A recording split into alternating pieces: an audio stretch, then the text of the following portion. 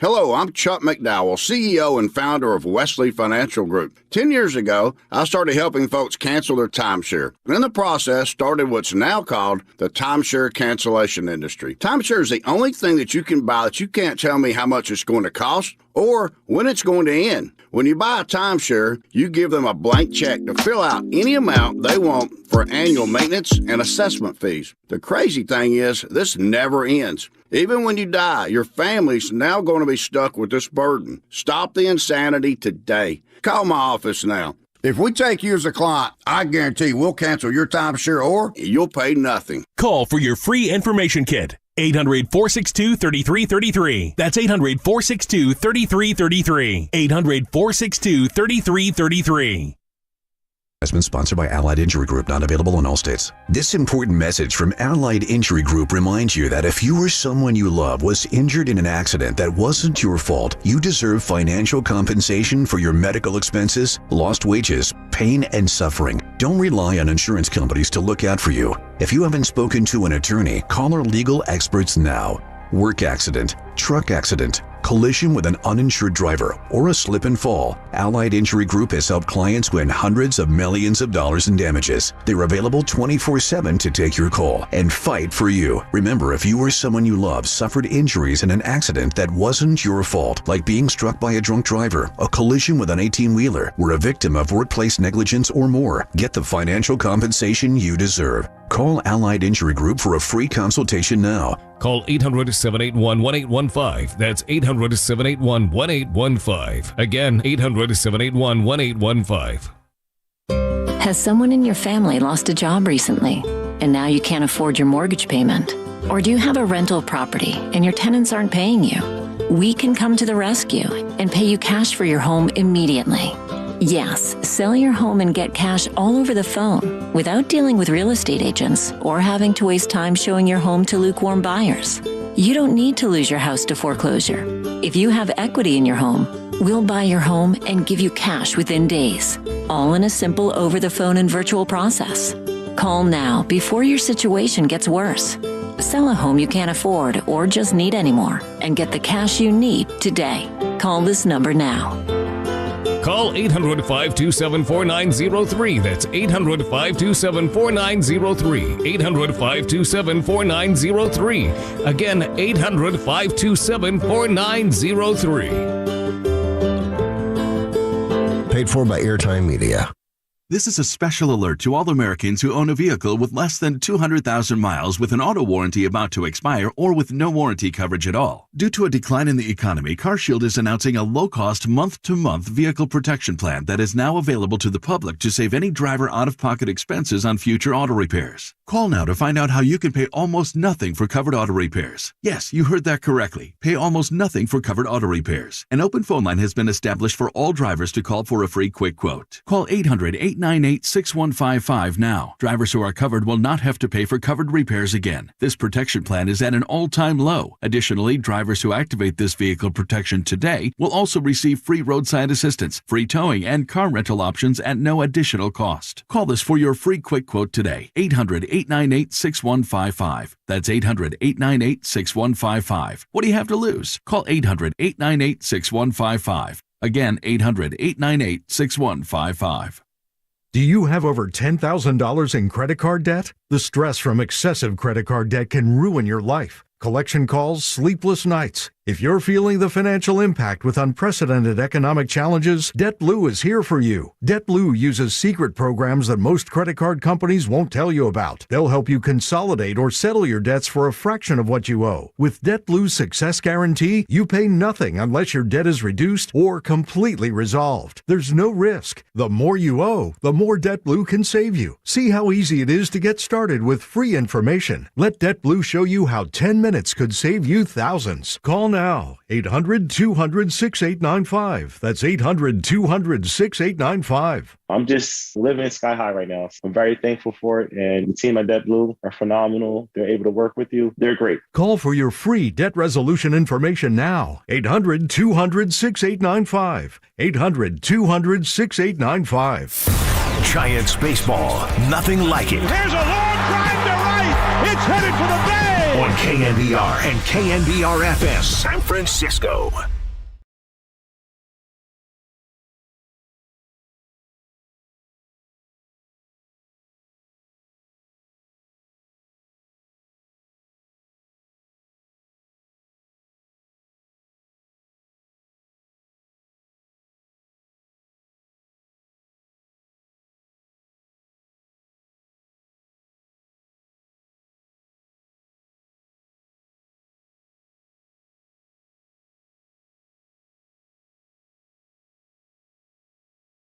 Now a swing. There's a high drive in the deep left field. That one has a chance. Way back there, still going. It's gone.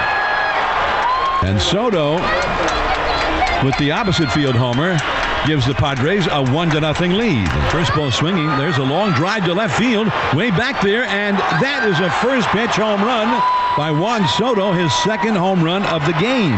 He crushes one. Way back into left field. Goodbye. A line shot, a laser beam, and David Villar gets the Giants their first run. Nobody on, and here is Yoshimski. The pitch. There's a shot into deep right field. Way back there, still going. Adios, Pelota! Onto the arcade for the Giants' second home run of the night. And now the Padres lead is 4-2. Yes, blast one! Deep right field! It is gone! Into the water! A walk-off splash hit, Mike Yastrzemski! And that should do it. Mike Yastrzemski launches one into McCovey Cove, and the Giants walk it off against the San Diego Padres. What's up, everybody? Happy Tuesday morning. It is Marcus Boucher, a.k.a. the Waterboy from the Murph and Mac Show, taking you up to 6 a.m. this morning with my guy overnight, Dave, behind the glass.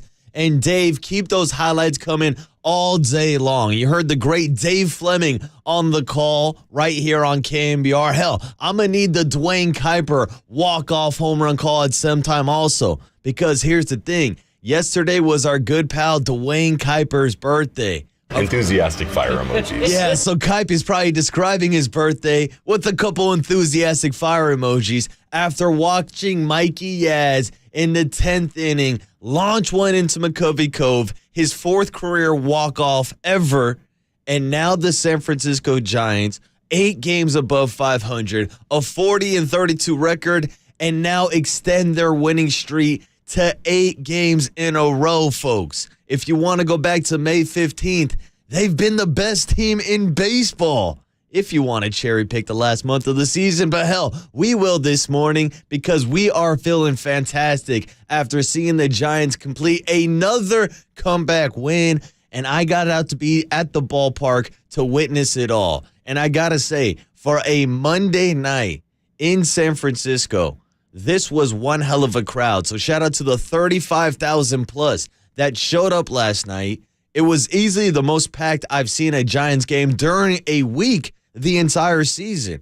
And here's the reason. They were on a 7-game winning streak. What a surprise. You start winning games and people are going to show up to your stadium to watch you play. And that's what I did yesterday, to come see Luis Matos make his Oracle Park debut. Now, Luis Matos didn't light the world on fire, ended up going 0 for 4, did have a nice sac fly in that 9th inning to score Mike Yastrzemski, get Mike Yaz to third base before Patrick Bailey hit the sac fly to score the game-tying run. So the rookies were contributing. You had Casey Schmidt drawing a walk in the 9th inning, and what I just alluded to, Patrick Bailey, of course, with the sac fly. Bailey overall had a really good game, tossing out Fernando Tatis, and maybe that's where we should start the game, is in that first inning, with the Giants going with the bullpen game strategy. And this is how you know people are excited to come out and watch this Giants team, because even with the bullpen game, even with Ryan Walker on the bump, 35,000 people showed up. And that's including myself, a guy that has criticized his bullpen strategy probably a few times. And I'm a guy who honestly doesn't show up to the ballpark to watch John Brebbie open up games. As funny as he is, as much as we like to play the runs are cool drop, well, here's the thing. It's not cool when John Brebbie is pitching every single day, and now he's on the IL with the latch strain. So with him being out, Ryan Walker took his place. even came out to the opener music, which confused the hell out of most of the fans I was standing around last night. And first, second, third inning, as the Giants were making multiple pitching changes, everybody was asking, why are they using so many pitchers? What are they doing? What is this strategy here? And I said, this is Giants baseball in 2023. Hashtag nothing like it. Well, we saw the opposite approach of the San Diego Padres, a team that has been spending money on free agents the entire summer, hell, the past couple years. And some of those free agents were paying dividends early in the game. A guy named Juan Soto, who hit not just one, but 2 home runs yesterday. Taking both rookies deep, Ryan Walker and Keaton Winn when he got into the game. First pitch he throws at Oracle Park is an oppo field home run to Juan Soto. But hey, welcome to the bigs, kid. You're going to face Major League talent every day, especially when you are facing the San Diego Padres lineup. But I will give credit where credit's due. Keaton Winn, after allowing that solo shot to Juan Soto, really settled in. And that's what I think this Giants bullpen has done the entire season, or should I say the second half of the season, especially going back to May 1st, if you want a larger sample size. They've been one of the best bullpens in baseball. And yesterday, they were able to hold the Padres to only 4 runs. Even though the Giants only had a few hits for most of the game, they had another late game comeback and started chipping away in the lead with guys like David Villar in the 5th inning. How about David Villar being back in our life, launching a home run? He's a guy that's going to have plenty of playing time opportunity with J.D. Davis dealing with that ankle injury, with Casey Schmidt getting beaten in the forearm. Like, it was nice to see Casey get in the game last night and draw that walk. We'll get into that in a little bit later. And I also want to give a shout-out to David Villar for slapping down that tag on Fernando Tatis in that first inning when Patrick Bailey hosed him. I think people are going to find out sooner rather than later that you shouldn't be running on Patrick Bailey. We discussed it yesterday with Murph and Mack. He's got the second best pop time in the league. For those who are unaware of pop times, it's the time between when a ball hits a catcher's glove and the ball hits the shortstop or the third baseman's glove, throwing it down. So that's the total time in between. And the only guy above Patrick Bailey right now is JT Realmuto from the Philadelphia Phillies, who's an all-star catcher in his own right.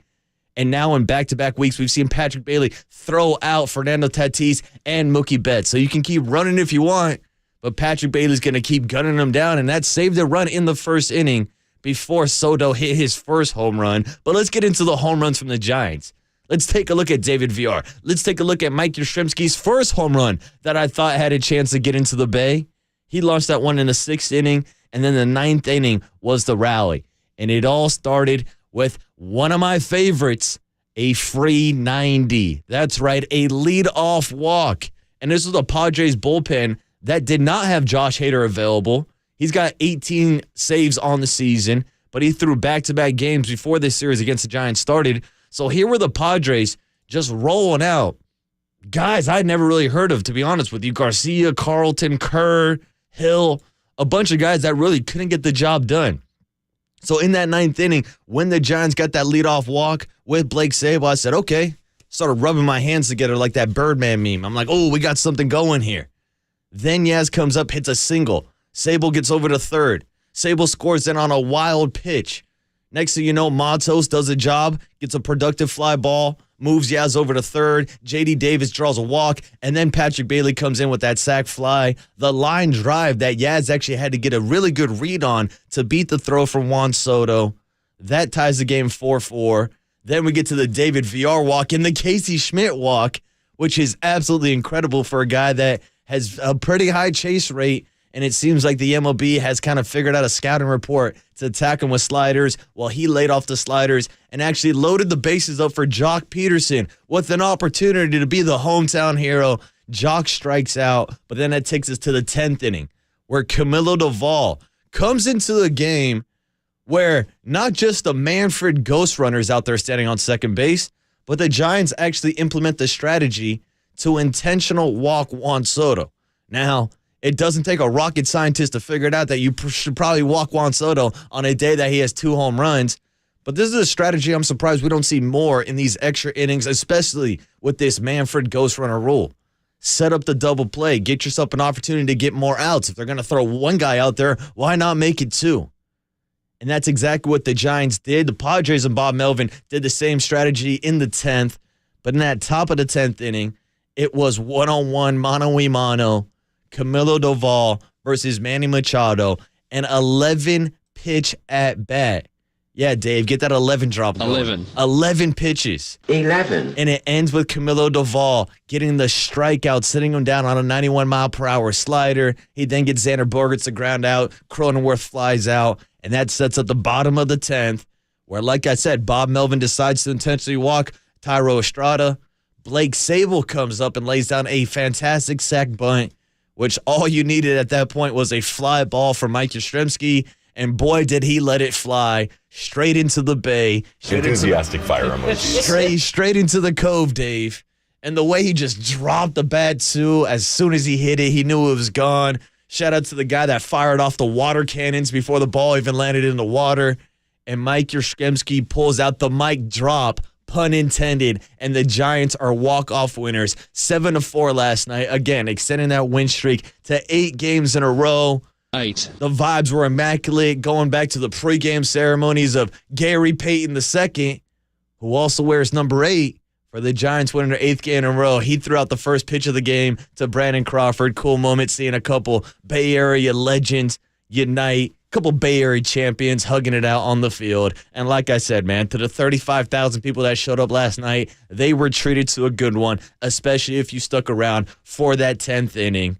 Giants walk-off win. Mikey Yaz is the hero, and now they're back in action again today against the San Diego Padres. So we'll look ahead to this entire series, let you hear some post-game sound from Gabe Kapler talking about all the rookies, their performances and their contributions last night, and even the savvy veterans like Mikey Yaz walking it off again for the San Francisco Giants last night and giving them an extra game lead over the Dodgers and cutting the lead from the Arizona Diamondbacks to only 3 games. A friendly reminder, the Diamondbacks come to town this Friday. So a lot of great baseball to be paying attention to here in the Bay Area. And I did want to give one shout out to Stanford baseball, who was eliminated yesterday by Tennessee in the College World Series. Had a great run to Omaha. Quinn Matthews has been one of the best stories in baseball this year.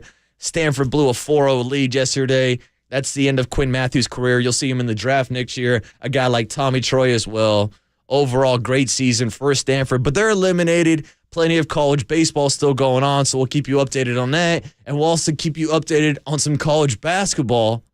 More likely the kids that are going to be drafted in this week's NBA draft. That's coming up on Thursday. That's 2 days, which means there's going to be a lot of decisions for the Golden State Warriors and their new general manager, Mike Dunleavy Jr., who spoke to the media yesterday at his introductory press conference, talked about the draft, talked about some of the young guys, Jordan Poole and Jonathan Kuminga, and whether or not they could be on the trade block, and also talked about the Draymond Green news of him opting out of his $27.5 million contract for next season and whether or not the team is interested in bringing him back. How about we hop into that sound next on the other side and let you hear some reports from both sides of the camp, even though Draymond Green is currently out in France with LeBron James enjoying his vacation. Don't know what that means. The last time we saw him on the court wearing a Warriors jersey, he was hugging his boy LeBron. So we'll break down on the other side the odds of Draymond Green returning to the Warriors dynasty, or should we say the Warriors Invitational, or if he's going to leave and go somewhere else. Welcome back to the Warriors Invitational, baby. We'll get into Draymond Green's opt-out on the other side. It's Marcus Boucher on a Tuesday morning, a walk-off Tuesday morning on KNBR 104.5 FM and 680 AM, the sports leader.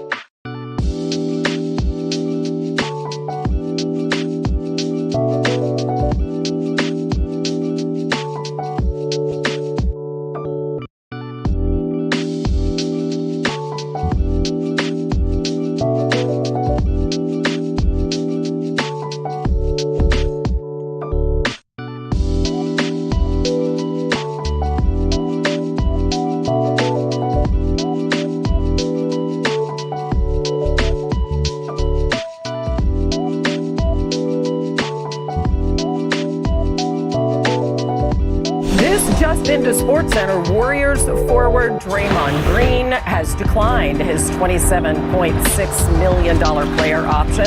This was not unexpected. He does become an unrestricted free agent. Adrian Wojnarowski is reporting that Golden State has been motivated to sign Green to a new deal. As you know, he's been with the Warriors for his entire 11-year career.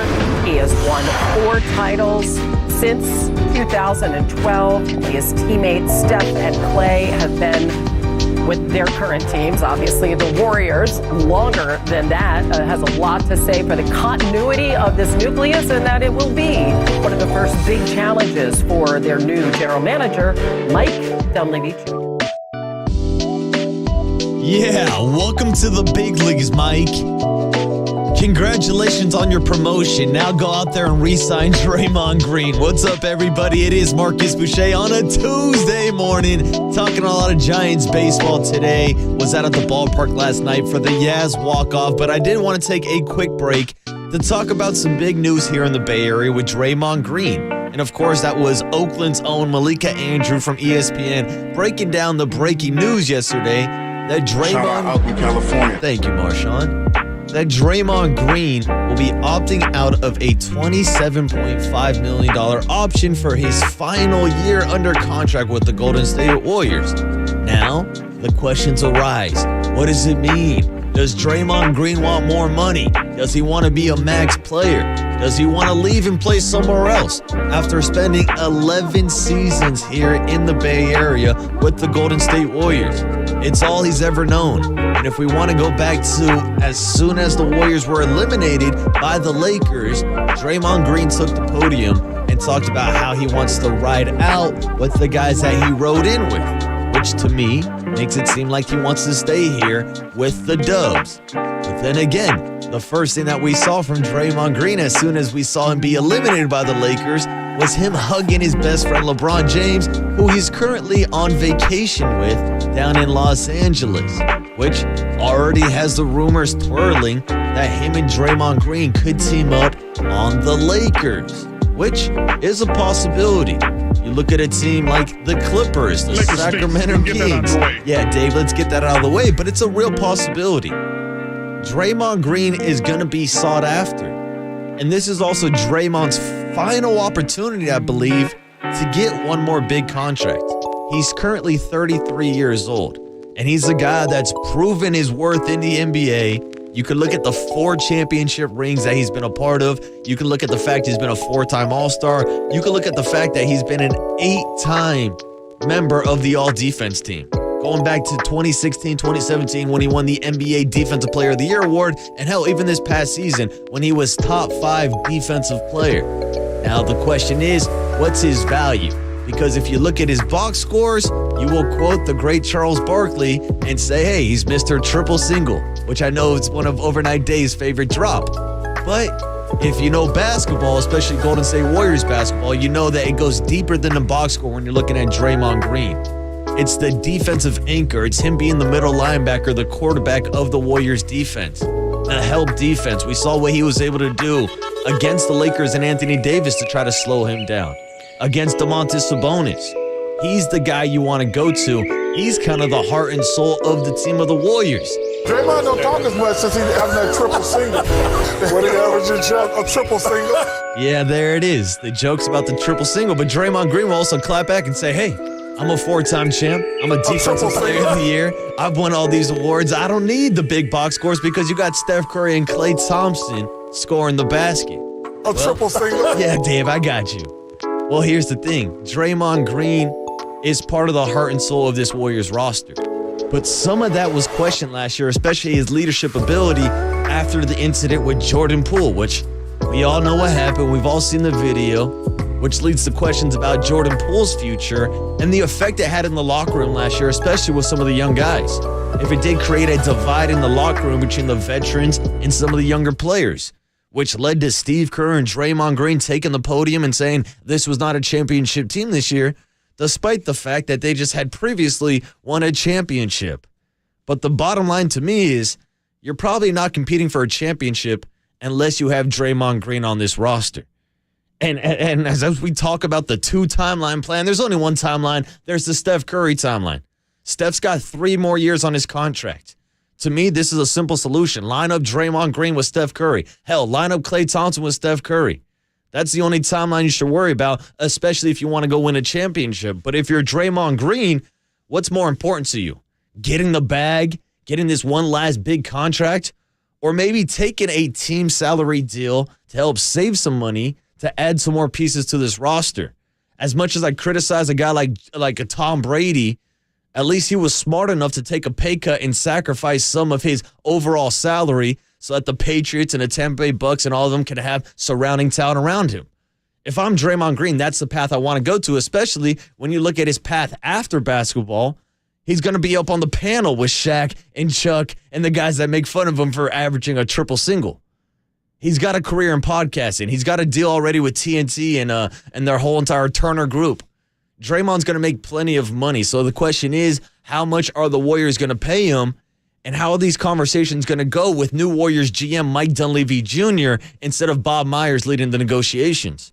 Well, yesterday we got some of those answers as Mike Dunleavy Jr. was officially announced as the Warriors GM, sitting side by side with Joe Lacob. And of course, the questions came about Draymond Green. Here was Mike Dunleavy reacting to the news of Draymond Green officially opting out the morning of his introductory press conference. Yeah, so I saw the report too. Until we get the paperwork and the filing, we can't really comment or say much. So I will say, I think Steve has said it, and I'll reiterate, we really want Draymond back. What he means to this organization, this team, in terms of trying to win at the highest level, we feel like we have to have him. So that's very important. Beyond that, yeah, I mean, I think a lot can be made of all the challenges that are coming our way, whether it be aging roster, the new CBA with some of the limitations there, anything else you can bring up. But we're aware of all those things, but we also feel like we're in a great place because we've got a competitive owner willing to spend and a group that's really tied in. It's got good synergy, good processes, good sound decision-making. So we feel confident we can navigate it. And when you have Joe Lacob, why would you not be confident that the Warriors are going to go out and spend? That's all he's done since taking over this franchise. Now, you heard Mike Dunleavy Jr. reference the new CBA taxes and the penalties that may have been influenced by Joe Lacob and the Golden State Warriors and the effect that it's going to have on the league going forward. So who knows if this will play into the Warriors' financial plan moving forward. But again, I think guys like Draymond, Steph, and Clay have earned the right to retire as Warriors, and I think that's the vision that Joe Lacob wants to see come to fruition. Here was Joe Lacob yesterday, right next to Mike Dunleavy Jr., on the importance of Draymond Green and keeping him intact with this Warriors roster. Look, he's been a spectacular player for us. We would not have these championships without his involvement. No question. I think everyone understands that in this room. He's meant a lot to this franchise. He's a bit of a controversial player, perhaps in some corners around the league and certain things that have happened over the years. And he knows that. We know that. But the good overwhelms the bad. This is what I would say. And, he probably needs to improve just like we all do and get better at certain things. And we probably need, as Mike said, to improve as an organization in some ways, for sure. But he's meant a lot. And I think if he does come back, that he will be very important to our success, certainly going forward in the next few years. So basically what Joe Lacob just said there is Draymond's a problem, but he's our problem. It's something I've always said about Draymond Green. He's the guy that you love to have on your team, and he's the guy that you hate to play against. He's a habitual line stepper. We all know about the technical problems. We all know about him running his mouth and going back and forth with referees and fans and players alike. And, of course, we know about the off-court issues and what happened last year with Jordan Poole. But what we do know is that when Draymond Green is locked in, he's one of the best defenders in the league and obviously has a huge impact overall on this Warriors roster, which I guess would lead to, I don't want to say locker room questions or concerns, because as long as he's in the same locker room with Steph or Clay, I think everything's going to be kind of kumbaya and we'll get along, at least with the veterans. But when you look at other teams, would they be interested in bringing in a Draymond Green? We talked about how him and his budding relationship with LeBron James and how they're partners in the tequila business. They've got the same agent. They're a part of Clutch Sports. They have a great friendship. Would they work together in the locker room? What if he's looking at a team like the Sacramento Kings? Former coach Mike Brown, the defensive coordinator that we all rave about, coach of the year this past year. You think Mike Brown couldn't get him to straighten his act a little bit in Sacramento? And if you're one of these West Coast teams, these Western Conference teams, it's addition by subtraction. If you go after Draymond, you're pulling away, you're making the Warriors weaker, which makes it an easier path in the West. Hell, you can even look at the East. Whether it's a team like the Detroit Pistons, who I've heard be thrown into the mix. I saw Dave going back and forth with someone on the 707 on the text line. People are making the connection because Draymond Green's from Detroit.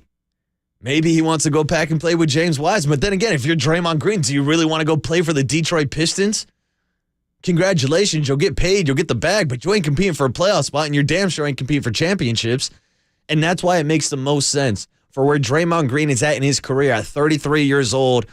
I think he prioritizes trying to win another championship, get ring number 5, instead of the bag for $30, $40 million and trying to get a max contract. And it sounds like both sides want to come to agreement. Here was Adrian Wojnarowski last night on SportsCenter talking about how he has talked to both the Warriors and Mike Dunleavy Jr. and Draymond Green's agent, Rich Paul, and what the deal is and what they want to come to terms with between the two sides. I think the opting out part, the declining the player option, was just more procedural. It made sense financially to do that and now go back and negotiate a new deal with the Warriors. I talked to both Rich Paul, his agent, today with Clutch Sports, and Mike Dunleavy Jr., the new GM in Golden State. Listen, these are two sides who very much want to get a deal done. Draymond and Rich Paul, they're not really posturing here, right, threatening that they're going to go somewhere else. There are great options out there for them.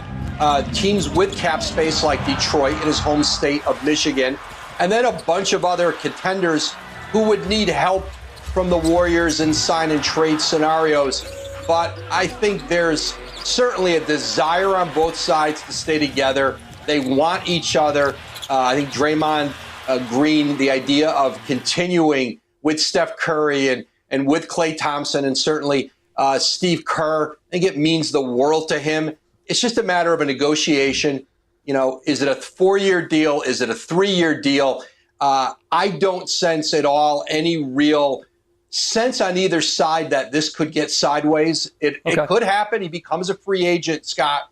But I think these sides are destined to reunite. Yeah, it sounds like a reunion is coming. But you even heard Woj right there drop the Detroit Pistons again. And I will say, shout out to 707 on the text line again. Say, hey, Waterboy, it's some Saginaw, not Detroit. Well, my guy Overnight Dave's from Detroit.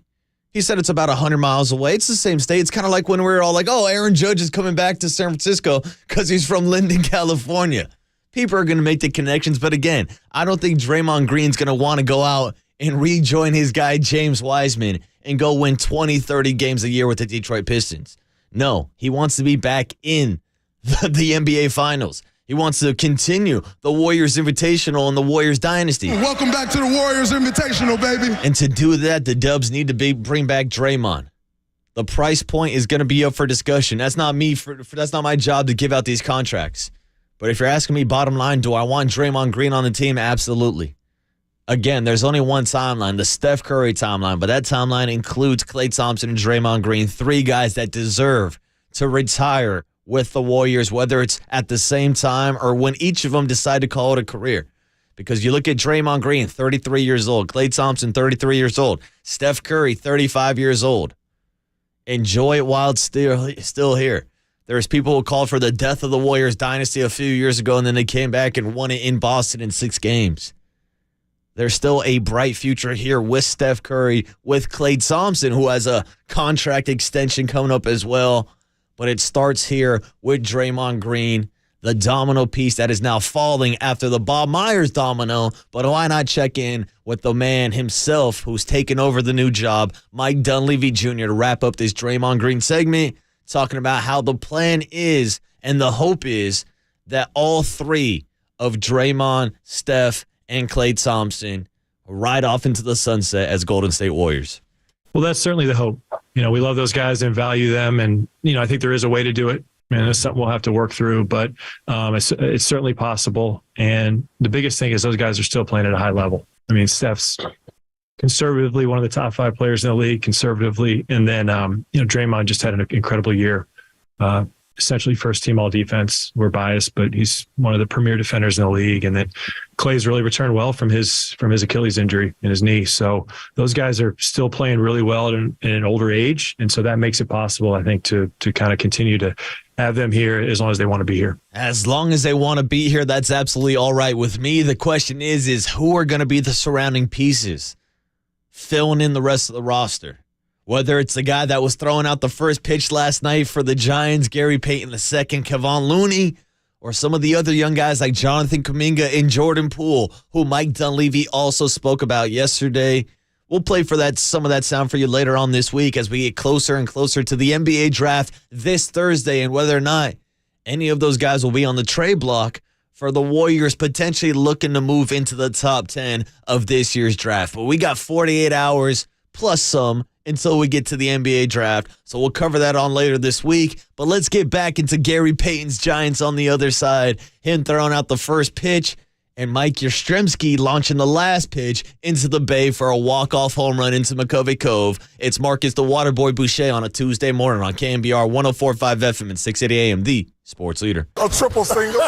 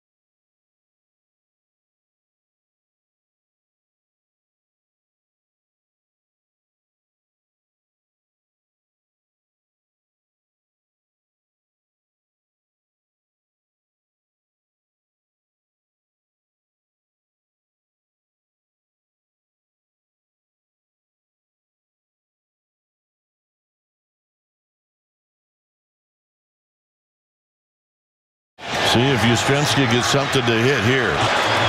Estrada at second. High drive! Right field! It is out of here! And we are going home! It is out of here!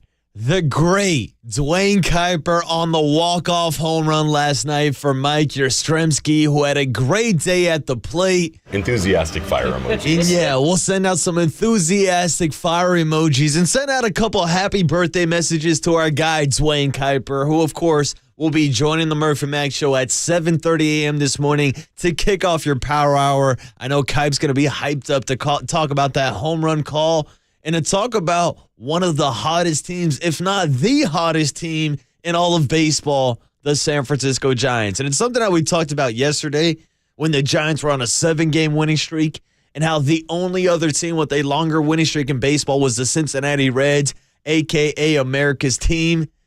And the same kind of formula that both teams are going with this year of letting their rookies play and letting their prospects play. Well, yesterday, one of the Giants' top prospects, Luis Matos, made his home debut at Oracle Park. And no, it wasn't a classic 3 for 5, 2 RBIs, couple double stolen bags, couple walks like we've seen him do so far this season. But overall, it was a good night for Luis Matos to have a big sac fly in that 9th inning to move Mikey Yaz into scoring position. Enthusiastic fire emojis. But I think everybody who showed up last night, the 35,000 plus, showed up with those enthusiastic fire emojis because that's why there was 35,000 people on a Monday night. Enthusiastic fire emojis. It was to come and watch Luis Matos. It was to come and watch Patrick Bailey throw out Fernando Tatis trying to steal third base. Hell, enthusiastic. It was to watch Casey Schmidt draw a walk in a 3-2 count and lay off a slider that was outside of the zone. And it's also to watch the veterans, guys like Brandon Crawford, guys like Mikey Yaz, guys like Thairo Estrada, J.D. Davis, the entire squad that has been playing some fantastic baseball right now. Hell, I'm sure there might have been a few people out there to watch Gary Payton II hop on the mound as a southpaw, even though he did not go out to the rubber. But he threw out the first pitch yesterday, and it was kind of a symbolism that number 8 for the Golden State Warriors was there to throw out the first pitch for win number 8. The Giants are on a winning streak. And like I said, going back to May 15th, had the best record in baseball in that month, 45-day span, whatever the math is there. I'll let you add it up. But there's one thing I know how to add. It's 3 runs that were added by Mike Yastrzemski in that 10th inning after the Giants battled all the way back in that 9th inning down 4-2.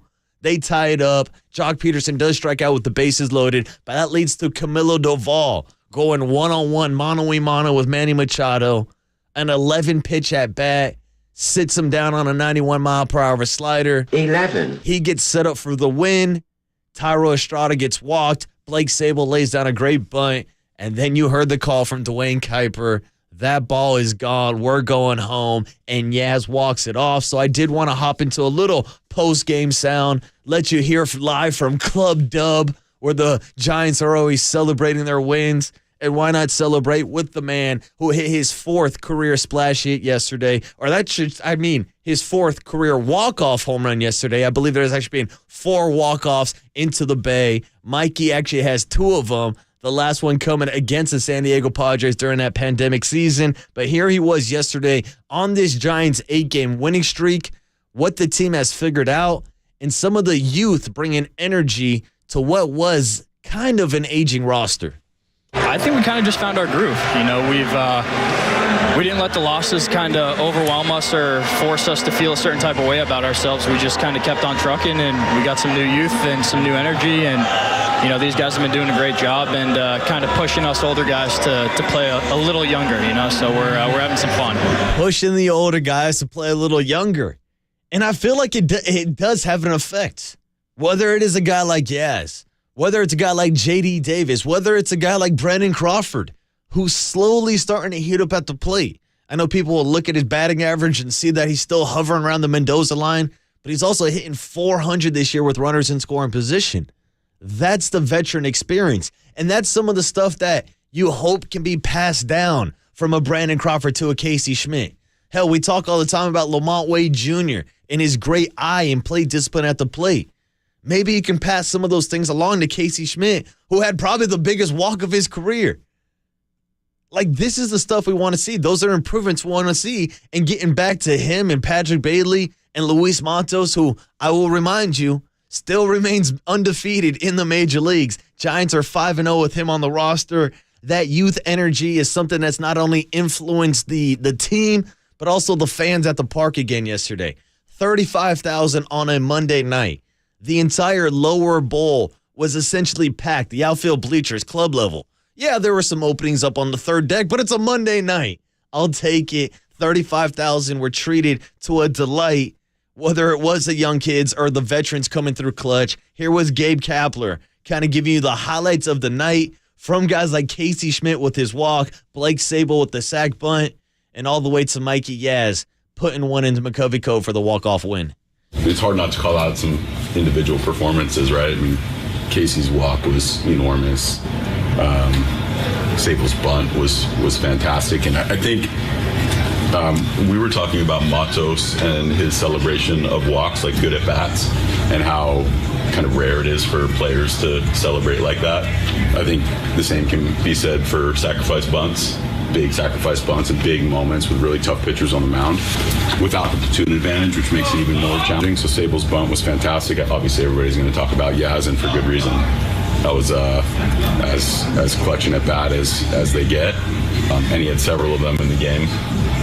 Obviously feeling really good at the plate right now. It doesn't matter if there's a lefty or a righty out there, you want them at the plate in the big moment. But our team is definitely believing in themselves, and even going through most of the game not having much offensive success, there's still a ton of confidence in this group, both on the dugout and in the batter's box, or in the dugout and in the batter's box. And right now, riding this win streak right now, how could you not have confidence in his team to come back late? We saw him do it multiple times against the Rockies. They completed the sweep. Hell, we saw it against the Cardinals. They completed the sweep. We saw it against the Dodgers. They swept them as well. First game of the series on Friday night, Giants were getting no hit. And here's the thing. If you want to look at the box score, the Padres actually out-hit the Giants last night. Had 10 of them. Giants only had 6 hits, but they made the hits count when they needed it in those clutch situations. And it goes back to that 9th inning. Whether it was Yaz starting it off with a single. Hell, you can look at the entire night for Yaz. The home run he hit in the 6th, the single he got to get on base. He's the one that scored the game-tying run on the Patrick Bailey sac fly after Luis Matos got the sac fly to move from second and third. So Yaz had his fingerprints all over this game. And as you heard Gabe Kapler said, he's one of the hottest hitters on the team right now. If you want to look at the last week, these last 8-game stretch, this is a guy that has 4 home runs, 10 RBIs, has scored 9 times, 8 hits, in 26 at-bats. Yaz is heating up, and it seems like the entire team is playing their best baseball right now. In this 8-game win streak, the Giants are averaging 9 runs per game. Hell, you want to go back against that series against the Dodgers where they're putting up 15 spots and 7 spots left and right. They only hit 3 home runs. So that's the most interesting part about it to me. If you want to go back to the beginning of the season when what was their record? 8-13 to start off the first 21 games? When they were leading the entire league in strikeouts per game? When they were pretty much feast or famine and only getting the job done with the long ball. Now you got guys getting on base. Now you got guys with an opposite field approach. Now you got Luis Matos out here pimping walks and celebrating the art of the walk. Overall, it just seems like everything is starting to click right now. And if you want to be honest, I think the Giants could be doing better right now with some of the performances from their starting pitching. Logan Webb had a good game on Sunday against the Dodgers. Not his best game. But look at this rotation with Alex Cobb out right now. Alex Wood just returned. It's going to be Anthony DeSclafani on the mound today. But to be on this win streak when you've had to throw in multiple bullpen games, that's impressive. Whether or not you agree with the strategy or not, which, again, I'm not a huge fan of. I usually don't go out to the ballpark to watch bullpen games. But when Luis Matos is making his home debut, me and 35,000 other fans showed up to watch Ryan Walker take the bump. And again, nothing against Ryan Walker. It's just this whole opener strategy. Shout out for him for using John Brebbie as the opener song, as the warm-up song. That is, of course, after they play that stupid little Uzi Vert song. but they started the game. Ryan Walker actually started in a little bit of trouble as Fernando Tatis hit a double off the wall. It was nice to hear Tatis get booed left and right, but that's also a guy that seems like he enjoys being the villain. You know what I enjoy? Watching Patrick Bailey hose him out at third base. David Villar dropping a beautiful tag. Umpire screwed it up at first, but they overall overturned the call. And now Patrick Bailey's out here back-to-back week throwing out guys like Mookie Betts and Fernando Tatis. People are going to learn to not run on the young kid Patrick Bailey, and they're going to learn that these kids might be here for a while. Whether it's a Casey Schmidt who got back into the lineup last night after taking that that hit by pitch to the forearm. Whether it's Luis Matos making his home debut. These are guys we want to see in the lineup every single day, and it gets back to what Yaz was saying. These are the guys that are kind of encouraging and putting life into this team. I mean, hell, listen to this last answer we have here from Yaz talking about Casey Schmidt and his walk in the ninth inning, and it kind of energized the team by seeing, hey, even the kid can go up there and lay off a few pitches. I mean, Schmidt walked, so that was incredible. It's one of those things where these guys are really, really doing a great job of slowing the moment down and not, trying to do too much. And even, Matos has had to execute something to be productive, where he hit a fly ball good enough to make sure that I could get to third, and he. Between him, Sable, Casey, those guys, they are at a great game. And these guys are all doing great stuff right now, so it's fun to watch and it's energizing. Schmitty's walk was incredible.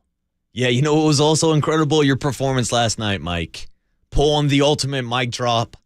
Beautiful swing. Enthusiastic fire emojis. You knew the minute that you heard the crack of the bat that ball was leaving the ballpark last night. Shout out to the water cannon operator at Oracle Park.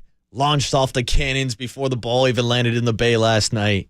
And it was truly a mic drop moment for Mike Yoshimski, pun intended. And we're here on a Tuesday morning to celebrate another walk-off win, another come-from-behind win for the Giants. Seems like they've done that multiple times this year, being down 2-3 runs late in the ball game. But you can't count out this team, and you can't count out these kids. Again, the Giants, one of the hottest teams in baseball.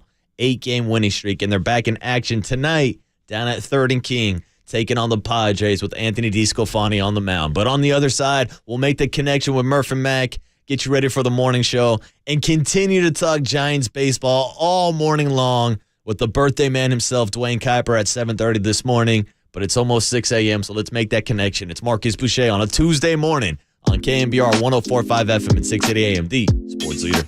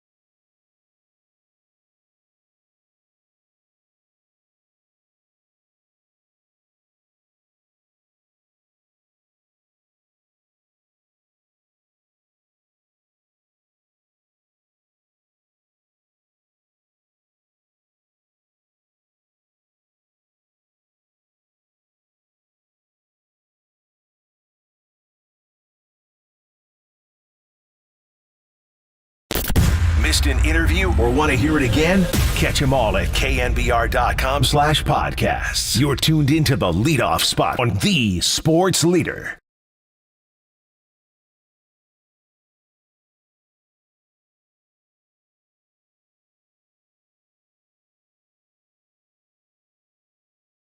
All right, wrapping up the leadoff spot today. Fun show and great job by my boy Overnight Dave as always. Talking a lot of Draymond Green opting out of his player option with the Dubs. And, of course, talking about the walk-off by Mike Yoshimski last night. That ball is wet. That one's in the cove. And the Giants are now on a 8-game winning streak. And I got to say, I got to give a shout-out to the 35,000-plus that showed up for a Monday night to watch some Giants baseball, to watch the home debut of a Luis Matos, and to watch Mikey Yaz send it into the bay to walk it off. Murph, good morning. It is truly a good morning after that Mike Yaz walk-off. Ooh, big old party. 35,376, which would have been 35,375 without the water boy. That's it. I was there, and I got to say, it was easily the most packed that the ballpark has been during a weeknight game this season. I got to tell you, so the TV, you're there, we're experiencing it on the TV, and I was having this, like, the first few minutes I was watching, I was having this weird sensation, like, why is this different? Why is this, as my brain was having trouble plugging into the fact that there's people at the yard. Dude, it was packed. Yeah. Like the entire lower bowl was pretty much filled out. The bleachers seemed like they were completely filled out. Even club level was pretty packed. Are we calling this the Matos effect? Is that what we're calling it? I think it is because the kids have showed up. I think it's the total youth movement. But last night, no offense, I wasn't showing up to watch Ryan Walker in a bullpen game. I was there to watch Luis Matos. Well, school's out. Yes. And so there's that. I can kind of sense it. And speaking just from having a high school kid, they all want to go out to the yard.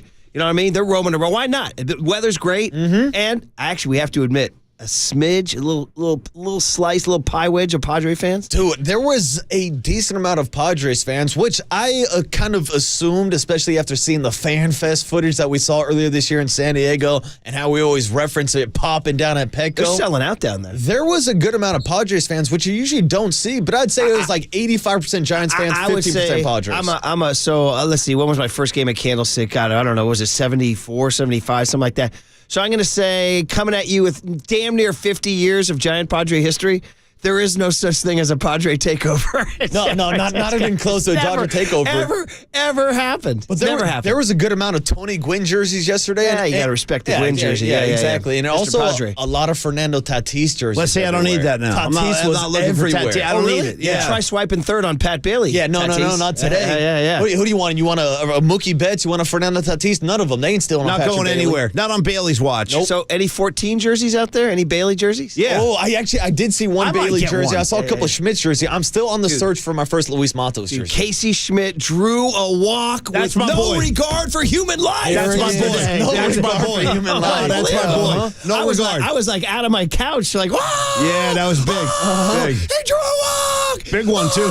It was like a shattered glass backboard on a dunk, dude. And that's what's cool about these young kids. I mean, we're getting hyped about like small stuff. Casey Schmidt's walking. Blake Sable's out here laying down a sack bunt. Patrick Bailey's getting sack flies. How about Yaz tagging up second to third on the Matos, and then Yaz rushing back to the back. Yeah. Yaz is base running. Yeah, just running in the face of a Juan Soto. Apparently, he had a major forearm scab going Or if they say it was a 5-incher. Oh, really? A 5-incher. Wow. I read the dimensions. Yeah, I saw the footage said it was a 5-inch. Did Tommy Lee say that's a nice starter set? He said mine's about twice that size. Yeah. I mean, Well, you've heard a big 10-inch record. My scrape's bigger than yours. Yeah, my scrape's bigger than that. My walk-off's bigger than yours. It's a partial. No, it's a great time out there right now. It's happening. I mean, I can't wait to get out. I'll be there Thursday afternoon, but it's like I feel left out unless I get there tonight. So, dude, I'm thinking about the same thing. You going back to back? Well, here's the thing. I'm definitely going to be out there Thursday for the day game. You got to come out to the bleachers. I might be fiending for some more Luis Matos, Casey Schmidt, and Patrick Bailey tonight. I'm thinking about going out there. Listen, he's got it's Padres Giants. You might as well. He's got a fever. I got a fever. And the only thing that's going to cure it is more Matos. I got Matos fever. And we got Giants fever this morning, celebrating the walk-off win, the 8th straight victory for the Giants. We'll talk about it this morning with a man who had a great walk-off call, Dwayne Kuiper, on his birthday last night. He's coming up at 7:30 on the Power Hour, but right now it is 6 a.m., so let's start the Murph and Mac Morning Show. You're listening to KNBR AM and FM in San Francisco, a Cumulus Media Station, the sports leader, and the Murph and Mac Show on a walk-off Tuesday starts right now.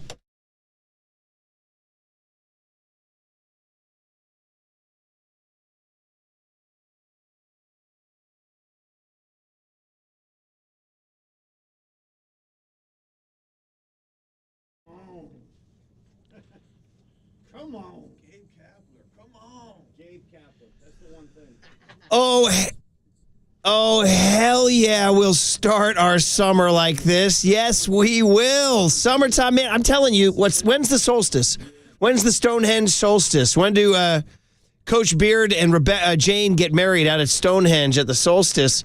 Paulie, is the solstice today or tomorrow? I don't know. It's one of these days, right? I got to check my solstice community. Let me get back to you. I'm not sure. So we got this incredible light outside. Yeah, it's Look beautiful outside your window, out buddy. there. Beautiful day. We got this incredible light. We got summer coming, and we got, 35,000 Bochy-era fans out there last night. That's what I was feeling, Paulie. I was feeling 2010, 11, 12, You're not 13. the only one. I was feeling the same thing. Were you feeling that? I mean, seeing that yard full like that on a weeknight for an important game, kind of getting to almost sort of kind of near that midway point. Like, it's starting to feel like something out there right now. The winning streak continues. Mikey, yes. By the way, the Van Halen is I love it. It's relentless. You're not going to stop it. No. Don't even try to stop it. So for all these years when Paulie would have to get it's settled, a he whole didn't new know. world for me. I've been screaming over that for years, and I love it. It always there's mornings when Waterboy's on vacation or Triple E's. it'll just keep going. No, and they kill it. Oh, well, that's a Right problem away. now. See, I can't have that. So I prefer the You let it screaming roll. Let it roll. Paulie, if it's too loud, you're too old, It's just buddy. insane All right? in the headphones. But no, man, what a great night. And Mikey Yaz, bro. Is there anything this guy isn't doing? I mean, Mikey Yaz for president. The only thing he's not doing is hearing a song, maybe the earliest song of the year. Well, 604. There's no reason to wait around. Not today. I'm Yoshimski with my glove. Right into it, Murph. Yoshimski with my gloves showing, believe me.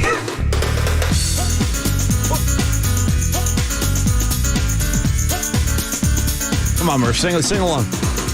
I'm Yoshimski in the dirt. Yoshimski in the dirt. Yoshimski, it hurts. And I'm Yoshimski for Farhan. Yoshimski for Farhan, Crew Kipe and Tim Flan. And I'm Yoshimski with my bat.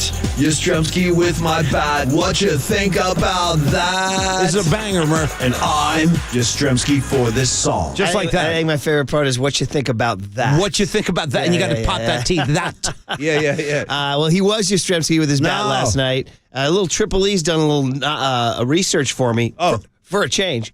And since, what do we got? In the last week, Yaz is hitting 308 with 4 bombs, 10 ribs, 2 walks, 8 hits, 9 runs. No, he's on a tear. Yes. And by the way, I saw an interesting little stat in Maria Guardado, who writes a hell of a gamer, by the way. Shout out Maria. On MLB.com.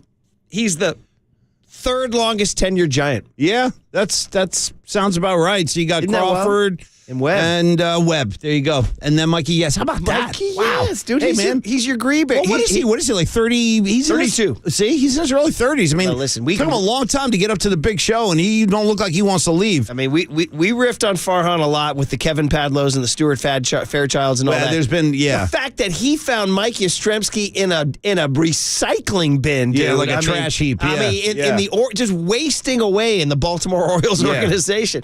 It makes you wonder how many like Mikey Yaz's are out there just wasting away that are not guys found that never. by. Right. Yeah, like in your chosen field, Paulie, of music. I wonder if there's like some Bob Dylan who just never got out of the bar circuit. I feel you. No, you got to get put in the right situation. I mean, seriously, for Mike Yastrzemski, like he would not clearly he was not in the right situation, and bringing him out to San Francisco under the tutelage of a Gabe Kapler. Was he going dugout post game again last night? No, he was actually like on his couch. I thought I saw something. I'm wondering, and I'm going to go ahead. I've decided to shake it up. Did my public browbeating lead to a slight change in his You went thing? hard for a couple days on this. That's my. I remember you confronted Susan about it. And Susan Bags. Slesser, you're like, Susan, I don't like this. And she's like, no, it's okay. I know they were laying down like lambs. It becomes the Stockholm syndrome, Paulie. Yeah, I love it in here. I like to be right near the pine tar. Yeah. Paulie, how about this, by the way? I want to be near the cooler. How about the Stockholm syndrome, where psychologists determine that eventually you begin to identify and sympathize with your captors, dude? Yeah. How about that for the human mind? Some guy like grabs you and throws you in a room for a year. You begin to sympathize with him. I think that's how Triple E's starting to feel that way about us right now. We're holding them captive. He's starting to be like, yeah, I like these guys. I mean, human beings are twisted when we are capable of like the Stockholm syndrome. Apparently, it happens pretty more than you would think. There's a name for it. What do you want, dude? Patty Hearst? You can go all day with this. Patty Hearst. Yeah, she's right there at the top. I remember years ago. What do you need me to do? Rob a bank? Stand by. I remember years ago confronting Susan about the DH in the American League, well before we accepted it in the National League, which I still don't like, by the way. But I said, Susan, the DH, this and that. And she's like, oh, no, it's great. And I just said, Stockholm Syndrome. You've been around it too long, you know? So let's do this. Let's put the stamp on it, guys. Okay, good. Because 35,376 of you were out there. Like the old days, man. Oh, by the way, it was, well, why don't I'll hit you with this trivia after this here. Yeah, like the old days, Paul. Like the old days. Yeah. And we'll see what happens tonight if they can repeat it to go see Tony D. Did the crowds come right back out again tonight? Did it turn around and go 30-plus again? Like, I'm curious. By the way, it had to be a damn pleasant evening out there weather-wise, right? It just looks spectacular out there. Yeah. So, Paulie. Okay, give me some numbers. What do you got? Correa for the 8th straight game called Rob Manfred. Hopefully woke his overpaid A up out in New York. Manfred stumbling for his phone, sees Kai Correa on the FaceTime. He answers and said, you guys didn't do it again, did he? He said, yes, we did, suit. In 10. And we still think your performance for the A's press conference last Thursday was disgraceful. So why don't you get up in your silk pajamas and put this one in the book? In 10 innings, San Francisco Giants 7, San Diego Padres 4. Oh, it's all good, baby. It's all good. Beautiful baseball. Beautiful baseball. The Giants. Fun. This is some kind of good. This is unbelievable. Runs are cool, man. There it is. By the way, I want to credit out the tweeter who, when I sent out a tweet last night about how it felt great through the TVs, kind of Bochy-era. Yeah. Guy hit me back on the Twitter line and said, this is some kind of good. This is some kind of good. God bless him. Paulie, how about this one? We haven't mentioned his name. David VR. How about him? That's your guy, man. He's back. Number 5. Bombs away. Yeah, he was feeling it, he has too. 5 bombs. Yeah. And then, Paulie, before he became a hero in the 10th inning, in the 6th inning. That's right. Mike Yastrzemski, number 9. Bombs away. And then, for the 4th time in his career, his 4th career walk-off bomb in front of Tripoli, Waterboy, and 35,760, Mike Yastrzemski, number 10. Bombs away. By the way last night went, you might need to do a Paulie Mack song on Keaton Wynn. Keaton Wynn. Listen, there's a lot to talk about from last night, man. There were so many little moments. And how about just the matchup between Doval and Machado at the end? That battle, foul ball, foul ball, foul ball, just one after another, just attacking that same spot. And by the way, I'm just becoming a bigger and bigger Bailey head as the days go on now. Yeah. There's just something about the do-rag, the face. The whole thing, dude. The whole thing. Slight facial hair. There's definitely there's like a lot of confidence there. It's just the way he carries himself. He does not look like a rookie to me at all. I'm still having trouble recognizing him sometimes because he's sort of nondescript. What do you mean? He was on deck at one point, and they showed him, and I actually said out loud, I said, "Who's that?" To which point my 15-year-old Declan Murphy said, "It's Pat Bailey, Dad." He's so upset. Who's that? Yeah, Who's that guy? Sometimes I have trouble because he's kind of nondescript. You know what was I mean? the angle you were looking at? I don't know how He was in the on-deck circle, and I like just kind of... from the side? Yeah, or it was like like how did you not know? Do you guys find that he's easy to recognize right away? Well, I will say he's got kind of like, would you say... Is it the facial hair? He's not a big dude. He doesn't have a big body for a catcher. Like, to me, he's like a little bit on the smaller side to be in the squad. I don't know, maybe that's what's throwing you. For example, like compared to Casey Schmidt, who walks up and you could tell right away he's got the hair coming out. Combination of a golden retriever puppy and Jeff Spicoli. Yeah, and everybody wants some guys in there too. Yeah, yeah. So, anyway, it's too much fun. And by the way, how are you guys feeling about the nickname Tranquilo Camilo? You like that one? Tranquilo Camilo. That's the one I'm hearing now. Where'd it come from? Twitter? Well, actually, I heard it from my kid. He said he heard it on social media. Yeah. Tranquilo Camilo. Does that beat my... I'm getting smacked down. I liked El Camilo Real. Did your kid hear this on social media too? Because we got our own thing going over here. Yeah. All in all, it's just come on, man. Another save for Doval. He got the win last night. You know what? I don't care. Play that song. Yeah, we'll do it all day. All right. Everybody's giddy. It's the summer solstice. Feels good, baby. Let's go out to Stonehenge with Coach Beard and Jane and get married. Oh. Yeah, that happened in Ted Lasso. Okay. The final scene, when they're wrapping up all the storylines and they're playing a montage of songs, there they are out of Stonehenge getting married. You know what I'm saying? Yeah. Isn't it to do with the solstice, Stonehenge? I believe it does. Yeah. A lot of cosmic forces at play. How about that whole concept of Stonehenge, where a bunch of stones just showed up out of nowhere? Nobody knows how they got them there. or what they were doing. Enough to pen a song about it. No one knows who they were. You know what? We may have to get Stonehenge on a rejoin. I think by so. Spinal Tap. I know how they danced. What a night. Mike Yastrzemski, splash hit. Oh, by the way, splash hit walk-offs. I got a text from a Little League kid and his dad that I coached. Shout out Frankie. I love that kid. Love that kid. He and his dad were at the game, and they texted and said, how many times have the Giants ever won on a walk-off splash hit? I said, well, that's a great question. And my answer was, I got to imagine you can count it on one hand and have fingers left over. Tripoli actually did the research here. 4 times. Barry Bonds in 2003. Okay. Brandon Crawford in 2014. Yaz in the COVID year, 2020. Okay. And Yaz last night. Nice. There you go. All right. Little factoids. I don't know if I would have gotten any of those, All actually. right. We will return, say good morning to Waterboy, get our guest list. Everybody's excited. Let's go. Tuesday morning on KNBR 104.5 and 680, the Sports Leader. Enthusiastic fire emojis.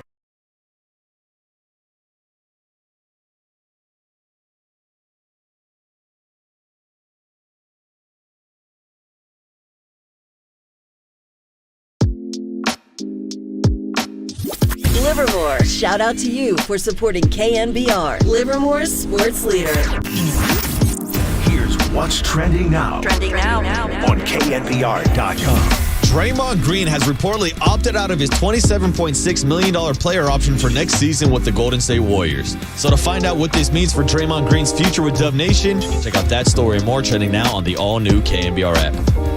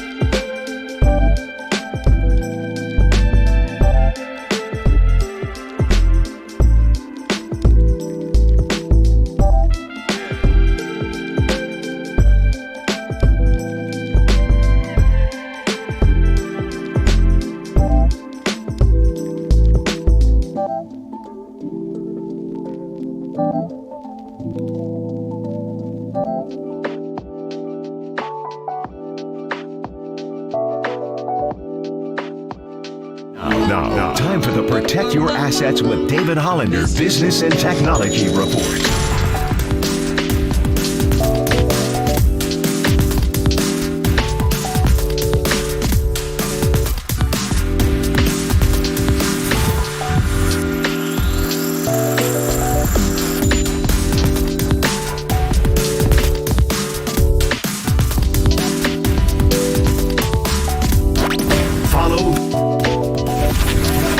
has been the Protect Your Assets with David Hollander Business and Technology Report.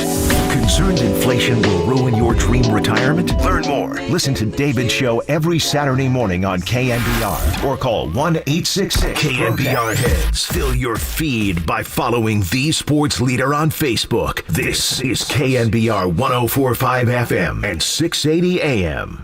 Here's the 3-1 on the way. Yaz blasts one! Deep right field! It is gone! Into the water! A walk-off splash hit, Mike Yastrzemski! See if Yastrzemski gets something to hit here. Estrada at second. High drive! Right field! It is out of here! And we are going home! Oh, that sounds fantastic. Man, you may have to play when the levee breaks every rejoin. Scratch the Stonehenge. So that's another reason to like Mike Yastrzemski, Paulie. Maybe the only classic rock guy left in Major League Baseball, right? And he is, in fact, I don't know if you remember this, but we had him at FanFest this year with Gabe and Conforto. And I actually asked him about this. I go, bro, I love the fact that you're rocking Zeppelin as your walk-up. And I go, you've been using it to a lot of success. I mean, any thought to changing it? And he goes, no, I'm sticking with it. So, Mikey, yes, keep the Zeppelin coming when the levee breaks, Mark. It's nice and heavy, that drum track. And we asked him, too, like, where to come from. He's like, my old man raised me on classic rock. We're like, all right, there you go. Shout him out. So, Mike Yastrzemski, the third longest tenured Giant, making friends everywhere. And, by the way, don't sleep on as we welcome Marcus. Look at my guy over there. Boucher, a.k.a. the Water Boy. There he is. He's all settled back behind the glass. You can see him in the rectangle. Yeah. Right there. I want to point that out. I'm still pushing for the bigger rectangle, but we got to work with what we have. Maybe he's cooler in the small. Like he becomes cooler. Less is more kind Less of thing? obvious. Less is more. Whereas we're the D-bags gobbling up most of the screen. They're like, it's like most people are like, I watched that show on YouTube, but the cool guy's the guy in the rectangle. Marcus, have you given any thought to what I asked you last week? Would you be willing to, and taste is a key word, but would you be willing to work topless just to boost our stream numbers? It's just something I'm asking you to consider. Hey, man, in the history of entertainment, how many people have been asked to show more skin? I'm just asking you. It's nothing. It's nothing that hasn't been done before. Yeah, and Paulie Mac, you never know. I might be influenced by that first segment where you hit us with the Mikey Yes song. I'm Yastrzemski for my shirt. Yastrzemski for my shirt. It's so sexy. Paulie Mac, like that director. That's pretty good. It was good. The director asking for more. More. I'm going to need more skin. I'm going to need to see a little more shoulder. Did I just read that Jennifer Lawrence has a nude scene in her new summer movie? I don't know. I did, and she talked about it. She's like, I just took a deep breath and went for it, and it made me realize that I think actually here's a digression. I know. Here we go. 622. I don't know what we're doing. Nude scenes in movies, I think, have dropped off. No question. Dramatically. Bro, they would arrest your ass for the stuff they were showing us like it was nothing back in the day. I'm talking about like any rated R movie. Guaranteed nude scene. What do you want, Jamie Lee Curtis? Because it's coming. Where are you seeing nude? When's the last time you saw a nude scene? No, you don't at all. And I've actually heard that more. I'm not kidding about it. I've actually read this, that more and more actors now, young actors, prefer not to even do kissing scenes on screen, so they're totally backing away from it. Whereas, like Murph said, back in the day, we were growing up, we'd start ticking off the nude scenes. I mean, it was only a matter of time. Well, I'm like, I know Phoebe Cates, something's going to happen here. I can guarantee it. Is there a nude scene, for example, in Superbad? I don't think there is one, is there? Not like the stuff that we had growing up, no. Ooh, whereas in Fast Times at Ridgemont High and Animal House, there are. Oh, but my generation saw like American Pie and stuff like that. Is there a nude scene in that? Oh, yeah. Okay, that's true. That might have been the last one. You're right. That's kind of the cutoff point there. Right around that period is when it all kind of stopped. Those Marvel movies don't have nude scenes, do they? No chance. They were doing stuff when Murph and I were kids. Marcus, they were going next level. Not only coming at you with nude scenes, you'd have somebody like Bo Derek coming out here being like, this next movie I'm doing called Bolero. Yeah. I can't even rate it. Yeah. You're going to need like a note from your entire family to get into this movie. You remember that movie? Yeah. Like, I don't even think it had a rating, that movie. Yeah. It was so damn scandalous. Somebody points out maybe Sharon Stone in, what was the one? Basic Instinct. That was a big, last famous nude scene. Yeah, very provocative. Anyway, Waterboy, Yes. back to Yaz doing his thing, Mikey Yaz. And let's talk about you as a baseball head who loves the game, truly loves the game. Yaz's home, it's like the same way you're the cool guy in the rectangle. It's cooler to appreciate Yaz's base running than his home run. Yeah, it's the I'm small offering ball that stuff. this Yeah, the morning. slide and everything. That was awesome. He's low-key. At 32, He's got he wheels. can run. He's got wheels. He can run. There's no question. And him tagging up from second to third on the Matos fly ball. Huge. That was not an obvious tag. Not an obvious tag. But, kids, we do this because there was nobody out, right? So I've been talking about this with the All-Stars all week. God, we're finally playing Saturday after a 3-week wait. See? It's like waiting for the Super Bowl. My God. But Ref's like the 07 Rockies or we whatever always that talk team was. about do not make the first or third out at third base. One of those old Cardinal rules that still stands, right? So why did he tag up? Well, there was nobody out. So when the ball retired into the center fielder's glove, that was one. If he's going to make the second out, make it at third base, because the risk reward is there for you. The reward is good. Right? Yeah, because you want to get to third base with at least one out so that a sac fly scores you. And I think that's the thing that stands out. Of course, everybody's going to look at the walk-off home run in the 10th inning. But in that 9th inning, Yaz gets the second. This was something that the Giants were not doing in the first month of the season. They were striking out left and right with runners on scoring position. There it was last night. Luis Matos has a productive out, gets him over to third, and then Patrick Bailey with the line drive to Juan Soto. Yeah, that was Mikey awesome. Yaz runs right in his face and scores a tying run. awesome. The ball. By the way, don't underrate that Yaz tag and slide. Loved it. Loved it. But Melvin came out. By the way, Bob Melvin just pressing all the wrong buttons last night. Well- Just every button he pressed, water in the Yeah. face. Just seltzer water right in the face. Who was that?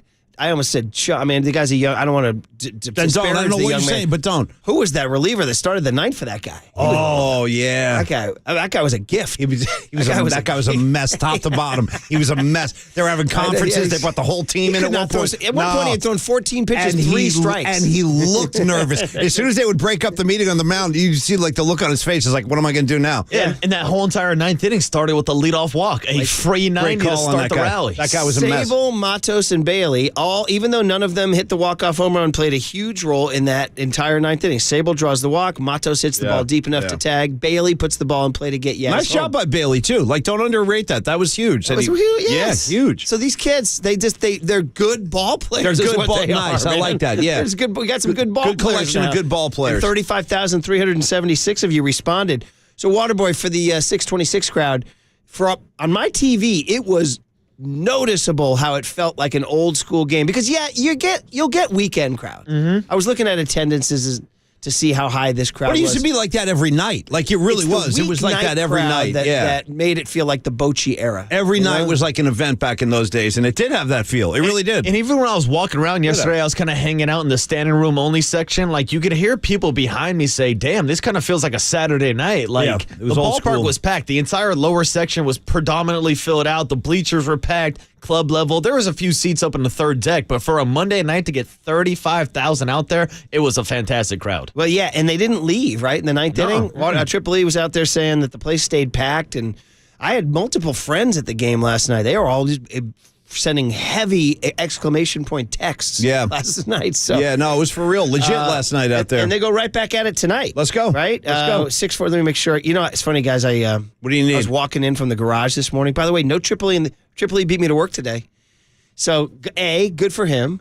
B, shout out my peaceful walk in from the garage. Yeah, that's you got to savor that now. I kind of did. Yeah, I kind of walked in. Murph like took an extra lap around the block. You know, I'm going to go around one more time. I was kind of like, this is very. This is what it's like, you know what I mean? And it's kind of light now too. So you're not like as afraid of getting mugged as you normally would be. You know what I mean? It's like at least I'll see the guy coming now. Do you think there's a chance one of us gets jumped from the garage? Well, dude, they got Irish Greg. Don't forget years ago. That was a longer walk though from Broadway. They got one of the K-Fog guys on his way. For real, Marcus. Tough deal. So you got to always be looking. 6:45 tonight, Anthony DeSclafani against Seth Lugo. The Padres have announced their starter, Seth Lugo, a right-hander. So if you're going to get back out there tonight, 6:45 for Tony D.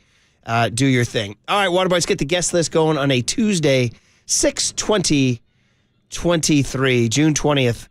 I'm gonna look this up. I'm gonna nail this thing down. When is the summer solstice this year? It's right around now. You're determined on that. I am, definitely. It's tomorrow. But I want to know when. There's an exact moment though, Waterboy, when the sun peaks on.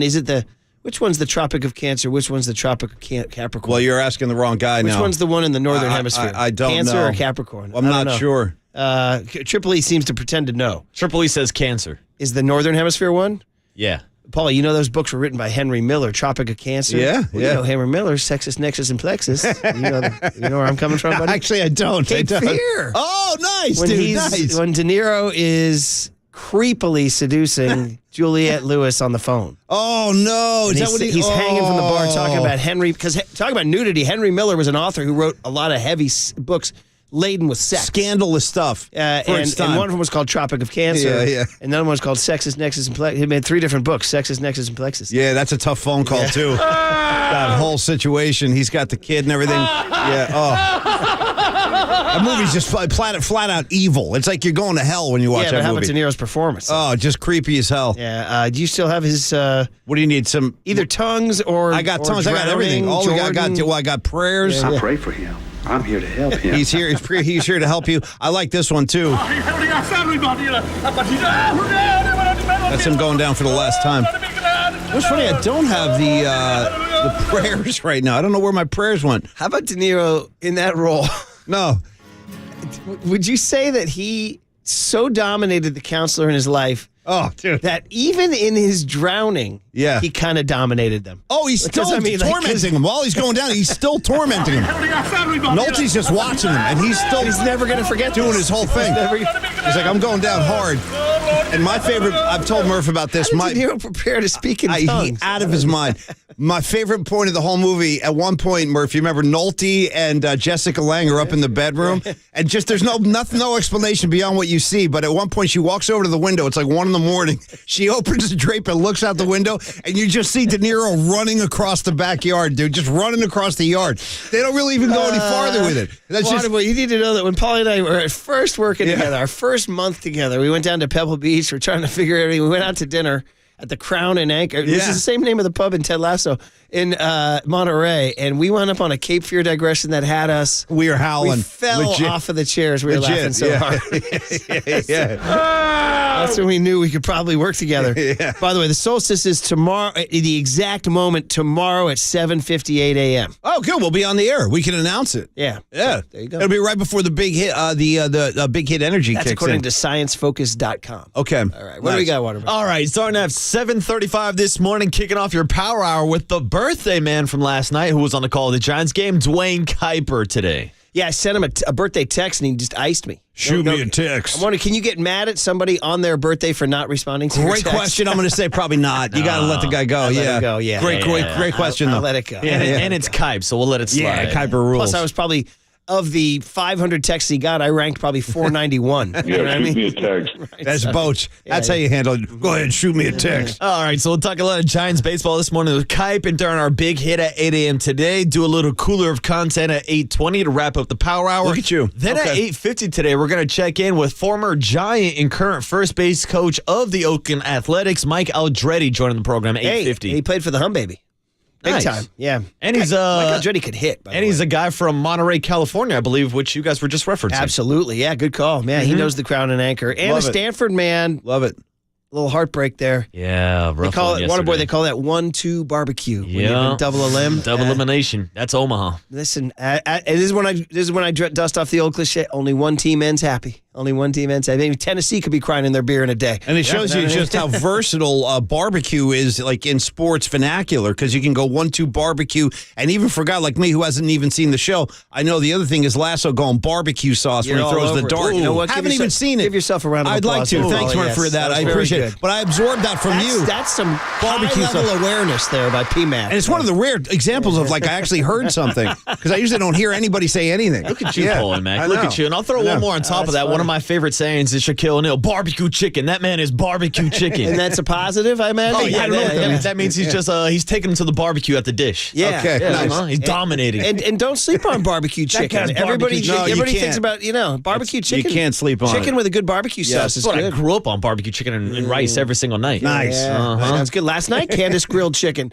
I don't know if you'd call it barbecue, but she grilled it on the gas grill outside. Oh, yeah. And it had a nice little char and tang to She it. definitely had some kind of sauce. Something was Yeah, on we had there, and then we had a little marinade with it, too. Guarantee she probably would have made that herself, too. So I there bet. it is, man. Yeah, Barbecue yeah. chicken right in our lives. All right, Nice. so Aldrete and then... Aldrete 8:50, and then Marcus Thompson 9:15 this morning, talking Draymond Green opting out of his contract next year with the Warriors. We got to get into the Dunleavy I know. stuff, too. I know this is a Yaz morning, but we got to get into Dunleavy, too. What you guys thought. Next on KNBR 104.5 and 680, the Sports Leader.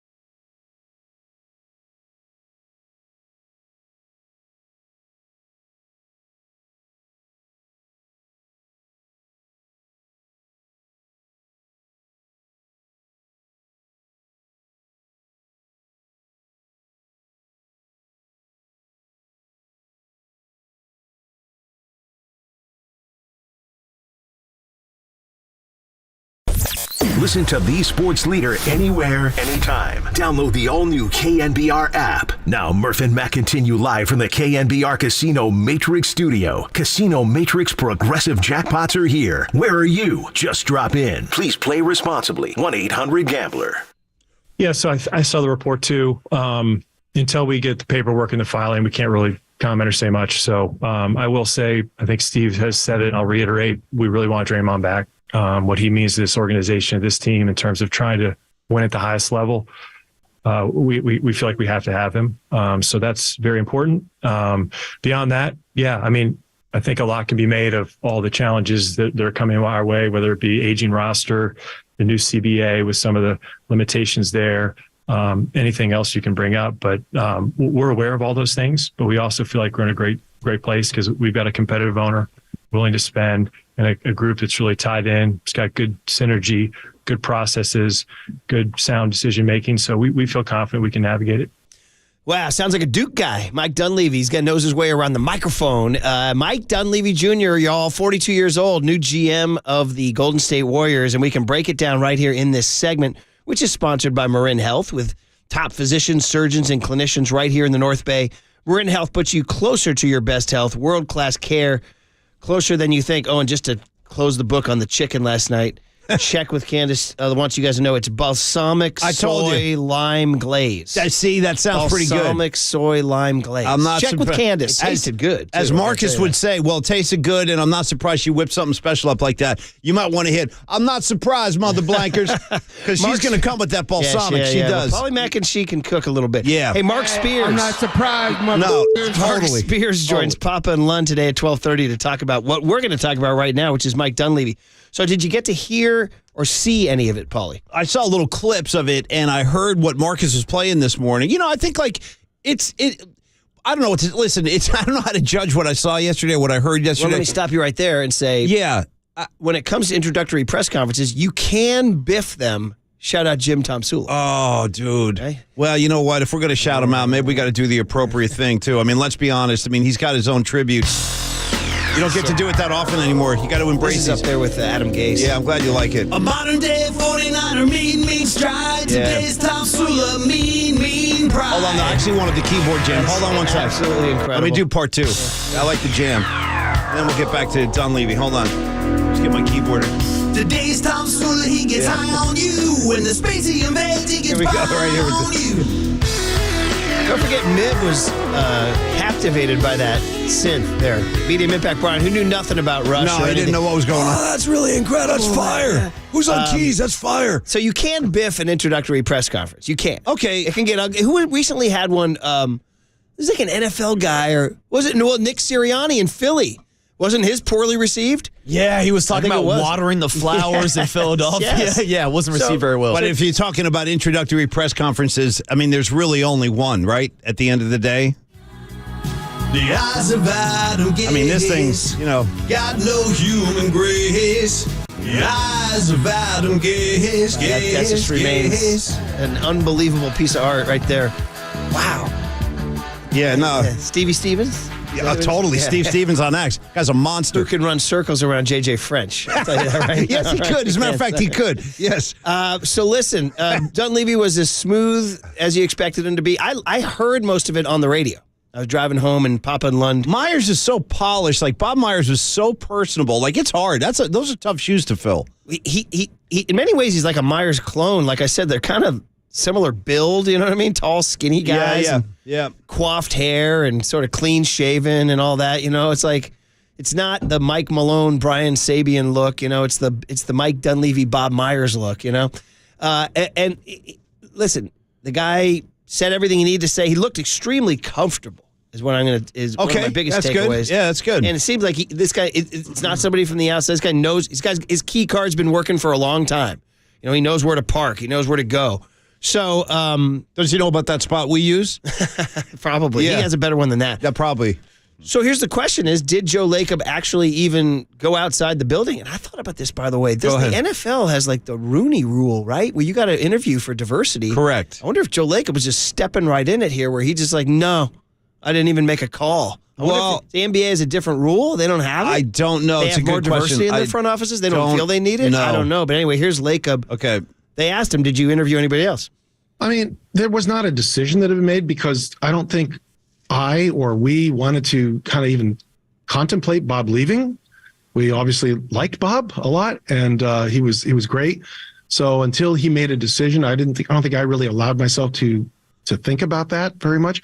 But once he made the decision, which was pretty late in the process, I think in the background what had been going on is processing how would we go about this. And I always knew that we had this guy sitting here in the wings.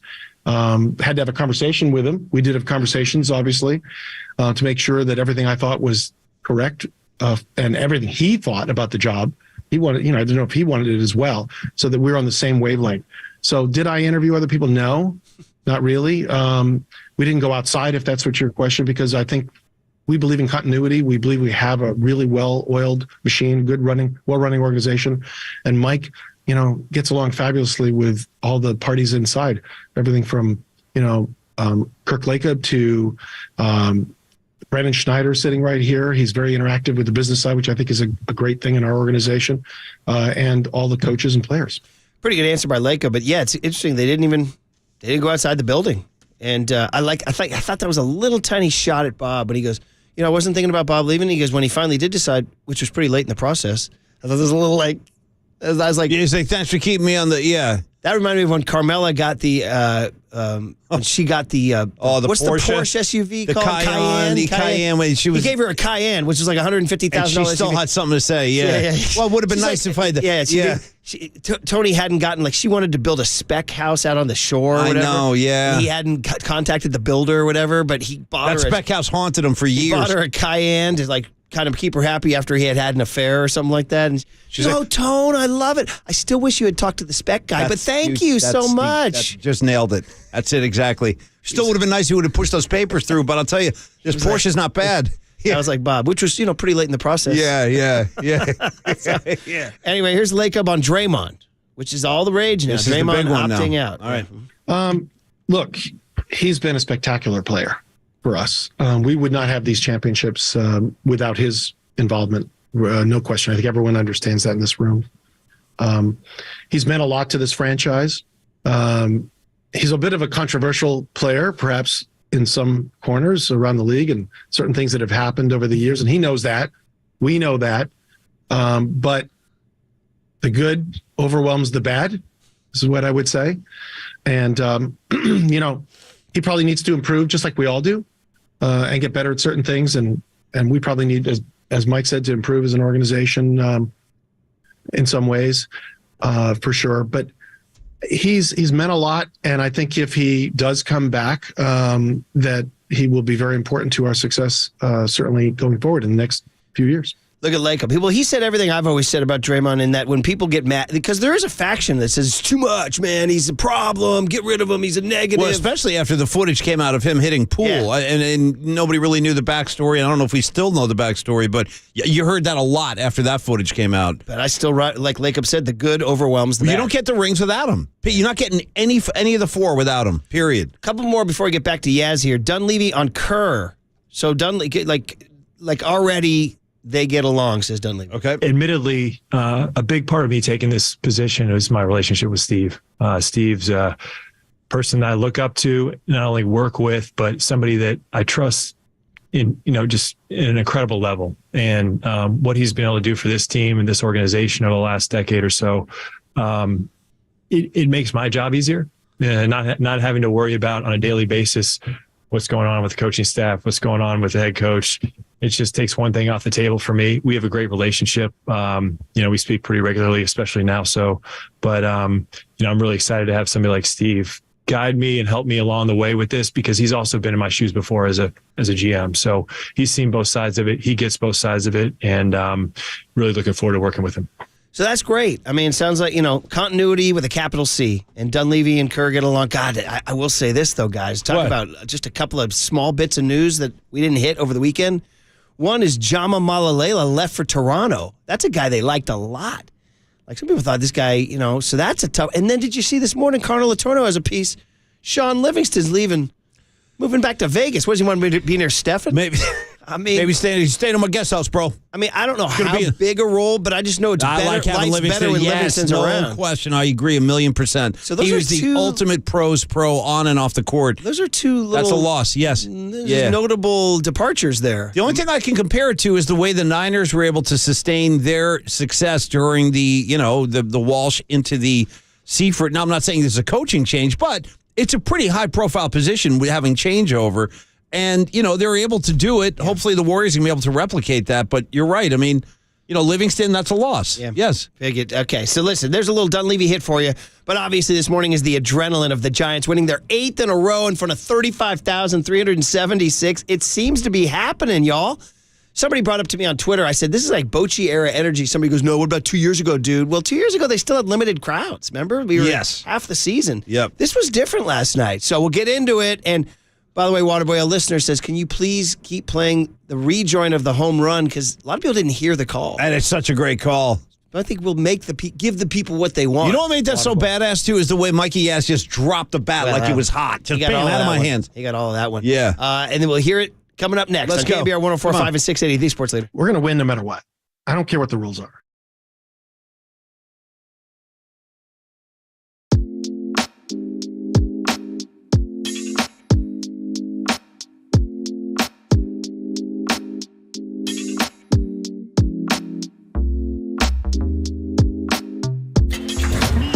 From the Chilton Auto Body Traffic Desk.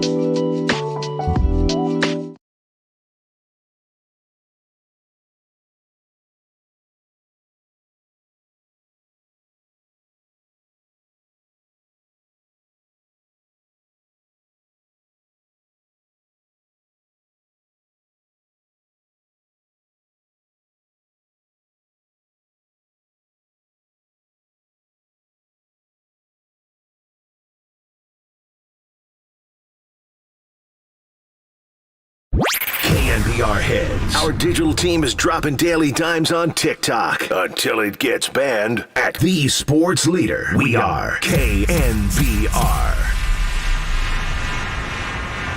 Here's the 3-1 on the way. Yaz, blast one! Deep right field! It is gone! Into the water! A walk-off splash hit, Mike Yastrzemski! See if Yoshimski gets something to hit here. Estrada at second. High drive! Right field! It is out of here! And we are going home! Woo, baby. Play these all morning long, Waterboy. Marcus Boucher on the wheels of steel there playing that stuff. Walk off this way. Paul, you know another thing about last night? And I said this twice to my TV. Hit me. Gosh, it's nice seeing the uniforms. Oh, I just was texting with somebody about that. I was just having an exchange. Somebody texted in and said, it's so great to see the Giants in their home creams again. And I just texted the guy back, and I go, you and me both, bro. Well, I go, you ain't going to see it tonight. I know. See, that's the thing. I need somebody to get, hey, Larry, if you're listening, just know you guys got the best unis in ball. You don't need to mess with them. Just trot out the exact same look we had last night. And look at all the good mojo that was in those unis last night, too. It's like I didn't recognize them. No, you know what I mean? It's like I was like, I haven't seen this uniform in so long. I thought it was almost like a special event. Well, it's like when they took Coke in the late 80s, and then they were going, well, now it's going to be new Coke. And it really wasn't even any better. Or Eddie D tried the new Niner helmet. Waterboy, do you know about that chapter in Niner history? The year you were born, maybe, 91, or you were born in 92. What year were you born? With 92, that was that big old logo, right? Had a 4 and a 9. Niner. Awful. Oh, no.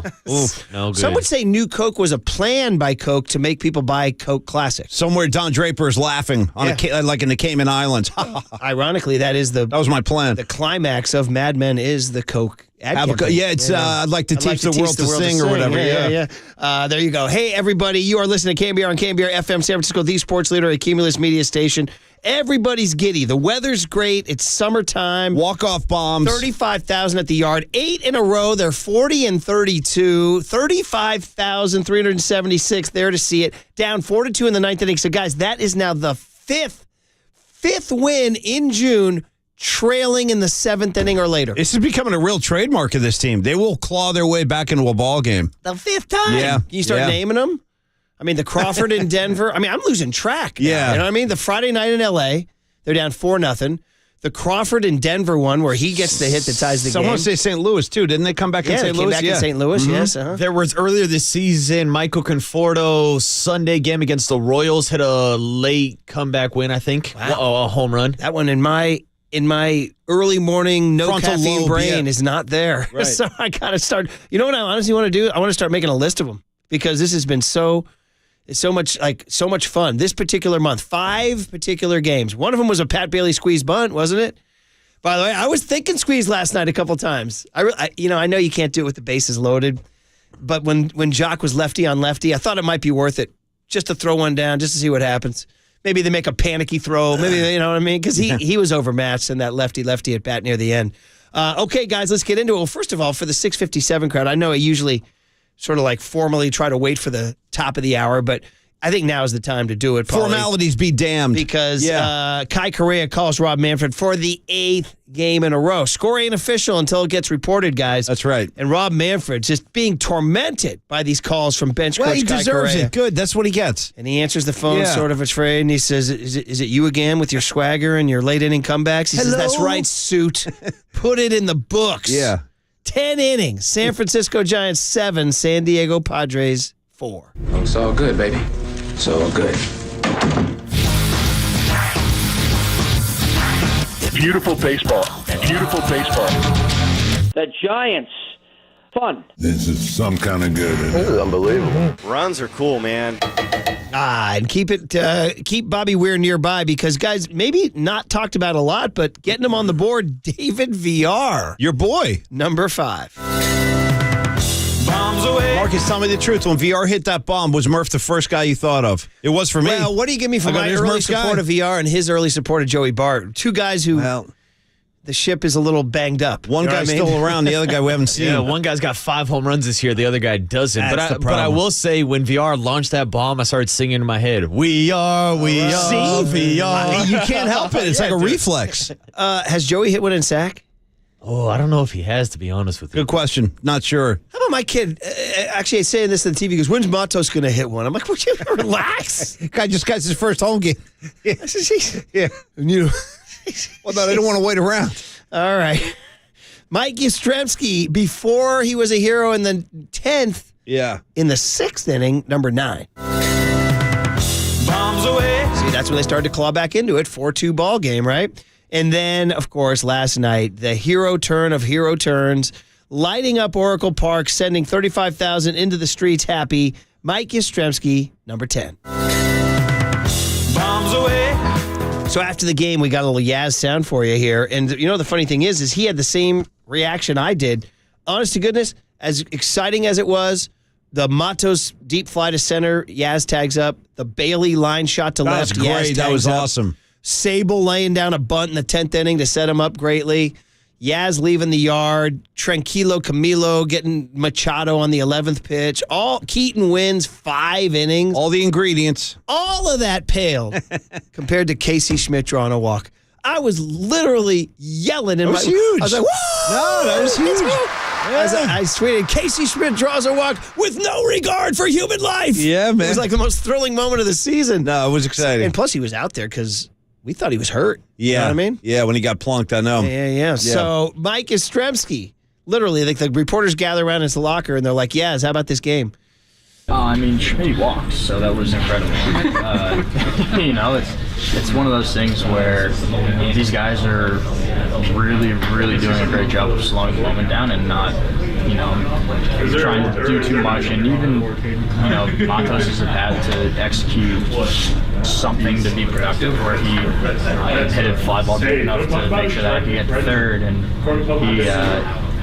Between him, Sable, Casey, those guys, he had a great game. These guys are all doing great stuff right now, so it's fun to watch and it's energizing. I mean, you got four rookie position players. Set aside the pitchers. What's like you said earlier, they got some good young ball players. Well, all of these guys, I can name all 4 of them had an impact last night. Yeah. Sable. By the way, I kind of. What? I don't want to say I'm looking forward to Sable at bats. I don't hate him when he's up there. I don't hate, Waterboy, he'll give you a decent at bat. I think he's a great bench option to have, like a 4th outfielder, guy you need late in the game. When you want to go with this line swap, you need a lefty off the bench. Blake Sable's a good option to have. He came off the bench last night with the goggles on, big smile on his face walking up there, He's kind of got that. He does have that sort of natural resting and good smile. call. I don't know what's taking us so long to acknowledge the goggles. I'm glad you did. And then, obviously, Pat Shout Bailey. out to the goggles. I don't even know what to tell you about Bailey. Well, Bailey's my guy now. I think I've made a decision. It was Schmidt at first, but Marcus, now Bailey's winning me over. Like, there's just something about the way he carries himself, the way he walks. Like for example, like before he was going to take an at-bat last night, it's like probably his second at-bat of the game. I don't know if you guys caught this. There was a quick camera shot of the dugout, and he was walking around the dugout without his helmet on, but he had his stupid little headband on. And I'm like, this guy's just got like I don't know. There's just he's got, it's not a swagger, but there's definitely a confidence there. Well, we had him on the air, and we thought there were Bosa-like vibes. Remember? Yes. By the way, that headband thing's going everywhere. Brad Mangian was out at the A's game, and he took a shot of Bryce Harper in the dugout, and Harper's wearing a gigantic Phillies headband. How long before Murph and I start headbanding up for the show? I think it probably should happen soon. I think Harper, both of us do. Big one. I'm talking big ones, KNBR too. logos? Murph, big ones. KNBR? Like Bryce Harper's, how big it is? Like it's so wide. Dude, that's the thing, because I think All 3 of us. Harper was one of the original guys. I remember last year in the World Series, he had the giant one with the Philly Fanatic eye logo on it. Yeah, he's been ahead of the movement. So you think these young kids probably looking up to Harper? Yeah, I like think Bryce so. is doing it. Was he the pioneer of that whole thing?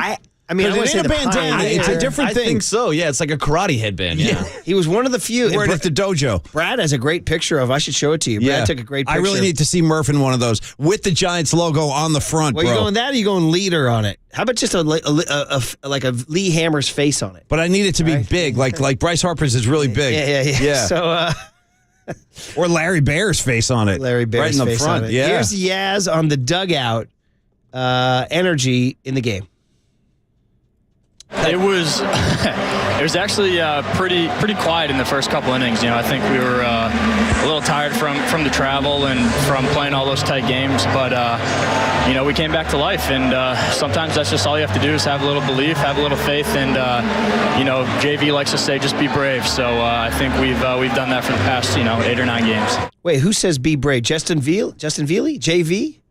Be brave. Be brave, man. Are you brave, Murph? Do you have a lot of bravery? You kidding me? It's the last word I would use to describe me. I'll tell you when you were brave. I can count out a couple things from Murph today. 1, the barbecue sauce when you're throwing darts for Ted Lasso. And then 2, here's a moment of Murph bravery. Excuse me, because I think I can relate to this. I could totally understand the panic that would have kicked in. When Murph was on the road, snowstorm, cars not starting, cars going around him, kids are getting upset. You got to have some bravery in that situation. Even if it's false. Well, it's a combination of bravery and moronic behavior, too. It's like a little bit of a both. It's a hybrid. Forgetting that I was not in park. That's the greatest. But staying calm. That's just the greatest. So throw it in park, Dad. See what happens. Yeah, well, shout out Declan Murphy being the calm one. I said, get the manual out. See what's going on here. Wow, dude, how to start the car. Goes, I would never have thought of looking at the manual. Make sure the car's in park. I looked down, it's in drive. Yes. I was like, okay, let's put this in park. Let's start this whole thing all over. After just a terrifying 10 dark, snowy minutes. And you were being brave. Yeah. Okay. You were. Thank you. Yeah. How about me hitting that ice patch in Dallas? That was another brave moment. You did great right there. Yeah. How about me sending some emails around the office? Well, that's just... Is that bravery or is that stupidity? No, that's just punk. Okay, I like that, yeah. All right, so here's Yaz on this 8-game win streak and all this youth. Yeah, I think we kind of just found our groove. We didn't let the losses kind of overwhelm us or force us to feel a certain type of way about ourselves. We just kind of kept on trucking, and we got some new youth and some new energy, and these guys have been doing a great job and kind of pushing us older guys to play a little younger, so we're having some fun. Yeah, so we're talking about the younger. So the 4 players. So Sable last night lays down the bunt and draws that walk in the 9th inning. Well, really, draws the walk in the 9th off that poor overmatched Padre reliever. So Josh Hader, I was like, why are they not bringing in Hader? My kid had to look up on the face. He's pitched 2 days in a row, but okay. It was a Giants break there. It was. So Sable contributes. Obviously, Matos, we know what he's done. And driving that ball to center field to get Yaz to third. Then Bailey. You got to put that ball in play in the air. Yep, that was huge. And then Casey Schmidt drawing a walk. So yeah. All 4 of those guys. Now you go to the rookie pitchers. Ryan Walker, he gave up a bomb to Soto. Who cares? He only gave up hey, Waterboy, you know what they say? Give him up, make it a solo. That's it. Yeah. Make it a solo. If they ain't throwing up crooked numbers, it's not going to hurt you. Yeah. So that's 1. 1 2/3. He gives it the 1. And then we go down to the kid, Keaton Wynn. 5 innings. 1-run ball. He gave up a bomb to Soto. First pitch. Yeah. And then shut it down the rest of the way. Yeah. First pitch ever at Oracle Park. How about that? Well, he said, I read it. Either Maria or Susan wrote the story. They said, what do you think after that? He's like, honestly, it calmed me down. It's like, got it out of my system. Yeah, it's like football when you got to get hit before you can calm down. Yeah, that's what they say. Here's Kapler. We need some deep voice Cap on the Yaz homer, the Schmidt walk, and the Sable bunt. It's hard not to call out some individual performances, right? I mean, Casey's walk was enormous. Sable's bunt was fantastic, and I think we were talking about Matos and his celebration of walks, like good at bats, and how kind of rare it is for players to celebrate like that. I think the same can be said for sacrifice bunts, big sacrifice bunts and big moments with really tough pitchers on the mound without the platoon advantage, which makes it even more challenging. So Sable's bunt was fantastic. Obviously, everybody's going to talk about Yaz, and for good reason. That was as clutch and at bat as they get, and he had several of them in the game. Obviously feeling really good at the plate right now. It doesn't matter if there's a lefty or a righty out there, you want them at the plate in the big moment. But our team is definitely believing in themselves, and even going through most of the game not having much offensive success, there's still a ton of confidence in this group, both on the dugout and in the batter's box, or in the dugout and in the batter's box. So I'm going to take a point right now and just a few things here. You realize how much better his answers are when he's not in the stupid dugout? Well, that's actually what's going to be part of my question. Yeah. So he's out of that. Where was this on one? His living room. He was on his office couch. Okay, boy, we're going back to the office now. I'm just saying. I think it did run its course. And fans leaning over the railing and guys cleaning up. And they're like mopping up behind him. cleaning up those seeds. Well, excuse me. Hey, don't sleep on the dugout guy who has to clean up the seeds in the gum. It's a big job. You know what I mean? You got to have a spick and span by the next day. They'll chuck seeds around the dugout it's like a battle zone. Waterboy, let me tell you the one thing in youth baseball that's a real problem is that several of these parks that we go to, no seeds. There's a no seeds rule, and that's crushing. That's crushing. It's probably because of the cleanup, I guess. Yeah. I mean, because is it a turf field? Yes. That's why. Yeah. Uh-huh. Well, down near you, Twin Creeks. That's it. You No can't seeds. You can't even spit in a cup anymore. They don't let you do it. Listen, this is like, to me, when an American kid can't pour seeds in his You mouth. want to have some seeds around. We're about to start districts this weekend. They're like, hey, here's one rule, no seeds. Yeah. Like, wait. Are your kids doing all the flavors now, ranch and all You that? can't. You can't. They used to when they could. At least when they're, Paulie, ask that question when they're off the premises. You guys of hear a they ball got field. seeds. They got them. They got the seeds. They got sunflower seeds. They got yeah, seeds. they got seeds. I never thought it would happen. Oh, man. By the way, I just want to shout out Murph's bravery again. I think we're compiling a list. Top 10 bravest Murph moments of all time. 707 comes in with a great one, dude. And see, this is it. Over time, dude, you can learn. How about Murph caulking his roof?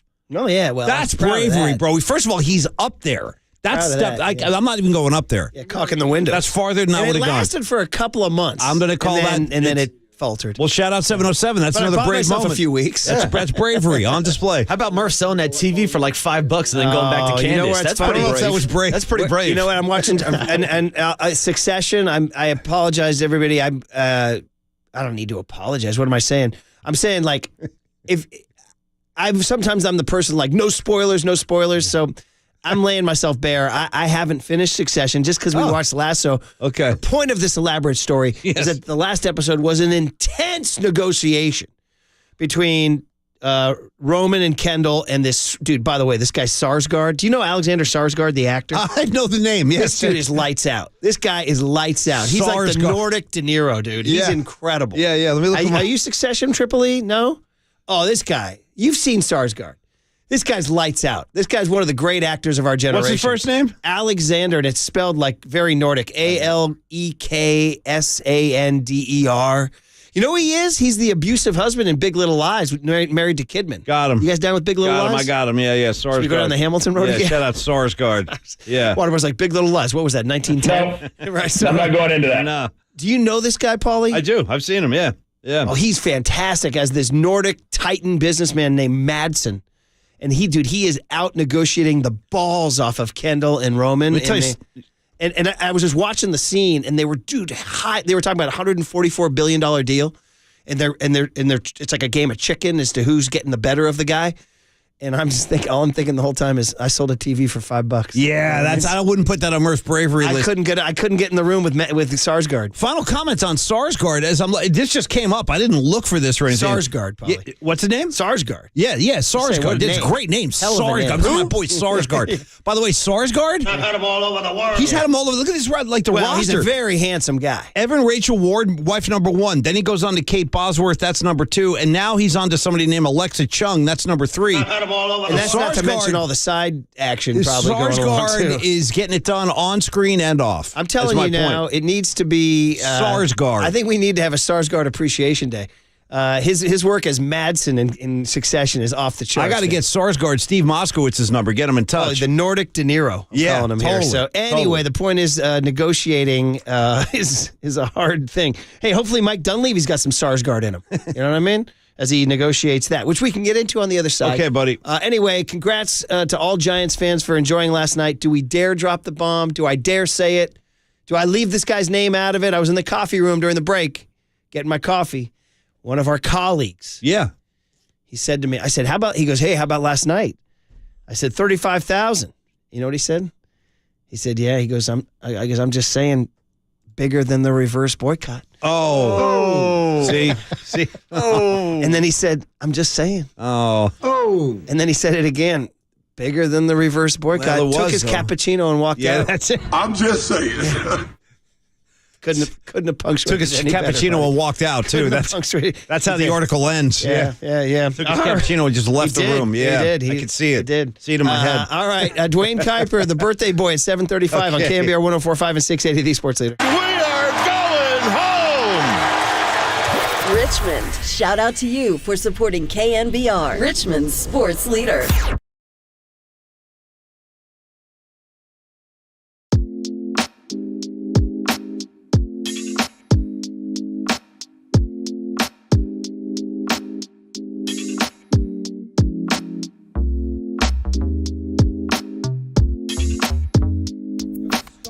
All right, everybody, it's Paulie Mack saying good morning, and thank you for listening to Murph and Mack today. My buddy Steve Moskowitz going to join us. He likes to stop by the Murph and Mack show during the week and give us some advice and tips to help us all out and get us into a better tax reality in our lives and for your businesses as well. So, Steve, I say good morning to you. Beautiful day here in the Bay. What's on your mind today, Steve? Good morning, Paul. It's even more beautiful when your listeners can find out the money they're entitled to with this ERC program. That's where the government is giving away up to $26,000 for every employee an employer had in 2020 and 21. But, some people are putting it off and saying, it's so complex to deal with and hiring a lawyer and all that. And you know what, Paulie? It's easy. In almost all cases, in a few minutes over the phone, we can tell you if you qualify. You don't have to come into the office. We can do everything over the phone and email. It is so easy. It's so easy to get this money if you qualify. And if a CPA said that your gross revenue didn't go down enough, talk to us about a second opinion, because there's an alternative method that a lot of CPAs are not bothering with because it's a lot more work. There's so much money available to so many people as long as you qualify. Well, thanks so much for that, Stephen. This could be one of the more important phone calls that you make, and I've got the number right here. So have that conversation with Steve Moskowitz by calling 1-888-TAX-DEAL, and don't leave anything on the table if you qualify for ERC. So talk to Steve and find out, and visit Steve online at MoskowitzLLP.com. From the Chilton Auto Body Traffic Desk.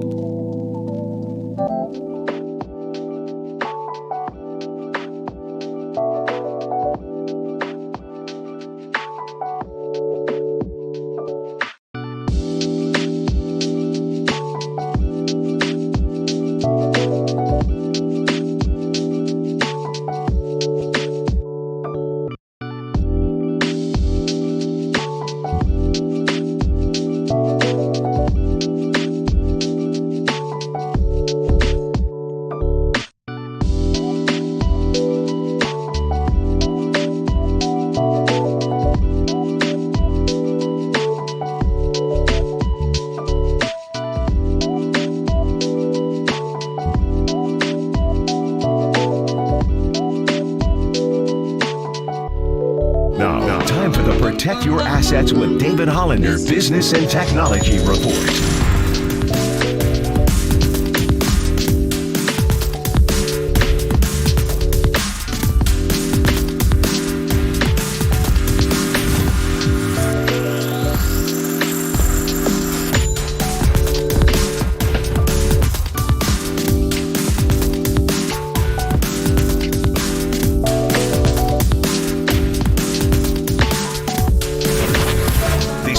Protect Your Assets with David Hollander Business and Technology Report. Do you want to pay less taxes this year? Learn more. Listen to David's show every Saturday morning on KNBR or call 1-866-PROTECT. Listen to the sports leader anywhere, anytime. Download the all-new KNBR app. Now, Murph and Matt continue live from the KNBR Casino Matrix Studio. Casino Matrix Progressive Jackpots are here. Where are you? Just drop in. Please play responsibly. 1-800-GAMBLER.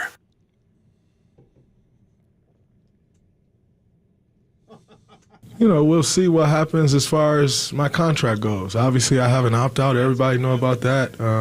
I know about that. I'm aware of that. But as I've told you guys, for years, I want to be a Warrior for the rest of my life. I want to ride out with the same dudes I rode in with. Well, I mean, I can't say much about that. Draymond Green set to Spinal Tap Stonehenge in honor of the summer solstice. Marcus is on one. Technically, the solstice is tomorrow morning. I thought it was today, so I told Waterboy to cue this up.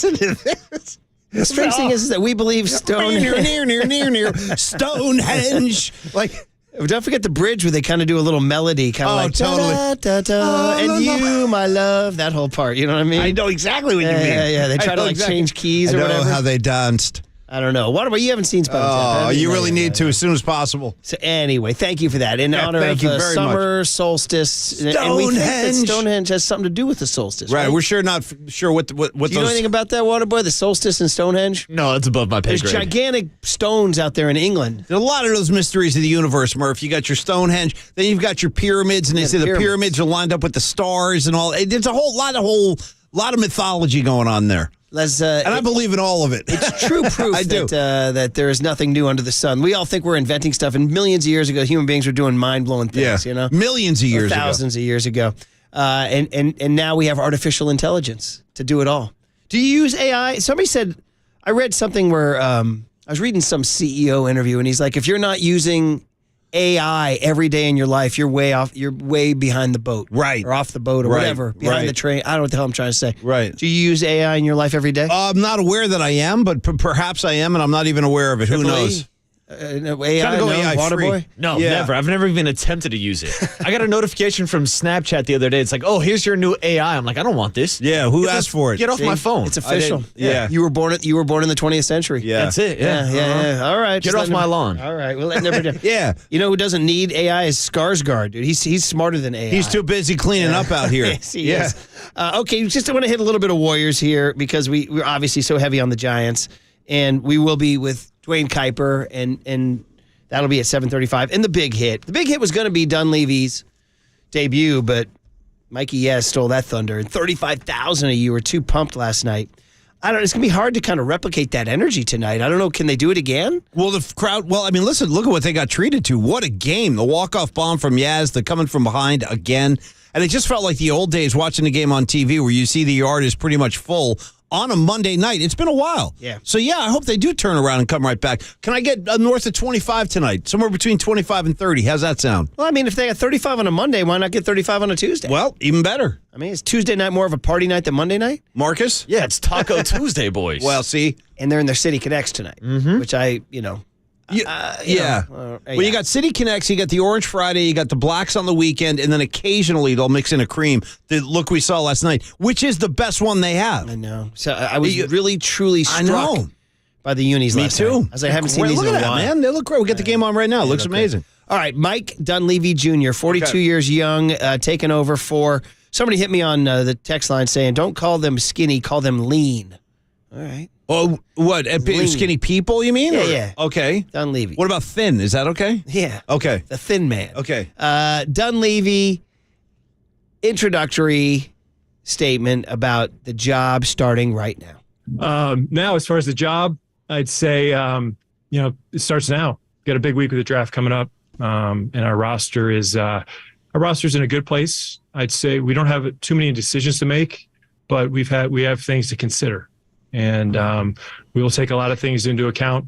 The draft is certainly one of the 3 areas we feel like we can improve on. And looking back on last year, by all accounts, we had a successful season, but for us, finishing the top 8 after winning a championship, we know we want to be better. And our goal this summer will be to go about improving our roster. We've got we got one key player that we love to bring back. And then after that, my main objective, our group's main objective would be to improve. I feel like going into it, we've got a shot to contend for a title again. So I'm confident about that. I'm excited to continue working with our great players, our coaches, and our staff. As Joe mentioned, the thing that I've experienced here and feel great about is the collaboration, all of us working together and, creating the synergy that's gone so well here. So really appreciative of the job and the opportunity, Joe. Thanks again. And, here we go. I mean, this guy's inherited a big old deal. So here's the list. A, you got a draft, right? Are you going to stay at number 19? You're going to move up. B, what are you going to do with Draymond? Got to renegotiate that deal. C, you got to sign some rotation depth, right? I mean, who are they going to get if DiVincenzo leaves and guys like that? D, you got to convince Clay to take a pay cut? Are you going to get on the boat and go over to Belvedere and do that? And maybe same with Draymond Green, too. I would send Skarsgård over there to negotiate that whole deal. I really would. E, you got to reduce the payroll in general. Yeah. And then F, you got to decide what to do with Kuminga and Poole.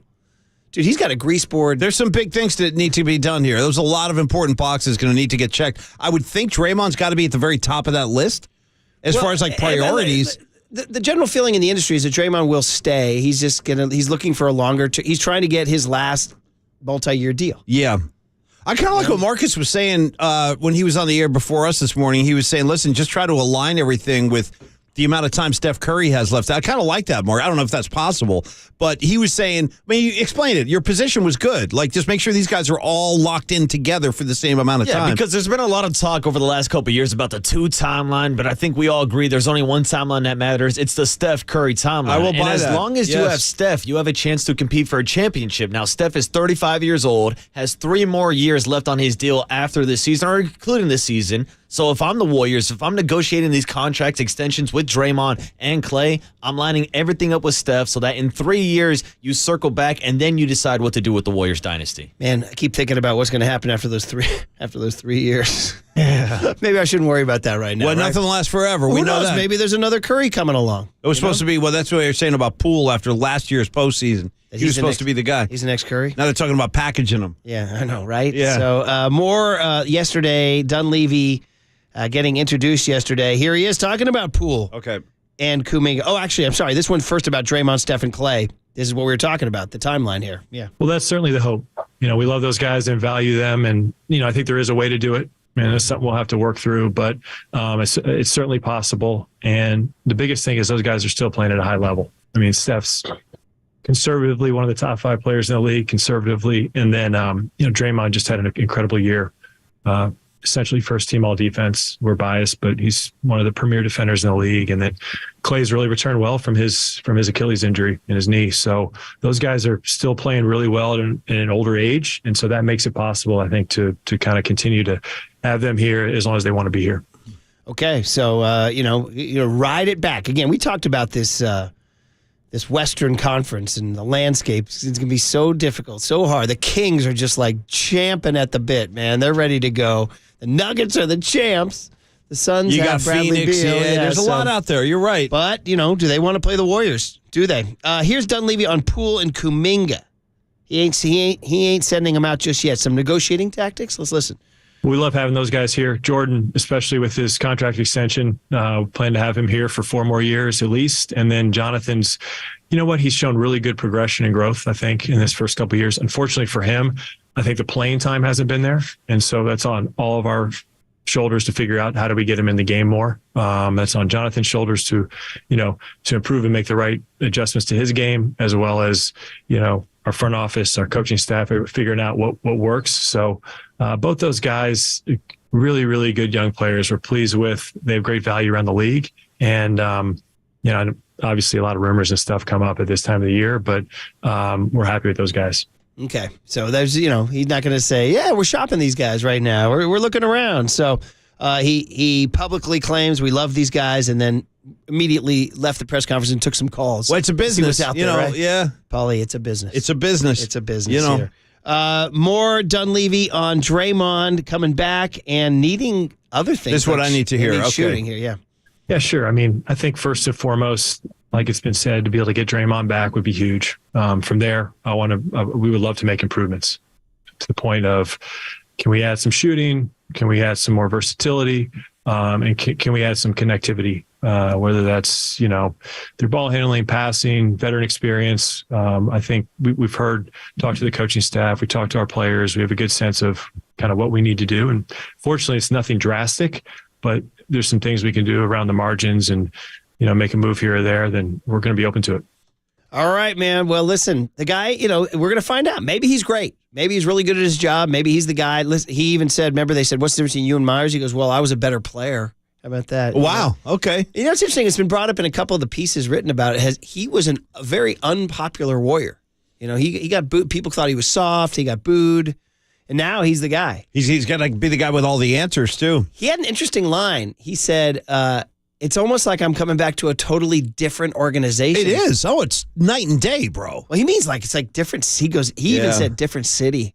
Yeah, well, true story. Yeah. Different uniforms. Could you imagine having Joe Lacob as your boss, too? Like having to go in and every day, like Joe's waiting for you. Where you been?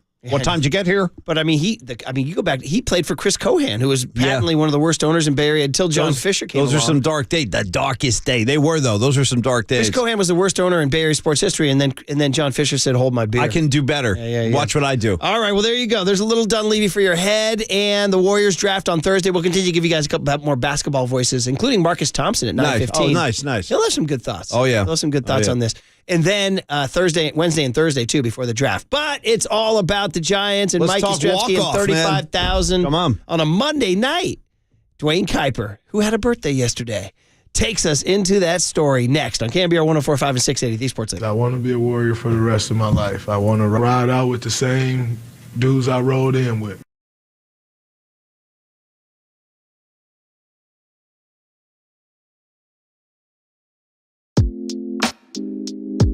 Be caller 10 to 415-896-KNBR for your chance to win a pair of tickets to see your Giants take on the Seattle Mariners on Monday, July 3rd. First pitch, 6:45. Presented by Toyota, the MVP of MPG, with class-leading MPG and more hybrids than any other brand. Toyota, let's go places.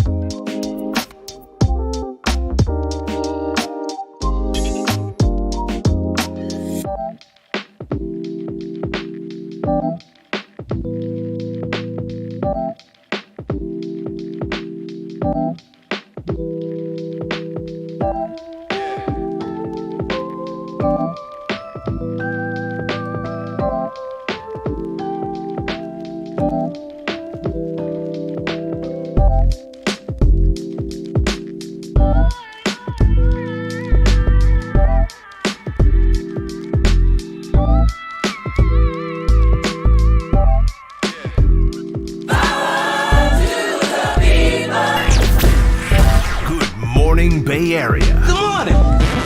Good morning. Brace yourselves for KNBR's Power Surge. The sports leader welcomes you to Murph and Max Power Hour. Giants fans, there's no question we've got the best in the booth. That's why we all mimic his call. Time for Murph and Mac to catch up with Kipe. Sponsored by your NorCal Honda dealers. Check out the new models that are arriving daily. Buy or reserve yours today. On KNBR 104.5 FM and 680 AM. 680 AM. See if Yoshimski gets something to hit here. Estrada at second. High drive. Right field. It is out of here. And we are going home. Sounds like Dwayne Kuiper had as much fun calling it as we did watching it. What a night out at the yard. 35,376 with an old Bochy era feel. Giants win their 8th in a row in a walk-off fashion. 2 runs in the 9th to tie. Tremendous. 3-run homer in the Tremendous. 10th to win. So many things to talk about with Dwayne Kuiper in our weekly Tuesday hit. Good morning, Dwayne. And oh, by the way, belated happy birthday. Indeed, happy birthday, So, Kuiper. yeah, and Yes. wow, what a birthday. Well, I hate to tell you this, but I tricked everybody. My birthday is actually today. Oh, is that right? I mean, Okay. well, not really. I had so much fun yesterday. I wanted to just do it again. Get that second You day. want 2 days, huh? I like that. Yes. Yeah, we'll make it a 2-day birthday. No, it was great. Oh, man.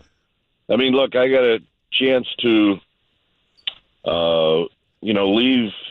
leave the booth for a couple of innings just to sit with my 2 kids and one of my granddaughters, and that made the whole night. And then Yaz tried to top it. Yeah. But, Yeah. But I really, when driving home, I was a happy man driving home. It was really a good day. Oh, that's awesome. Good. That's so great to hear. So, we haven't talked to you in a week, and they've won every game since we talked to you last. But we'll talk about that in just a few minutes. But let's talk about last night. The feeling in the yard. Yeah, I know there were some Padres fans, but not like a takeover. But 35,000. Dwayne, it felt like a different energy. You tell us. Did you feel it? I did, and I mean, it had a little bit of a holiday taste to it, where you could see that, a lot of people probably didn't have to work yesterday, and they made their decision that this was a holiday that they wanted to go to the ballpark. And there was really a great feel. I mean, I hate to say it's like the old days when, every night it was packed, but Yeah. in a lot of ways it was like the old days. And, people are into it. If you can, you don't want to get behind when you've got a great crowd like that. You don't want to have to play catch up. But if you can do it, and if you can score 2 runs in the 9th, and then 2 runs in the 8th, 2 in the 9th and 3 in the 10th, you're going to make that crowd pretty happy. But until the 8th inning, they had a couple of solo home runs. They're probably thinking, well, you know what, this was great. The atmosphere was awesome, but it doesn't look like a win. Well, they've done that now 4 or 5 times. I heard you talking earlier, Murph. Trailing 4-0 doesn't seem to bother them. But it would be nice if you could flip the script and lead 4-0 when you're going into the game. No, these are more fun. These are more fun. More dramatic. Yeah, I think they are. I think they unify the clubhouse. I mean, come from behind wins. They just do about everything positive that you can think of, and it's not that this clubhouse needs to be unified, but when you got 7 rookies, 7, and they're all contributing, you need to let them know that this is fun, and we need to keep it rolling. And they certainly have really helped keep them rolling. No, they have. There's so many things to talk about, and we will talk about the rookies. But let's talk about Yoshimski for just a second. 3rd longest tenured Giant. That's the one that jumped out at me this morning. You don't think about these things. Crawford, Webb, and him. And yes, really, so many dimensions to this story, Kipe. I think we just don't really fully appreciate how Farhan found this guy out of nowhere. And then last night, his base running. Tremendous. Tagging up on second on the Matos fly ball. And underrated speed. Yeah. Getting back, and I guess he earned himself a big forearm scrape with his dive into home in ninth inning. But so, just Yaz's game last night, what you noticed and how hot he's been, and an underrated base running, too. Well, Murph, I think you can carry it to how he plays defensively in the outfield, too. I mean, if you've got a center fielder now that's going to play all the time in Matos, and you can put Yoshimski in right field, you've got a gold glove right fielder. And he may not win it, but he'll be as good as anybody who wins it. So his game is really a complete game. Look, he's going to have his games where he's going to swing and miss and strike out 3 times and look like he can't catch up to the fastball.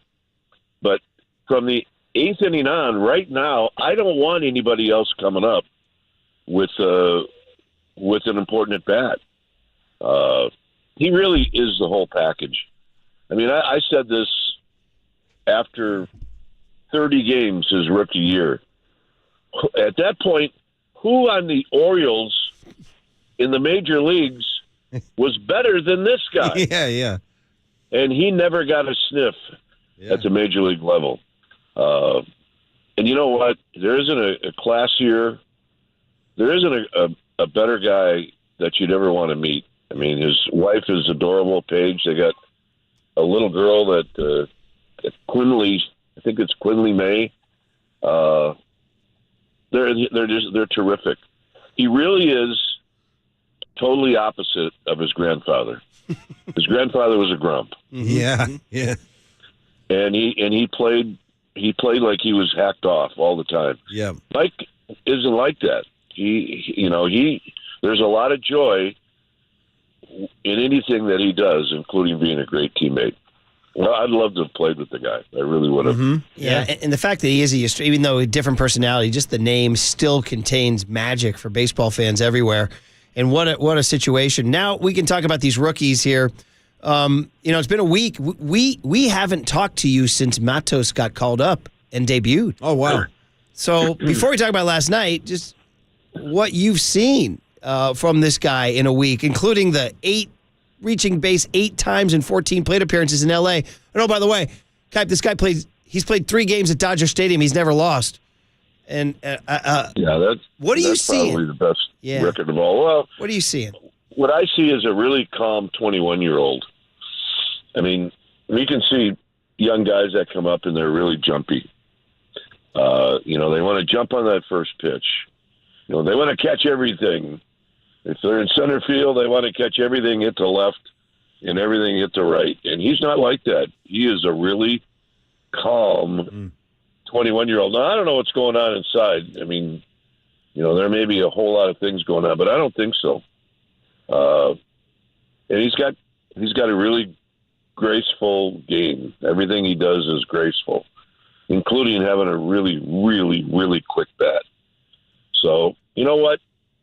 You keep your fingers crossed that you've got somebody now that can play that position for 10 years in a Giants uniform. And, I said this about Schmidt. I said it about Bailey 3 weeks, a month ago. We can't put these guys in the Hall of Fame after a week or two, but we can sure look forward to watching them develop into being a really special major league player, and I think that's what we're doing with all of them. Nice. It's so exciting. It really is. The Matos effect. And last night he comes up in that situation with Yaz on second. No, he didn't get a knock, but he put that ball, he made good enough contact, and Yaz with that smart base running. I mean, you give huge credit to Matos for that swing, right? That's right, because what you really need to do is, it's that old adage, get them in, get them over.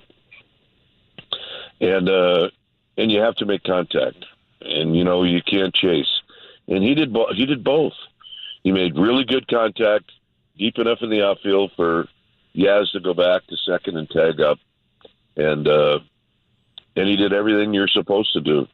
Look, the Giants caught a break. The Padres closer was out. He had pitched a couple of days in a row. Mm-hmm.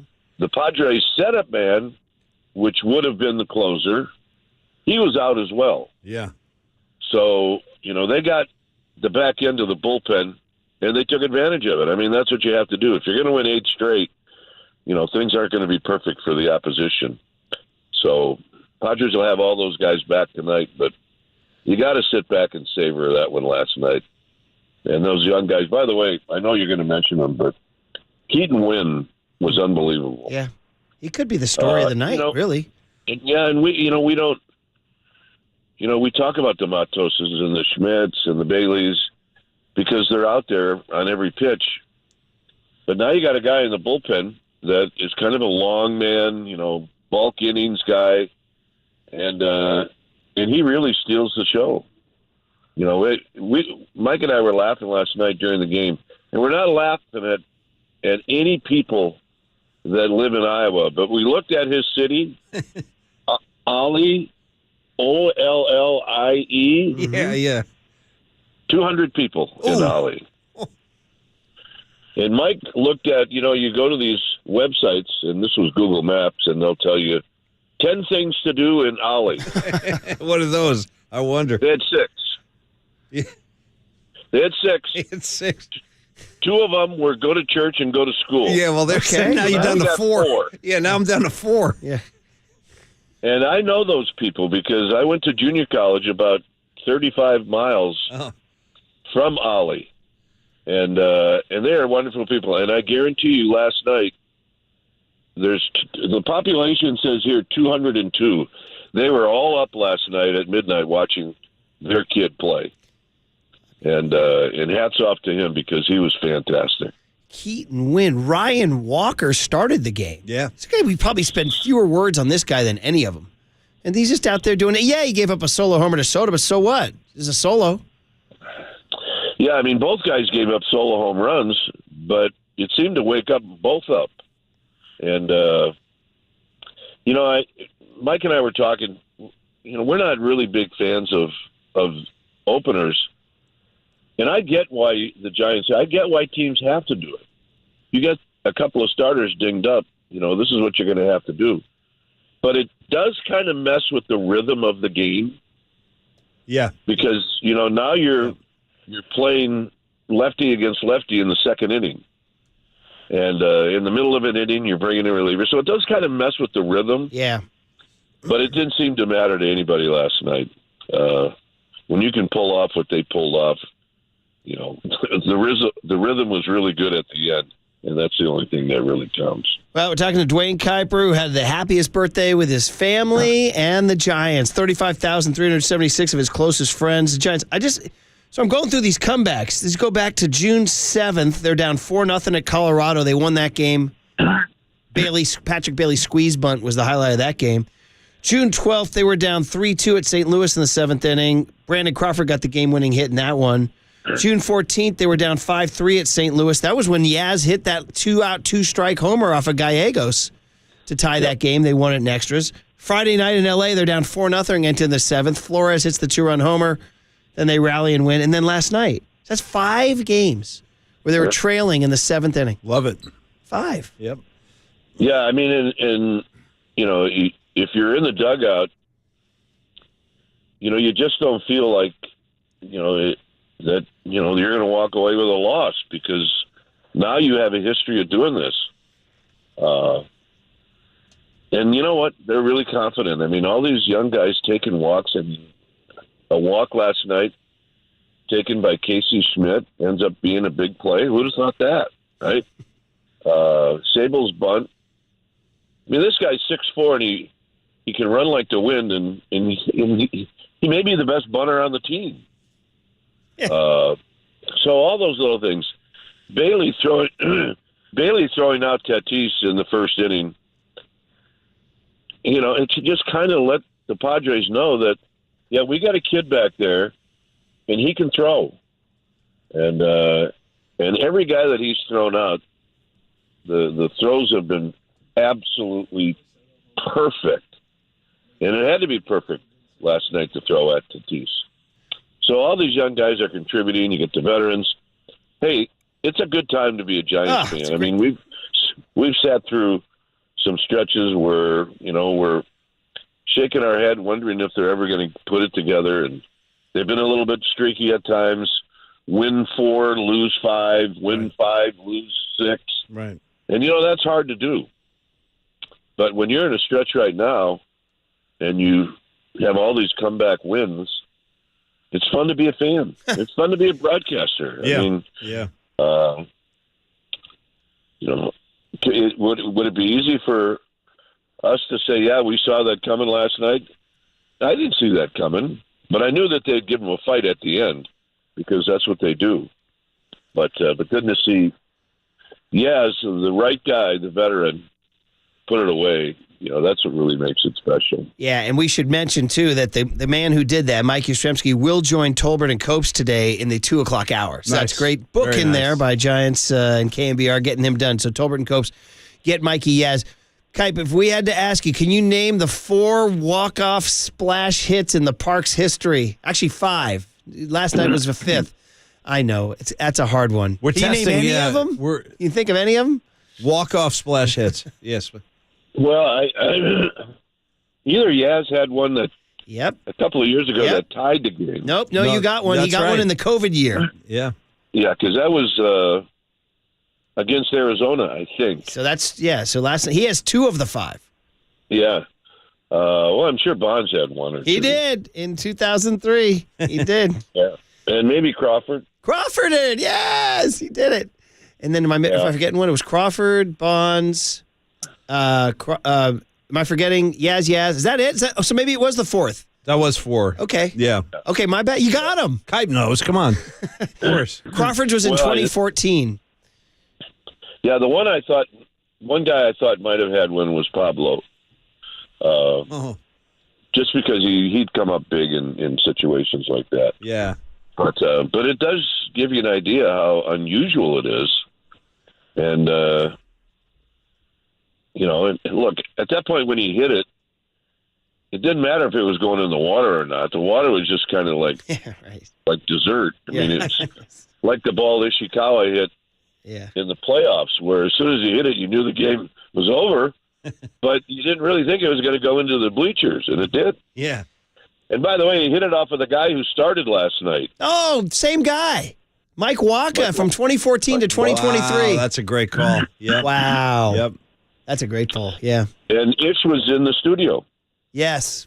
God, the great game of baseball. The great game of baseball. You only in baseball do you get these kind of stories, man. It's so good. Hey, Kai, wanted to ask about the Machado-Doval showdown in the 10th.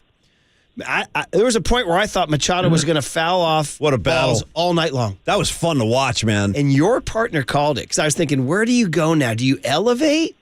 Or do you come? And your partner said, nope. You got a guy in swing mode. Why don't you go out an extra foot? Yep. And look what happened. That got him. Well, yeah.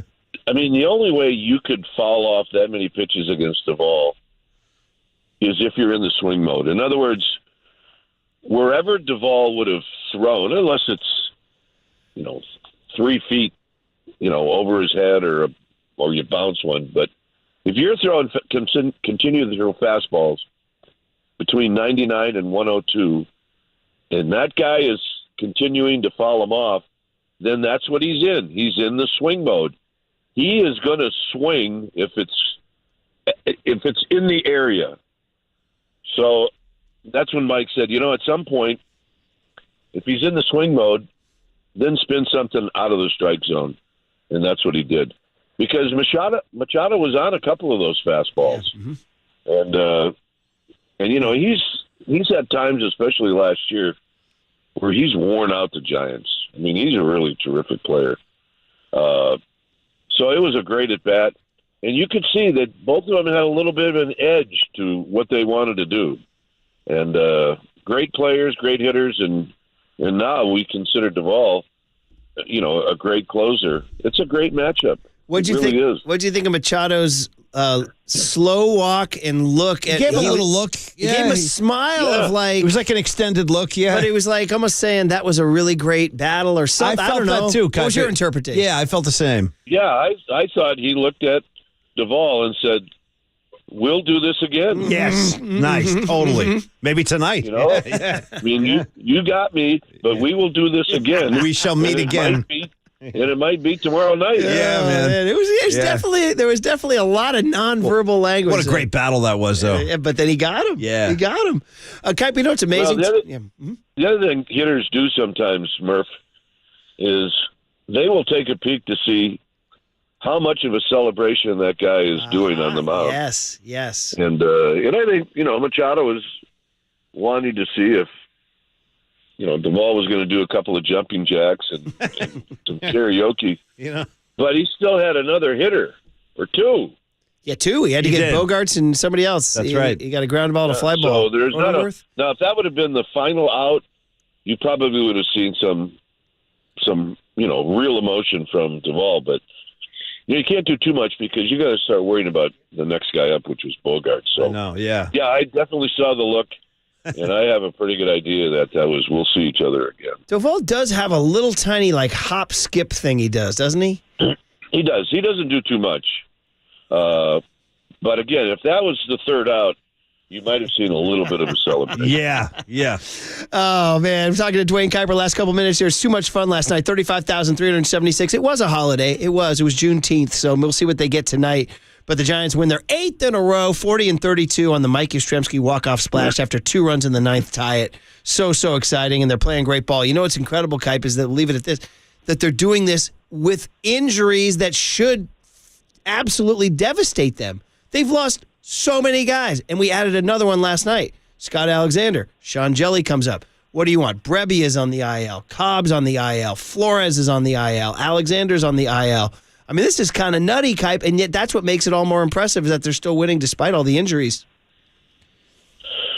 Well, I think you have to go back and think about the architect of this roster with Farhan and how he wants talented people that can move around so that if you get put in a spot where you got some people banged up, you can slot these people and be really comfortable about trying to play a good solid 9 innings. And that's exactly what's happening. I mean, look, J.D. Davis, he's down for a couple of days, and as important as he's been, you didn't miss him for those 2 days because you had other people slotted in to do things. And look, Mike said before the game, he said, I'm expecting a big game from VR. I was like, all right, that's great.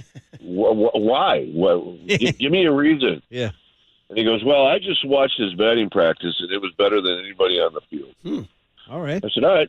And then he literally just missed a home run in his first at-bat, which would have been a 3-run home run. Because he had a high fly ball to left field. Then his next at-bat, he gets a home run. So, I mean, if this kid starts to turn things around, now you got a problem, but it's one of the great problems when you deal with somebody's roster, because you're going to have to find a place for him to play. But right now, everybody in that lineup, they're all contributing. And again, I think you can tip your cap to Farhan for putting together a group that can play multiple positions. I mean, the infield changed 3 different times last night. Wow. Estrada played second base 2 different times. He was at short, he went back to second. This guy goes to third, and VR ends up at first and gets a tough ground ball in the 10th inning. So moving parts is good if all those parts are talented where they can pull it off. And that's what Farhan has done, is he's put together a roster of really talented people. Well, right now Farhan could, Farhan stock up. Green arrow up and to the right. We love it. Last one is the Casey Schmidt walk. Huge. Yaz himself said it after the game. Yeah, well, Casey drew a walk tonight. He said, man, that was a big walk. Here's my weird, radical conspiracy theory. That the Matos 5 walks at Dodger Stadium had some sort of positive effect on Casey Schmidt. Now, it's a reach maybe, but I don't know. What do you think? It's like... Well, I mean, I don't know how long Matos and Schmidt played together in Sacramento. But if you want to learn watch another rookie, see how he's trying to get things done. And you may be right. But I think Schmidt had a great idea going up to the plate. And that idea is I know what they're going to do to me. They're going to try to get me to swing at pitches outside of the strike zone. I know they're going to do that, and I'm not going to bite. And because of that, he gets a free pass. Mm-hmm. So that's all an education that you develop over time, and you only can develop it is if you're playing and at least have a plan. Mike and I tell this story all the time. I had an old teammate who turned into our hitting coach. His name is Tommy McGraw. Mm-hmm. He was a first baseman. The bulk of his years were with the White Sox, and he became a really good hitting coach. And he used to say all the time, and it makes sense, but it also makes you scratch your head. A bad game plan is better than no plan at all. Yeah. And last night, Casey Schmidt had a good game plan. Okay. And now he just needs to just keep it going, keep developing and learning. And he's going to get hot again. You watch. I love it. Yeah. And by the way, that reminds me of one of the great ones I heard. You said this to us years ago. Which? That if you're up like first and third and no outs or one outs, it's better that you said, hey, if you think you're going to hit into a double play, strike out. Yes, that's a good one. That's a good Kuiper one. Yeah. When I came over to the Giants in 1982, Tom Haller had acquired Reggie Smith. Remember Reggie? Oh, yeah. Of course, 82 Giants, yeah. Yep. He was a really, really good player for a couple of teams. Red Sox. Cardinals. He broke in with the Red Sox, didn't he? He did, yep. Yeah. And he's the first one that said that. And I laughed. Yeah. And I said, yeah. And then I looked at him, and he was dead serious. He wasn't laughing. Yeah, right. One out is better than two. Yep. I thought, all right, well, and I have no idea if he actually believed it or not, but he made other people believe it. It's a funny one. So, yeah, Reggie Smith, good teammate only for 1 year. That was a great year, though. Wow, Dwayne. Well, listen, birthday cake and family Great and night. win and What a great night. $35,000, and your present is you get another one. Let's do it again tonight in the City Connects, and it's Tony DeSclafani against. I had the Padre picture down. It's gosh, I had it right in front of me. Seth Lugo. Thank you, Waterboy. So there you go. Yeah, And I think they just activated him. I think he was on the IL. by the way, you think Bob Melvin pushed his food around the plate last night? He would not. I mean, he must have been like, "You got to be kidding me." Well, a 4-2 lead in the ninth inning. Anytime you lose games late like that, I mean, managers are going to wear it. They're going to think about it.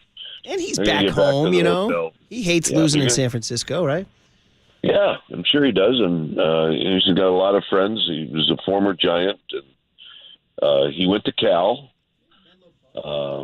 He's a good guy. I like Baumel a lot. I don't mind seeing him suffer when he plays the Giants, but overall, I like him a lot. He's wearing the wrong colors, but other than that, we like him. So, yeah. All right, we'll get Awesome, three Kai. more of these, Yeah. and then the Diamondbacks. So too much fun at the yard. Summertime, great weather, big crowds. Go enjoy the hell out of it, Kuiper. We'll talk to you next week.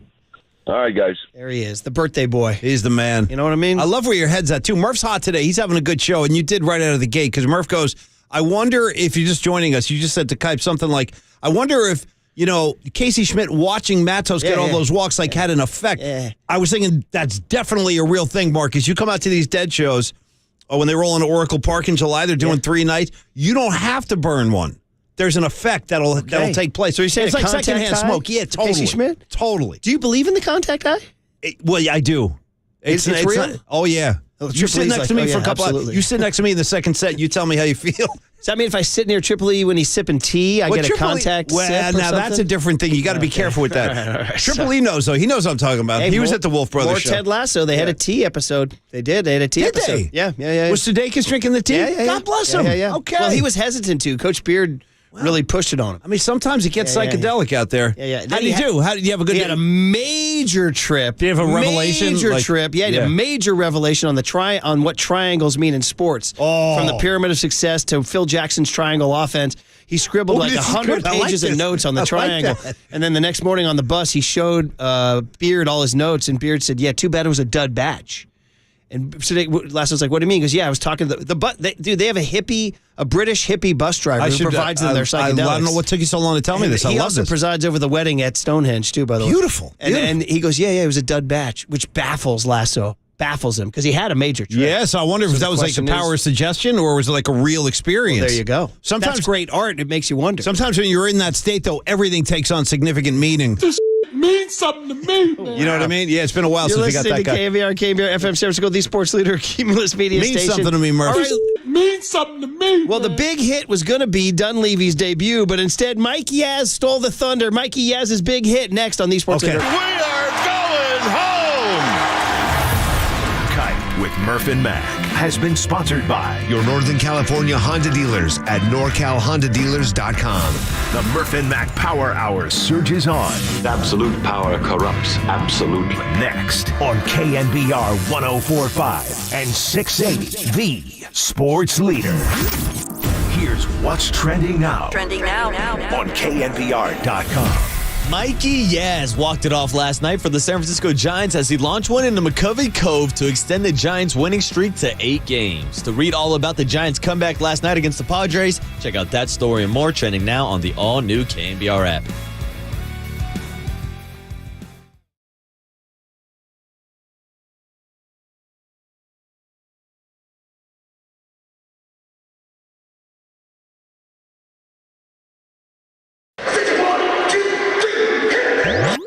Now this is Murph and Mac's Big Hit. I'll take a hit. Hit me. Hit me. A hit is a hit, you pathetic schlepper. Fly ball into left field. Nice hit. Sponsored by Benjamin Moore Paints. Experience the Benjamin Moore retail difference at their independently owned authorized retailers today or at benjaminmoore.com. On KNBR 104.5 FM and 680 AM, the sports leader. His first time. He crushes one. Way back into left field. Goodbye! A line shot.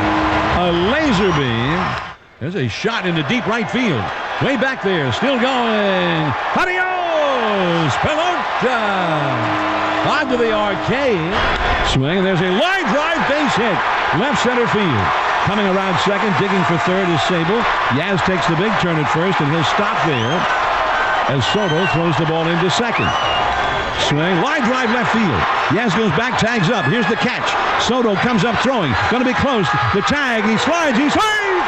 And the Giants have tied the game. Machado swings and misses, strike 3. And he has a wry smile on his face as he looks out at young Camilo Doval. What a showdown that was.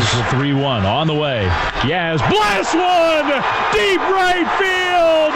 It is gone! Into the water! A walk-off splash hit, Mike Yastrzemski! See if Yastrzemski gets something to hit here. Estrada at second. High drive! Right field! It is out of here!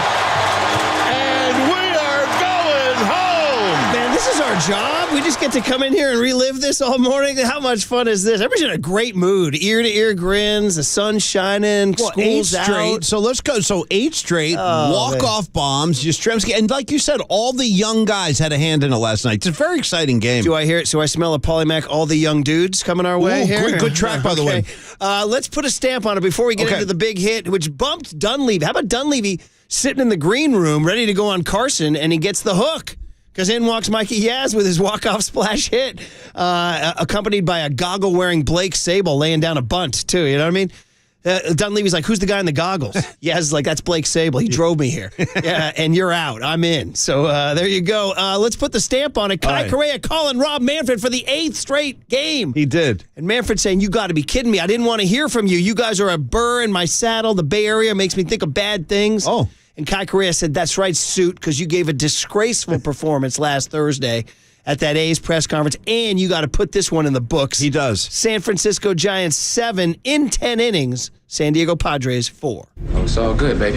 It's all good. Beautiful baseball. Beautiful baseball. The Giants. Fun. This is some kind of good. This is unbelievable. Runs are cool, man. The spatula means the Giants spatula. win. And hey, David VR, let's get Bobby Weir out here Look because at there your were guy. 3 last night. And I'm sorry, Joe. wow, you I jumped know. in. Hey, that was a little false start. I couldn't wait. Murph, you know me. They call me a premature Paulie on the streets. Well, you know, I'm just being honest. As Kipe said, it's better to have a bad game plan than no game plan at all. My game plan right? is to jump the gun. David VR, Here we you know, go. you forgot about him. You forgot about him. Not Murph. You'll never forget about By him. the way, the thick lower half of a David VR. You see, that's Thank what you're God. saying. He's junk in that trunk. But yeah, what? No?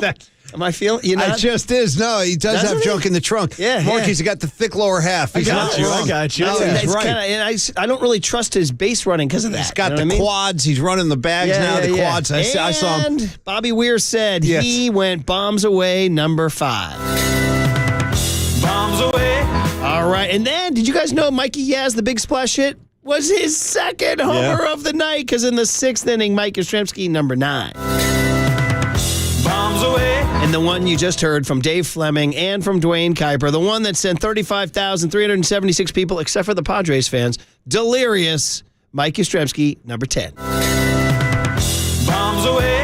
And Paulie, before we get into the big hit sound, I mean, you might as well tell the people what Yaz was feeling. He was feeling dead sexy, wasn't he? I think we did tell you the truth. I think we were all feeling this way last night. I'm Yastrzemski with my glove. Come on, Marcus. Yastrzemski with my gloves showing, believe me. Listen to that beat. I know, I got the tambourine going. I want to put this on the playlist for the kids. I'm Yastrzemski in the dirt. Yastrzemski in the dirt. Yastrzemski, it hurts. Got that right said Fred Mesh shirt on. I'm Yastrzemski for Farhan. Yastrzemski for Farhan. Crew Kipe and Tim Flan. And I'm Yastrzemski with my bat. Yastrzemski with my bat. What you think about that? And I'm Yastrzemski for this song. Oh, man, oh, man. If anybody doesn't know it, look up Right Said Fred, and you're welcome. All right, you are welcome. There you go, guys. Let's get into it last night. The 8th in a row, their 4th splash walk-off in Park history. Barry Bonds in 03, Brandon Crawford in 2014, Yaz in the COVID year 2020. Nobody saw it. Cardboard cutouts saw it. Yeah. And then last night, with Waterboy and Tripoli in the building. I love that. How exciting is that? Yeah. The 9th inning, so thrilling with the Sable drawing the walk to lead it off. Yaz singled it. Guys, in that inning, Yaz roped a single that started that moved Sable to third. Yaz is rolling, man. Shout out Sable going first to third, too, by the way. Giants are going more first to third. And then Matos, then the wild pitch scores Sable, 4-3. Then Yaz goes to second on the wild pitch, which leads to the Matos fly ball to center, which is you got to give this kid, number 29, a lot of credit, putting that ball deep enough, and give Yaz credit for making that tag. That was huge. And then give Pat Bailey all the credit in the world for putting that ball in the air. Not the easiest ball to tag on. Not. Yaz had to rush back to tag on that. Caught it, and man, that head first slide. Very exciting play. Susan Slessor reported he had a large scrape on the forearm. Well, I've got the dimensions if you're interested. I heard it was a 5-incher. And I'm not kidding. I read that this morning. They actually had a measurement of it. It was a 5-inch gash on his arm. Did you say it was a very average gash? It was a 5-inch. It was about half of what Tommy Lee's bringing. Somebody had to say it. It's going to be me.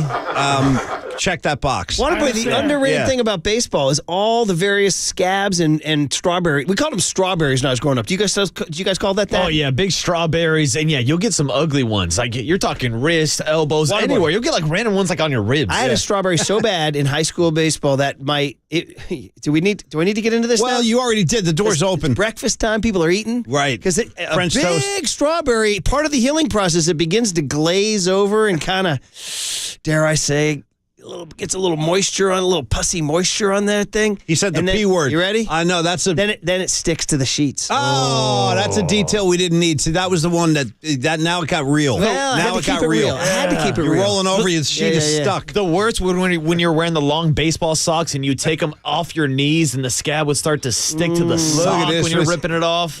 Scabs are the great underrated scab part of stories. baseball, man. Underrated part of baseball. I don't think football players get them as much. They don't do as much sliding.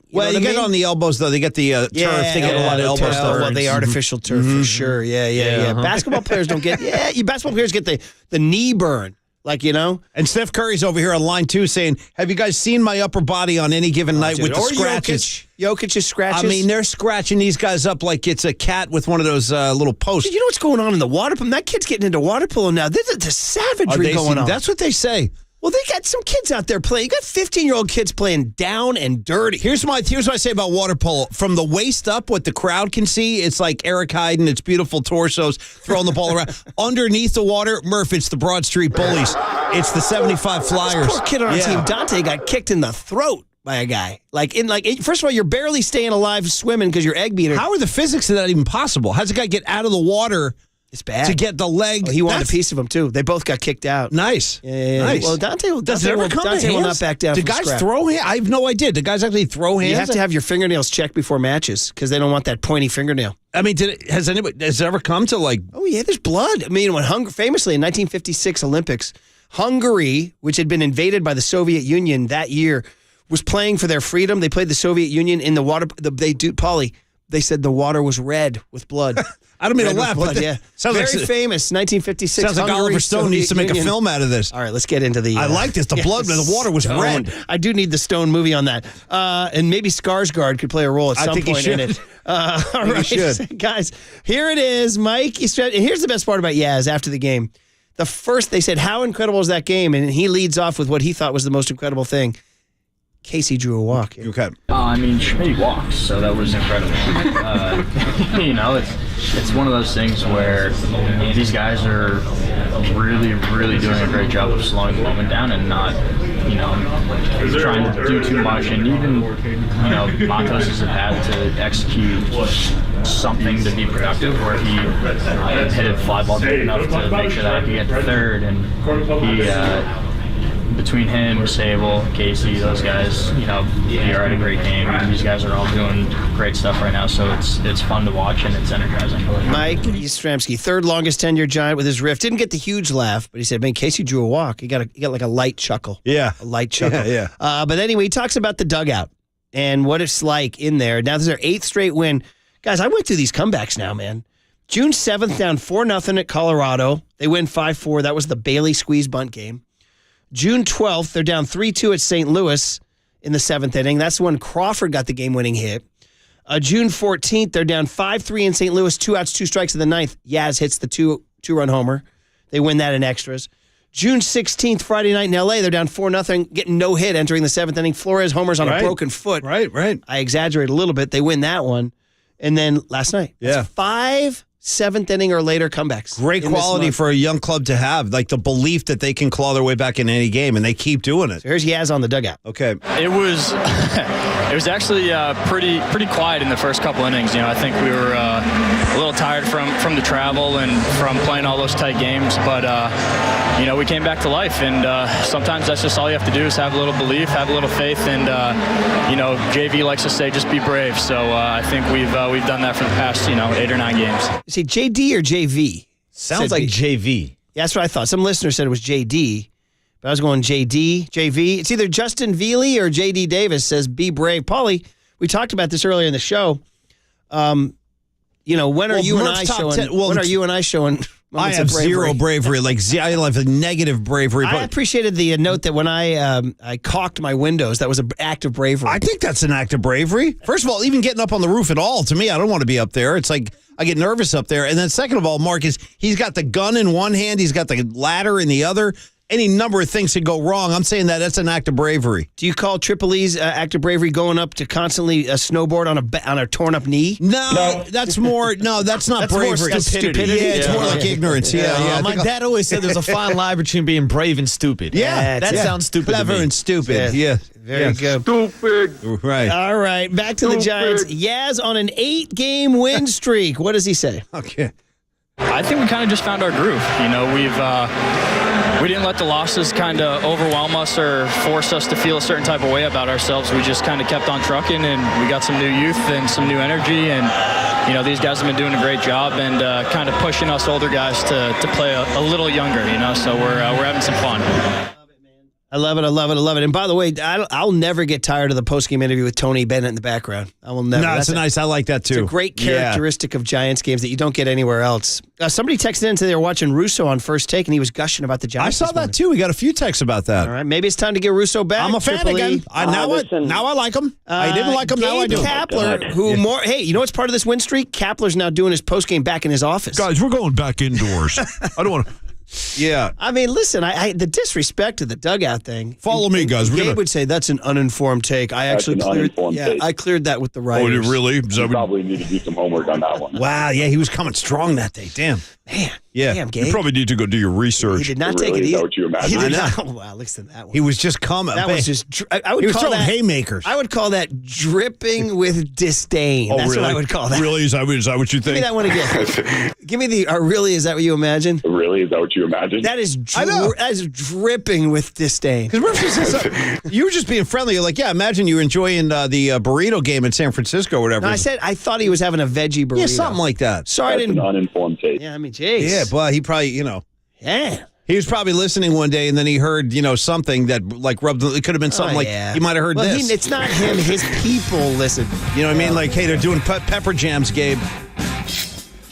They could have heard this and just said, okay, fine, I'll get those guys. Yeah. Anyway, it could have been That's a number Tommy of Lee things. right there. Totally. It's not average. No. Hey, don't forget he put out he said DM me for that sound system too. And then my kids at the dinner table now, when they're eating food, they actually say to each other, "Sneaky good combination." Then they laugh hysterically. So they're doing Gabe. Well, you got him. You have that one with the guac? Sneaky good. Braised beef. Yeah, that's right. Braised beef. And guac. Well, parm and guac. And the way he just hits the enunciation. He's like, I was driving the other day, and I was thinking about how no human being we know goes that deep. No. And he must have cultivated it. It's going to be the braised beef and guac. Sneaky good combo. Didn't expect it. Braised beef, parm, and guac. Dude, what a pipes. We got to get this guy a radio show, too, when it's all said and done. Like, just playing music, playing like his own records. He needs. I mean, what kind of music would a guy like that introduce? Wow. Like that music, is it classical? I don't or is it know. Like, we're going to hear Bach. Instead of guac, Bach. Yeah, Bach and guac. Bach. I see it more Sneaky like good combo coming up. Beethoven and Bach. Guac.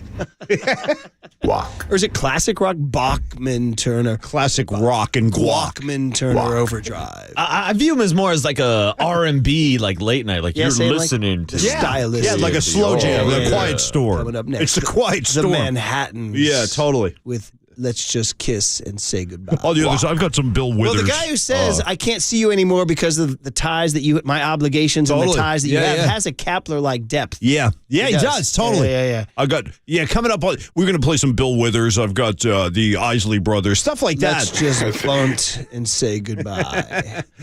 Okay, Kapler back in his office talking about Yaz here. Mm-hmm. Yeah, that was a pretty instinctive play. You can see it from the dugout, so you know what has to happen, but to have it unfold just like that on the bases, it means that Yaz is right where he needs to be mentally.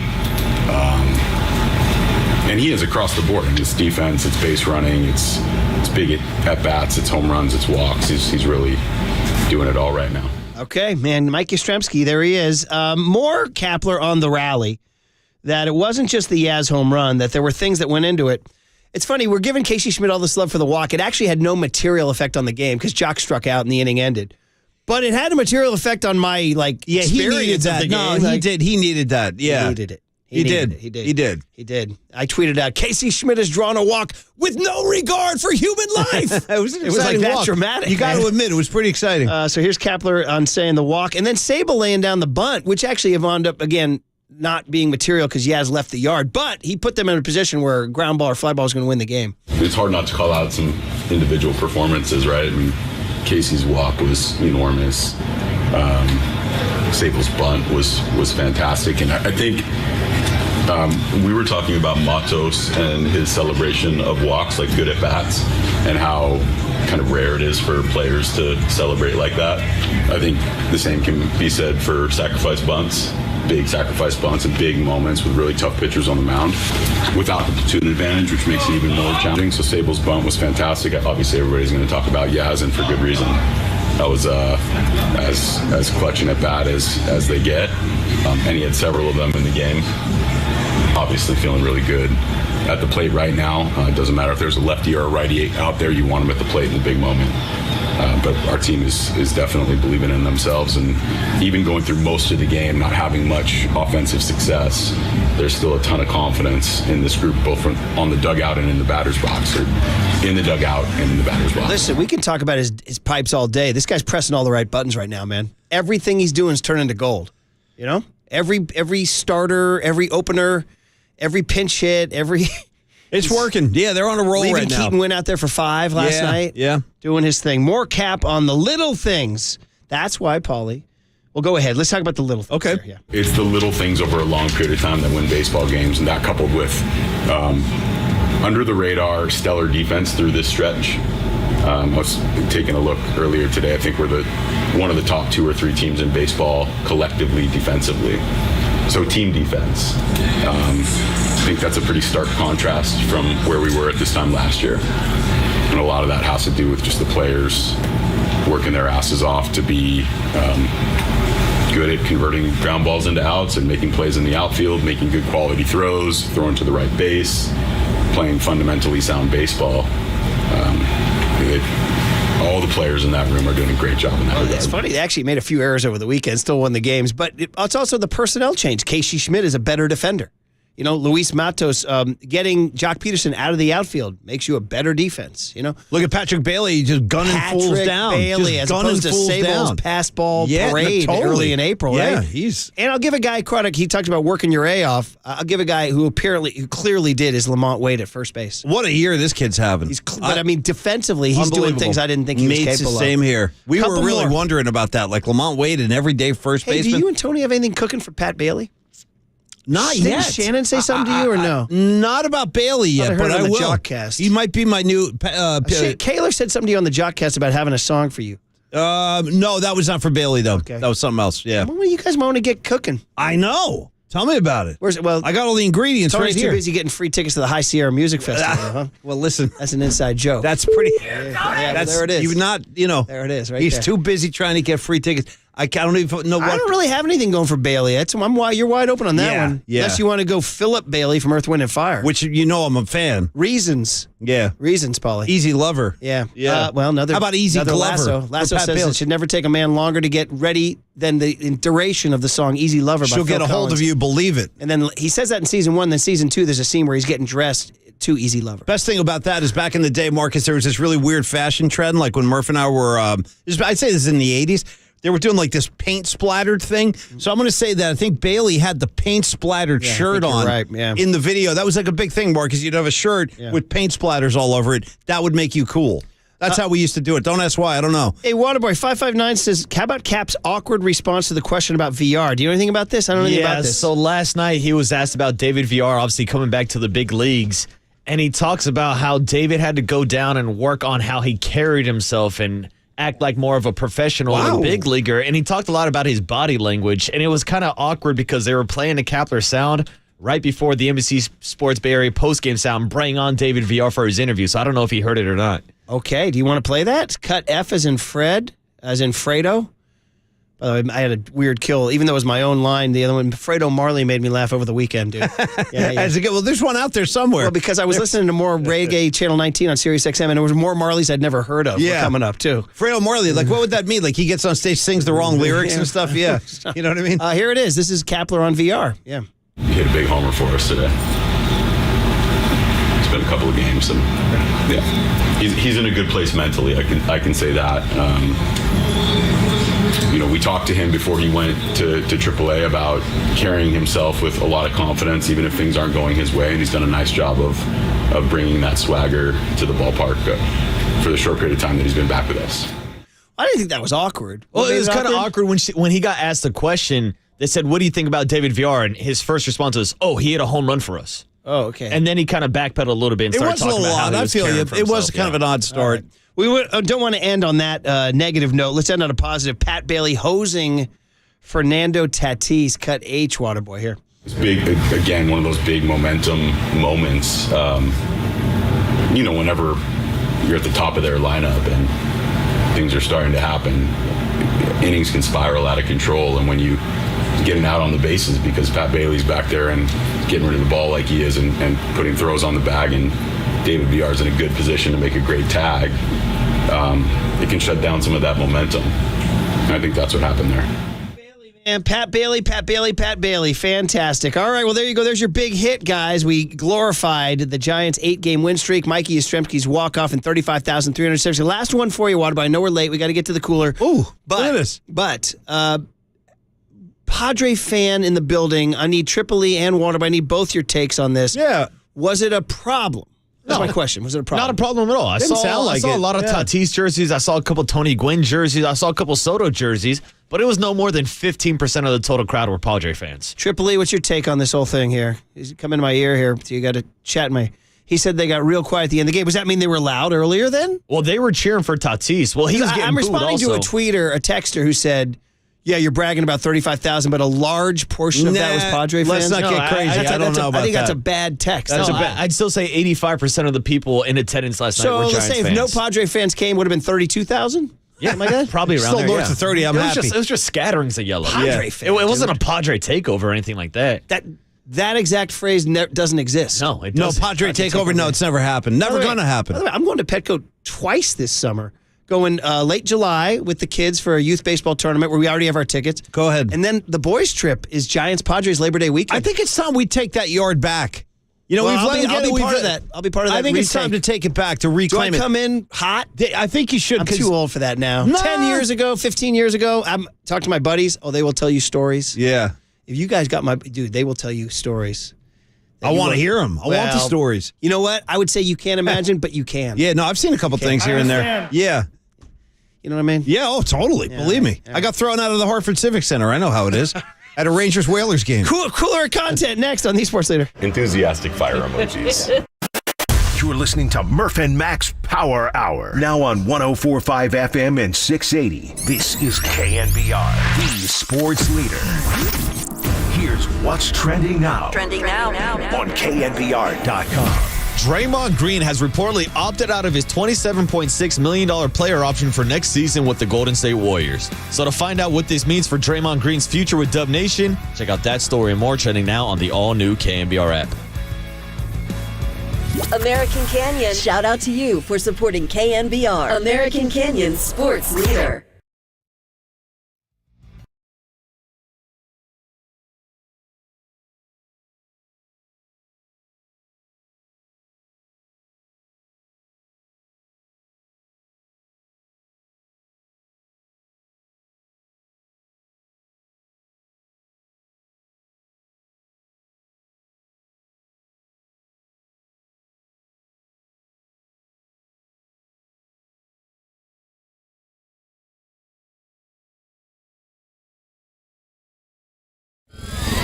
And now, time for the Protect Your Assets with David Hollander Business and Technology Report.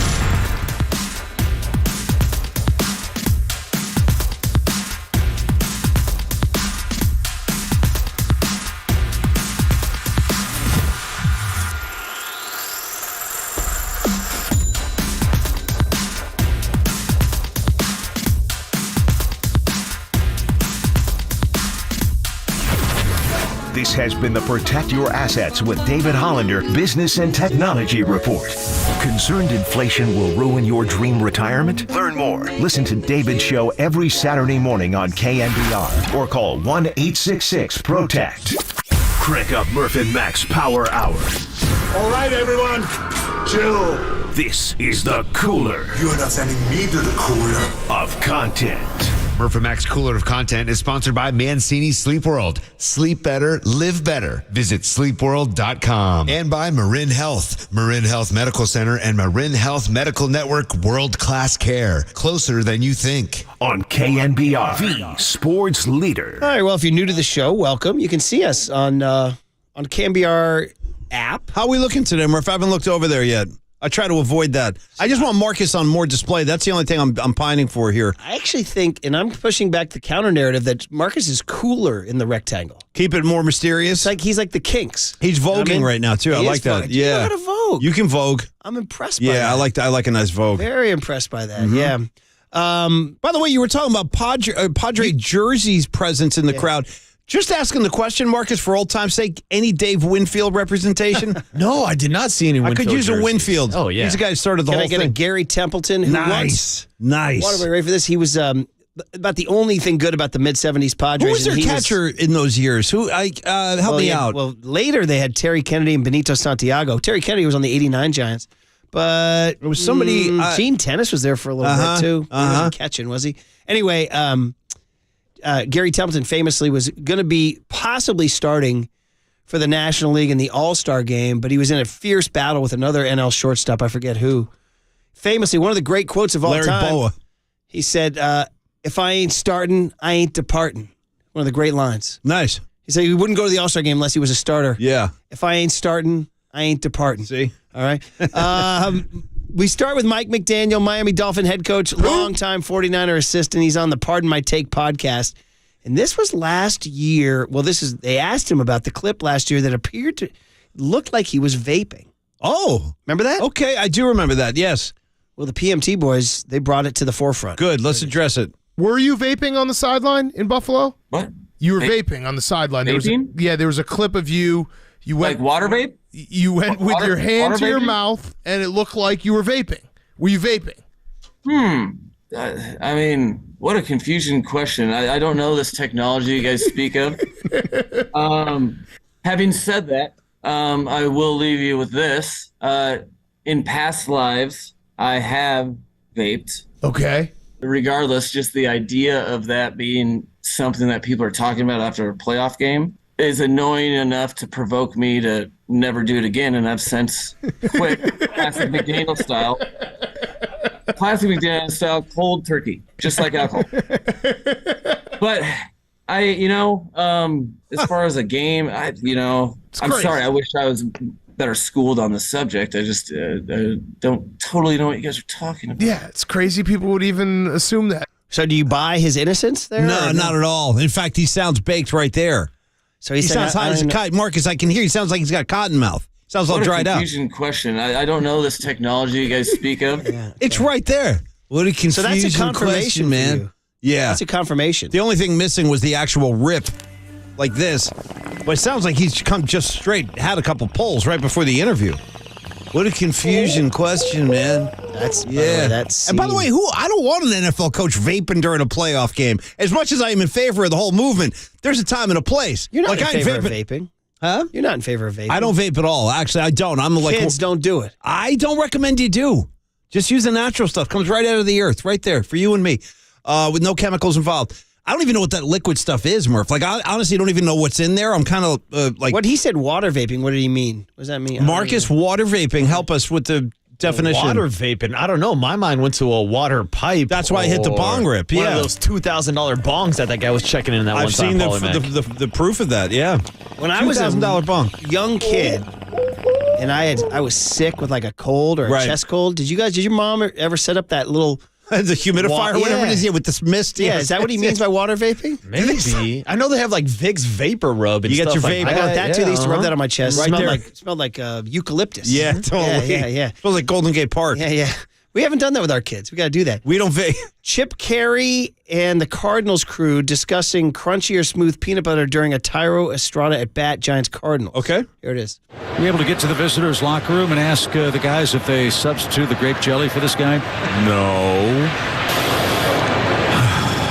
Maybe. Yeah, Estrada likes peanut butter and jelly, but only grape jelly. This might be the most critical question of our relationship. All right, well, here we go.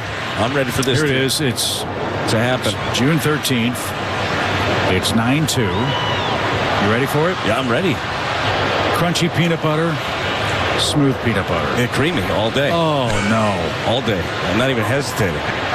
Why'd you move further away. And turned your back to me. This could be a fun season.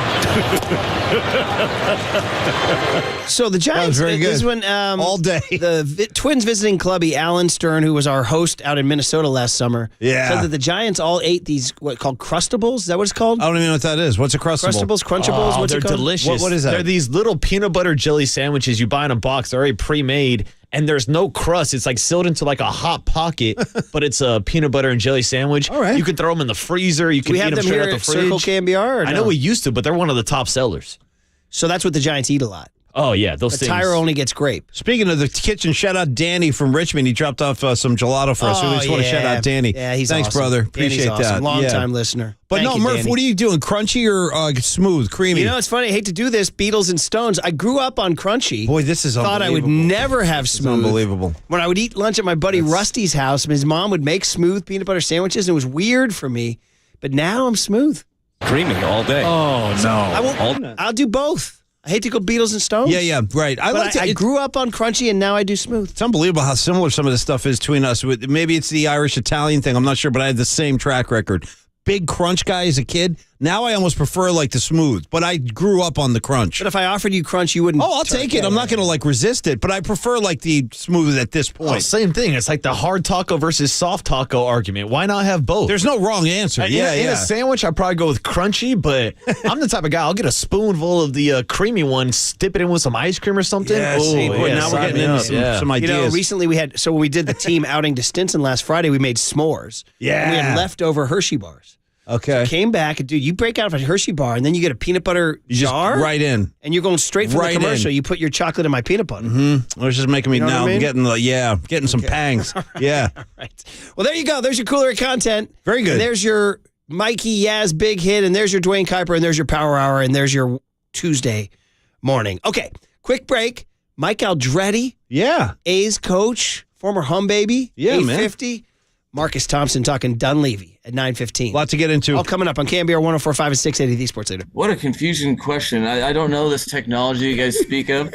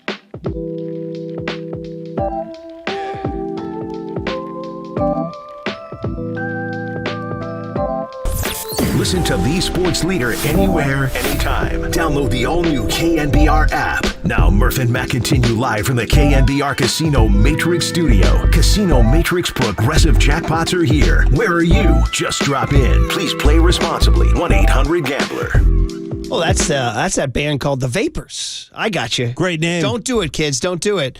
By the way, Mike Yastrzemski, last night's hero, joins Tolbert and Copes this afternoon in the 2 p.m. hour. So there you go. Reset the clock. Get us ready for Mike Aldrete, who's, of course, now coach with the A's. Grew up in Monterey. Stanford man. Nice. Talk a little Stanford baseball, little A's move. And then, of course, his time with the Giants and the Hum Babies, too. So we'll do that. Paulie, quick check of the, do you want to bump the Vapors for Dave Grohl? I sure do. Although, Murph, how would you like another option instead of Dave Grohl? Would you like another option? Sure. Okay, so we've done the great Dave Grohl with the text me alert. I figured, look, the dead guys are coming to town. I'm on record as being a notorious deadhead. I figure if we're talking about texting, we should probably bring the Grateful Dead into this at some point as well. Text me, text me, text me, text me, text me. Look at Marcus. Why don't you just text me? Well, it sounded great. That's it, from Bertha. Bertha. So the real lyric is test me, test me, test me, test me. Why don't you arrest me? I'm going text me, why don't you just text me? Text me, text me, text me, text me, text me. Come on, Murph. Why don't you just text me? These guys, they do some real toe tappers. They wrote some songs. I like them, too, very much. Is Waterbury going to go see them at Oracle? I'm going to encourage you to do it. You got 3 chances. Well, I heard those tickets are like one of the hardest things to get in show business. You can get in. You just show up over there. You'll find a way. And it's a Friday, Saturday, Walk Sunday. around with that index finger That's in the all air, you need buddy. to do like this. This means I need a ticket. Look at Marcus. Get the finger up. I love it. Marcus needs a miracle. Speaking of the finger, the text line says, 209, you got to go finger in the open peanut butter jar in your kitchen like a guy who's getting a lot of run today, Ted Lasso. Okay. So at one point, he describes a play. He goes, that guy was more open than the jar of peanut butter on my counter. And his players are like, what? And he says, oh, yeah, I keep it open there all the time in case you're going to walk by. You can just get a quick dip on your way by. And then Roy Kent says, in fairness, that's a pretty effing good idea. That's what he says. Just get the scoop, yeah. Is that an idea you would do? Probably not, for sanitary reasons. Okay. Yeah, a lot of bacteria. 707 using the Twitch stream says Tripoli's jacket today is pretty sweet. I don't disagree. I like it too. It's a cool jacket. It's better than that yellow hat he wears. Well, that's yellow. a weird hat. It is. That is too. 831 says, don't forget Mike Aldrete's nephew plays currently on the Giants' Richmond Flying Squirrels, Carter Aldrete. Nice. Waterbury, did you see him in San Jose, perhaps? I think I did see him, and I should also shout out his son, Blake Aldrete, who I played with up at Sonoma State. Oh, is that right? Mm-hmm. Wow. Okay, good stuff. This guy says, wrong answer. I got to get the area code on this. 415, wrong answer. The best peanut butter is the kind you have to stir and mix. Well, that's what the oil on top. That's what Creative Tony likes. I don't mind that either. It's all the organic. It's without all the. They say, Marcus, that's like the pure element with no preservatives. Did you know So I you just gotta recently stir it stumbled up. in a Twitter thing that was anti-peanut butter? People were like, how disgusting peanut butter. Well, it's a great source of protein, I can tell you What are that. these people talking about? Even vegetarians like Creative Tony enjoy peanut butter. So it's like a happy medium, like kind of medium ground for all of us. 707 says, how come when you guys were hunting for San Diego catchers, nobody broke out a Bruce Bochy? Well, that's you know what? You got us there. Good call. Got a Bruce Bochy. Somebody should have. Yeah, shoot me a text. Totally. Totally. Yeah, shoot me a text, Murph. 408 says, it was not so much as a Padre takeover as much as it was Padre fan feeling like he has something to chirp about in general. They've never had anything to chirp about. Now they chirping like they've actually done something when they haven't. That's why I feel like it's time for Giant fans to reclaim that yard again. We gave you guys a few years off. Listen, when you put up the two fan bases against each other, it's no contest. There's not even there's. It's like a Yeah. Soviet Army versus Liechtenstein. I mean, You know and what I even with all this talent that they've spent, and they spent all this money and brought all these big names in, they haven't really done that much. Yeah. I mean, done nothing. What have they done? And they just lost to the Giants last night with a 4-2 lead. Yeah. This is actually kind of stirring like the salty part of me. Now I want to kick some Padre A. See? Now Like, you're going are to make you it 9 in a coming row. into the- coming into the yard? Now you're going to get number 9. Yeah. Go yourself, San Diego. A little bit. There you go. A little bit. 831 says, sadly, Paulie, you used up Styx's lady with your Brady tribute. Could have been a good Pat Bailey. I'm not so sure about that. Well, What do we'll you find think? something for Bailey. Trust me. I love this kid. I'm going to make sure he gets something good. All right. 408 says, is Kai Correa greater than Carlos Correa at this point? Wow. Well, Kai Correa's called in 8 straight wins to Rob Manfred. That's a great question. Oh, man. And 510 says, hey, Casey Schmidt's walk advanced the batting order, which had a butterfly effect, which got Yastrzemski up to hit the home run. No, you're not going to find any flaws. I was very happy with the walk. All right, very good. We're not disparaging the walk. Thank you, texters. You're all very entertaining. You Mike guys rule. Aldrete is next on The Sports Leader.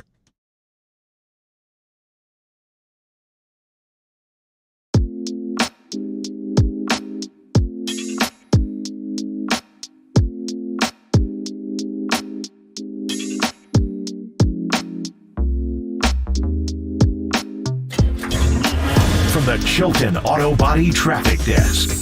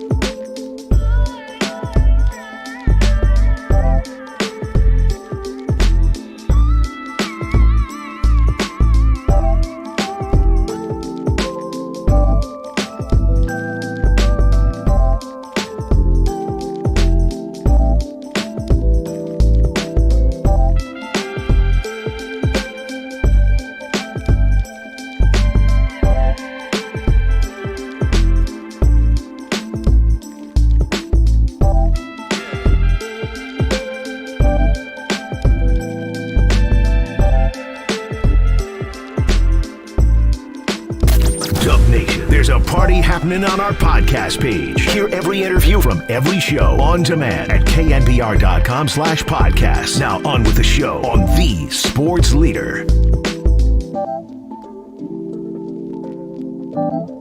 Here's the 3-1 on the way. Yaz blast one! Deep right field! It is gone! Into the water! A walk-off splash hit, Mike Yastrzemski! See if Yastrzemski gets something to hit here. Estrada at second. High drive! Right field! It is out of here! And we are going home! That's what it sounded like last night in San Francisco. Pretty much all y'all know that by now, and we've been talking about it all morning long. We will continue to, but we got to talk about other things in the baseball world too. And we are lucky enough to have one of the great original hum babies say, yeah, I'll hop on. And he's out there in Cleveland with the A's taking on the Guardians. Longtime A's coach, Mike Aldrete, the pride of Monterey, Stanford, you name it. And, of course, ask him about the passing of Roger Craig, too. So many different things. And, of course, the A's moving to Las Vegas. So many things to talk about. Mike Aldrete, we welcome you to the Murph and Mac Show. Brian Murphy, Paul McCaffrey. Morning, Mike. I think we had you on a long time ago. It's been too long. How are you, Mike? Yeah. I'm doing great. I know it doesn't seem like I'm doing great, but, the sun's out. I'm at the ballpark, which is where I love to be.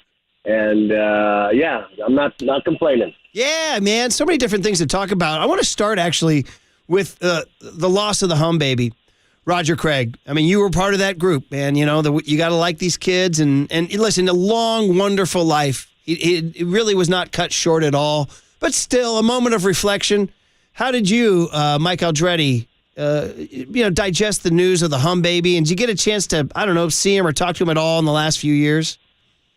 No, not in the last few years. I think that, everybody kind of gets going with either their baseball life or their real life, and sometimes the two don't cross. But, regardless of, that's the one thing about this game. Even when you haven't seen somebody or talked to somebody for a long time, you got your fond memories, and I definitely had great memories from the hum baby days with Roger Craig. Yeah. Is there any way to say that he had an influence on you that still is part of your baseball personality? Well, I think, first and foremost, anybody. Oh, I think we might have dropped him. Did we? Sometimes they drop out for like a second and then come back. Hey, Mike, you got us, buddy? Nope. Oh. There he goes. Yeah, I could tell. That little. Yeah, that's. Yeah, he said, well, first and foremost, boom. That was it. So we'll have to get him back. But it's funny, Paul. His name's Mike Aldrete. They called him Mario. Well, for obvious reasons, yeah. All right. What, just the Paisan? Yeah, All right. So anyway, they call him Mario Aldrete. Yeah. Stanford guy. Yeah. And Giants guy. They played Giants, Expos, Padres, Indians, A's, Angels, Yankees. Nice little tour around the bigs. Yeah. Chris Berman used to call him Enough Aldrete. Mike Enough Aldrete. Yeah. Remember that one? Yeah. So anyway, the A's are in Cleveland. We were going to ask him about the A's move and, of course, being part of this whole deal. Okay, we got him back? The cellular connection is back. Take two. Mike, you dropped off right when we asked you, is there any part of him that's still part of your baseball personality? And you said, well, first and foremost, and then that was it. First and foremost. Here we go. First and foremost, the reception in Progressive Field is not what it used to be. Okay, no problem. No problem. I'm sitting in the dugout, but I do, even as I'm sitting here reflecting on those first couple of years with Roger, the players, the culture that he started with regards to, trying to get a whole brand new culture from a team that was losing. And he sure did that. And I think that that's one of the things that, some of the GMs and owners should look to when looking at a team that culture that's in that clubhouse is a big deal. That's interesting, because in the age of analytics, right, you wouldn't think culture is a big deal. But you say, having been around the game since you debuted in 1986, analytics probably have their role, but culture. Yeah, it matters. I I mean, I would have said it just like that. I'm not an anti-analytics guy, but at the same time, the analytics are not everything, and there are other pieces to that puzzle. Culture in that clubhouse is a major part of a winning team and a winning attitude and a winning organization. Yeah, talking to Mike Aldrete, who was part of those great Giants teams with the Hum Baby, and now currently coach with the Oakland A's, and you're listening to KNBR and KNBR FM San Francisco, the sports leader, a Cumulus media station. All right, Mike, having worn the A's jersey as a player and now obviously as a coach since 2015, how have you digested the news that now that the governor has signed on it, there's just one Major League Baseball owner vote away from the A's saying goodbye to Oakland? How are you digesting this? Well, the way it sounds, if all goes according to plan, which we know how often that happens, it's not going to even come to fruition until 2028. I'd love to be still, in the game at that time, but there are no guarantees. So the way I look at it is that it's a long way away, and we've been talking about this for 20 years, and I'm just going to let the chips fall where they may, and hopefully I'm part of it. So, are you sort of like detaching yourself from the whole thing, or what's your strategy? Because you know the fans mean so much to the game. Yeah. And you saw that reverse boycott last week. Yeah, and don't get me wrong, I'm not completely ambivalent. I from my own standpoint, I'm just looking at how much longer I'm going to be a part of it. Now, if I want to look at it from, I think it's a sad thing. This is a proud organization. I would say, in and out, every bit as proud an organization as the Giants. And I think that, if sometime in the near future, the Giants fans and you guys yourselves, if you had to deal with the fact that, the whole process got torn down and they're gonna move someplace. You'd be pretty emotional about it, and so I am from that standpoint. But at the same time, too, I'm 62 years old. I don't know if I'm going to be in the game in 2028. I'd love to, but so I don't want to get too emotional about it. But if I do think about the fans and the rich tradition that the Oakland A's have, it is kind of sad.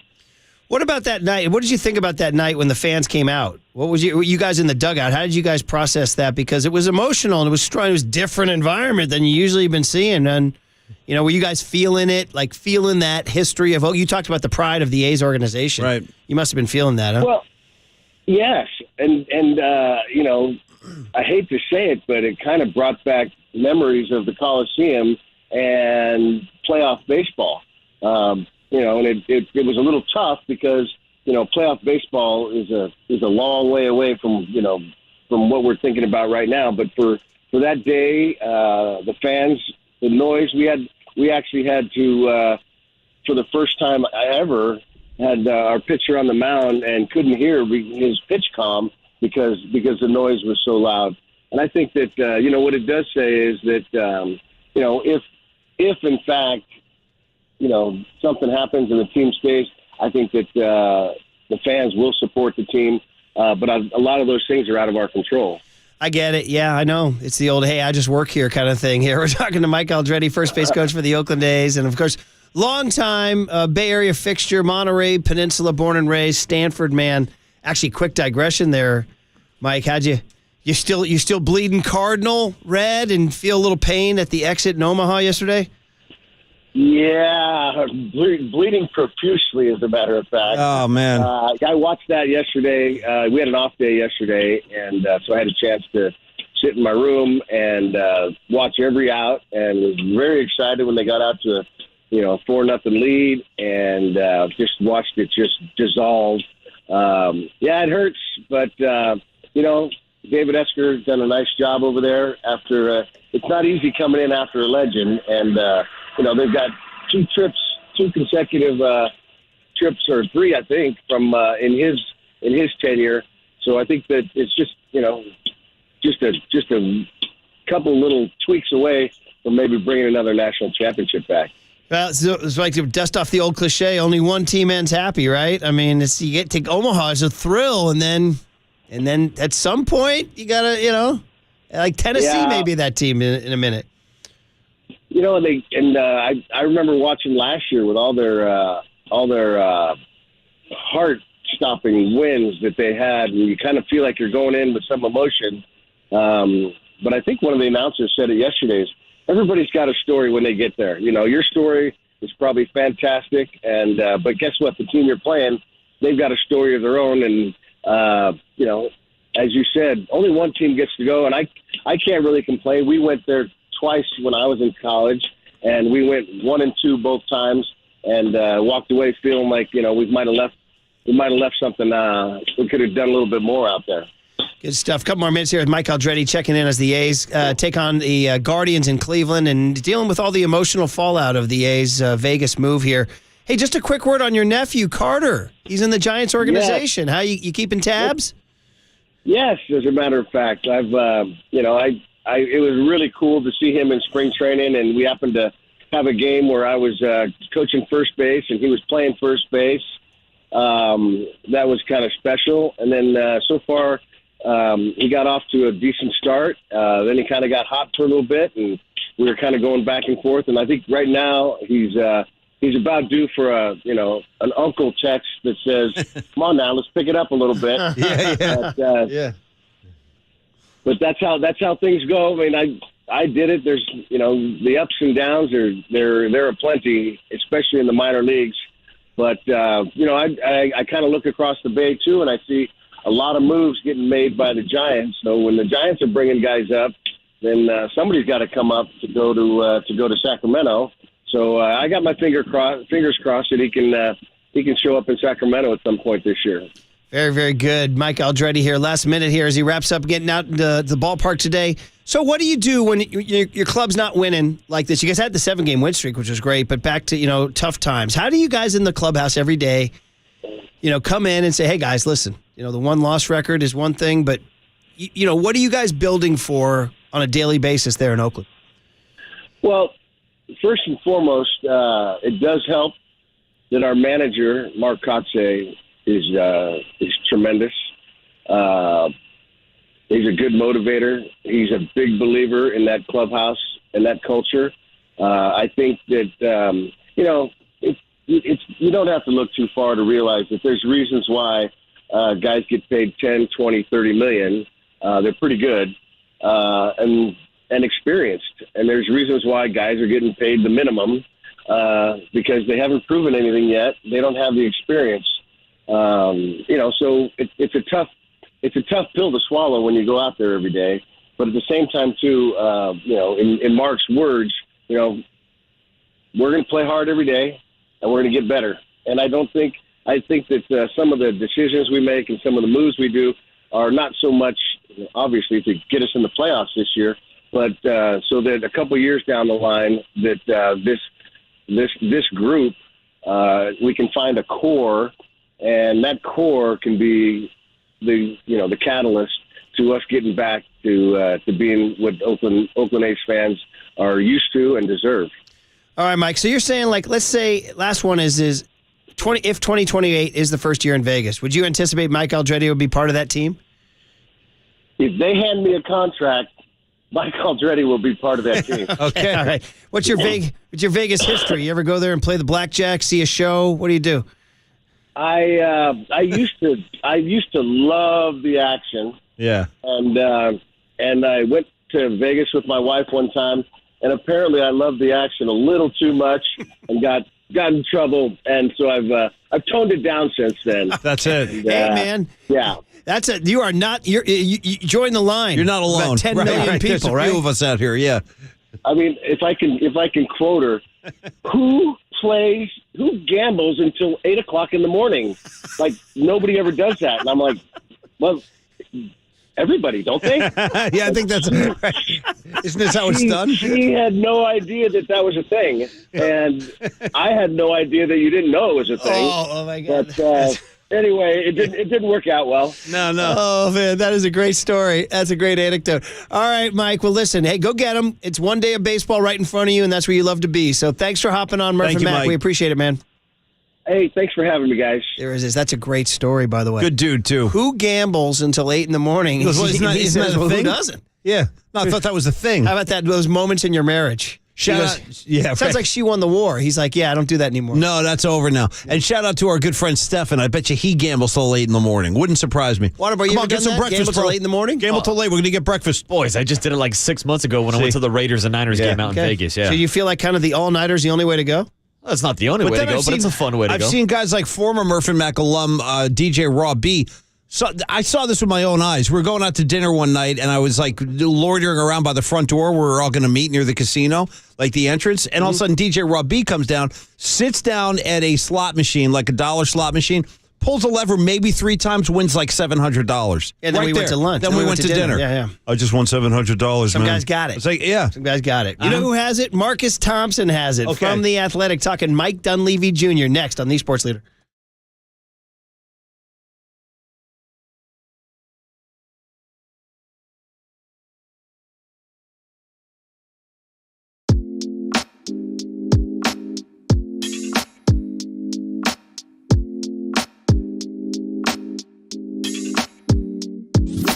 Milpitas, shout out to you for supporting KNBR, Milpitas' sports leader. Here's what's trending now. On KNBR.com. Mikey Yaz walked it off last night for the San Francisco Giants as he launched one into McCovey Cove to extend the Giants' winning streak to 8 games. To read all about the Giants' comeback last night against the Padres, check out that story and more trending now on the all-new KNBR app.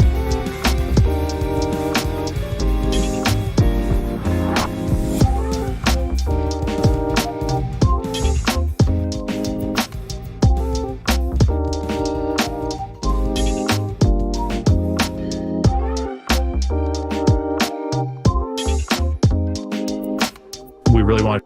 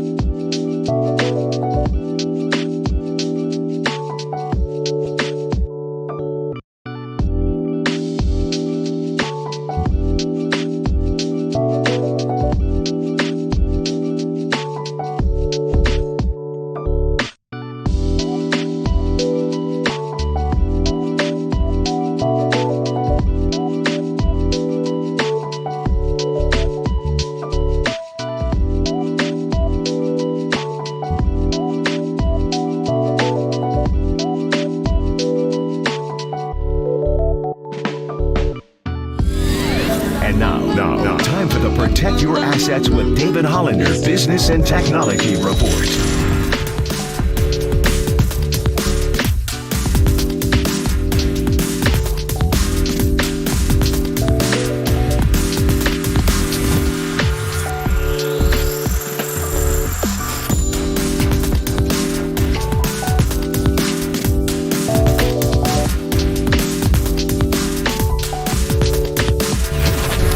This has been the Protect Your Assets with David Hollander Business and Technology Report. Do you want to pay less taxes this year? Learn more. Listen to David's show every Saturday morning on KNBR or call 1-866-PROTECT. We really want Draymond back. What he means to this organization, this team, in terms of trying to win at the highest level, we feel like we have to have him. So that's very important. You know, we'll see what happens as far as my contract goes. Obviously, I have an opt-out. Everybody know about that. I know about that. I'm aware of that. But as I've told you guys, for years, I want to be a Warrior for the rest of my life. I want to ride out with the same dudes I rode in with. The KNBR Morning Show now continues with Murph, Mac, and Marcus. It's our Dubs insider from The Athletic, Marcus Thompson. Sponsored by Truett & White, trusted by the pros for over 75 years. Let them be a one-stop shop for all your building material needs. Visit TruettandWhite.com. On KNBR 104.5 and 680, the sports leader. All right, Waterboy setting the table. He's saying the Warriors got money problems, is what he's saying here. Mike Dunleavy, Tim Kawakami calls him in The Athletic, confident and relaxed. Good adjectives. You like those attached to your name. Two words never used to describe Murph or Mac. No, certainly not. But definitely for Marcus Thompson of The Athletic. Not confident. Too. Definitely not relaxed. We got big things going on with them Golden State Warriors, man. How are you? Yeah. What's up, man? Man, I don't know how you could sit here and say Murph is not relaxed. He's had definitely some THC relaxations in his life. Come on. Well, that's true. Wait, some what relaxation? The THC relaxation, oh, yeah. Okay. I got it. That's more Mac than Murph. I got to be honest. It's a good vehicle for relaxation, but that's just for me, you know. I feel that. I was trying to pick on Murph, but, you know, the obvious place to go would be the deadhead, right? The deadhead knows all about relaxation. I got to be honest. Marcus, I do. I won't lie. You know, relaxation has been a part of the game plan. It has, for sure. We all like to relax. Buddy, let's get in. All right. Let's start before when he was named, Dunleavy was named. Your surprise factor was like 0.0, I'm guessing, or was it? I don't know. You tell me. Yeah. -2. How about that? That sound about right? We knew this was coming. Yeah. Wait a minute. Second loss. What are we going, 2 in a row now? Yeah. Second Drop loss once, in the day. drop twice. Aldrete, Thompson. 3 times a lady. Well, we got to try to get Marcus back. He was just By the way, about to get speaking of into it. Aldrete and Thompson, we had Aldrete and Thompson was Aldrete and Robbie Thompson. We went from Aldrete to Marcus Thompson. That also sounds like a new morning show that could replace us. Tune in for Aldrete and Thompson in the morning. You know what I mean? It just sounds like something. Well, as long as their connections stay. Yeah. You know what I mean? You can't have a show when the connection keeps Have you guys heard Aldrete and Thompson? It's pretty good. Those guys are funny. They are good. Yeah. Well, so good that we're calling them to ask to come on our show. One more time. Take 2 with Marcus. All right. We left him at we knew this was coming. All right. We knew this was coming. He's not back yet. Paulie, there's an old-fashioned phrase: "If I knew you were coming, I'd have baked a cake." You ever hear that one? Totally. Okay. In my house, If I knew Marcus was going to drop, I would have baked a cake. If I knew Marcus was coming, I would have rolled one up. Smoking crack. Yeah. Actually, you know what? If I knew I was going to walk into the bullpen, I would have dropped some Fritos chili cheese fries or chips on Marcus, which I do regularly now. And now I'm starting to get involved. I just went in there and took a couple. They're What'd you really think? good. Yeah. They're like addictive. So what I'm doing now is I need a little snack. We got him? All right. Enough Here of we go. vamping. Here we go. All right. Hey, you're joined good company. Mike Aldrete dropped out last segment, so you're in good company, Marcus. Okay, you said... Why do you think I did that? Nice, man. All right, you said we knew this was coming. Yeah. We knew this was coming. So... Yeah, this was an easy one to predict. Like, he's been groomed for this. Like, he was handpicked. It only made sense. Plus, it's a tough job to just hop into from the outside. So it had to be somebody from the inside. The only question was Kirk Lacob, but if you know Kirk, I don't think Kirk wants to be the general manager. I think he'd much rather be the owner. Oh, there you go. GM's too small potatoes, right? Okay, your colleague called him confident and relaxed. What did you learn from Dunleavy's intro presser yesterday? He's like that. I didn't know how he'd be as a public figure, right? Like, you know how you talk to people one-on-one and they're cool and they got the nice vibe, right? They're personable. Mm-hmm. So I was just curious how he'd be, like, now in front of the media, like on the big stage, right? So, he did handle it. Like, he started off a little choppy, but you could tell, like, all right, he's got the chop for this. And following Bob Myers is not easy. Like, Bob can command the room, right? Yeah. He's throwing out Langston Hughes quotes and and inspirational messages, right? He's telling stories. My question was, following Bob, could Mike Dunleavy be that captivating? Mm-hmm. Because the last time we saw him be captivating was when he got ejected back in 2005, right? He took his jersey off and threw it to the ground. Nice. But he actually has those chops, so it was good to see that. It was one thing I learned. He clearly already has a rapport with Joe. That was another big question mark, but like him and Joe seem to have a relationship already. Again, I feel like he was groomed for this. Like he was sitting next to Bob, like, hey, this is going to be you. You start getting ready. Here's what you got to do. What about the connection between Dunleavy and the players? I mean, I would imagine it's pretty strong already, but that was such a big part of Bob Myers, like the relationships he forged with these guys off the court as well. Well, one of the ways you build these relationships is like winning championships and getting people money. Mm-hmm. So I'm sure the relationships will help a lot if you get Draymond some money. Yeah. Right? Like that's kind of a part of the deal. It would stand to reason of all the people remaining in the front office that Mike Dunleavy have a good relationship. Number one, he's Myers' guy, so that's probably how he was introduced to them. Number two, he's a former player, so he relates to them. Right. I think his basketball understanding matches theirs. Just like talking to him about the game, like he thinks about the game in the same way they do, so they have that commonality. But, if Draymond ends up leaving because the Warriors don't pay him enough money, then his relationship probably won't be that good with the players. I do know he's a Jordan Poole guy for sure. So interesting. He definitely has a good relationship with Jordan Poole, and probably more of the youngsters. I imagine he's probably got a good relationship with the players who came on like recently. But the key is Steph, Draymond, Clay, and that's going to be determined by how he does the job most, I think. Let's stay on Draymond for a second. Then I want to ask about Poole. When Draymond opted out, again, you probably weren't shocked, but did you open your mind to him? There's a picture of him and LeBron in Europe, by the way, that went viral this morning. Last thing I need to see. They're wearing bucket hats and sitting at an al fresco dining situation outside. He's going like, hey, Draymond, sign right here. Yeah. What's the Marcus Thompson read on Draymond's free agency? Yeah. To me, it just symbolized that Rich Paul believes there's money somewhere else, right? Like the fact that he's announcing that he's opting out, like well before it's time to opt out, means they found some money. So I still don't think it means he's going anywhere. I just think it means the price, yesterday's price ain't today's price, as they say, and the Warriors are probably going to have to pay more. If he was facing a market where he couldn't get anybody and he had to go up until the last minute and maybe decide whether to opt out, all right, that's different. But the fact that he's like chilling in Europe with LeBron is an incredible negotiating ploy to get more money out of the Warriors, which I think in the end is what it's all about. I mean, he wants to stay. His best place to win and get paid is with the Warriors. So the price went up. That's what it says. Like, everybody has been saying he'll never get he'll never get this, never get that. But I think he proved his value in the playoffs. There's a lot of teams who could use that. Yep. And Rich Paul has told him, hey, man, if this don't work out, there's some places you can land with some good money. And so he opted out. To me, now the clock is ticking on Mike Dunleavy, which is an incredible way to start. Like, geez. Now, we listed. You sign a franchise pillar my first move. So if one of his jobs is to cut payroll, and then one of his jobs is to re-sign Draymond to a more lucrative deal, that doesn't, like, you know, those two clash a little bit. What am I missing? That they can't cut payroll. Yeah. Cutting payroll is like, you know, it sounds good.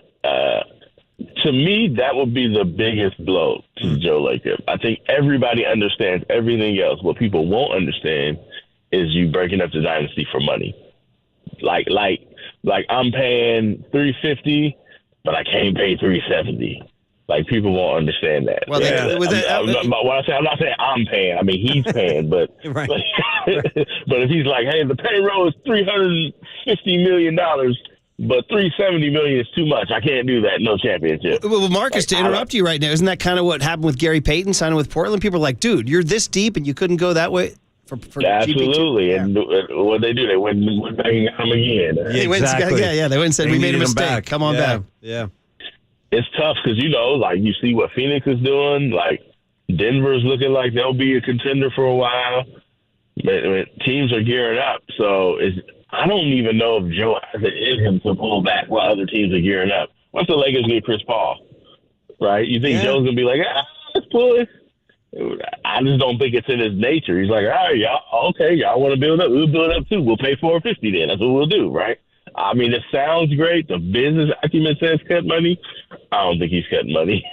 I think he's going to end up saying, what's our best chance to win? Right. And that means spending money, period. Like, that's just what it is. God, Lacob's wallet. Holy moly. So you better sell out those.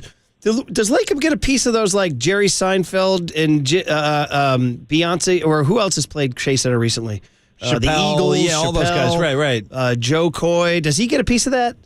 Oh, yeah, it's his stadium. Yeah. Absolutely. It's his house. It's his house. You come to my house, you got to give me some. A lot of big shows coming to town, too. You'll do all right. Springsteen. You got Bruce coming. Yeah, got Aerosmith coming. Got some big ones. You know, Cirque du Soleil. I'm going to you got Olay going to SZA in October. Ooh. There you go. Taking my daughter to SZA. Well, nice. Joe gets a piece of that. Joe gets a piece of that pie. Yeah, he will. He'll probably be at that show. Probably be watching. That was a pretty expensive dinner. Yeah, dude. They ain't giving them away. It's over, Marcus. They're not giving these tickets away anymore, man. It's like to the highest bidder now. Yeah. All right, back to Dunleavy, confident, relaxed Dunleavy, who has to now sign Draymond from Europe.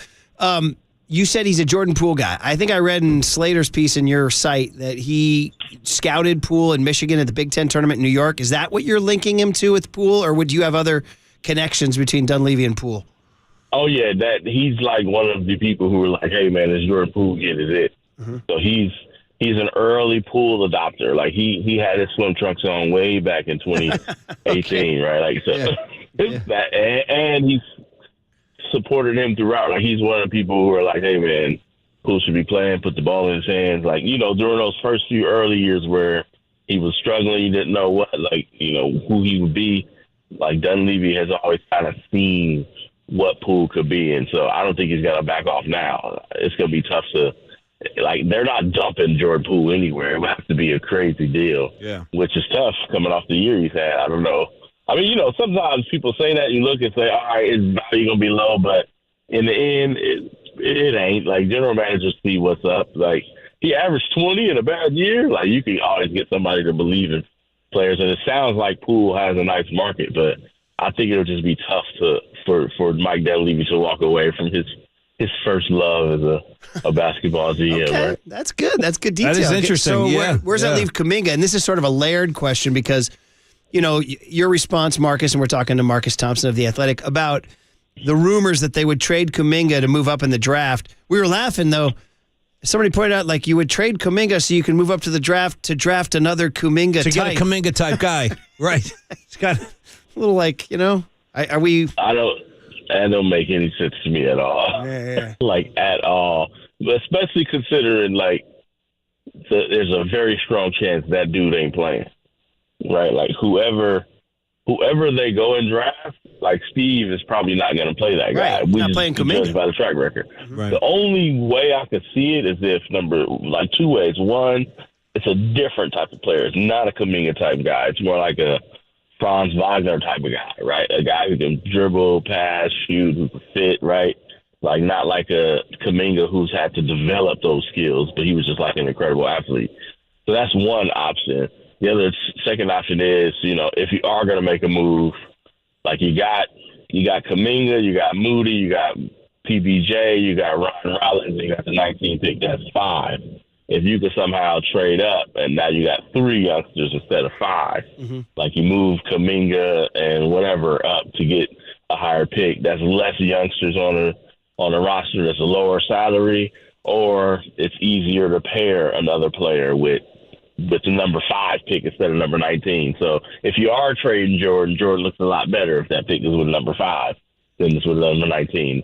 Otherwise, if you're just looking for a player, like, Kuminga's probably ready to play. If he's not ready to play, like, something's wrong with him. So why give that up for a guy who probably won't be ready to play? Right. Oh, good stuff, man. Marcus Thompson, a lot going on with the Warriors. We got the Draymond situation. We got the draft. We got the Kuminga and Poole stuff. And, by the way, I just quickly want to ask you about the Thompson twins, because I was like, I was late to the party. I'm boning up on them furiously. They're from San Leandro, Oakland. And then they moved down to Florida, went to Pinecrest, the fancy private school. Then they went to that Atlanta G League thing, and now here they are. Yeah, here they are. Amen and Asar Thompson. I know if you're hardcore NBA, you know them, but we got a lot of casual listeners who don't know them. 6'7" twins who were born and raised in the East Bay and are now coming into the draft. Have you heard the Warriors linked to these guys? Well, I mean, they would be so ideal. Like, that's the type of saying, they're different from Kuminga. That's the different type of player. Like, a guy you put the ball in his hands and he can go make something happen. It's the kind of player the Warriors don't have, right? Can create off the dribble, athletic wings. Like, they got Wiggins. That's pretty much it. Right. And the other guys like GP2. But no ball handlers, like no shot creators, no, like, dudes who got a feel. Andre Iguodala was that for the Warriors. And that's why Poole's year was so rough, because he's the only other guy who could do it. And, like, now they need another guy. One of those guys would be perfect, right? Pick one, because they're both good. By the way, they're my play cousins. They don't know it yet, but I'm going to tell them. I was going to say. From the East Bay, and you and Thompson, cousins, basically. Yeah, I was going to say, we got a connection somewhere, man. We got to find out. And we need to know, are you working as an agent, a proxy agent for these guys? See. Well, their dad, Troy Thompson Sr., is like, man, he had a vision for them, like, early. They were prodigies. I remember they were playing, like, CYO basketball, and, I know some people who played with them. They were like, hey, man, you got to check out these Thompson twins. But he had a plan for them, like, to say, all right, my kids are good. I think he's now their agent, and they made it. This is a big day. Like, this was like a 10-year plan put in motion by Troy Thompson Sr., who is an Oakland native, and he protected his kids. He provided for them. He gave them a path, a unique path. They didn't play local high school ball.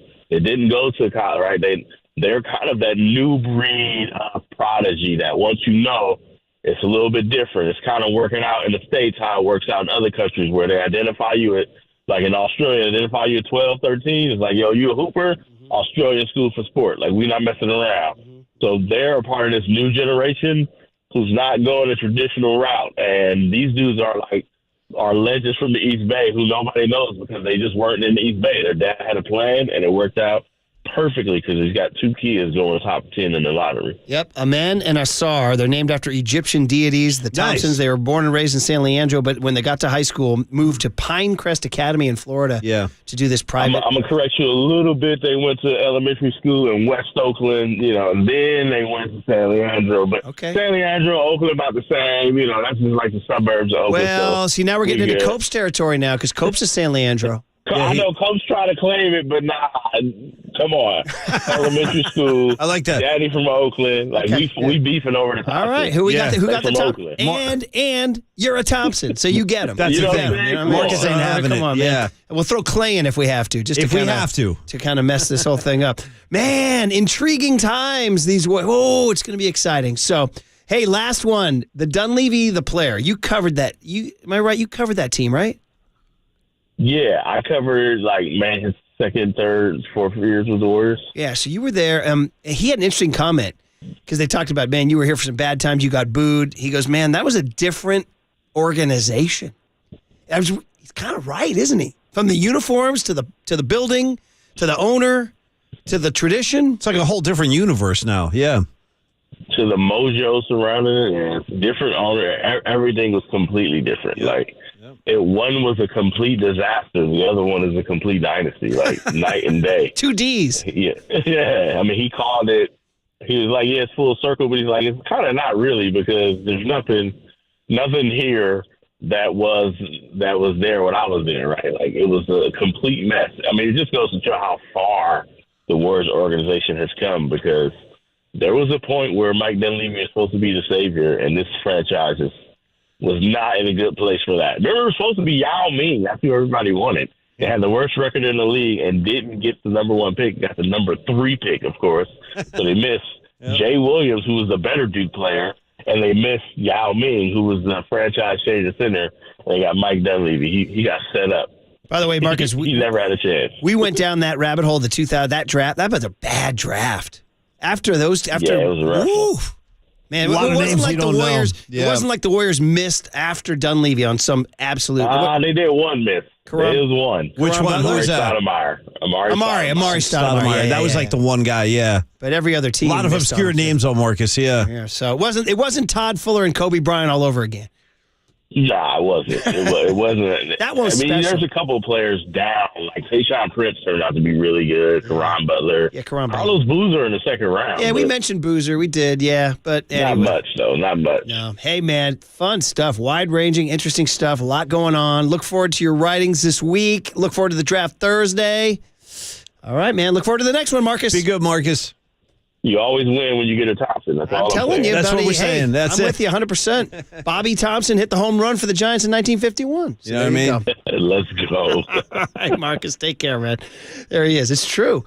And, of course, dating myself as always, I know Marcus is down with the 80s new wave pop band, the Thompson Twins. It's just impressive. And you say, am I wrong when I say you've seen them multiple times? Multiple times. And I stand by it. I would put Hold Me Now by the Thompson Twins as one of the top 10 80s anthems. I'm going to give it to you. No, that's a good track right there. Save it for tomorrow, and we have Connor Letourneau on because he did the huge Chronicle piece on those Stay guys. with me. Yeah, baby, stay with my me. favorite line in this is all Love. tattered and torn. Tattered. Look at all love now. Totally. I got it. It's a good track. Yeah. I had a picture. Totally. Pinned to my wall. Okay, here. Pinned to my wall. Back to Yaz and Kapler and Sable bunting and Schmidt walking and Wynn pitching and 35,000 of you going bananas over this 8-game win streak on the Sports Leader.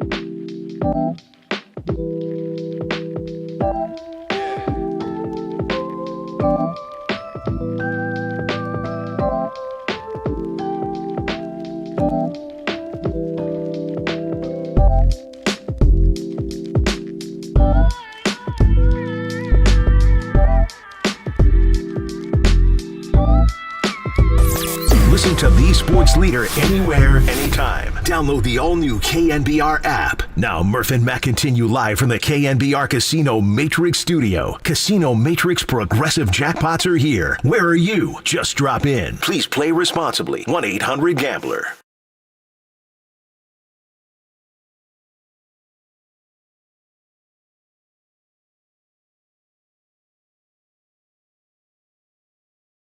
His first time. He crushes one. Way back into left field. Goodbye! A line shot. A laser beam over a sign that says nothing like it. And David Villar gets the Giants their first run of the night. It's 4-1 Padres. The thick lower half of a David Villar. You see, that's what you're saying. He's junk in that trunk. All right, that's what you went with. That's what you went with. That really made me laugh, man. That actually, you just got me. I was not ready for that. Okay. Nice lower half. I don't know. I'm just observing the ball game. Marcus with stone face, too. Look at this kid's poker face. Oh, I see. No, he's doing a whole art project again. What do you got here, Waterboy? This right here is the thong song Cisco. She got a dump like a truck, Murph. That's what you're saying. I said about Villa. Let me see that home run. We had that. We did. We had the Fapom song. Yeah. Mike Dunleavy Jr. is, of course, all the focus in Golden State, and Mark Spears joins Papa and Lund today to break it down at 12:30. She just heard Marcus Thompson's thoughts. Okay, let's get into this, man. For the 9 o'clock crowd that doesn't ever get to hear it, we never stamp it in the 9 o'clock. We'll do it right now. Let's do it right now because it's 8 in a row. There were 35,000 of y'all last night. Seeing the team in their home creams for once. Thank goodness they look great out there. I'd like to see them again. They weren't wearing like purple polka dots. Well, you told me that's a no-fly zone tonight. I will not get the traditional it's classic Tuesday City Connect night. See, it's a Connect, and I got my orange hat and everything. I'm part of the problem in that respect.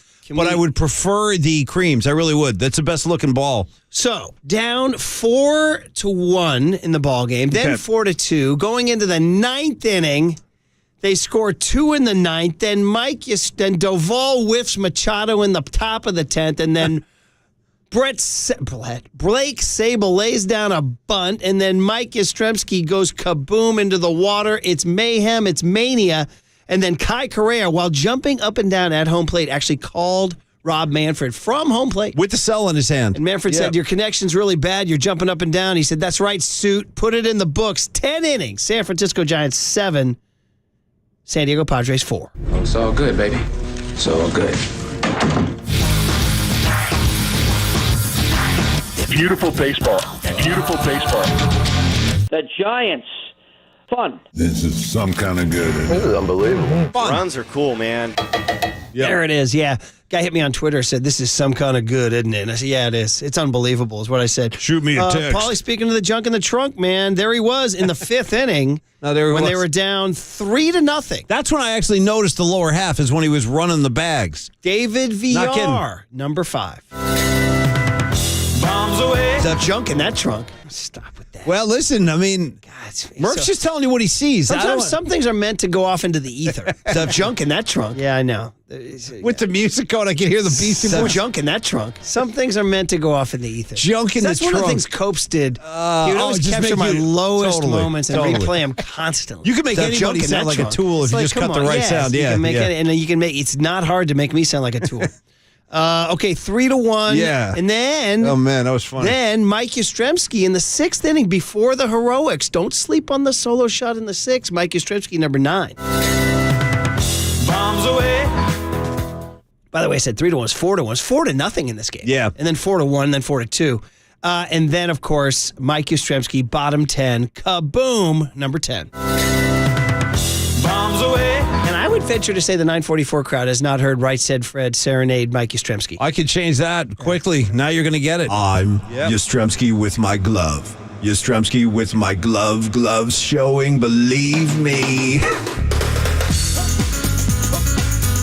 There is not a single sports betting show in America did this. No, it's only us. I'm Yoshimski in the dirt. Yoshimski in the dirt. Yoshimski, it hurts. And I'm Yoshimski for Farhan. Yoshimski for Farhan, Crew Kuiper, and Tim Flan. And I'm Yoshimski with my bat. Yoshimski with my bat. What you think about that?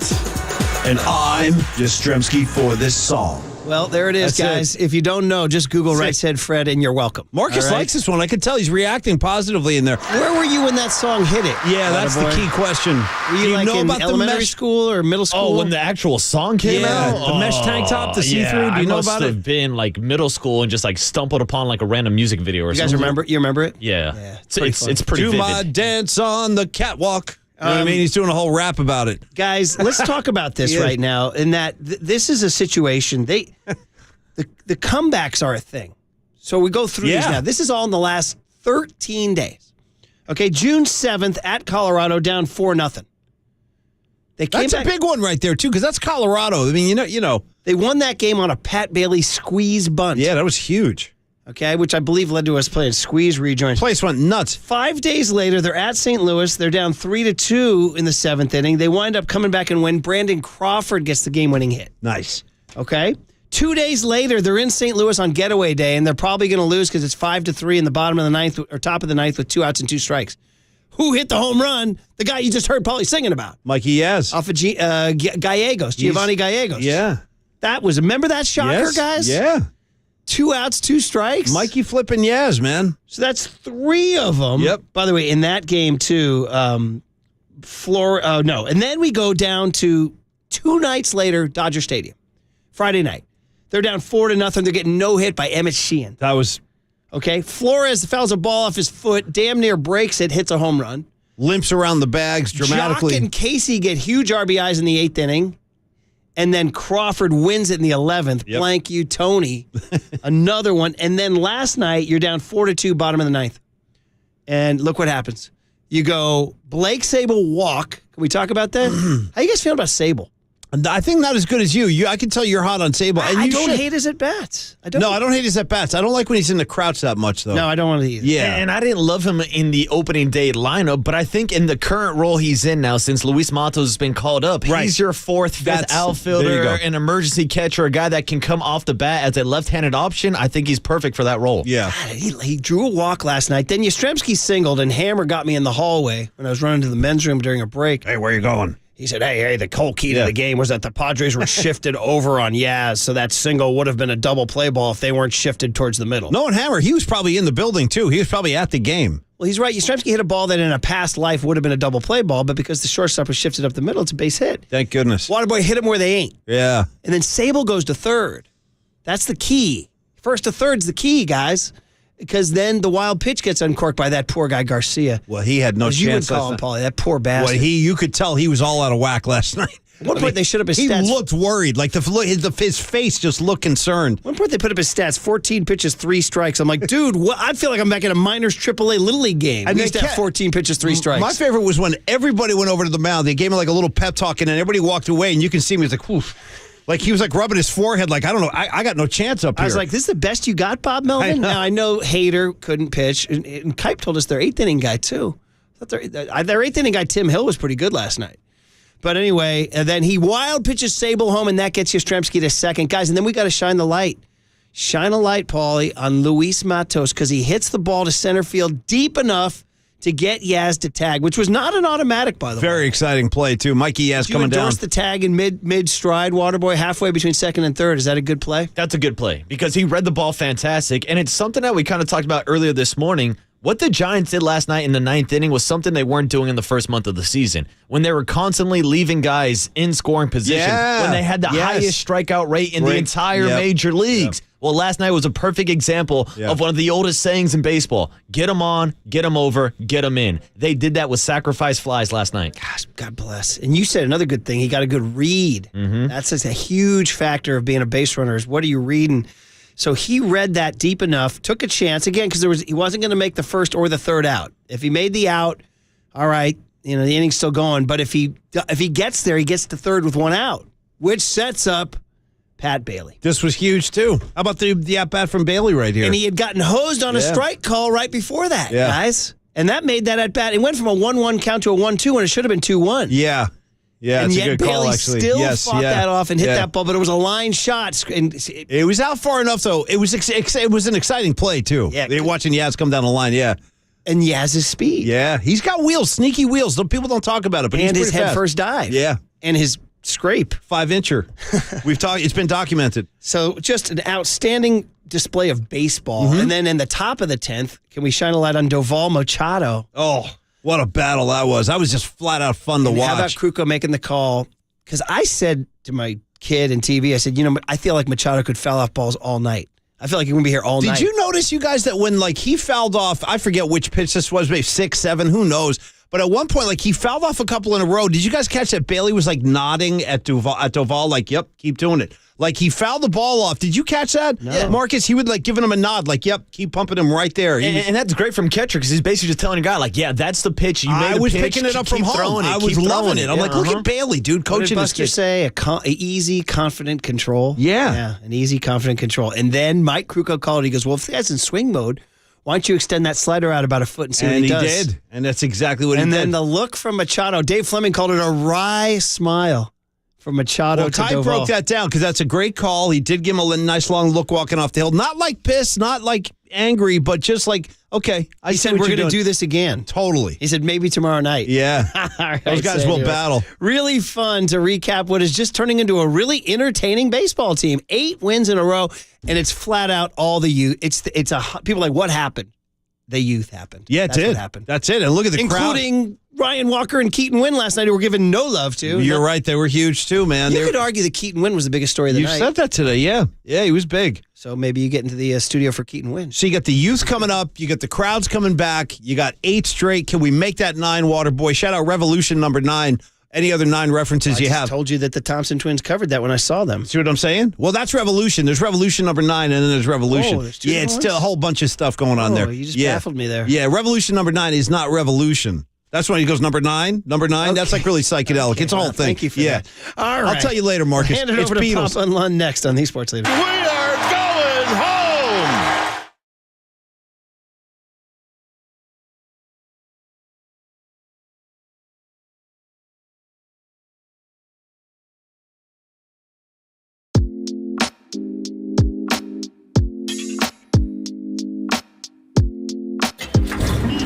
From the Chilton Auto Body Traffic Desk.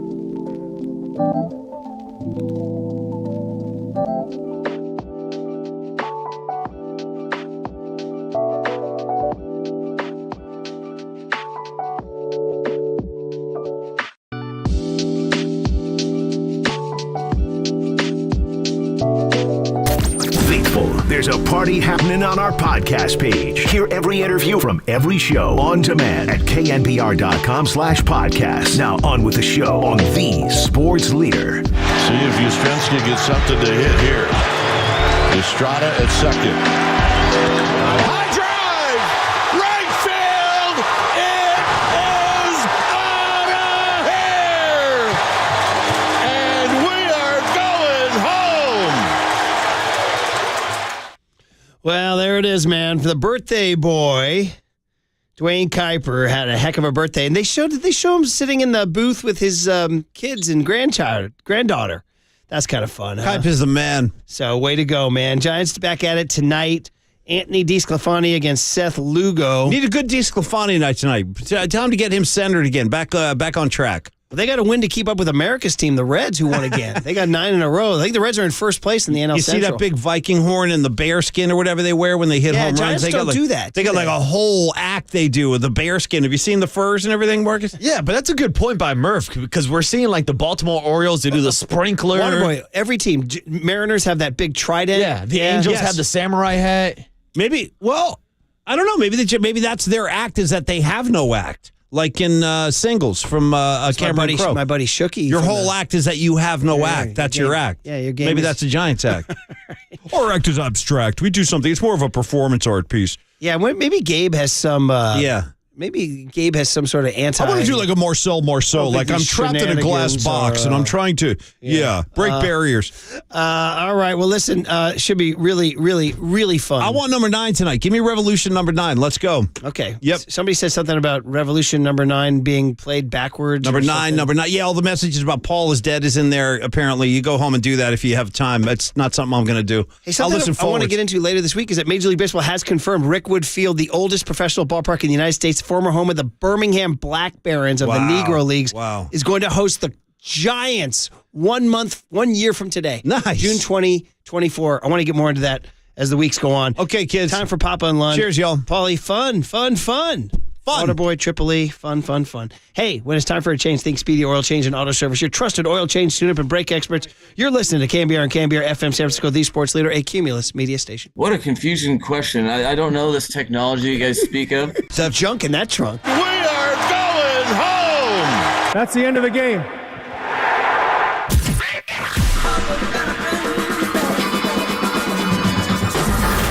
Ladies and gentlemen, Prepare yourself. prepare yourselves I love it when you call me Big Pop. for Greg Papa Sleeping Boy to Superman. San Francisco. and John Lund. It's 10 o'clock. Let's hit it. This is Papa and Lund That's right. We're getting it going. on KNBR 104.5 and 680. The sports leader. Swing, and there's a line drive base hit. Left center field. Coming around second, digging for third is Sable. Yaz takes the big turn at first, and he'll stop there as Soto throws the ball into second. Swing, line drive left field. Yaz goes back, tags up. Here's the catch. Soto comes up throwing. Going to be close. The tag, he slides, he swings! And the Giants have tied the game. See if Yoshimski gets something to hit here. Estrada at second. High drive! Right field! It is out of here! And we are going home! You can see it from the dugout, so you know what has to happen, but to have it unfold just like that on the bases, it means that Yaz is right where he needs to be mentally. And he is across the board. It's defense, it's base running, it's big at bats, it's home runs, it's walks. He's really doing it all right now. That is 8 in a row for the Giants. Casey Schmidt walked. We got a ton to get to as far as the Warriors are concerned. The NBA draft is, about 60 hours away on Thursday, and the Warriors have the 19th pick. We'll get into that as well. Draymond was with LeBron. Oh, my gosh, what does that mean? A Mike Dunleavy review of yesterday. We'll get into that as well. Details on the game next year between the Cardinals and the Giants. We got that as well, plus a tremendous guest list, baseball, basketball. Get you caught up on everything. Good morning, my friend. How are you? I am well, John Lund. We got a lot to get to. We'll cover all the topics with Mark Spears and Ron Wotus and Sean Estes. Actually saw Wody. He actually good enough to get me tickets to the game. I saw you with Bob Melvin. I saw you talking to Melvin. So I had a long talk with Bo Mel. He was giving me crap about my new touchdown call. He grew up a Raider fan. And he's a little frustrated, and we invited him on. We'll get him on, probably not today after the way the game ended last night. But I went on the field and watched batting practice, and what was good about it is just watching approaches, and Wody was right there in the cage. We'll get his thought on what he saw. Luis Matos, his first BP as a Giant at Oracle Park, John, and I don't think I saw him pull one at the end. Every single BP swing was going opposite field. I mean, it's just a dying breed. Wade Boggs would go line to line. He'd start as a left-handed hitter hitting it off the monster, and then just like he was a tennis player, he'd start out going, down the line the other way with a two-hand backhand, then pull it, just great back control. Tony Gwynn, the same thing. And I was impressed by Matos, just not trying to get too big. And then the game and just, the way it started. One thing, a lot of fans were on the field last night, John, for batting practice, and a lot of them were San Diego Padre fans, to be honest, and a lot of the people in the crowd were San Diego Padre fans. So, we talked about they have the best record in baseball from Mother's Day through Father's Day, and they won again last night on Juneteenth. And what did that correspond with? The Warriors being eliminated. The Warriors' season ended the Friday of Mother's Day weekend. So to get hot is the right time. Last year was the direct opposite, right when the Warriors won a championship. But I think this is the one-year anniversary of the Warrior Parade, John. I'm still feeling a contact high as I walk the streets of San Francisco. But in any event, the Giants, with the Warriors out, you've got full attention of the Bay Area sports scene until the 49ers come out to play in August and September. And, God, are they exciting to watch? And it's the whole process. And we talk so much with the Warriors, the two timeline, with the old guys and the young guy. I mean, that's the way sports should be. You've got championship players, and you've got the young guys up and coming and even Mike Yastrzemski afterwards on the postgame is the young guys have pushed us to play a little younger.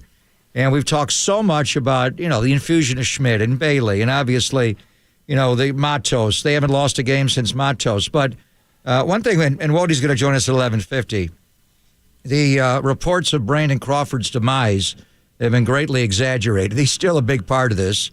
And Mike Yastrzemski. I mean, there was a talk about, should Mike still be playing and should Matos force his way up? To me, it was more Haniger that had to prove himself before you could do that. And then the baseball gods organically gave you an opening. And you were able to, he got hurt. You don't want that to happen, but he's going to be out at least 10 weeks, maybe longer. You bring Matos up. But Mike Yastrzemski moving to right field. And the game that he had last night, the game that he had last Wednesday in St. Louis, the clutch two-run home run off of Cabrera to force extras. There was a time here then Buster Posey was not Buster Posey. The Brandons were at the end, but not the 21 year, were the best player on this roster. Remember Alex Dickerson and Dick and all that? The best player on this roster was Mike Yastrzemski. The first show we were reunited, John, in July of 2019. Remember the game he had at Coors Field in Denver on that doubleheader? He went off. And we were talking about, trading Madison Bumgarner, but also I thought Mike Yastrzemski is a guy that you want to start buying up some ARB years, buying up some free agent years, and extend him. Farhan did not do that. He waited. But the 2020 year, the pandemic year, one of the best players in baseball.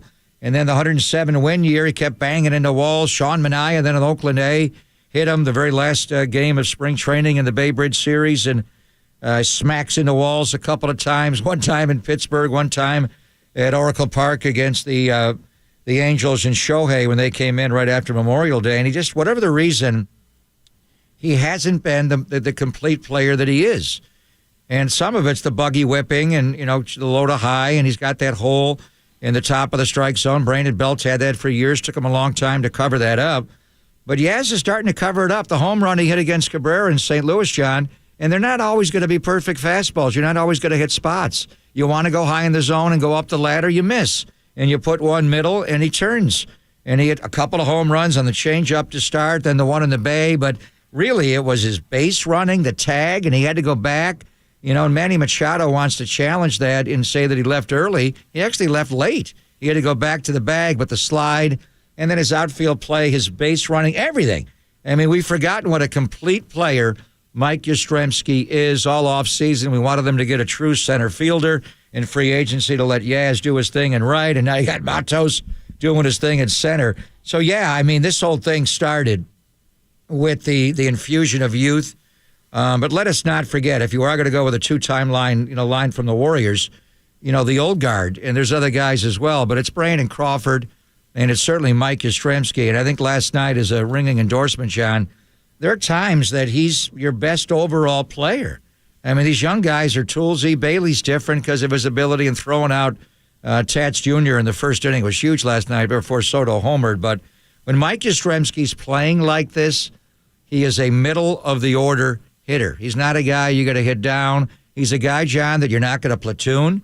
You're going to play left on left some. He is hitting against lefties better. But it's just you see him last night. He's back to the guy that we saw in 2019 and 2020, that he probably was the most complete player on those teams. And really, with the way that the roster is kind of shaping up, and if we assume that, a couple of these young guys come through and Tyro Estrada's a little bit better and Lamont Wade Jr. has really outperformed expectations, if he's a solid part of your lineup, then you're a good offensive team. If he has to carry it, I think he sometimes will feel the weight of those kind of things. But the one thing is for sure, he's a big-timer. And last night, I mean, even me sitting on my couch, I was going high fastball because what Bob Melvin was bringing out of the pen, and like you said, he didn't want to come in today because, I mean, those guys couldn't find the strike zone. And they sometimes you outthink yourself, and I know it's left, right, and Tim Hill is crushing everybody, Walker's crushing everybody, and then all of a sudden you get a little bit deeper into that just showing him Austin Slater, John, right. and Bo Mel went to Garcia? Luis Garcia. He was all over the park. Garcia couldn't find anything. He certainly had no nice feel work for by the Cap slider. Just to show Slater. Yeah, and then Carlton came in. He's a rookie, didn't do anything, and then Kerr got to the point where he had an open base. I don't know what they were thinking there, but he had an open base. Gary Sanchez is a veteran catcher. You wouldn't think on that count. Because I was thinking he's either got to go up above the zone or something. He's got an open base. He's not going to mess with Yastrzemski. He's been hot, and of course what he did in the Cardinals game. And all of a sudden, man, high fastball, and he was sitting on that sucker, and he blasted it into the bay. I mean, it was just like, come on. And then he kind of styled. He gave you a little Reggie. He threw it out because he knew he crushed it. I mean, a sac fly wins the game, but hell, why do that when you can hit a 3-run shot? But I agree with you. I mean, look, he's solid defensively. He's above average defensively. And if he is not your guy that you rely on to be your major RBI guy in the lineup, and there's plenty of guys around to do that, I felt good when he went up to the plate, and they did a nice job in the top of the inning, not allowing them to score, especially with Tatis Jr., one of the faster guys in the league, sitting at second base, and you're thinking to yourself, boy, they're going to score. So you give yourself a major advantage when the other team doesn't score in the bottom of the inning. But, man, he took that thing away. Now it's 8 in a row, and I guess my question to you would be, and I think I asked this to Susan Slusser, and we'll certainly ask it to Sean, every team goes through peaks and valleys throughout a season. Is just this merely a peak for the Giants, or can they play this? I'm not saying they can win all these games in a row, but just play this style of baseball, because they grind it out. This reminds you of the 21 team where it's never say die. It's grind it out. Guys are getting key hits, making key plays. If Bailey's not getting a hit, he's throwing Tatis out at third. That was a great tag. I don't know how they missed that the first time. He got the bottom of his shoe, so they went out and replayed and they got it. But, I mean, everybody's contributing in some way, and I'm not saying this is a 107-win team. I'm saying it reminds me of it because so many different guys are contributing. Well, and if you're asking me if they're just hot, they've been streaky. One thing about this team is 6-13. They'd win 4 in a row, lose 4 in a row, win 5 in a row, lose 5. I mean, you're getting dizzy. But they're really starting to lock in. And I think it started with playing Patrick Bailey every day. They weren't winning on the road. But baseball's cyclical, so they got so hot on the road. They're amazing. They've had 3 series sweeps in tough places: Denver, St. Louis, and Dodger Stadium. I mean, come on. And that was after a good road trip in Minnesota and Milwaukee. So they're winning on the road. It is cyclical. I think they come home and they're not playing as well. I think they're good. Now, it's a completely different vibe from 21, and Wody will detail it. I mean, that was the 2 Brandons. That was Buster having a breakout year. That was who the hell is Kevin Gausman? Who was Anthony DeSclafani? I mean, the back end of the bullpen have to be eventually going to Duvall. We learned about Tyler Rogers. Evan Longoria finally was able to play healthy. Then he banged into Craw against the Cubs in June. Talkman's robbing home runs. It was a Farhan pieced together veteran team. This is different. This is, use the Warrior line, and the Warriors never used this line, but, the members of the media, Kawakami loves the 2 timelines. You've got the veteran guys, and some of them you brought in from, other teams, like Jock Peterson and Conforto, but then, and Yaz was a guy who didn't come up like Craw, but then you have this infusion of youth. We didn't even, speak about Wynn and what you're getting from the bullpen. He was their best pitcher last night. Amazing. We may get him on the air today, John. So it's different than 21. 21 was more, as Bagley wrote, a scheme. It was just, I don't know how the hell they're doing this, but at the end of the game, their process pregame translates in-game, and they just have one more run than the other team. I don't know how they're going to win, but they're going to win. And it was the most amazing thing. And I saw Tony La Russa's teams systematically, with their bullpen configuration, take apart baseball and revolutionize it. This one was, they are a step. They're light years ahead of everybody else, and then people caught up with their talent. But when you watch, like, San Diego take BP, and there was a lot of Padre fans in the field, they're so overtly talented.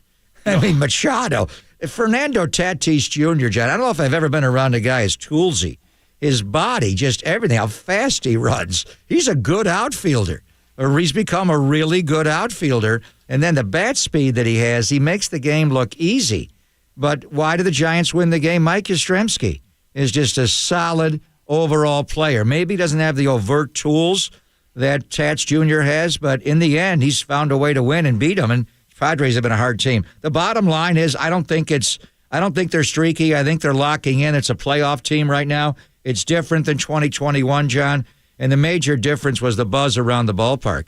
And I know it was somewhat of a holiday. It was a holiday, but it was a Monday night holiday. It wasn't like a day game or a Sunday, where people were off from work the next day. You had to go back to work. But there was, maybe it was San Diego and their star power, I don't know, but to have 35,376 there last night, and a lot of them stayed to the end, and a lot of them were there pregame. It's just, they've timed this well. Right when the Warriors season ended. And kids get out of school. A lot of kids there last night. But going back to Mother's Day, they have captured the Bay Area's attention right when the Warriors season ended, before the 49ers come back to play. And last year, it was the direct opposite. So good timing this year. Last year, it was bad timing. I got a few more questions on the game last night, and I did do a little bit on attendance. It's funny that you would mention that. I did a little bit of research on attendance and if people are coming back. So we'll get that to you as well. But remember, Sean Estes is going to kick off all the guests at 10:50. We'll get his viewpoint on things. Maybe we'll play that. It's been lost because it's been a few days, but I haven't forgotten about it. The choking on the peanut during the broadcast. You're going there? Well, that happened like during the week. We haven't spoken to him about it. All right, that's okay. Stay away from, what was he stumbling on? Unique concessions? Was that the line? He was like Elmer Fudd, What was it? man. Was it? Well, it was bad on Friday. It was worse on Saturday. Sunday, when the Hall of Famer came in, remember it. I'm like, please, somebody help him. Can I We have throw the him a best line? of Sean Was Estes, it? please, I don't want to for go there because he's 10:50. going to bring. What was he saying? Unique concessions? Unique New Is that York. Unique New York? Yeah. Unique New York. Bugsy Siegel. Yeah, he was struggling. Just stay away from that. Well, you got to ask him about chicken tenders. What about the live? It was the live read, right? He was. Yeah, it was in game, but it was the same one. I don't even know what it was for. Can we get that, and I've never heard that. No, we can't do that. You did that to me, John. I'd throw the headsets down and get mad. You've become much better about that. Back in the day, you did not like any of that because you thought we were laughing at you. No, we were it's laughing not with that. you. No, it's just you don't And like. We're why? laughing. We're 'Cause laughing with Sean. Sean was brilliant the entire road trip. They didn't lose a game. He locked in with his analysis. They asked him to read a live promo, and they put like unique concession. You got to say, I don't even know what the hell that is.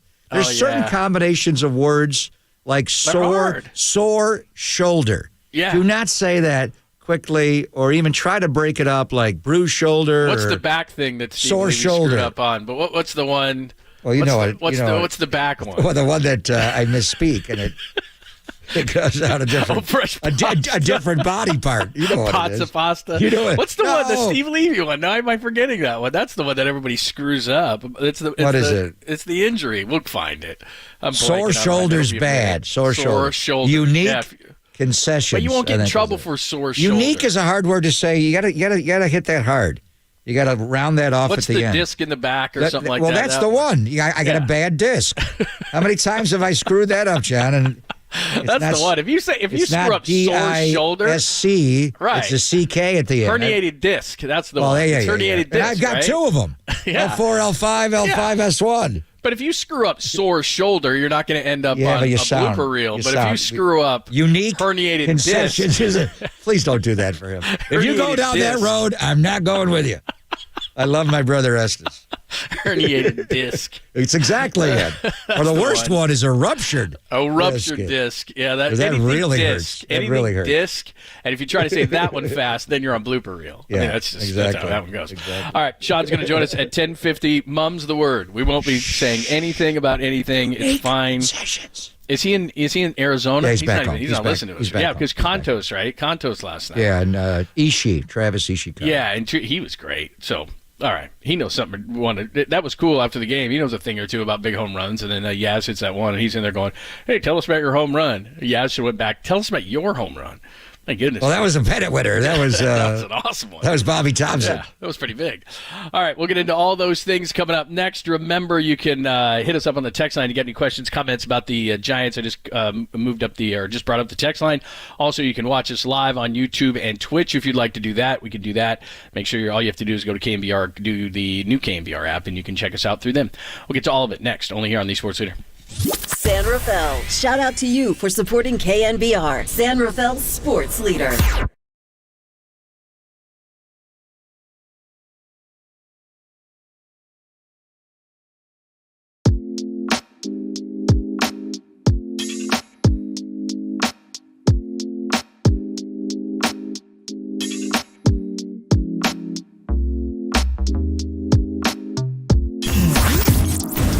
What's trending now? Trending now. On KNBR.com. Mike Yastrzemski's splash hit. That completes a wild comeback victory, 7-4 of the Padres, game number 1. That podcast and more trending right now on the all-new KNBR app.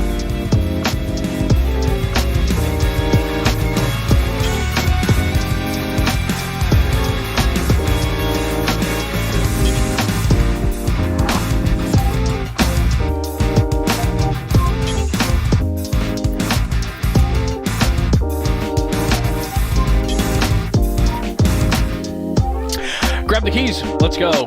Where? Modesto Toyota, of course, for great savings on that new Toyota you want. And get this, no dealer markup. That's right. Modesto Toyota has no dealer markup, and there are new cars, SUVs, and trucks arriving every day. So here's what you do. You check out the incoming vehicles at ModestoToyota.com. You pick out the one you want. It's got all the bells and whistles you need. Yep, I like that. That's the one. Then there's no dealer markup. I just told you that. It's that simple. Now, Modesto Toyota has been family owned and operated since 1965, so you know they're doing a ton right. They've grown every year because they take care of you, the customer, which I know firsthand. Now, that means getting you a great deal with the very best price and, of course, great customer service. So it's time to grab the keys. Let's go to Modesto Toyota for great savings on that new car, SUV, or truck you want, and the vehicles arriving daily. I've seen this. I've been out there. I've seen the big trucks. I'm like, whoa, those are loaded with new Toyotas. So come get yours with no dealer markup. And now is the time to get that great deal on your new Toyota at Modesto Toyota. And I tell you this all the time. It's where I get my Toyotas, 4 or 5 in a row, and my son's Toyota as well. Only with my friends, Kevin and the whole crew, out at Modesto Toyota at ModestoToyota.com.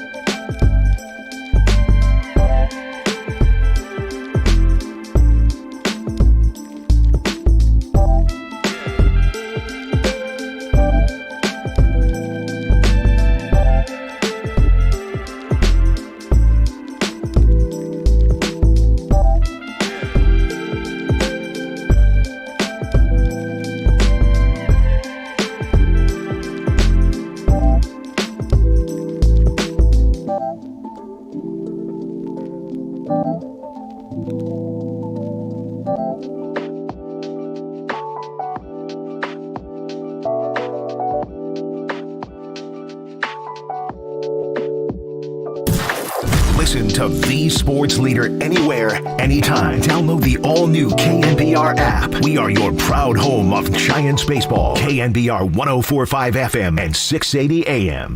I mean, Schmidt walks, so that was incredible.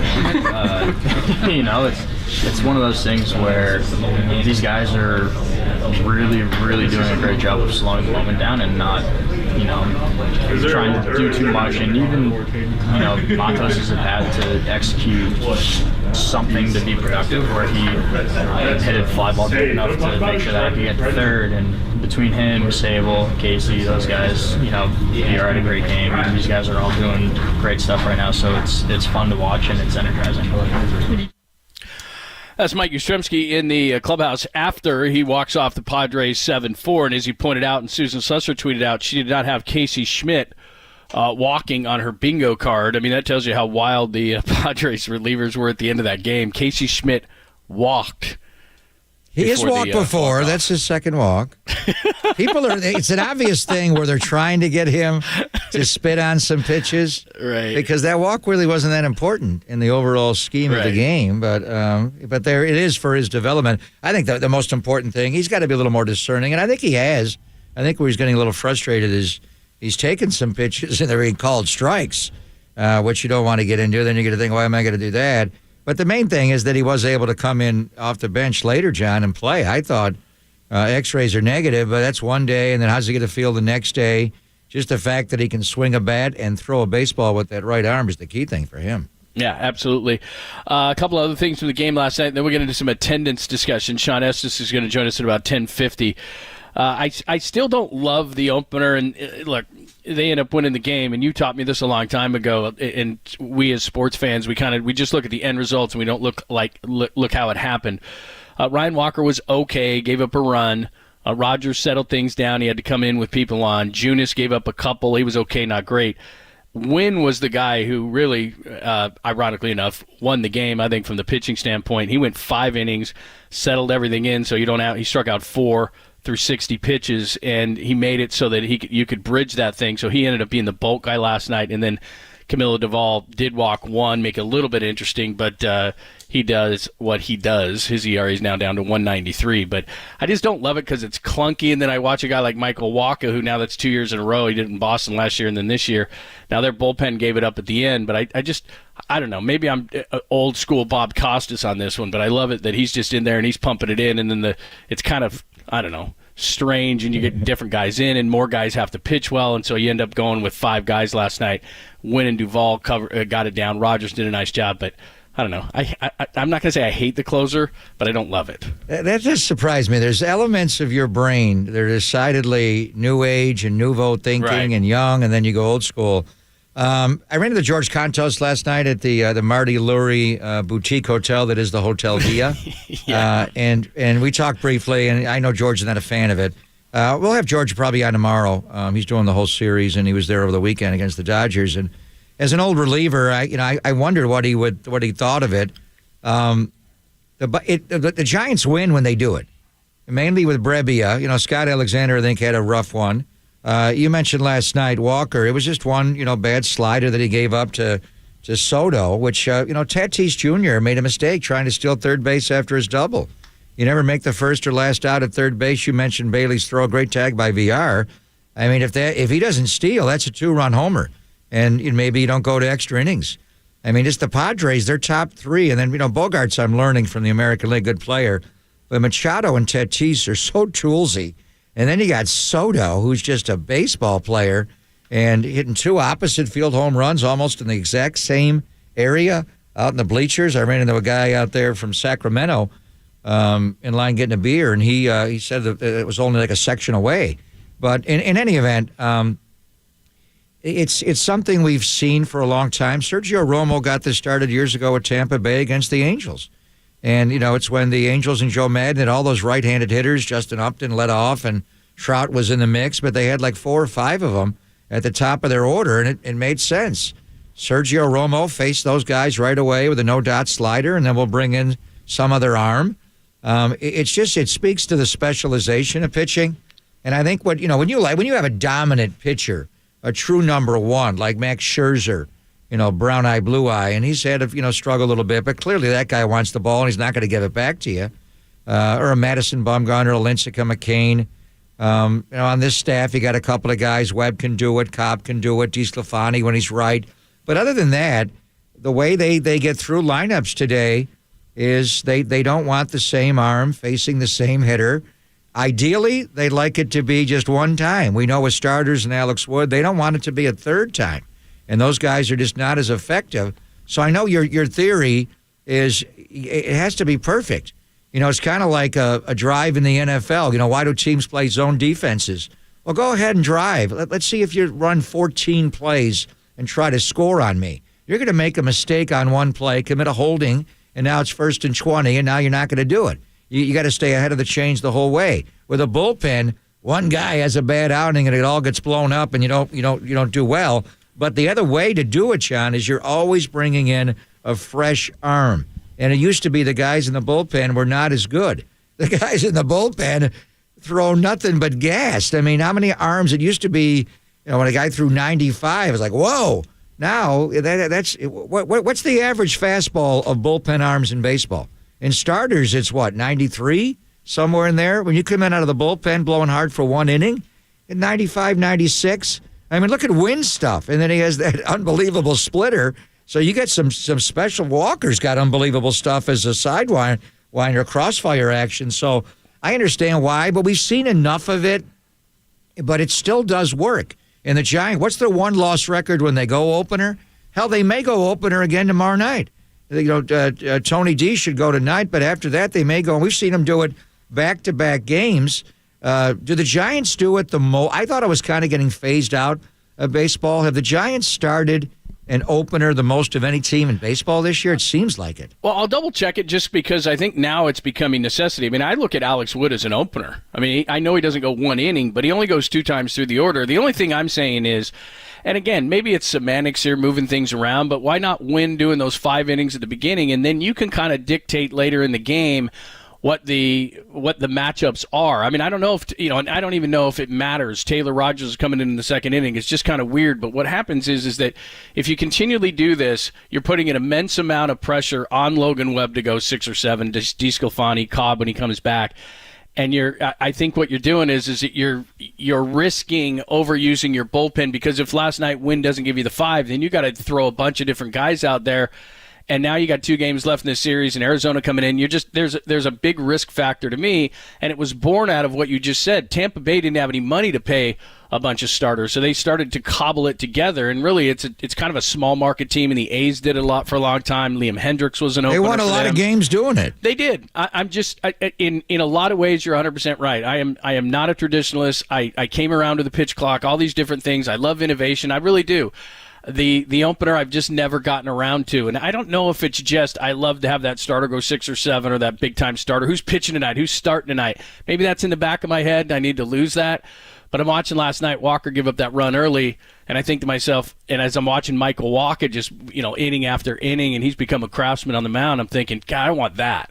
So maybe it's just a me thing, and it's stuck in my head. Giants bullpen's good, though. Whether they start the game with them in the first inning or all the way to the 11th or 10th inning, this is a great bullpen. That's why they're winning right now in part. A lot of reasons, but the bullpen is locked down. All right, give us your thoughts on the Giants and what they're doing right now, and if this is sustainable to you. A lot of people came out last night for a weekday game, over 35,000. Now, maybe some of it was Kuiper's birthday. That was nice to celebrate last night. But are people actually coming back? I got some numbers for you, and we'll get into that conversation. Then Sean Estes is going to join us at 10:50, only here on the Sports Leader.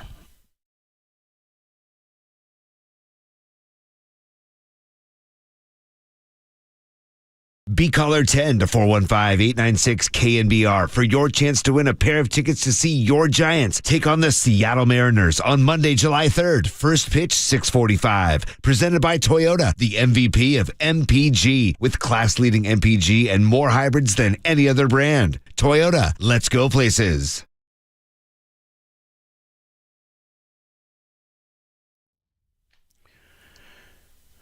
It is always a great day when we can talk to our good friend Steve Moskowitz, and of course Moskowitz LLP. And Steve, I know that people may have heard of ERC, but they don't. Nobody does it like you do it. Tell the people about ERC.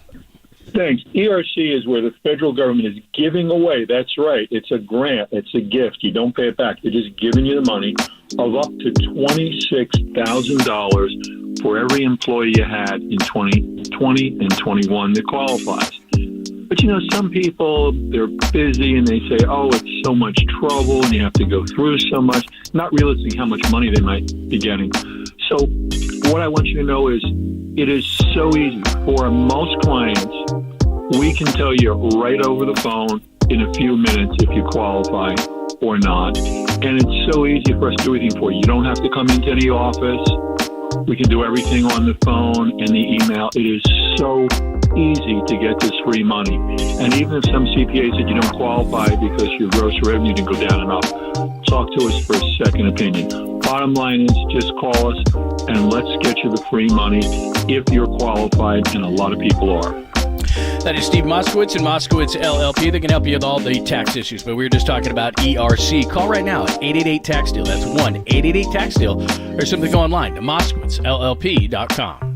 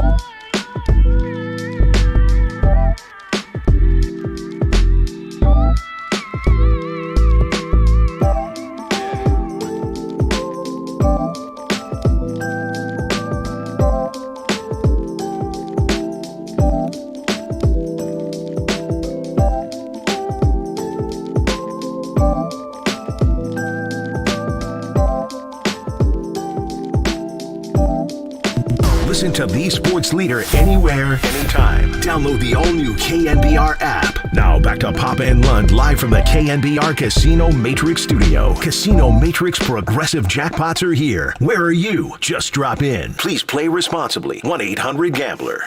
He hit a big homer for us today. It's been a couple of games, and yeah, he's in a good place mentally. I can say that. We talked to him before he went to AAA about carrying himself with a lot of confidence, even if things aren't going his way, and he's done a nice job of bringing that swagger to the ballpark for the short period of time that he's been back with us. That, of course, is the well-spoken Gabe Kapler after the game, and this kind of gets lost. But, with all the movement in the infield, they were moving guys all around to different positions last night, and David Villar played all over the diamond. But the first time he was up, he just missed one, and then the second time he hit one out. And what a bonus that would be, given all the injuries and guys getting banged up right now, if David Villar could actually find his swing. And if you remember a year ago, he came up, he struggled, he went back down, he came up, and then at the end of the year, he's really, really good, which is why he was given the third base job. And then, of course, he struggled so much that other guys have passed him by. But out of necessity, he's back up with the big club and had a couple of nice hacks last night. Without a doubt. And nice play defensively on the tag on Tats Jr. on the Bailey throw in the first inning. He went over to first base later in the game and got a ball Xander Bogaerts hit that had some weird spin that he had to make the play on.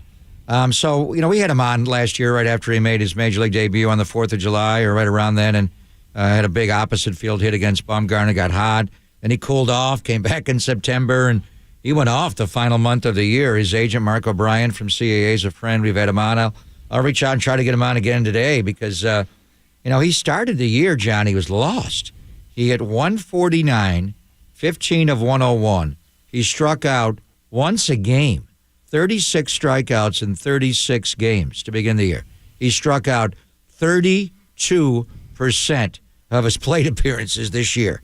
And it got bad. And, when Casey Schmidt came up, and for a while they overlapped, and, Craw was activated, they sent David down. And Susan Slusser, who's close with David, got the quote that I'm in a dark place right now, and you worry about a guy.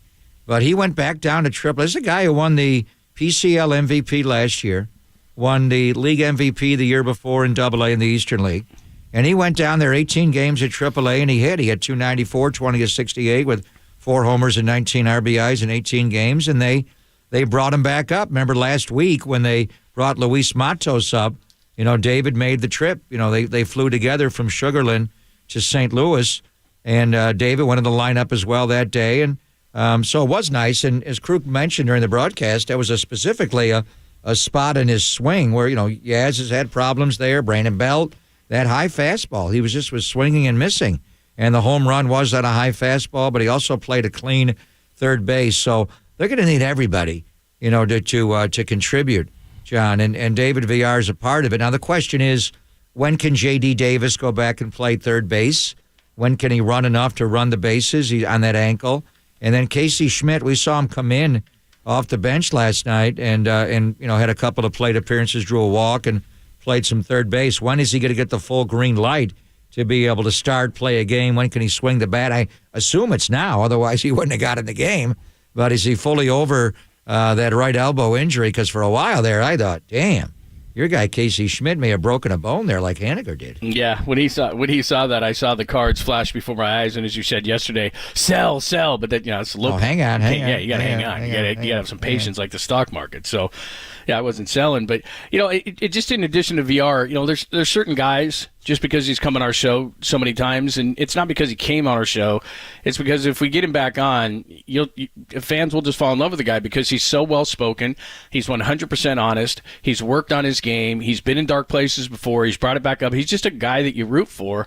And unfortunately for him this year, with the emergence of Schmidt and Bailey and Matos and all these different guys, and we're constantly talking about Kyle Harrison, he's kind of gotten lost in the shuffle, and we had him on FanFest Day. We had him up on the main stage. He's a really great guy, and you root for him, and he's position versatile, and he can do a lot of things. He's got good power.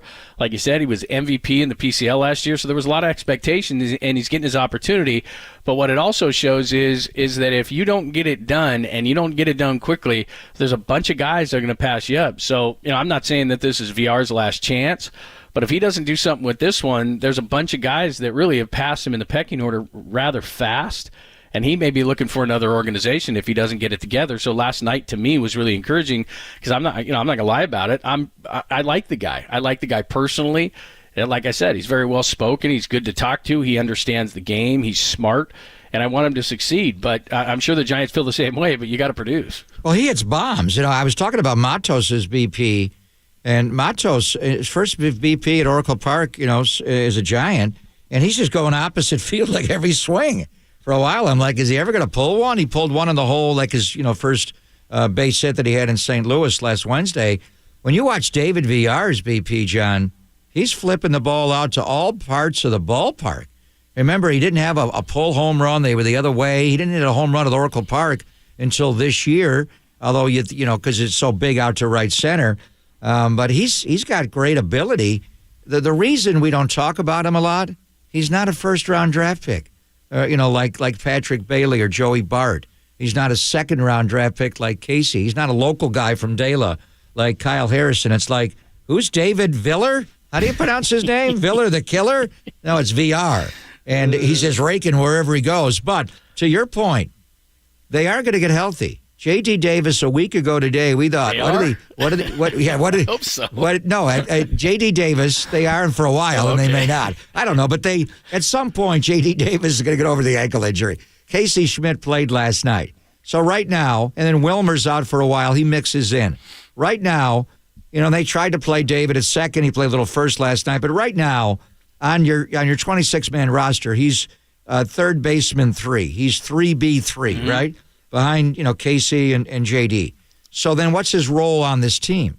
Do you keep a young player? And he's not that young. How old's Viller the Killer? 26, somewhere in there? Mm-hmm. He's not that on the young. Upper end, yep. So, do you keep him around? And then he's a piece when you go line change and you use everybody here. That's why the opener works so well, is it also takes away the line change for the other team because it screws up their batting order. You start a lefty like Scott Alexander or a righty like Walker or Brebbia, and then you come in with a lefty right behind him. And then the later innings, when you're trying to get that matchup you want, you already burned your guys in the second inning. So that's part of the reason the opener works so well. But the question is, and he can back up second, he can back up third, he can also back up first. When you get healthy with Schmidt and J.D. back, John, do you send David Villar back down to Sacramento again? What does he have to prove down there? Or can he be a piece off the bench on a winning team, be a pinch hitter, be a guy who can play 3 different infield positions, start some, pinch run, whatever. Can he make that active? A lot of young players can't do it because they're used to playing every day. When you get completely healthy, is there a spot on the winning roster of this team for David Villar? If you can have competitive at-bats, because as you just pointed out, it wasn't that he wasn't getting hits or, he wasn't getting robbed. It wasn't like the exit velo was high. He was just, these were non-competitive at-bats. These were Joey Bart non-competitive type at-bats. So they had no choice. He played his way back down to Sacramento, and while he may not have anything left to prove, and while he may have a lot of position versatility, there was just no trust there, right? We talk about Steve Kerr having trust in certain players, or coaches, managers having trust in certain players. You just couldn't trust David Villar. He couldn't barrel the ball. He swung and missed. Nothing. He's like Joey Bart. Wow. For a while, we thought Joey Bart's going to be the starting catcher, and David Villar's going to be your starting third baseman. Tyro's going to play at second. Tyro's played great.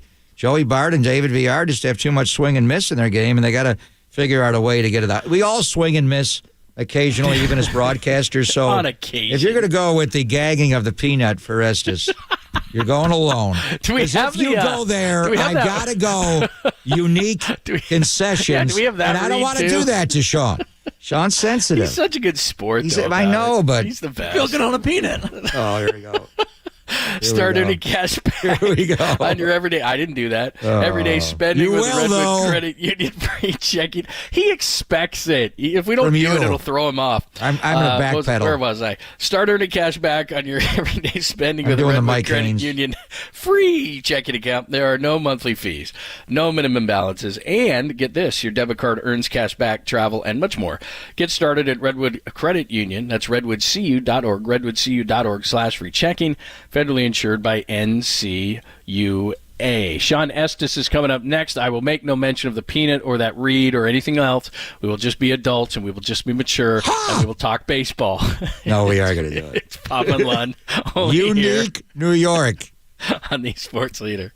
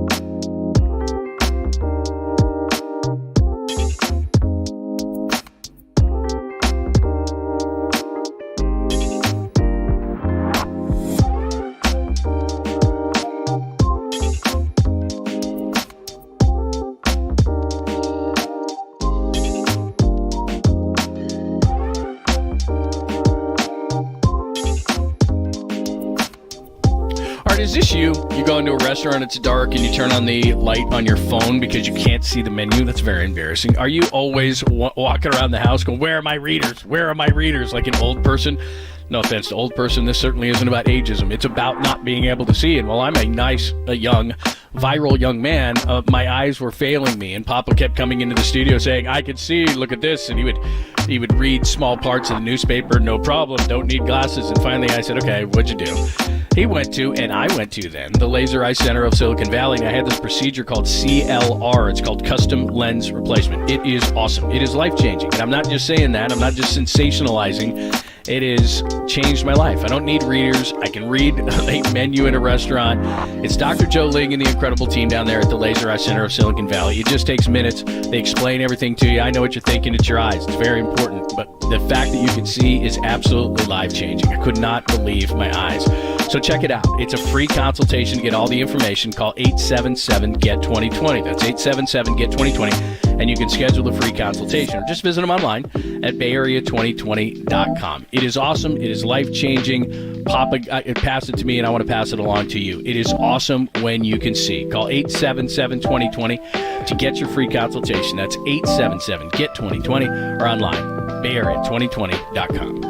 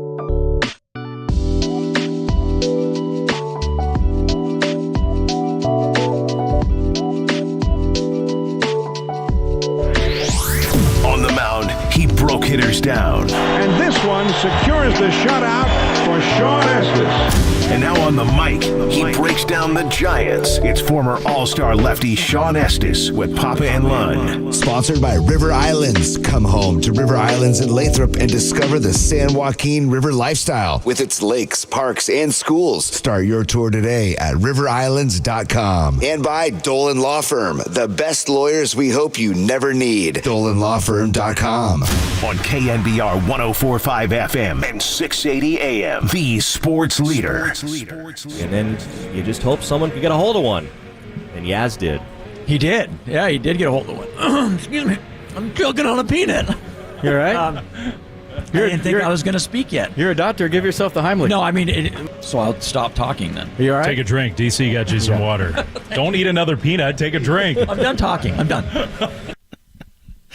I don't endorse that. I didn't know that. I didn't know that. Danny known. I didn't know He's that's cruel. what we were going to lead. He's dastardly. I didn't know we were going to lead that way, and it might put Sean in a bad mood. I wouldn't have done it. And then we won't get the best out of Sean. Yeah. We love talking to Sean. He's our favorite, as a matter of fact. He joins us every Tuesday to talk Giants. They're on an 8-game winning streak. Yaz walks it off last night. And Sean joins us courtesy of the Uma guest line, as he does every Tuesday. What's happening? You guys always pick the best sound bites from my broadcast. I mean, just completely try to destroy my confidence. It wasn't me. For our segment. It wasn't me. Certainly wasn't me. It wasn't me. Actually, we could have picked one of 3 over the weekend. Oh, look at what you're doing. I'm teasing you, Sean. I love you. Oh, man. I love you. I love you. Unique concessions. You had a laundry list of bad. Unique. What was the promo that you had to read? That was ridiculous. I would have not read that after the first one. What was that? Well, the first time, it's probably the Aloha shirt one with all the concessions. Yes, there was that iconic concessions. Iconic. Is it iconic? Okay. Concessions. Iconic concessions. Yeah. That's it. Yeah. That's the one. What the hell was that? When I read it, it was a couple words were squeezed off the right side. So I'm trying to guess what the words are on the promo. Oh, man. And then they're just not flowing. And so I was like, hey, I couldn't read those. And then the next time it came on, I was flustered from the first time because I thought that they were cut off again. And as soon as you get to iconic concessions, it just doesn't sound right. So I just stopped talking. And John picked me up. I did not want to bring it up because if that was me, I'd have the red ass. Did bring it up. Because Danny came in with a peanut bit. Otherwise, I would have dropped it. All right. We have so much to talk about, but you are a good sport. And honestly, your analysis, I know how you work, and you say something like that, you worry about it. But your analysis on the whole trip, and we'll get into where they're playing. But can we just start with the Dodgers series? Because that's just amazing. And I know you and John got in the record book and looked it up and went back to the 0-2 team. But my God, Sean, to go in there and score 29 runs against them, down 4-0, being no hit in the first game. Wilmer hits the bomb, the crazy play, in extras, and come back and beat them 15-0 and sweep them. I mean, just the experience you had at 1000 Vin Scully Avenue over the weekend. Wow. Well, yeah. Wow was right. It was an amazing experience because I can't remember the last time that Kruk and Kuiper didn't do a Dodger series. It's been a long time. They don't miss that one. And so when I saw that on the schedule, when they asked me to do it, I was thinking it had to be, they must have messed up, right? because I usually, I'm not doing that series. So is that the first time you've ever broadcasted there, radio or TV? Yes. The first time I've been to Dodger Stadium since 2008, which was my last big league game I pitched, and I was on the Padres. So it had been 15 years since I stepped foot in Dodger Stadium. So, I mean, how cool is that? Right. I'm walking in there. Now I'm going straight to the broadcast booth in a big series, and gosh, it was a great experience for me. I'll tell you what, I mean, my analysis sounds a lot better when they win it, and they didn't win at all. They didn't lose at all the whole road trip. So it's a lot more fun doing those games for sure. But just what they pulled off in L.A. was remarkable. Just the way they did it too. I mean, you felt, they had some momentum coming into the series, after sweeping the Cardinals. But it's the Dodgers. It's Dodger Stadium. They haven't done real well in L.A. And you went back to 0-2 the last time they swept them there. And, so you just don't have a lot of expectations going into it. But, as we're doing the analysis and we're prepping for the game and you're thinking like this and we were talking to Cap the first day of the series And, he's like, yeah, they're obviously a good team. They score the most runs in the big leagues this year. I mean, all offensive categories are near the top, but the lineup, just doesn't, especially the bottom part of the lineup, just doesn't scare you like it used to. With Taylor was a little banged up. Muncy went on the IL. And so the length, I mean, the top 4 or 5 hitters are still legit, but you just kind of felt like from an offensive standpoint that you felt a little bit more, I wouldn't say comfortable, but you just felt like you could attack that lineup a little bit better than you had in the past. And also, like, their rotation's banged up. So you're facing a couple young starters, rookie starters, so you feel like you got a shot. But then, out of the gate, the Sheehan rookie just dominates, goes 6 hitless innings, and you're thinking, uh-oh, here we go. And, that first is always a pretty good tone setter. And then the Giants found a way to claw back and win that game. And that was huge. I mean, game 1 was huge. And then you got Bobby Miller, who hasn't given up a run in 16 innings coming into the game. And he went 4 scoreless to kick off the second game. And then all of a sudden you throw a 7 spot on the kid and you score 15 runs. And then now it's just gravy, right? You win the series. You take them 2 out of 3 at least. Now you got your ace on the mound, Logan Webb. Now you're starting to get greedy, thinking, all right, we can sweep these guys. But Gonsolin's throwing the ball so well. And then what you do to Gonsolin, you tag a 7 spot on him, and most he's given up in his all year have been 3. So the way they did it and how they did it, to me, that was the most impressive part of that whole series there. And they really did look like the better team the whole series. And that's what you're worried about. You're like, just go in, be competitive, just be competitive. You don't want to go in there and have the Dodgers take it to you, especially with this Padres Diamondback series looming coming up. You want to be competitive, and not only were they competitive, they dominated. And that 15-0 game was probably the most fun game to do because you start to feel sorry for teams when you start to kick them when they're down, type of thing. But I felt I didn't feel sorry one bit. Like, no way. Keep it going, boys. Let's go. Let's get more. I was thinking, just keep adding on because it's like because it just doesn't happen. It just does not happen. So. It was really fun series to do, obviously being part of that and just hearing how quiet Dodger Stadium was for 3 games. Sean Estes is joining us. We'll talk more about the Padres game last night, but like you said, 2 sevens, and then you sandwich that 15 in between. They scored 29 runs in the 3 games. And just in general, and I'll include last night into this whole thing, and go back to St. Louis, too, where Yaz ties that thing up with his home run. It just seems like right now they are grinding pitchers, and the right guys are up at the right time, and they're just making, whether it's a small play or whether it's a big hit like Yaz had in St. Louis and Yaz had last night, it just seems like they're getting contributions from everybody, and guys are grinding or making the right play or the right defensive play or base running play. They're just doing all these things right through this 8-game winning streak. No, you're exactly right. And it's like what, the chicken or the egg theory. Like, do you have to win games, like they did in St. Louis where they're coming from behind? Do you have to win those games first to believe that you can do it and gain some confidence late in games when you're down? Or do you just, eventually does it just happen, right? And you have the team to do it, and then you do it, and now you have the belief that you're never out of any game. And I think it's just their approach. I think it's the latter. It doesn't have to happen in order for you to believe. I think they always believe that they can throw together a good approach against the opposing pitcher. And you mentioned the word grind it out. Well, it's true. I mean, and that to me, puts the pressure on the pitchers, and when you get in late in games and it's close, and then you have the belief that not only, you put tough at bats together, but now that you can get the big hit, you can win those games. Then that's when you start getting late in games and you're down like last night. You're like, okay, who's going to do it tonight?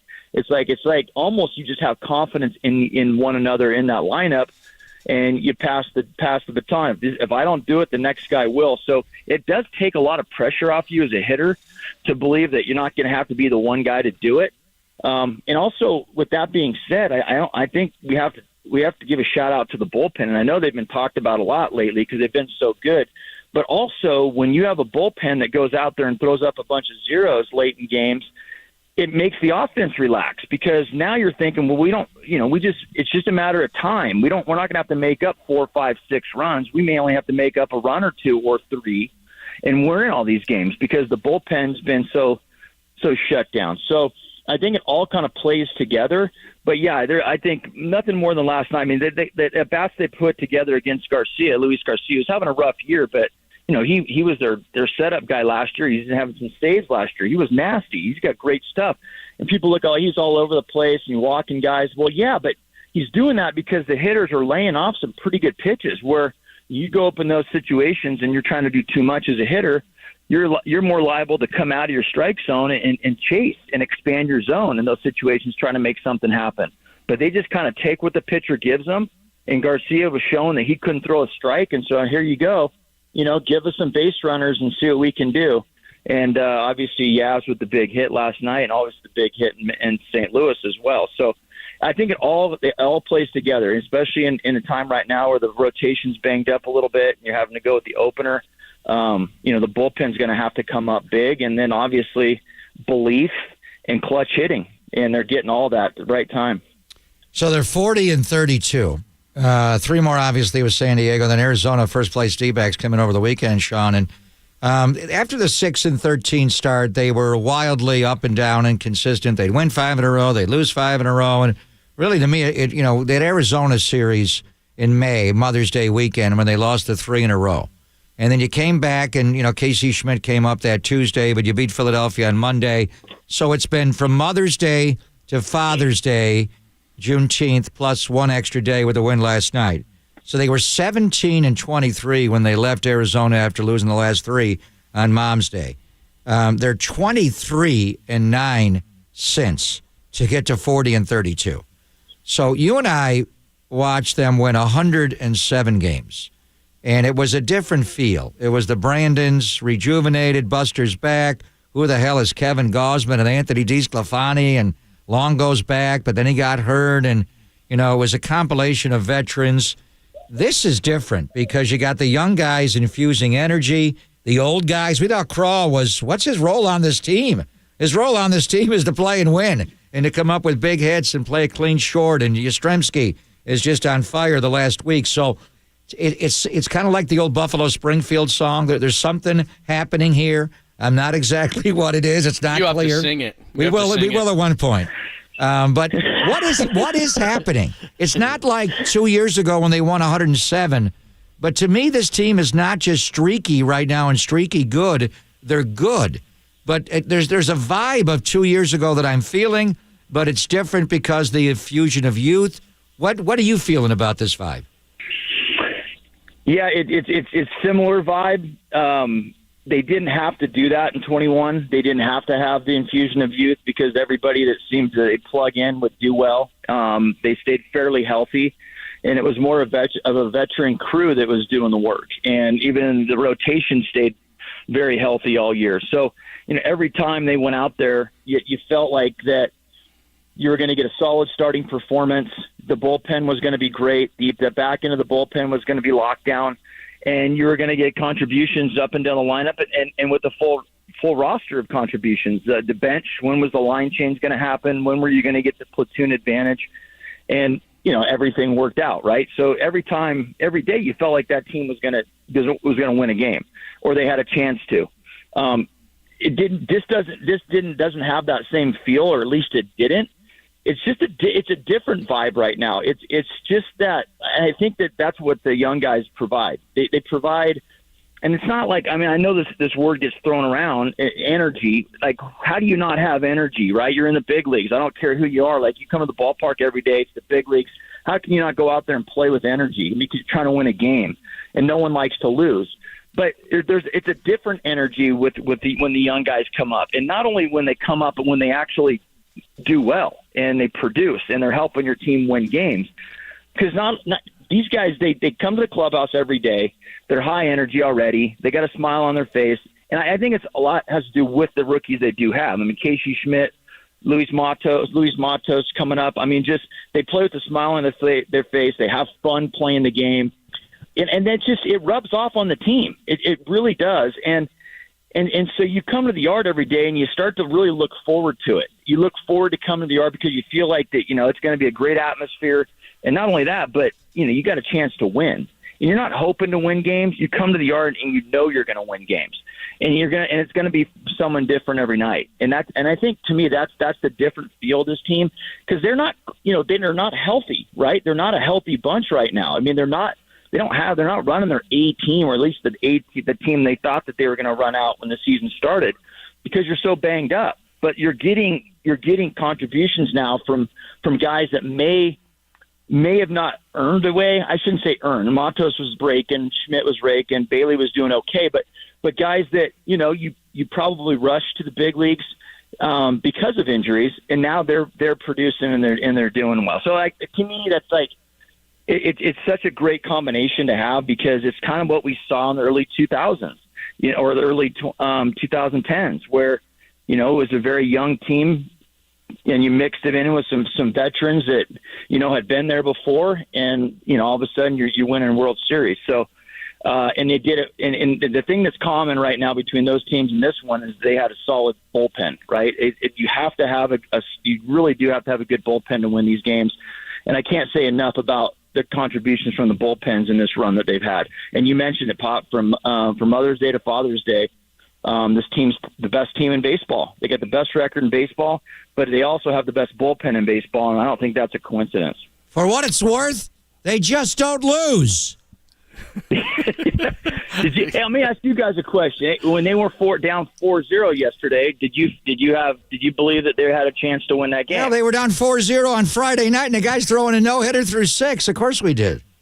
Well, you didn't believe it that game, I guarantee you. Yeah. I didn't. I hate the opener, so I was I'm telling you, there's something happening here.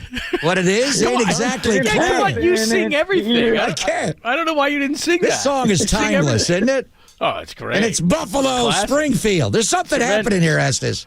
Iconic. Come on. It's iconic concessions. The other team is conceding. Right here. You're not going to sing the chorus? Unbelievable.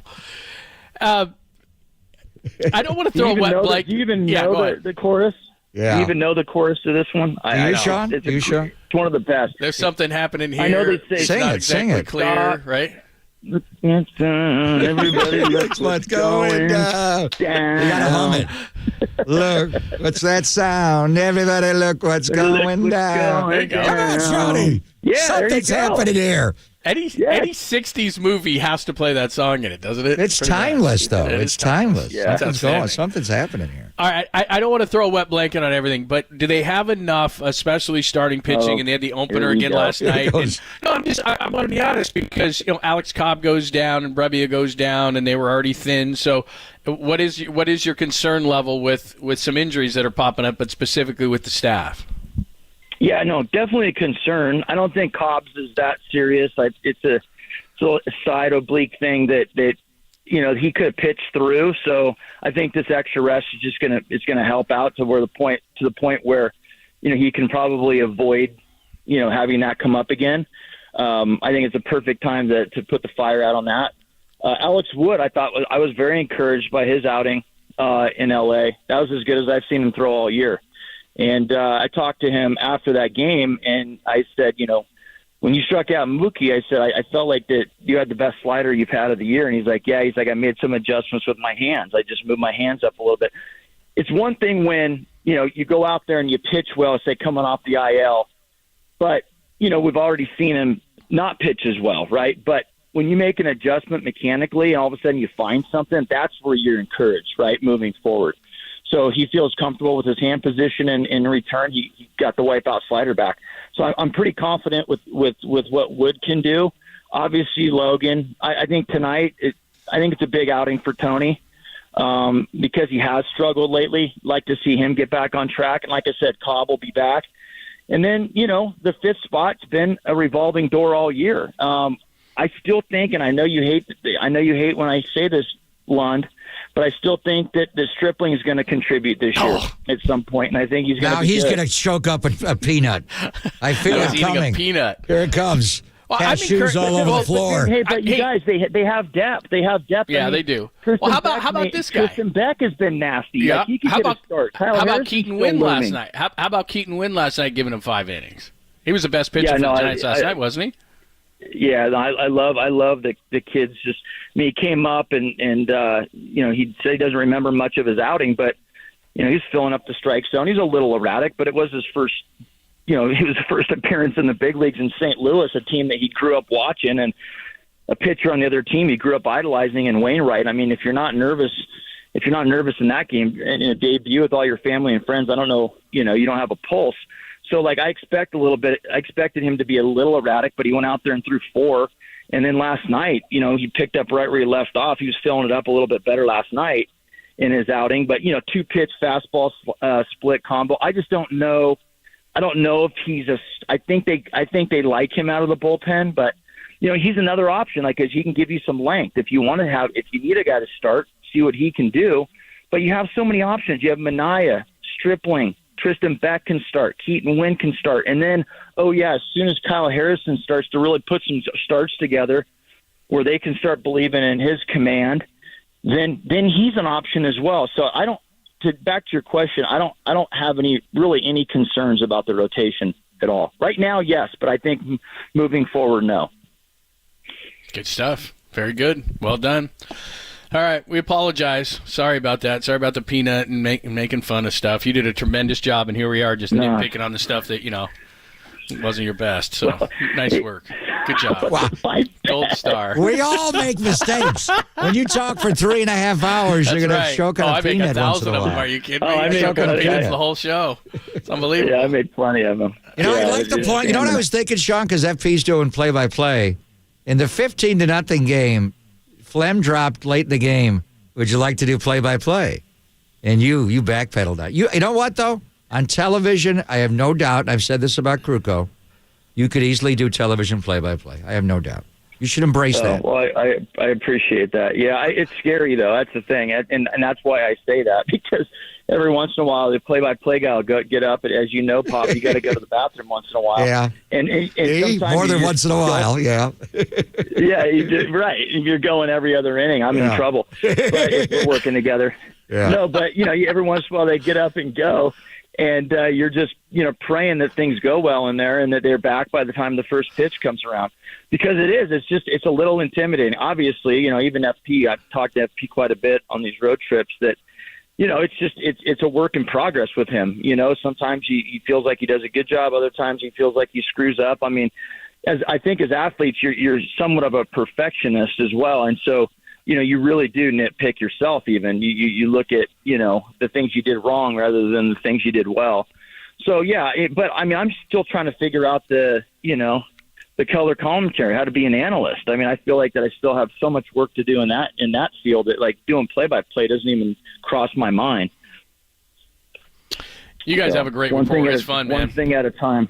Yeah. You're doing a great job with it. Hey, just real quick, Padres coming up, and then the Diamondbacks. I mean, you're right there in Arizona. They're legit, right? With Corbin Carroll and that whole group, they're coming in this weekend. Oh yeah. They're playing with a ton of confidence too. They put a 6 spot up last night in the first inning. So offensively they're clicking. They're the best defensive team in the big leagues. They catch everything. And then, they got a couple guys at the top of the rotation, and Kelly and Gallen are as good as anybody. So I still think that they're gonna struggle at some point this year. I think their rotation isn't deep enough, and I also don't think their bullpen is as good as it needs to be. But who knows? Maybe they've already said they're going to stand pat. Probably they're not going to make many additions come trade deadline. So I just don't know if they have enough, which I'm okay with. Because that does definitely helps the Giants. But they're good, man. They're coming, and they're just a pitcher or 3 away from being legit contenders in the NL West. Absolutely. And right now they're playing their best baseball. So we get to see them in a few. We get to see them in a few days. So I'm looking forward to that series. Yeah, Friday night. Yeah, big time. Thanks, Johnny. Appreciate it, man. We'll talk to you soon. Okay, guys. Sounds good. Have a good week. You, brother. You too. That is the great, and I do mean great, John Estes. He's a good guy. He is such a good guy. Man. He's the greatest. He's always bracing himself, I'm sure, for what did I do this weekend? It's screwed up that these guys are going to play. Did all these series and did great work, and these guys nitpick me. It's tough. Believe me, I'm doing a game, and if anytime I say Jimmy Cox to throw, I know. Damn. I know. I have a problem. I got to go pumps. I have a problem. Because I do. I sit there. People look at me because I do. I sit there with you and Tim in the earpiece. And you're just looking for while I'm typing material. And I'm watching it. Yeah, I'm just material. Papa's going to give me material. Then when I hear it, I text Mike Holler and say, grab that holder, grab that holder. Yeah. You know, we got a ran it whole right in the a-hole. Yeah, exactly. We have a whole system going on. I'm chuckling like a 5-year-old. It's ridiculous. Sean's a good sport, though. He is. He's the best. All right. Great Sean Estes. Ron Wodos will join us in about 30 minutes. We'll talk some more Giants. Let's get back to the Warriors a little bit. We haven't talked about them today. If you missed our discussion after Mike Dunleavy Jr. was introduced as the new general manager of the Warriors and the things that he said, plus Draymond Green, causing a stir this morning. It's no big deal. Relax, people. We'll explain all those things, and then we'll go back to the Giants with Woody at about 11:50. It's Pop and Lund only here on the Sports Leader. Garoppolo going to play action. Cox in his face.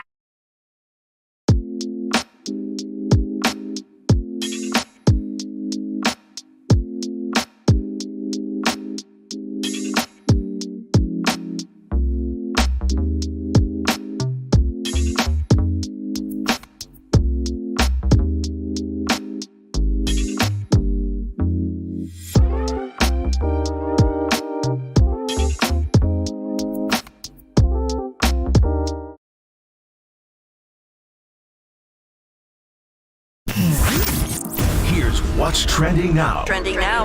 On KNBR.com. Mike Dunleavy Jr., the new general manager of the Warriors, discussed the futures of Draymond Green and Jordan Poole in his introductory press conference. That story and more trending right now on the all-new KNBR app.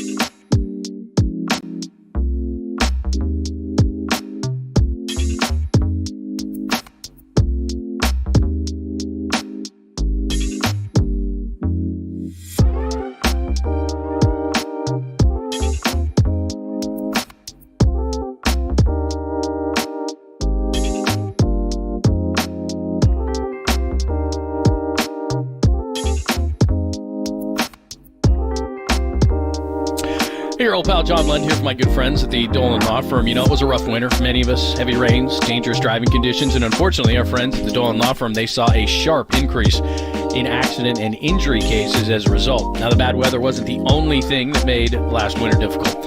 We also saw people affected by mass layoffs, especially in the tech industry, and the Dolan Law Firm's Employment Practices Group also saw an uptick in unlawful terminations, discrimination, sexual harassment cases. But now that the bad weather is behind us, our friends at the Dolan Law Firm want to remind everyone to please be aware that good weather brings out pedestrians, motorcyclists, scooters, bicyclists, and children playing. So let's work together to make sure the Bay Area is a safer place. And for you employees, go to DolanLawFirm.com to learn more about your rights. The award-winning firm has secured over, get this, $1 billion in verdicts and settlements on behalf of their clients. Headquartered right here in the Bay Area, they live here, they work here, and they win here. DolanLawFirm.com.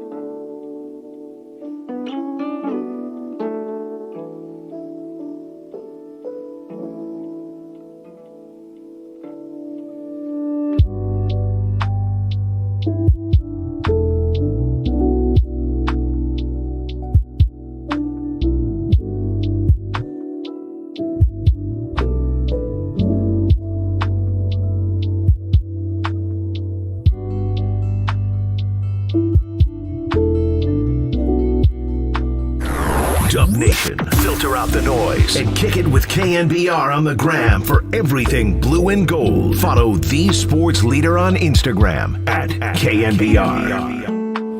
How you doing? Congratulations. Fantastic. We're champs again. Nice to bring old Larry back home where he belongs.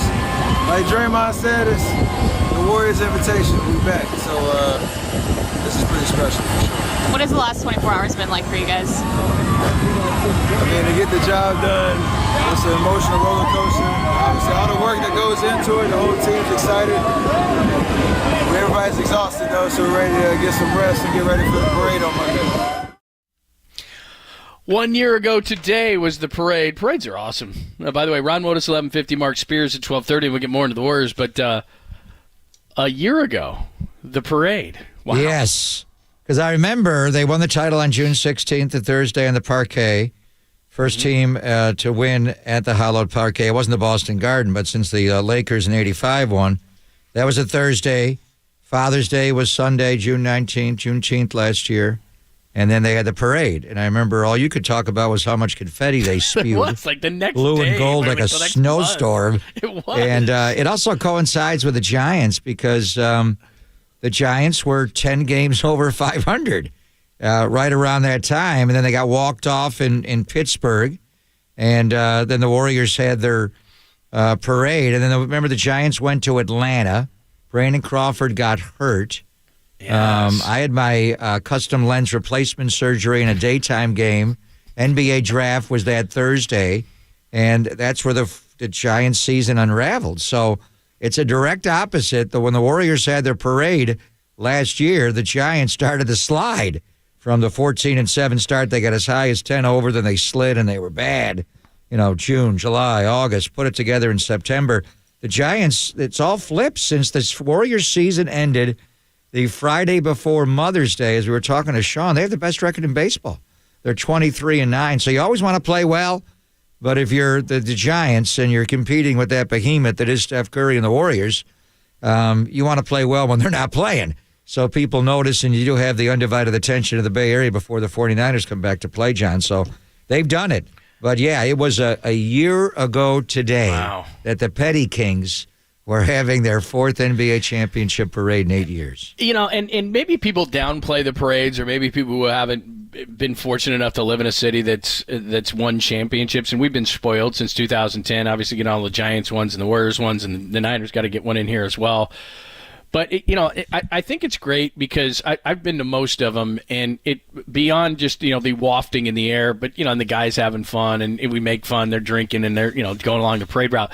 But it's really where the fans can feel community, because you go down there and all the issues that we're having in our country and in our city and all the different things, but for a day you go down there and you forget all that stuff, and you may not have one thing in common next to the person that you're the person you're standing next to, but you love the Warriors or you love the Giants or whatever the case may be, and it's just a really cool, fun day, for the community. And I mean, you get 1 million people coming down there, and you have one thing in common, that team, and you live and die with them sometimes, and it's just such a cool. I don't know. I just think they're underrated. I just think that it is such a neat day for the community and for people who are fans, and to culminate that, and you've been a fan for so long, like Denver the other day.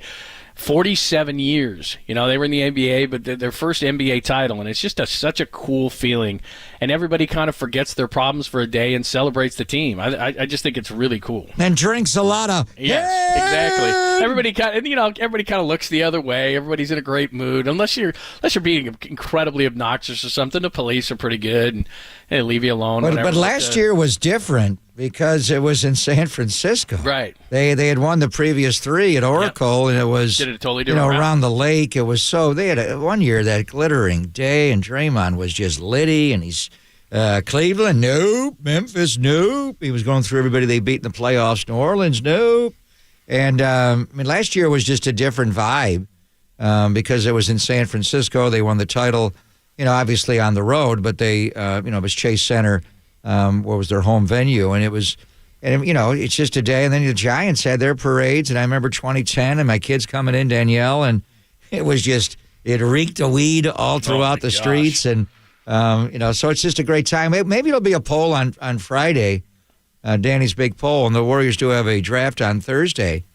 Which Bay Area team is going to win the next championship? Ooh, that's a good question. You would say 49ers, but the Giants are starting to flip it here. They got an infusion of youth, more to come.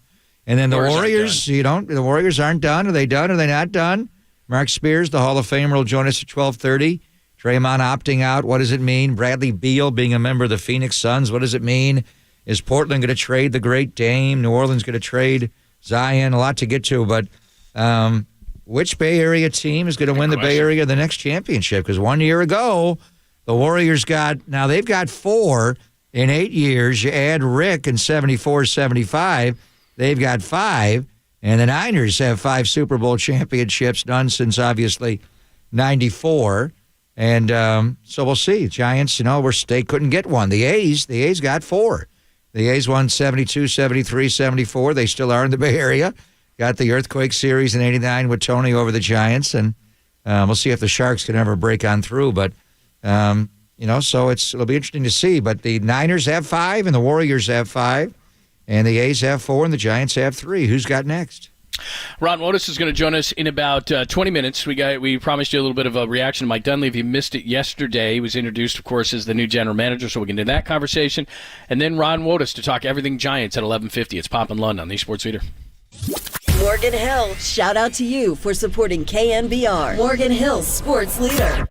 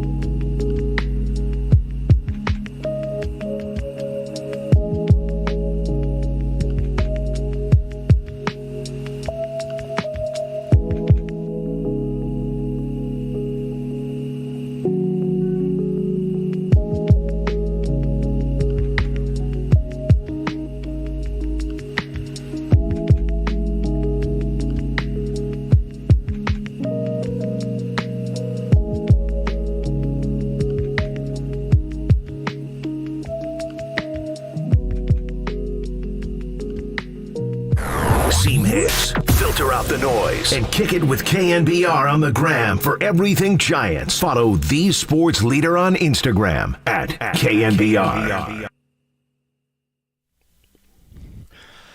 What's happening? Thanks for joining us, Pop and Lund, as the Giants are on an 8-game winning streak after coming back. And you got the Yaz walk-off last night. We're going to talk to Ron Wotus in about 15 minutes. Real quick, we played the press conference yesterday. Mike Dunleavy being introduced as the general manager of the Warriors. And if you missed Pop's reaction to it, we wanted to make sure that you heard it. So great hair like Bob. Seems like a slow breather like Bob. Yeah, bad hips like Bob. Exactly. Better basketball player maybe is what he said. Top basketball decision maker, but of course all roads end with Joe Lacob with the Warriors. Talked a lot about collaboration and team. Praised Draymond certainly. Praised Poole and Kuminga. The roles aren't changing in the front office. There wasn't a lot of mentions of financials, but that'll be something that's going to be interesting if they do bring Draymond Green back, who of course opted out yesterday. So impressions of the first press conference of the new Warriors general manager. I think, as we said at the time, I think he was a little bit nervous in the beginning, like maybe the first 30 seconds, and then he settled in, and his personality came out. He's measured, which, Warrior fans didn't like so much as a player, but he's a highly skilled player, so you like those slow breathers when you're highly skilled in basketball. But you certainly want it as a GM. You don't want to make rash decisions and blurt things out. And I think he'll be fine. I think he'll fit with the certainly Steve Kerr, with the owner. Part of it is you have to have the disposition to handle Joe. And Joe was teasing and the phone calls, and Mike called him first. But they go back and forth a lot. You can't make a transaction without the owner giving at least a rubber stamp on a 10-day signing. But anything big, he's going to set the course, the franchise's course. So, but it's clear that he gets along well with Joe, and I think Kirk Lacob's role was understated. He's going to be involved as well, and then you got Steve Kerr and Steph. But the real issue is Draymond, and it's just interesting to me, John. 3 weeks ago today, Bob Myers said he's not coming back. He didn't have to do that until his contract runs another 10 days. But that's different. He wants to let the organization know what the course is going to be and put Mike in charge. I even wonder, with this draft coming up on Thursday, who really runs the draft? Is he the top basketball decision maker starting right now? And, and Mike did say, let's go. I talked to Bob, and, the funny line about, I don't know if I can take your job, and Bob saying, Dunleavy, it's not like you're taking an organ for me. You're just doing a job. But does he start doing the job like right now? Who runs the draft? And, I'm sure Larry Harris is very involved. But Mike was a scout. His first job after retiring as a player was when Bob Myers hired him as a scout. So, and Bob scouts too, but it's different when you're a player like that and Mike Dunleavy's senior son. But, where does that go, obviously, on Thursday? So they didn't have to do all this until a week and a half. But the interesting thing is that Rich Paul, who represents Draymond and LeBron, and by the way, we all saw the pictures of them vacationing in France, which is very interesting. Could be pure leverage. I'm sure Rich Paul's the one taking the picture there. Absolutely. Hey, let's make sure Joe LaCobb sees you hanging out with LeBron, and you think it's financially just not going to happen. I wonder about Mike Brown, Vivek Ranadive, Monty McNair in Sacramento. Would they go get Draymond Green? Could they move some salary to bring him in? I think, teams that are looking to deal with the Joker and, the top of Anthony Davis, if you're Sacramento, if you're the Lakers, to play alongside Anthony. But anyway, so with the timing of it, Rich Paul knows what he's doing. They're going to have a press conference at 11 a.m., so I'm going to leak out at 9:30 through Wojnarowski and Draymond does not have to opt out. He doesn't have to do anything until June 29 turns to June 30th, John. He had a week and a half. So to do it right then puts the spotlight on Mike, and now you got some quotes. So I think all parties want to get it done, but by opting out now, Draymond Green is not going to re-sign with the Warriors and not hit free agency, is what Rich Paul's saying. Mm-hmm. So what number is it? You're of the opinion that he opted out of a contract that's going to pay him $27.5. Would that be a starting point on times 3? Would it be a little bit lower since you're giving up the 1 year salary Now we're going to extend you out another 2 years, 3 years. Do you make it a 3-year contract? Do you make it a 4? What's the average value on that? Is it $25 million? Is it higher? I mean, how is he going to react to wanting a super max? Draymond's really competitive. Steph makes over 50. Clay makes over 40. You're going to pay me 25? Am I a lesser player to that degree? Now, timing is everything in the extension. So both sides want to get it done, but by opting out of the contract, Draymond and Rich Paul are saying either directly or indirectly that we're not going to sign. We're not signing right now. At least we're going to bring other teams into it, or the allure, the visual, the optics of another team. We're going to take a picture of Draymond and LeBron in their bucket hats vacationing in France and make sure the whole world sees it, just to stir it up. Just in case, Mike Brown, you think he wouldn't leave? Well, you don't want him going to the Lakers. You don't want him re-signing with the Warriors. You're a bad defensive team. You're a great defensive coach. You got great offensive players, but you don't defend. You want to flip that in one off season, go get Draymond Green. So I think they all want to do it, John, but how do they do it? What's the average annual value? How many years does Draymond get? Does he get 3 to coincide with Steph's? Does he want a 4th? Would you go out, how high would you go above the 25 average? So how do you do this deal now in the next 10 days? Right. And we talked about this yesterday, but the team's just with straight cap room to do it, and I just don't see Draymond Green signing with any of these teams because he would be a mentor and they wouldn't be championship contenders. Rockets, Pacers, Spurs, Magic, OKC, Utah, and his hometown Detroit Pistons. And I always think in sports that the going home card is vastly overplayed, so I just don't think he's going to the Pistons. They're not even near ready to win. But to your point, I think the Warriors would like to say, okay, we'll match you up with Steph. We'll give you the 3 that he's got remaining, and we want to give you 75. He'll probably vomit on that. So I think it's going to be anywhere from 75 to 90 in that range. Now, if one of these teams decides, let's just say Detroit, for the sake of conversation, creates leverage and says, we'll give you 5 years and 150. I mean, does Draymond Green want to win so badly that he says to himself, geez, they're offering me even 90, which is like 30 per year, which I think is over, obviously, what the Warriors want to pay.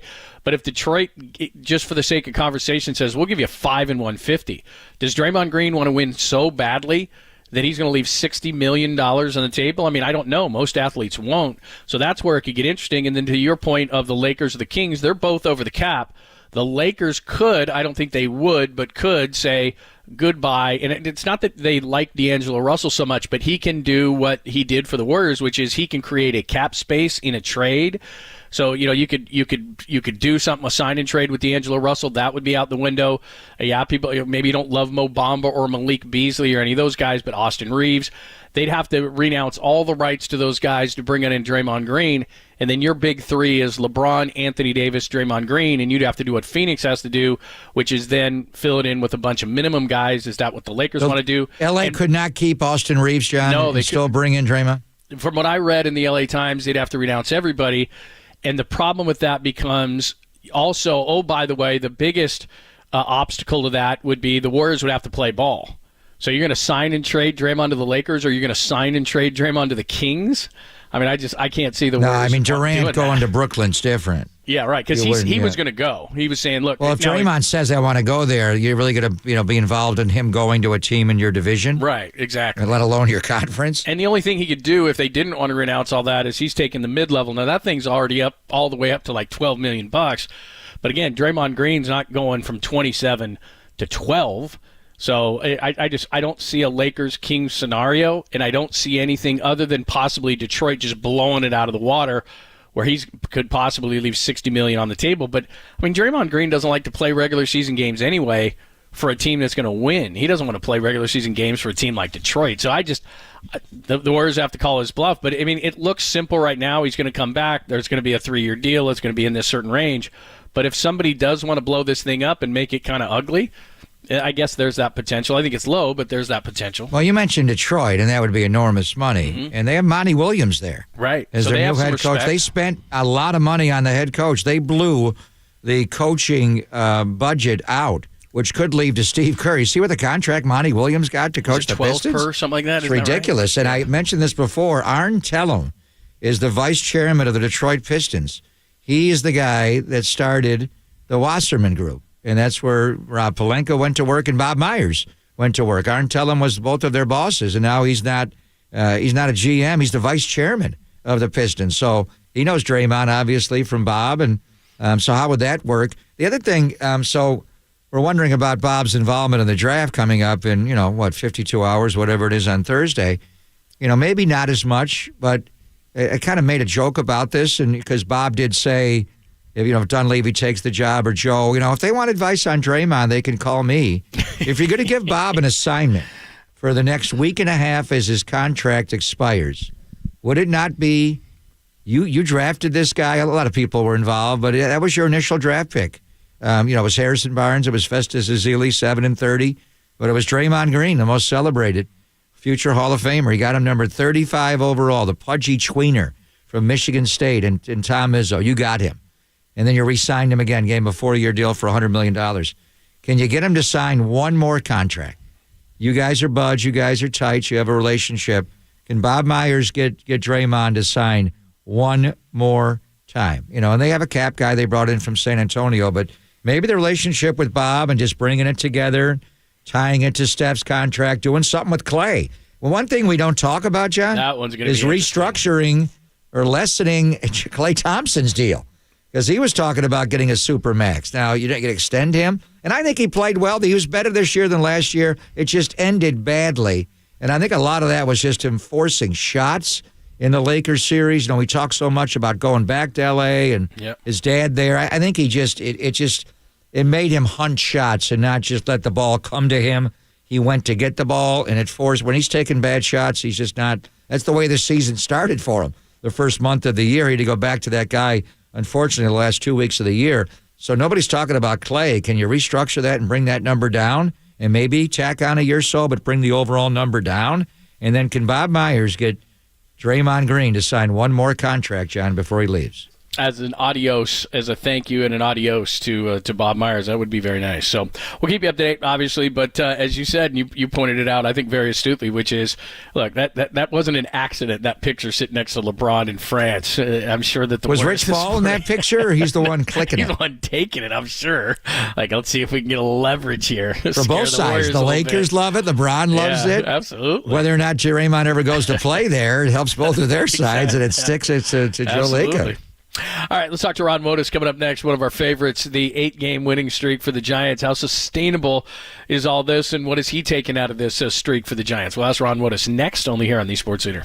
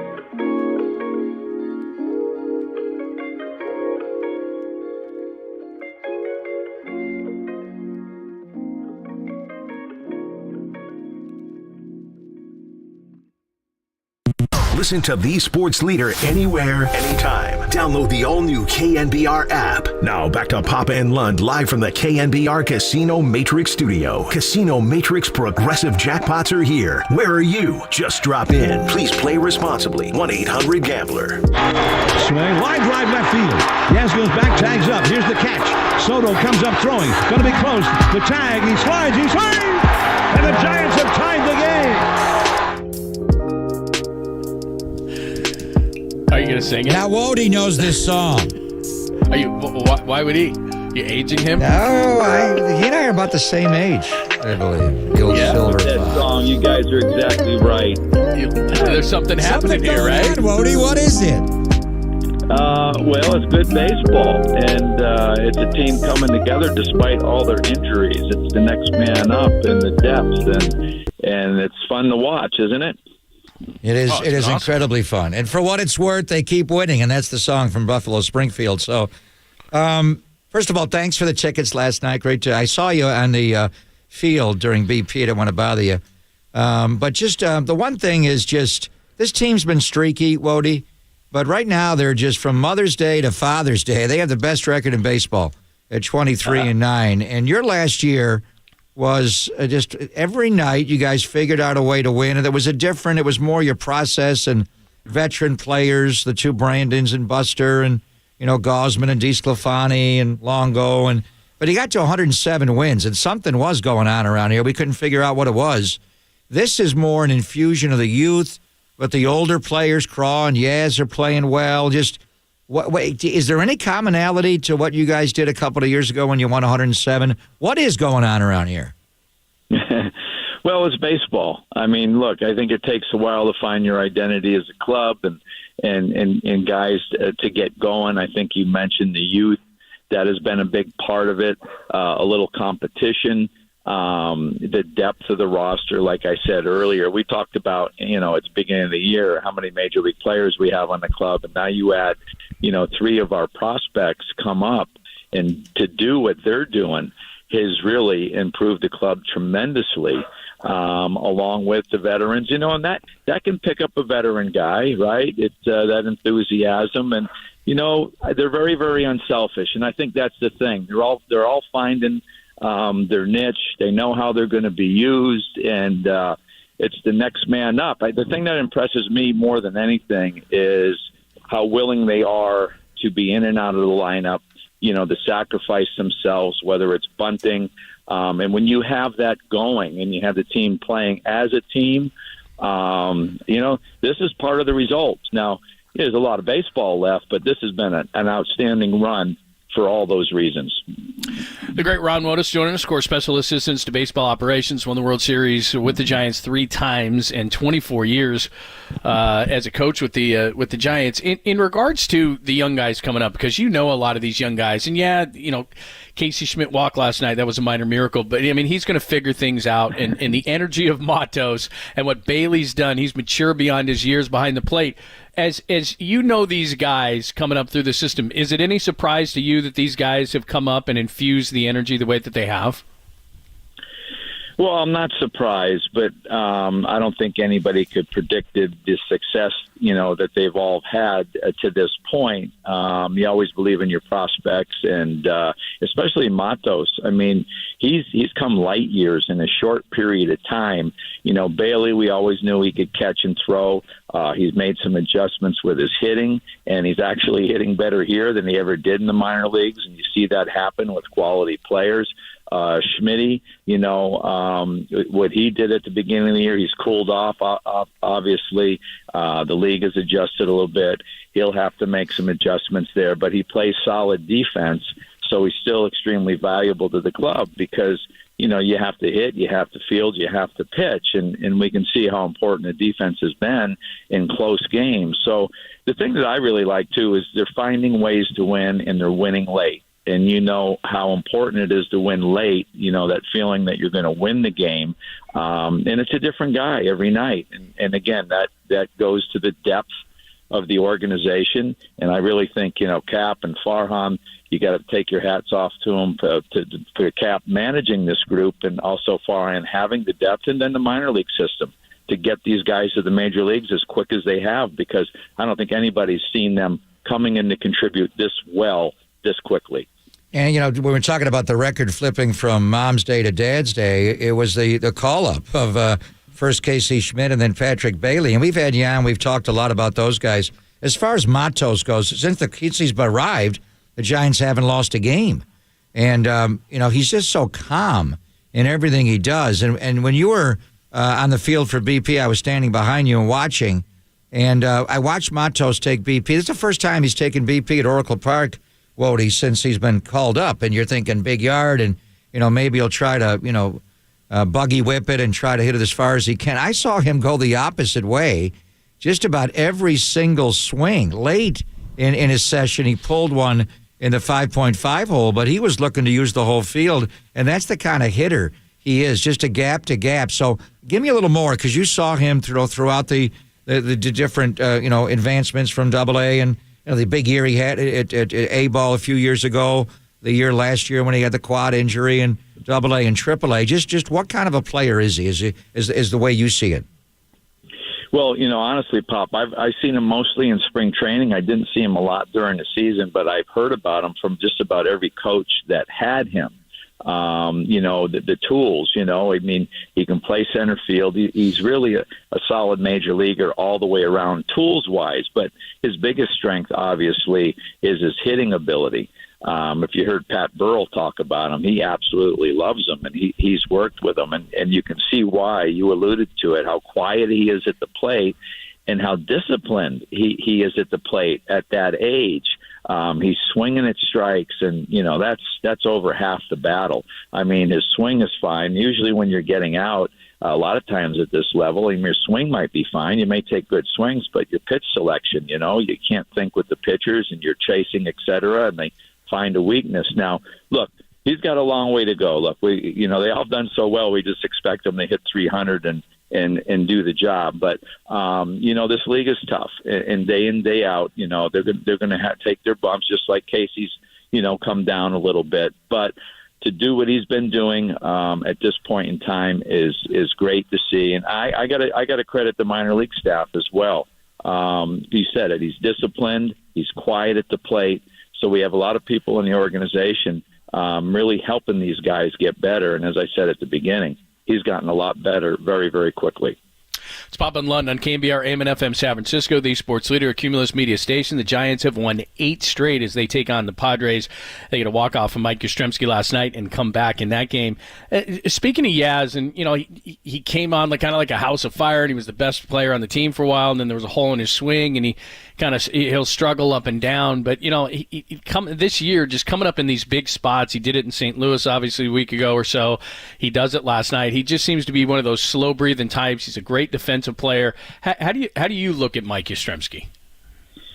Well, I think he's one of the leaders on the club. You know, for the simple fact, by the way he approaches a game, the way he plays the game. You said it. He's a solid outfielder. He's a very good base runner. By the way, that fly ball to left yesterday at Bailey with that great at bat. You know, You're talking about, you know, short to the ball. You know, staying within himself, not trying to do too much, and he drove that ball to left. But back to Yaz, that line drive to left field is a difficult play to tag up on and go back. He was going if the ball was on the ground, he was going to try to score, and it happened so fast that you have to decide, I got to get back to the base and then get the jump there. So that is a kind of a overlooked. People don't realize how difficult of a base running play that can be when you're at third, for him to get back to third and be able to tag and score on that. But that's what he does.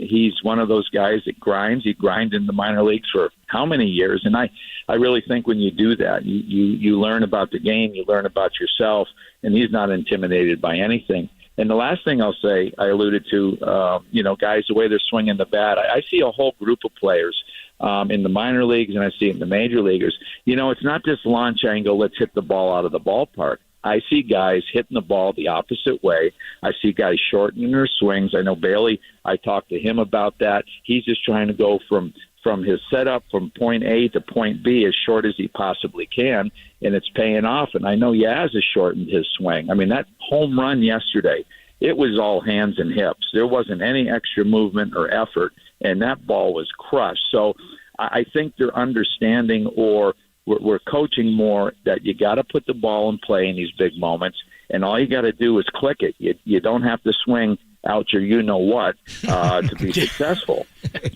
And a glaring example what a of that. professional you are. Yes, don't swing out your you-know-what.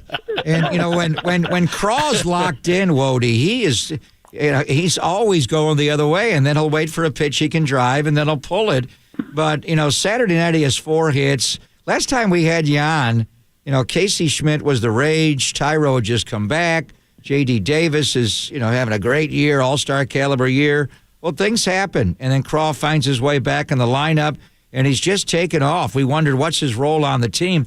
The role really hasn't changed for Brandon Crawford a whole lot. I mean, he's for 3 straight games against right-handed pitching in Milwaukee. He didn't play because Schmidt was in.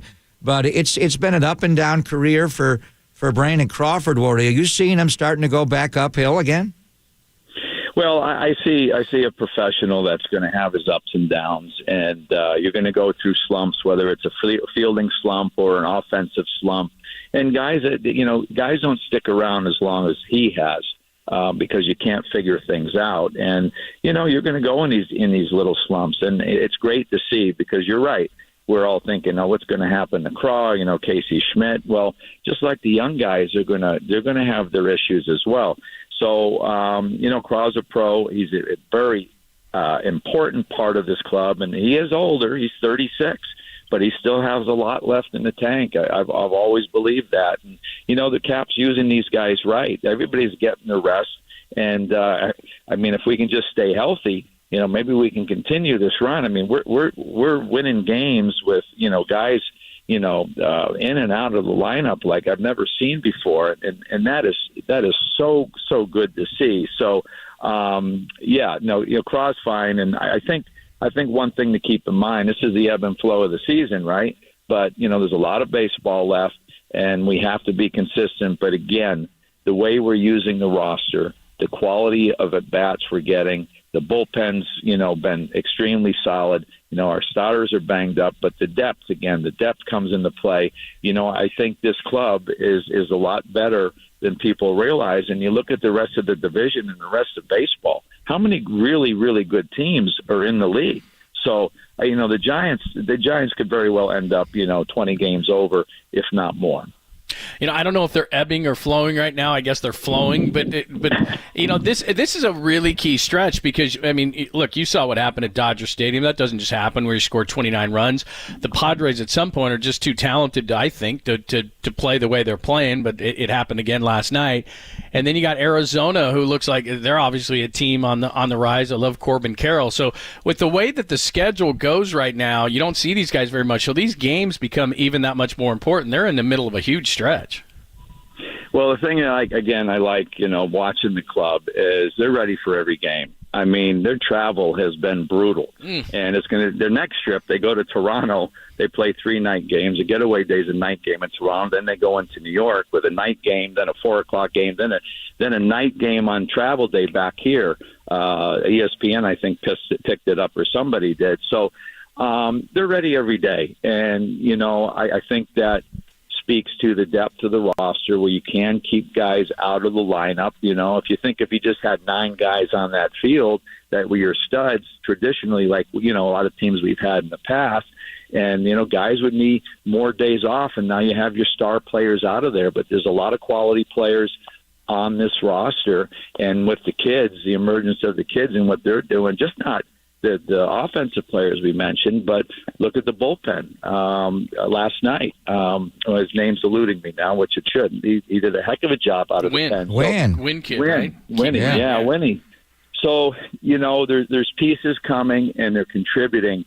Walker's contributing, and it just makes us that much better depth-wise.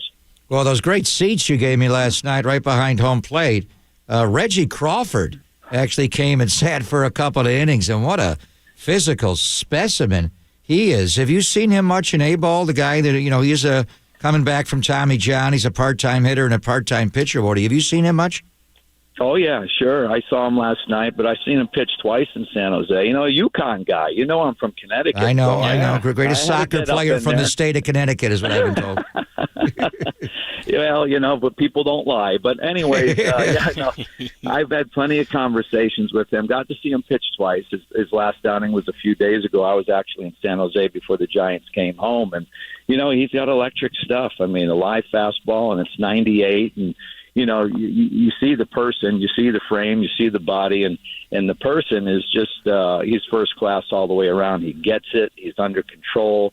So that's what impresses me as much as anything is the person that he is. And, you know, he's gonna give everything he can. And, you know, you don't see any red flags, you know, right? You can have a talented guy, but maybe there's work ethic in there, or maybe there's something in there that doesn't click. You can't make adjustments, but, you know, Reggie appears to be the total package, and that's why he is who he is. You know, it's interesting, and I don't know if there's some magic elixir, or maybe it was just, you know, the pandemic and guys needed to get going again, but we've seen the guys that we've seen come up, and they've all had great years, which is why they got promoted to this point, with the latest being Matos, who was just so red hot at AAA. But then we keep hearing, you, like you said, Reggie Crawford, now he's a ways off, but a guy like Carson Wisenhunt, we keep hearing about Kyle Harrison. Like, it just seems like this year, as far as the system is concerned, everything is seeming to click. Is there any reason why that is? I don't think so. I just think it's a natural progression of, you know, getting experience down there. And I think the other thing is the injuries has given us a need to call these guys up for the most part. You know, that's usually how you get your chance, and how you stay is by performing the way that they're performing. And now all of a sudden, you know, you have more players on your roster that can contribute, and you have tougher decisions that need to be made. But no, I just think it's a natural progression. Again, Matos, for him to be here as quickly as he has from where he was at, and as I said, there's a long way to go. I mean, this league is tough, and day in and day out, you know, they'll find your weakness and they'll try to exploit it, and then the player has to adjust. But for him to, you know, start the way he has, like all of them, it's very encouraging to see. Marco Luciano. He's in AA, I think. Have you seen him much, Wody? No, I plan on going there later in the year. I have not. I've talked, obviously, to our infield guys and people that you know, have seen him this year. You know, he was hurt. He was hurt for quite a bit, you know, his back, and then his arm was bothering him a little bit. So he hasn't really had the games played that you'd like to have him see at this point in time. But he's on the field now and he's playing. So, again, you know, we'll just have to let him develop. And that's the thing you want to do with your prospects, especially guys that are, you know, top-notch prospects. So when they get here and you have an injury, you have a need, they're ready to step in and contribute, not come in and be part of the problem and struggle. So I think he's a ways off, obviously, at shortstop. To play at this level, but heck, you never know. You see how quickly some of these other guys have come. So sometimes the light turns on and you get in a groove and you start performing. Great stuff. Woody, always great to catch up with you. Thanks so much for the insight. We'll do it again real soon. All right, boys. Good being with you. Thank you, my friend. That is the great, and I do mean great, Ron Wotus, giving you great insight not only on the roster and why they're turning things around, but some of the young guys as well. I mean, it is amazing, and people love hearing about this. Who's coming? And we heard for so long that the farm system was being reinvigorated with Farhan and that entire staff, but we really hadn't seen the returns on it, and all of a sudden you're getting it all at once, and then this isn't the only wave. There's another wave behind these guys, and you mentioned, you know, down at AA and all these different guys, and there's a couple of pitchers, and we keep bringing about these guys, and Harrison isn't already up. So, I mean, you know, they've got guys seemingly, and then you mentioned Reggie Crawford, who's probably 2 or 3 years away, playing a two-way player, mainly pitching right now is what we're seeing out of him. But, man, they seem to be knocking it out. And, oh, by the way, the draft for baseball is coming up here shortly, too. I'm watching the Combine from Arizona. That's love fun, man. I dig fun. the Combine. It's not the NFL Combine, you know, but it is still pretty The NBA does a Combine, and then MLB does a Combine. And also, even though he's been up and he struggled and he went back down, David Villar he's going to have a lot to say about this year. And he had a great game last night, and I think we're going to get the Villar the Killer. David Villar will be joining us, John, at 1:15 today. Oh, very nice. That's great news, man. If people have not heard him, He's awesome. He's great to talk to. By the way, He's Aaron smart, Rodgers, and he's his self-assessment is I like spot on. He knows who he is, and that's why he changed his swing, his first step quickness, and he had a hell of a game last night. The home run, the play, the tag on Fernando Tatis, and then what's his role when they start to get healthy and Schmidt's completely healthy and J.D. Davis is completely healthy? Can he be a part of the line change and coming off the bench? Aaron Rodgers popped back up behind you, I see. Yeah, I saw that. He survived. Smurf and Mac. You snuck that in. Just noticed that behind you next to Copes. Make sure that you check it out, YouTube and Twitch right behind, or you can see us live, KNBR.com, the new KNBR app. You can see the show live, and you can comment. We got the text line wide open as well. Any thoughts on the Giants to this point? Give us your thoughts on that as well.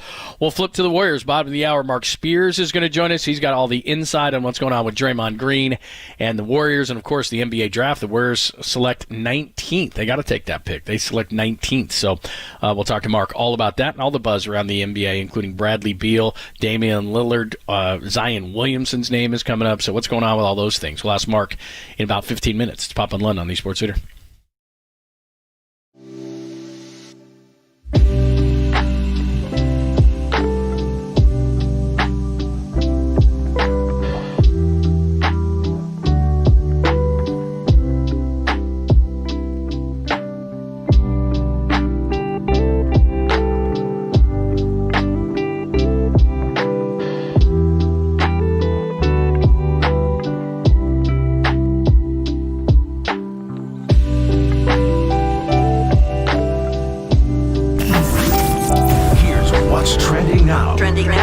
On KNBR.com.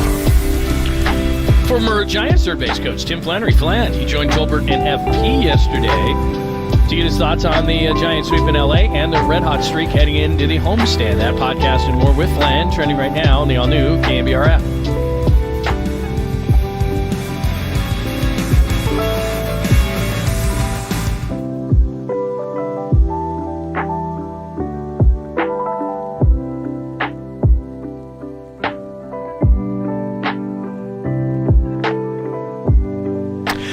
Frickin' laser beams. It's the Laser Eye Center of Silicon Valley and CLR. It's called Custom Lens Replacement, and it has allowed me to see again like when I was much younger. And, of course, I'm very young now.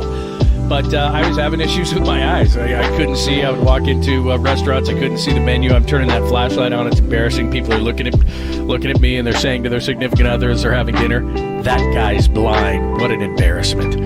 And so, yeah, that was my life. And, of course, walking around my house looking for my readers. Have you seen my readers? I'm not that old, and I don't want to be looking around my house for readers. So they saved me. The Laser Eye Center of Silicon Valley, Custom Lens Replacement. It's called CLR. Dr. Joe Ling and the incredible team down there. It is simple. The procedures just take minutes. It is absolutely awesome. And the best part, I can see again. So all you have to do is call 877-GET-2020 to schedule your free consultation.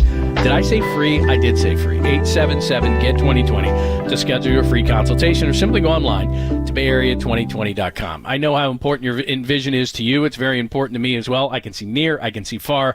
It is, and I say this all the time, and people come up to me and go, "Really? Life-changing?" Dude, settle down. Yeah, it is. It's life-changing when you can see again. So call 877-GET-2020, free consultation, or online at BayArea2020.com.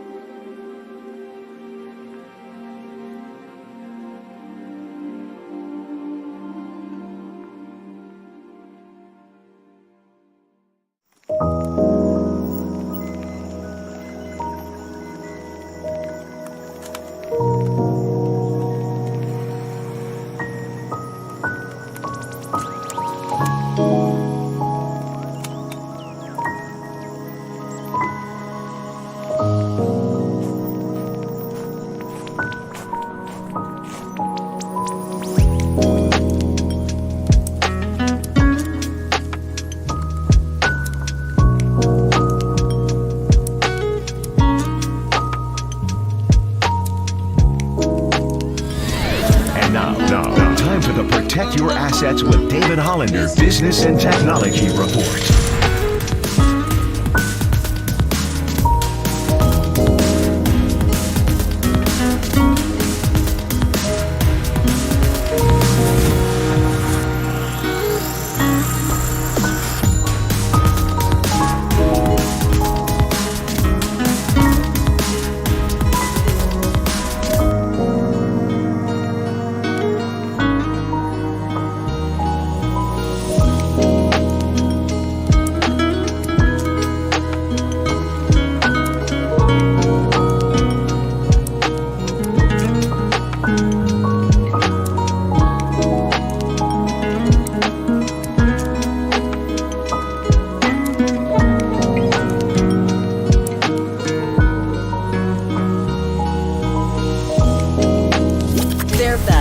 Shout out to you for supporting KNBR, Fairfax's sports leader.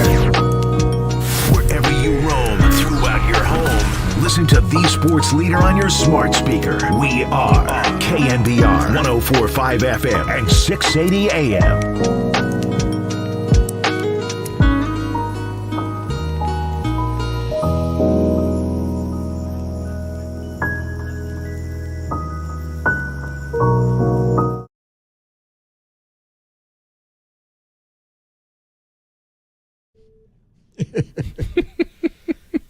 I like not even a Thursday. It's a Tuesday. That's what I just said to Danny. He was playing that. I go, it's not Thursday. And he goes, no, this isn't the one that says Thursday. I know, so I know. I have no issue with that. That's one of the best. There are a lot of good scenes in The Wolf of Wall Street. That's a good one. I like that one. Forgot about that one. Yeah, early before Leonardo DiCaprio goes crazy. My favorite part might be the Lamborghini when he's on the Ludes. He's on the Ludes. They didn't think the Ludes were any good, so they were old, and they kept taking them and kept taking them. That does happen. Doesn't take effect yet. Hold on. He keeps taking more. And then I loved his version of how things worked, and then what actually happened. He's trying to drive that thing. And the mangling of the car. Yes. It's a nice car, man. You gotta be careful with those kind of things, man. All right, Mark Spears is going to join us in about 9 minutes. We will talk all things NBA and all things Warriors. As you pointed out, Draymond Green with LeBron James in France, oui. And then Bradley Beal, we got the trade with the Suns.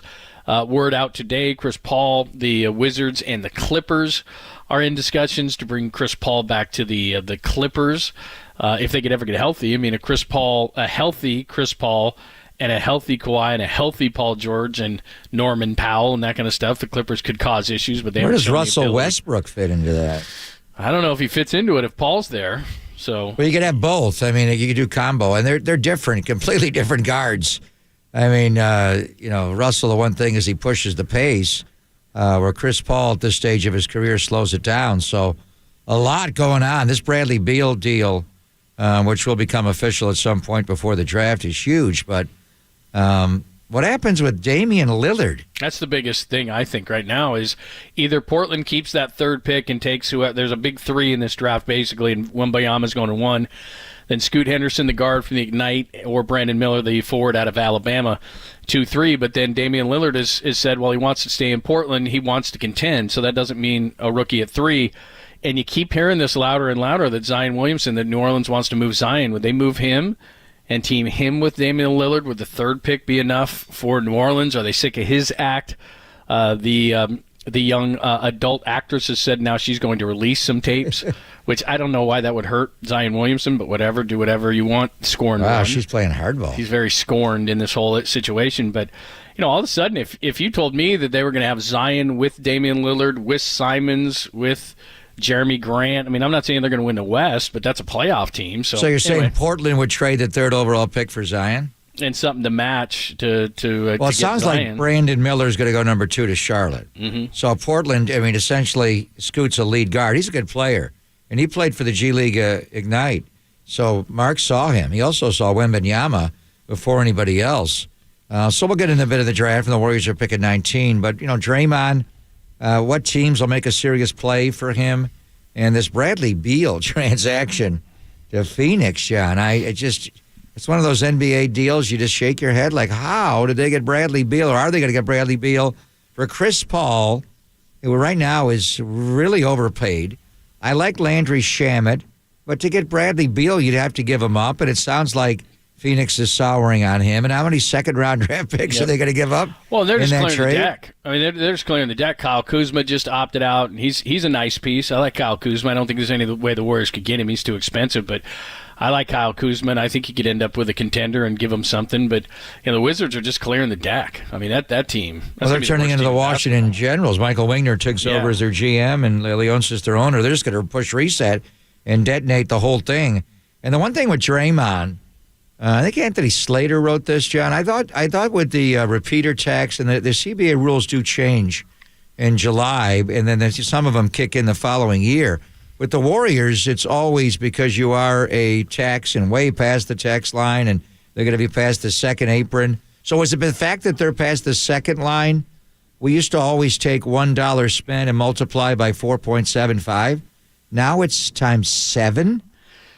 Times 7, which is absolutely ridiculous. And so you give Draymond Green, say, $25 million for this year. It's 25 times 7? Right. And that's where you and I talked about this a bit yesterday, which is, this is serious stuff. And so while they may re-sign and have certainly given us every indication they want to re-sign Draymond Green, I don't know that they can re-sign Draymond Green and keep $124 million of Jordan Poole, or whatever the case may be. Look, I think he's the most obvious to move. I don't know if they could coexist anyway, even if money wasn't an issue.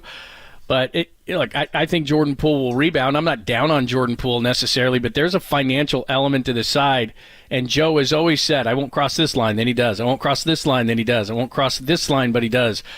And now we're looking at $500 million with taxes and salary. For 1 year? At some point. 15 basketball players? I mean, at some point he's going to say, look, we got to contend, but I'm going to raise the white flag in terms of how much I'm actually going to spend on this team. Well, the other way around this is not Jordan Poole.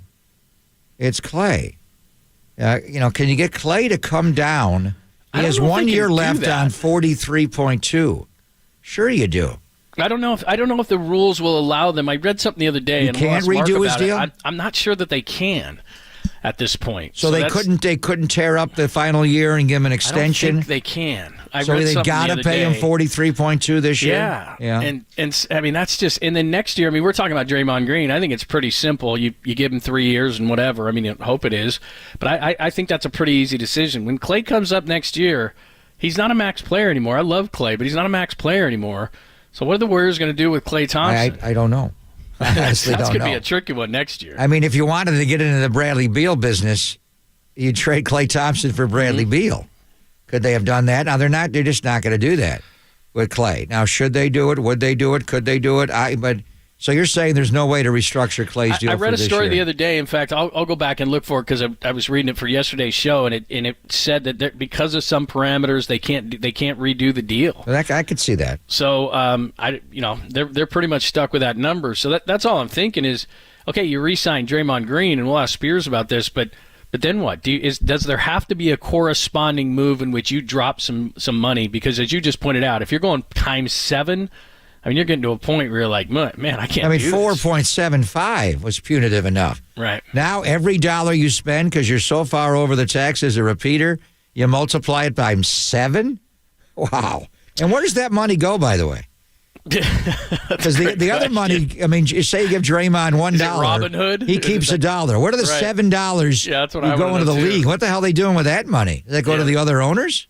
That's a good question. Where does that go? Do they do a Robin Hood thing like in baseball where they take all the money and then they distribute it? I don't think they do that. Yeah, it all goes to Baby Gav, John Fisher. Wonderful. It goes to him. All right, let's ask Mark Spears about all those things coming up next. Ton around the NBA, Draymond Green, what's the latest on that whole situation? We'll do it all with Mark Spears. He knows all. We'll do it next, only here on the Sports Leader.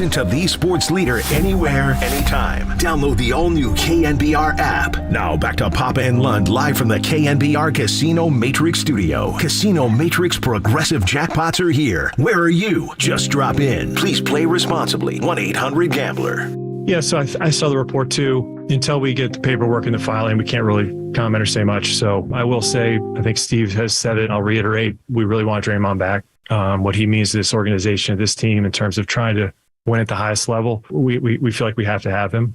So that's very important. Beyond that, yeah, I mean, I think a lot can be made of all the challenges that are coming our way, whether it be aging roster, the new CBA with some of the limitations there, anything else you can bring up. But we're aware of all those things, but we also feel like we're in a great place because we've got a competitive owner willing to spend and a group that's really tied in. It's got good synergy, good processes, good sound decision-making. So we feel confident we can navigate it.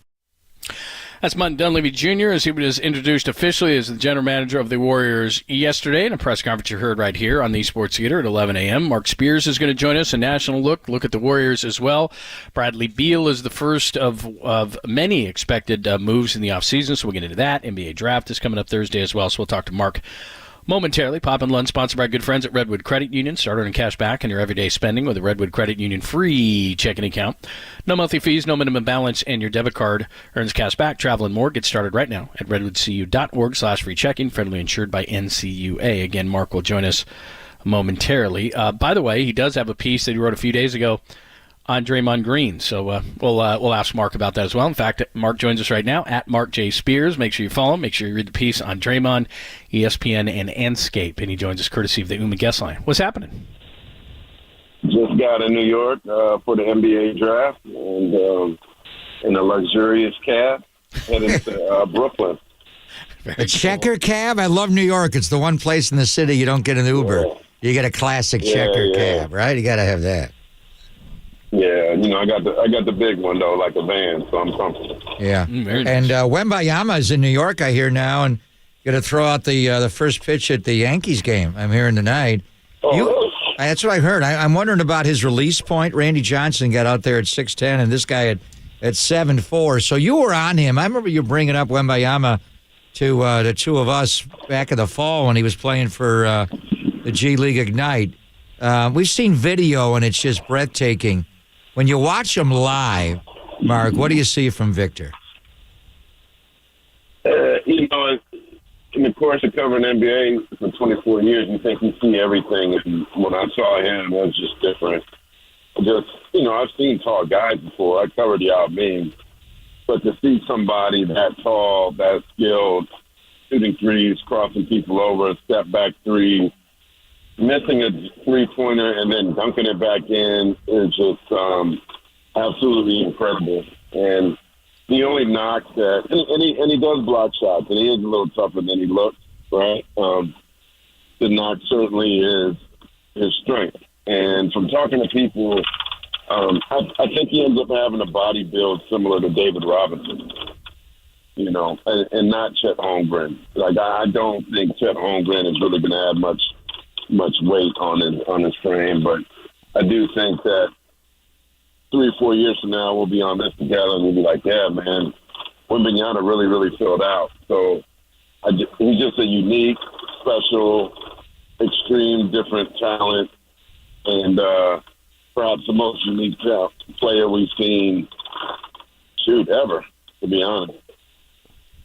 Mark Spears is joining us. It's as far as Draymond Green, and you wrote the piece, the Enscape piece a few days ago on Draymond learning from his kids and saying, hey, man, I don't got many hobbies, man. I just hoop. But this morning, or yesterday, of course, he declines to 27.6. I think we all expected that. And both sides, Mike Dunleavy Jr. saying again how much they want him back. Draymond saying he wants to come back. It seems that there aren't the type of teams that he wants that could sign him outright. I don't think the Warriors would play ball with the Lakers or the Kings or anybody like that. Does it seem like sort of a foregone conclusion that Draymond and the Warriors are going to find some common ground on maybe a 3 or a 4 year deal? Well, I do think that both sides want something to come together. The Warriors definitely want to sign him. The new GM. Is there a shorter name we could get for Mike? MDJ or something? Like, Mikey Jr. Mike, Mikey Jr. Well, that's That's kind of disrespectful for a GM, right? To call Yeah. like the G. MDJ. Certainly not going to MDJ. There you go. MDJ. Because you're not calling him MJ. Mike DJ, yeah. We call Bob just MDJ. Bob. How about just Mike? No, because there's only one Mike. I know you were going exactly there. right. I know you were going there. Yeah. Or Tyson, Jackson, Action, Jack, all those. Yeah, but anyway, right. One thing that stands out to me is I saw this great Bobby Marks from ESPN, who's a super capologist. He said, "Here's the tax difference with Draymond on the roster and off. With Draymond, $243 million. Without him, they lose $67 million. It's a difference of $176 million. So I do wonder if that's kind of in the back of their mind. But knowing Laker, he wants him back. Talking to Draymond, he definitely wanted to return. And then it's like, where is he going to go? Lakers fans think this is fantasy sports. Like, you can't just, so what if he's on vacation with LeBron? I mean, and I think one thing that Draymond has to think about, even if he wanted to go to the Lakers, you have to think about your long-time legacy with the franchise, right?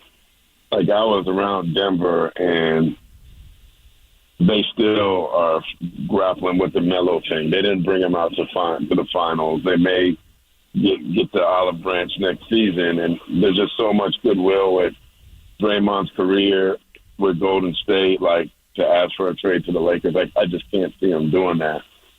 So I do see them figuring it out, finding some happy medium. But, those tax numbers certainly are staggering. So let's hit some big news around the NBA in this weekend. Bradley Beal going from Washington to Phoenix, and Matt Ishbia, taking on the salary of Beal, 46.7 this year. It goes to over 50, 53.7. The final year in 26-27. Doing this like fantasy, right? 57.1. I mean, it's just unbelievable. How does that change the hierarchy in the West to put Bradley Beal and his skill set on the same floor with Devin Booker and Kevin Durant? And then Chris Paul, when everything shakes out, where does Chris Paul play this year? Yeah. Well, and then with Suns, we keep forgetting DeAndre Ayton's on the team, too. And he's making big coin. Very, yeah, right. Yeah, and so if this was a 3-on-3 basketball tournament, I'd be like, yo, no question they're going to be champions. But I think we need to see, like, who are they going to play with? Who's going to be on the team? They have to fill out the rest of the roster and probably convince some veteran free agents because, like, who's going to play point guard? The one thing they need is what Chris brings, is point guard. And so, like, who are they going to get? So until I exalt them as the power of the West, because they certainly have, I don't know that there's another team with 4 better players than those 4. I just wonder, like, but who else who's going to bring the ball up? Who's going to come off the bench? What if when one of them gets hurt, who's going to replace them? Just so many questions, and they're going to have to be really smart. But that's the problem when you get a roster like that. Like, and it's been an issue that the Warriors have had is once those stars come out the game, there's a huge, huge drop, and that's something that Denver didn't have when they won. So I got to see who else is going to play with those amazing guys before I get super excited about it. And in terms of Chris Paul, try to text with him a little bit. He doesn't seem too chatty. Understandably so right now. But I could see him wanting to go to Los Angeles.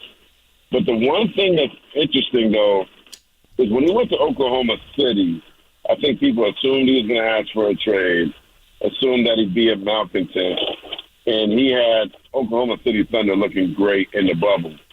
So if Washington is like, hey, we're going to keep you, and we want you to, like, lead Porzingis, lead Kuzma, get this team to a competitive level, and he's 5 hours from his home in Winston-Salem in terms of driving. He's not the kind of guy that's going to say no. He's one of those guys like, I'm going to do my job, right? So if I'm Washington, I know Chris doesn't want to hear this, but if I'm Washington, I'm keeping him. Are you going to give away Bradley Beal and not get anything in return? And then Chris just has one more year on his deal, so you got to replace him anyway. If you get rid of him, I'd keep him. But I think if it were up to him, he'd be back home close to his kids, wearing a Lakers or Clippers uniform, also getting more ingrained into the Hollywood scene. Yeah. Mark Spears is joining us. He's in New York getting ready for the draft. On Thursday, I guess the intrigue, Wembanyama goes 1, either Scoot or Brandon Miller goes 2 to the Hornets, and then the Blazers would take who's left because it's a big 3 draft, or actually a big 1 draft, and then the next 2. But there continues to be buzz about Damian Lillard. What does Damian want? What do the Blazers want to do? Zion Williamson's name's come up. What's the deal with the Blazers at 3, and what does Damian Lillard want to do? Well, like CP, Damon's a big-time professional, too. So I've been hearing that even in the midst of all this talk and him potentially leaving, he's been in the practice facility like every day when he's in town. I think he's in Europe right now. But I hear he's there working out all the time. He's going to the draft workout, spending time with Chauncey Billups, their head coach. That doesn't sound like somebody that wants to be out. That sounds like somebody that's committed to their, at least minimum committed to their current environment. So if Dame is pushing to get out of there, these certainly aren't the actions of someone trying to do that.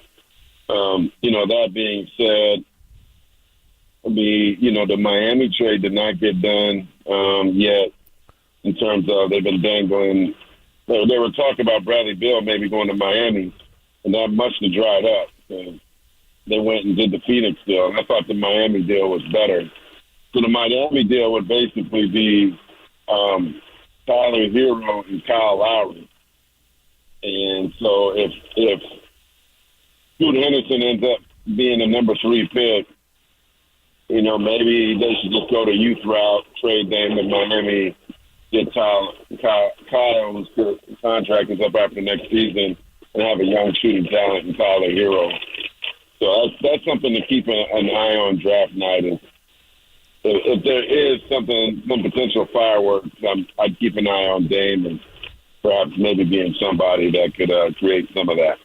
C.J. McCollum, Dame's running mate in Portland for a number of years. You're really close with. You went to New Orleans a lot this year to visit with C.J.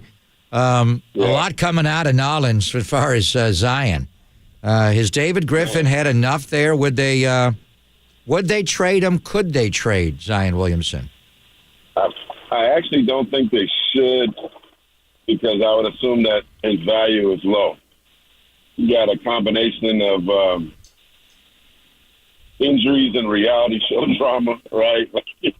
we don't need to get into all his issues right now, man. They are quite interesting, though, I got to say. They're very interesting. That is a mess, man. They're interesting.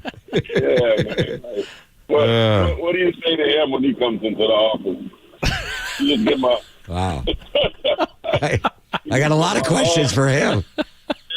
Yeah. Oh, man. To get off of social media. That's right. Right. Basketball, I'm not even touching. Use cash. Use cash. No paper trail. Let's go. Yeah. Man. So I think that they hope he's healthy, and I don't know, man. That thing is a mess. But I do think right now, in terms of the New Orleans fan base, if there was a time where they could certainly be open-minded to it, now is the time. But I don't know for who, right? For who? So exactly. I don't see him going anywhere. I mean, it's hard to speculate it at 19, but in terms of Mike Dunleavy and Bob Myers, and I don't know if you know this, but they in watching the press conference yesterday, they both have great hair. They both seem like they're very measured in what they do and what they say, and they seem very similar. So I see why they're replacing Bob Myers with Mike Dunleavy Jr. or whatever we're going to call him. But I had heard like he likes maybe more of players like maybe he opposed Jonathan Kuminga and he wanted to get Wagner, who the Orlando took, thought he was maybe more ready. I mean, do we know anything about Mike Dunleavy Jr. in the ways that he might be different from Bob? No, I mean, I think that's a great question. We'll certainly figure that out as he makes these decisions, because he has some big decisions. He has Draymond, who, name has been mentioned. I was basically told that not that the Warriors are shopping either guy, but that teams are calling about both Poole and Kuminga. I don't know, man. I'd probably leave it alone. And in terms of Kuminga, I don't know what the problem is. Is it a basketball IQ thing? Is it a laziness thing? I don't know. But, man, is he talented? I'm still kind of confused why he didn't play in the postseason. But that's one of those things I was telling Dan Issel,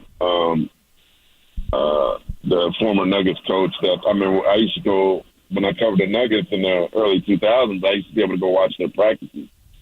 And at that time, Bob, you did the Warriors play-by-play. You probably were in the practices all the time. You probably saw PJ get choked. But it's like you probably, you get to see why. It makes a lot of things make sense that now that we don't have access, or at least I don't have access to these practices, it kind of just seems confusing, and certainly confusing to the fans. Because to me, it's like, for Kuminga not to play, there's more to that story that we don't know, right? So I'm real curious to see what Mike does, because this isn't an easy transition, man. He has a 19th pick, which isn't a high pick, but it's not a bad pick, Mm-hmm. So he has an opportunity to make his stamp really, really quick. An opportunity for the fans to fall in love with him, or to be really upset with him. Some real major. It's like Bob just left this like cabinet of mess, right? Here you go. Yeah, he picked the right time to leave. That's for sure. Yeah. He definitely did. Thanks. But thanks, Bob. Yeah, but people move on. Tim Connolly was in Denver, left. They brought in Calvin Booth to run basketball ops. They were patient with another job too. Yeah, just give me your thoughts on Denver and Michael Malone and what he's got. Obviously, the Joker is just special. Jamal Murray off the torn ACL, just such a great two-man game. But Aaron Gordon's play, Michael Porter Jr.'s play, are they going to be good for a while? We're talking, people get carried away with a dynasty talk. Are they going to contend for supremacy in the West in the NBA for the next 5 to 7 years? Yeah, they're Warriors. They're young, talented. To me, though, there's always going to be that question of health that hangs over them. Michael Porter Jr.'s back, like the quarterback. And so you still have to keep an eye on that. Jamal Murray, I think Jamal at this point is shaking off what he's gone through. But if they could stay relatively healthy, which certainly was a key for them this past season, you get used to it. And now that they've won, they're going to get better free agents. I think their supporting group is going to be better, because people are like, well, shoot, man, like, they can win it again. I want to be a part of that. So now I think the Nuggets are going to get complementary players like they've never gotten before. That's a good point. Hey, one more on the Warriors, Mark, before let's go. Mark Spears is joining us. He's in New York getting ready for the NBA draft that's happening on Thursday. If and when they sign Draymond Green to a new contract, would that necessitate the Warriors having to move a contract? In other words, can they keep everybody, and will Joe pay this big number? Do we know that? Yeah, you got the good questions today, man. Sorry, bro. Yeah. Well, Joe won't answer, and Dunleavy Jr. won't answer. They you're wouldn't even, the only one will get an answer out of it. They wouldn't even answer the question, the financial question. You want to talk finances. Well, here's the thing is, I think you said it before, like, I think with Bob, we had, he had a body of work. We don't know what Dunleavy's going to do. We don't know how, what Joe's telling him to do. He's a new guy. So it's really hard to gauge, because there's no body of work from him beforehand or anything. So whatever he decides to do is to be determined. I have no clue which direction they're going to go. I just know that from everything I was told, I expect them to try to keep Draymond. But to your point, if they have to save some money somewhere else, maybe it's with Poole, right? But Mike Dunleavy, MDJ, I'm going to try to get that going. I like that. MDJ said that you could get it during his press conference when Poole was mentioned. He said, he's going to be here for like 4 more years. I was like, oh, okay, he really likes pool then. So hey man, you know, they got big baller money there. No doubt. No doubt. Hey, I always say, if you're paying the players that much, what are you making? Exactly. Well, of course. Yeah, that's no a good doubt. point. That's a great point. Enjoy New York. You go look at all those advertising in the arena and Oh, yeah. sales, and you got to remember little things like ESPN China had. We were like, oh wow, they have 12 million viewers in the United States during the finals. China had 50 million. Yeah. The NBA is making money all over the world. So, like, do we know what these owners really make? I think they'll be okay. I'm not worried about that. Look at the value of the franchise. Yeah, no doubt. Exactly. When they I think buy it they'll for be okay. $450 million, I mean, it's ridiculous. Yeah. You're the best, man. Thank you so much. We appreciate it. We'll be watching you in the draft, and we'll talk to you. We'll talk to you very soon. All right, fellas. Always a pleasure. Enjoy New York. Very much so. How fun. New York Yeah. in June. Oh, that's awesome, man. How cool is that? You know, we should have asked him. Where's he going? Where are you going first? I'm sure I don't know, he's got work to do. I mean, he he's not got in that screwing around. checker cab, and he took the checker cab the entire ride. The checker cabs in New York are classics. They're the best. I remember when you and I went back there, and this was in winter. I mean, it was just like you'd come walking in like a minute before the show. So I mean, there's an agenda. You're bringing it up because I lost 3 iPads. No, well, that was a totally different thing. I have a ton of respect for you because if I had lost those iPads the way you did, you kind of brushed it off, or at least you. That's I the way didn't brush it that off. was the perception of I it. went to that one precinct every morning at like 6 a.m. You did, I but brought then- him donuts and coffee. Anybody see my iPads? Because, I mean, we knew the cab and everything, but that guy, whatever. But 3. I remember the night you lost him, we were going out to an Italian joint. Yeah. And I was like, you good? And you're like, yeah, I'm good. Let's get some more wine. Yeah, but then I realized I lost all my Denver Bronco notes, my Seattle Seahawks notes. I had everything. Oh, man. I feel you, man, because I think back then I was a newbie, and I think I had like 1 iPad. Now I've got like 4. And they're like my eyeglasses. They're all over the house. I mean, it's just, you got to have them. Because those checker cabs in New York are too big. The guy ripped you off. I wouldn't have left it in the cab. No, he was a good guy. Yeah. I think I called him to bring it back. Yeah, I've done didn't that in work. Uber before. I remember the worst time, I left my phone and a couple other things sitting on a seat in an Uber in San Diego, and it ruined my night, and I was already kind of maybe half in the bag. And so I literally called Uber back, and within 10 minutes, the guy had looped back around. And I think I gave him a $100 bill. I was so, but I mean, when you lose stuff, it's like, so reliant on it nowadays. It's the Well, it worst. wasn't that trip, but there was the time where I left something in a cab. The cat called him, and he brought it back. And then I left it in the cab again later. So you got to stay out of Only the, you. You got to stay out of the village. Only you, man. You got to stay out of the village. Woo! All right, 1 o'clock hour. We got a great foreplay for you coming up in the 1 o'clock hour. And David VR, who had the big home run last night and hit the ball hard a couple of times. He is great. If you haven't heard him before, he is very self-analytical about his game, and he's fun to talk to. So we'll do that at about 1:15. It's Pop and Lund, only here on the Sports Leader.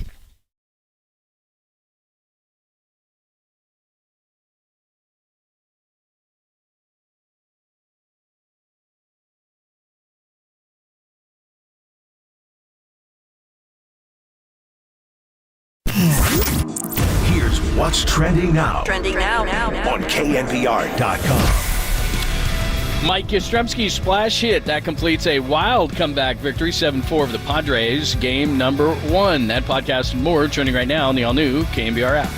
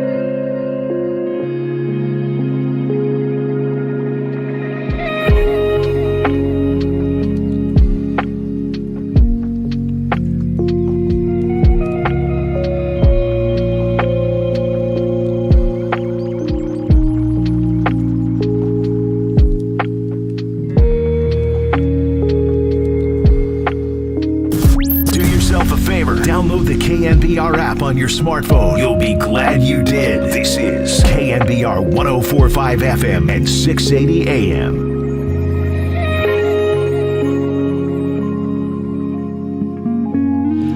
Yes. Pop and Lund on KNBR AM and FM San Francisco, the sports leader at Cumulus Media Station. You can win a $50 gift card to Tony's.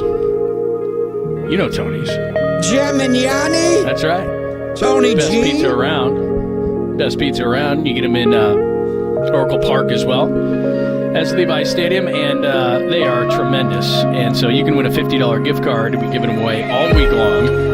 Between now and 2 o'clock, we will call for, not right now, but we will call for the 10th caller. You be that 10th caller, you win a $50 gift card to Tony's. All sorts of different styles and, as you say, pizza. No, John. Pasta. So all the wonderful sandwiches. So make sure that you continue to listen, and you can win 50 to Tony's, which would be nice. I would like that. So make sure that you do that.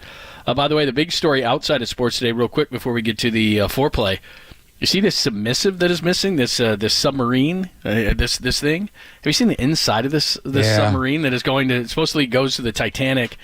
And I saw a story on it this morning, and the guy who actually invented this thing, like they used like a game controller. I would have never gotten this thing. This is not like a big submarine. This looks like a propane tank that you jump inside, and then you go underneath, and they can't find the damn thing. I think you put any 9-year-old out there, they could find it. Just give them the right gaming station, whether it's Xbox or PlayStation. I thought you were going to say the big story is the President of the United States is in town. Yes, of course. Saw him yesterday on a windy day with Gavin, and I think he's in Marin in Belvedere today. Yeah, very nice. I enjoyed yesterday. I saw you talking about Melvin. I was very jealous. Well, that's not like Gavin hanging out with Joe Biden. So, I often say that I'm going to go over to Tony Gemignani's after the show, and there's been days I do go over there, but today I'm definitely going there because I have to go do something that's really interesting, John. Right around that area in the North Beach, I'm going to a production studio, so I got to find the full details of what the movie's going to be about. Freaky Tales is making the movie.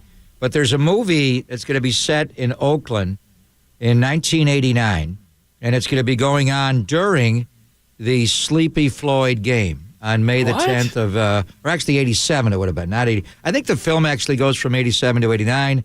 Anyway, I was contacted about a month ago. The film is done. I think they got Jim Barnett's audio on it, and they gave me lines. Now, some of them I said during the game on Mother's Day of 87, and some of them have to fit the story, and it's a little different story. I'll know more after I do it today, but it's like somebody has to wake Sleepy up because they need him here against the Lakers, like lines like that I would ordinarily never say. Yeah, this is going to be fun. I got to go over there, so I'm going to get a little Tony G's in the North Beach, and then go over to their studios, Freaky Tales. So you've got to make it sound like you did a tremendous job, because some of it was no, all but the they stuff. Don't want it. This is not a documentary. This is right. This is it's a little bit of a like this. The title of it is kind of weird. It's kind of like, you ever see the Sleepy Hollow? You know the it's upstate New York. Yeah. The Legend of Sleepy Hollow, and that's just a terrible. That's a. I did see that film years ago, and it's really edgy. It's a horror film, which is not my genre. So this one's it's more along the lines of Sleepy Floyd's name, kind of like the Legend of Sleepy Hollow. And then Sleepy's the game goes on in the background during whatever they do. So it's not a doc. So they want me to say certain things that I never would say that would fit just the script and how the movie's playing out. Okay. So right. Beyond and that, doing that today? Doing that today after I go to Tony Gemignani's. I actually have my lines right here. Will you get big money like you? I have no idea. Kind of like I got from Moneyball. Yeah. Wasn't the big quality time with Philip Seymour Hoffman? I was just going to say, didn't he blow you off? He did. Yeah, come on, bro. He did. That's ridiculous. Well, who knows what he was on that day? And I had Brad Pitt as well. But anyway, this is going to be interesting. So I'll report all back to you tomorrow exactly what it is. Very good. I'm looking forward to it. Yeah. All right, it is Pop and Lund on KNBR AM and FM San Francisco, the sports leader, Cumulus Media Station, for playtime. ball. Time for some foreplay with Papa and Lund. I'm Dirk Diggler. 4 chunks of audio that really get you going.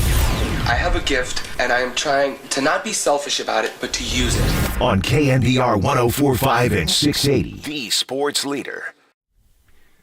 By the way, Will Myers designated for assignment by the Reds because of their youth movement. He's a former Giants killer. Any interest in Will San Diego Myers? Padre. Yeah, he used to crush the Giants. My goodness, man. Maybe that's a guy.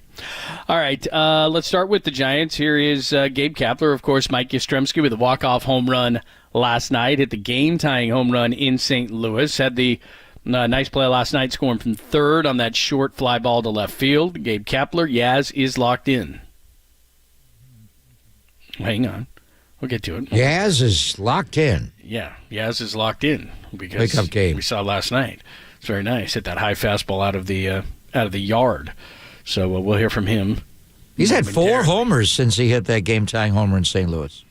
And last night was hilarious because it was like, I just need to 2 last night. Ball, just bam, that thing. How about that? How many of the 102 splash hits have been a walk-off? That's what I want to know. 4. 4? Is that what it is? Yeah, Yaz 2, Crawl 1, and Barry Lamar Bonds, I believe. Because I mean that's what you're. You know what the best? Right? And it wasn't a walk-off, but the splashdown Yastrzemski hit against Arizona in 2021. Remember the Giants were down 8-0, and they came back. He hit the slam in the 8th, so it wasn't a walk-off, but it put them up 9-8. I felt so badly for the Arizona Diamondbacks. They lost 110 games that year, John. And what were the Giants against them? Like 15-4. Oh my gosh! I think they were. Yeah, they were like. I think they were 15-4 against them and 17-2 against Colorado. Or yeah, vice it was versa. ridiculous. But that one game, the Giants won 107. They lost 110. But that Yastrzemski, remember the grand slam from Grand Yaz, and that was not a walk off, but that was a splash hit, obviously, and it was his first major league grand slam. Last night's game was different. You were down only 4-0. But we're going to have David VR on at 1:15. VR hit the first one to get it started, and then Yaz hit the second one. So as Gabe was saying, Mike Yastrzemski right now is locked in, John. Yeah, that was a pretty instinctive play. You can see it from the dugout, so you know what has to happen, but to have it unfold just like that on the bases, it means that Yaz is right where he needs to be mentally.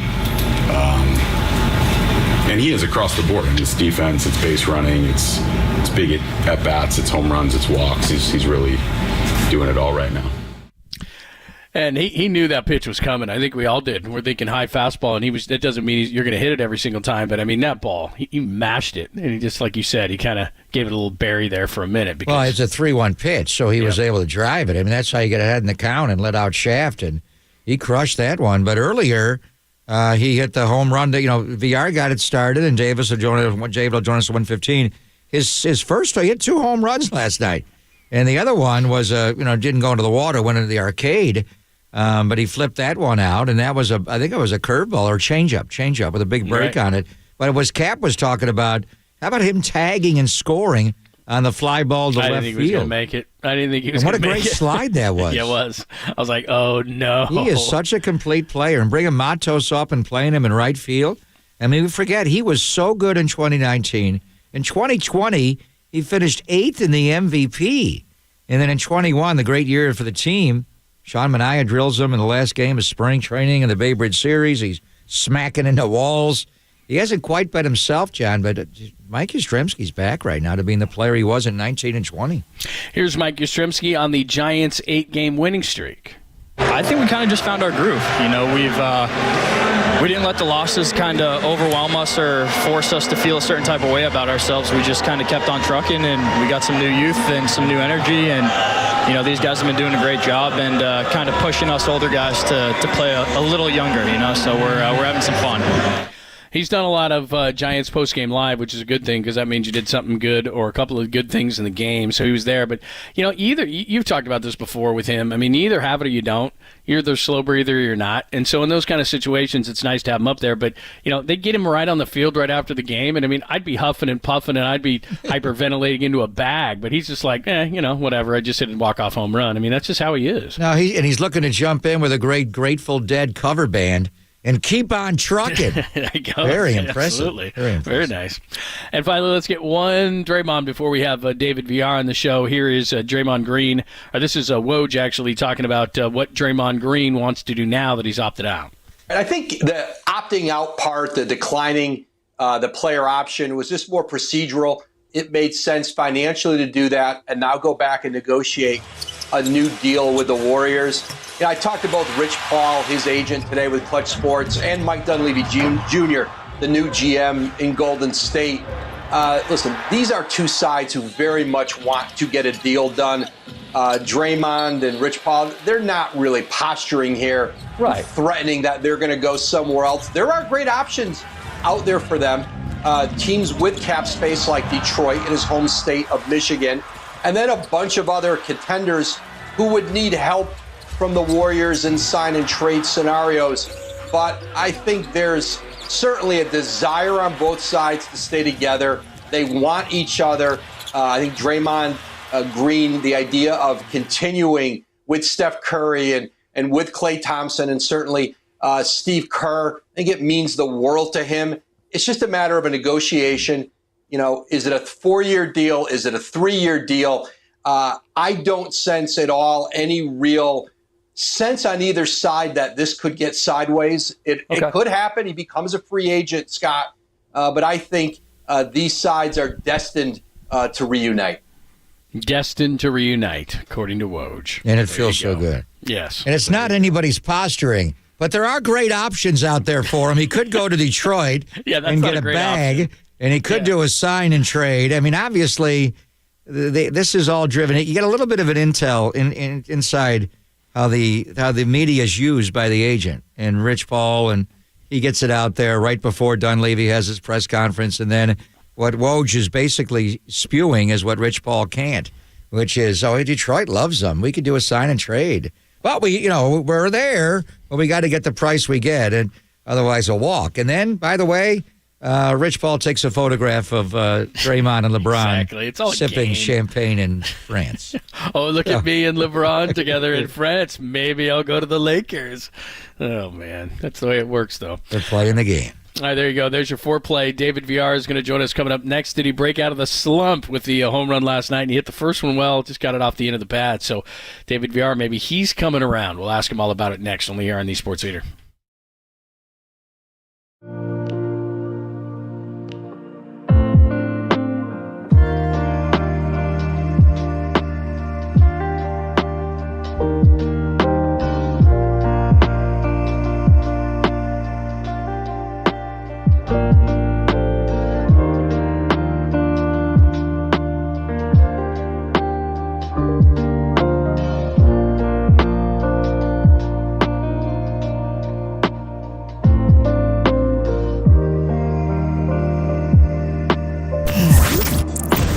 What's trending now? On KNBR.com.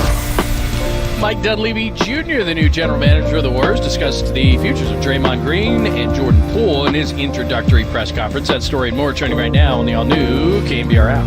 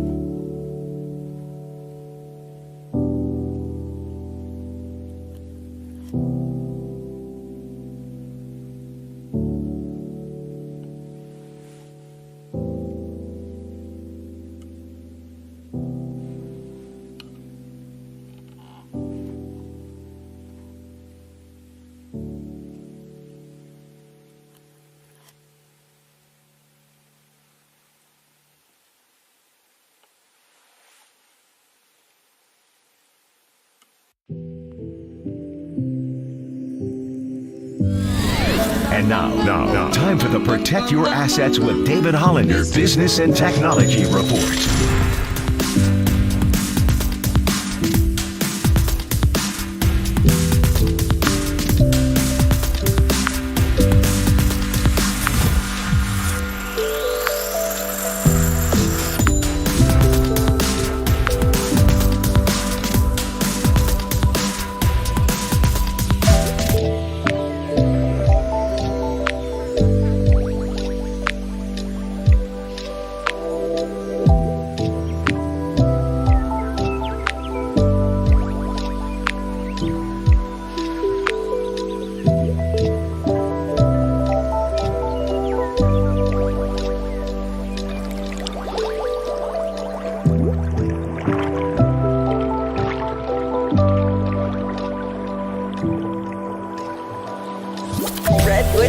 Shout out to you for supporting KNBR, Redwood City's sports leader.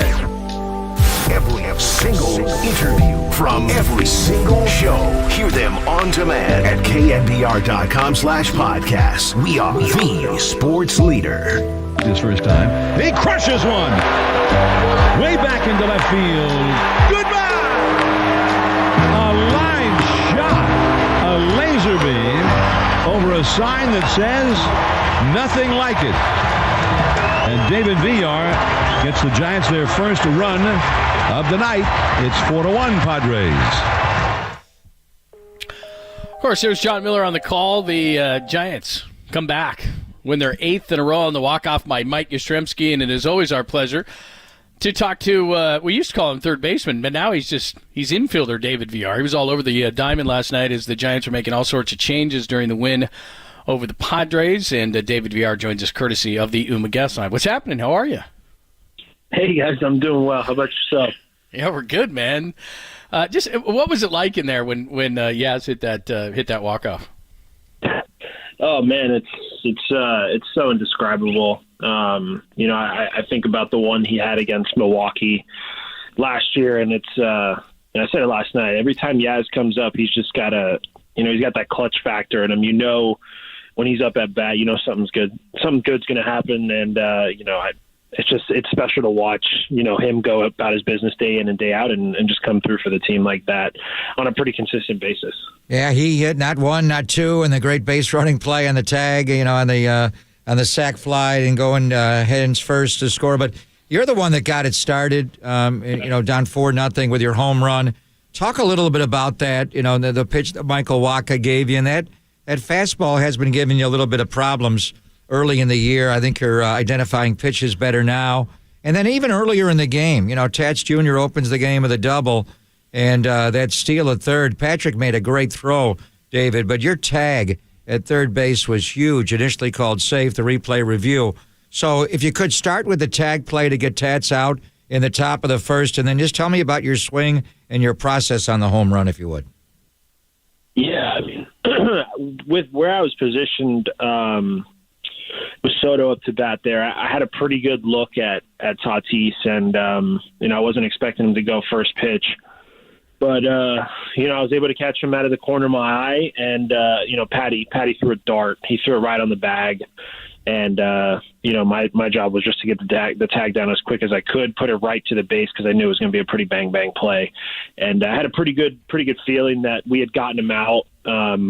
Given where I put the tag down, and credit to Patty and knowing that I'm going to be there regardless of how far over. So he put it right on the bag for me and made my life pretty easy. So kudos to him. That was a really, really good throw. And then the at bat, the first at bat I just missed a cutter that I had popped out to left, and I wanted to be aggressive early. I think for the first 6-7 weeks of the season, I had lost some of that aggressiveness, started doubting myself. And, like you said, pitch recognition became a little bit tougher. And, I wasn't confident. I wasn't trusting myself.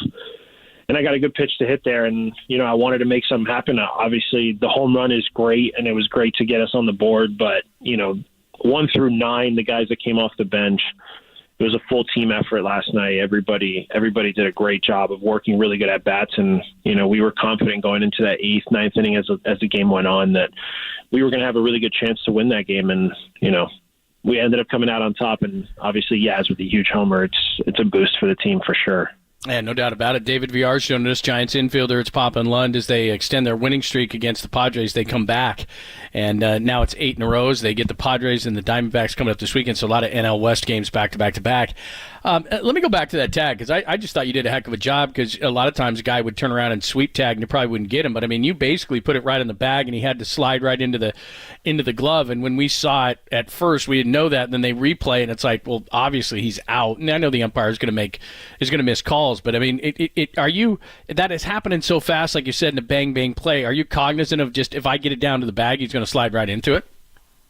Yeah, I mean, I've seen what Tatis can do on the bag. I can see the way he manipulates his slides and some of his trick moves. But, in that moment, it's just getting the tag down right in front of the bag and give him no choice but to slide into the glove and then hold it there, because in case he comes off the bag, just make sure the tag is on there, because, we've got replay, and any slight little inch that he comes off the bag, want to make sure the glove is there. And like I said, Patty gave me a really good chance to get him out, and the objective was just get the tag right down in front of the base, make him have no choice but to slide into the glove.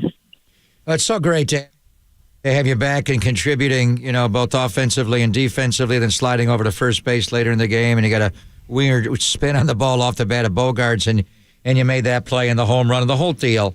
And because we pull for you, obviously talked to you after you had your debut against Madison on the 4th of July, and when you got hot in September, we spent time with you at FanFest, and but, it was hard for you to start the year. And then Casey Schmidt comes up, and you hang around for a while. They send you back down. And then the quotes you gave Susan Slusser, David, "I'm in a dark place," really struck us. It's just baseball, but it's your profession. And when you're not going well, it does get dark. So explain a little bit of that. And then last night when you were on the postgame show on TV, you were wearing a T-shirt, "Strength isn't always physical," which is really interesting. So talk about the process of coming out of the dark place and how strength isn't always physical, David. Yeah, I think as athletes, more in today's society, people are more aware of it. But, we're constantly scrutinized day in and day out, and mental health is a really, really important key. And I think truly for all of sports, but just life in general, if the brain's not there, and if you're not in a good place mentally, your body just can't perform and do things on a day-to-day basis. And, for a long time, I was trying to control things that were just completely out of my control, whether it was playing every day, not getting the start, going down to AAA, coming back up. And, I had a lot of adversity thrown my way. I mean, getting sent back down and then called up to Milwaukee and, not having any of my baseball stuff there. Wow. It's just adversity that you face in this game. And I've come to the point where, I had to do a lot of self-reflecting, and you just embrace that adversity. It's part of the game. It's part of life, and it's how you work through it. And that shirt, represents so much. Obviously, Drew Robinson is a real example. He's a good friend of mine, and I lean on him for a lot of good advice. But it's the truth. Strength isn't always physical. A lot of it comes from the mental strength. And for me, it's just been coming to a place of happiness and finding joy of going out to do this every single day, whether I'm in the lineup, I'm coming off the bench, I'm starting that day.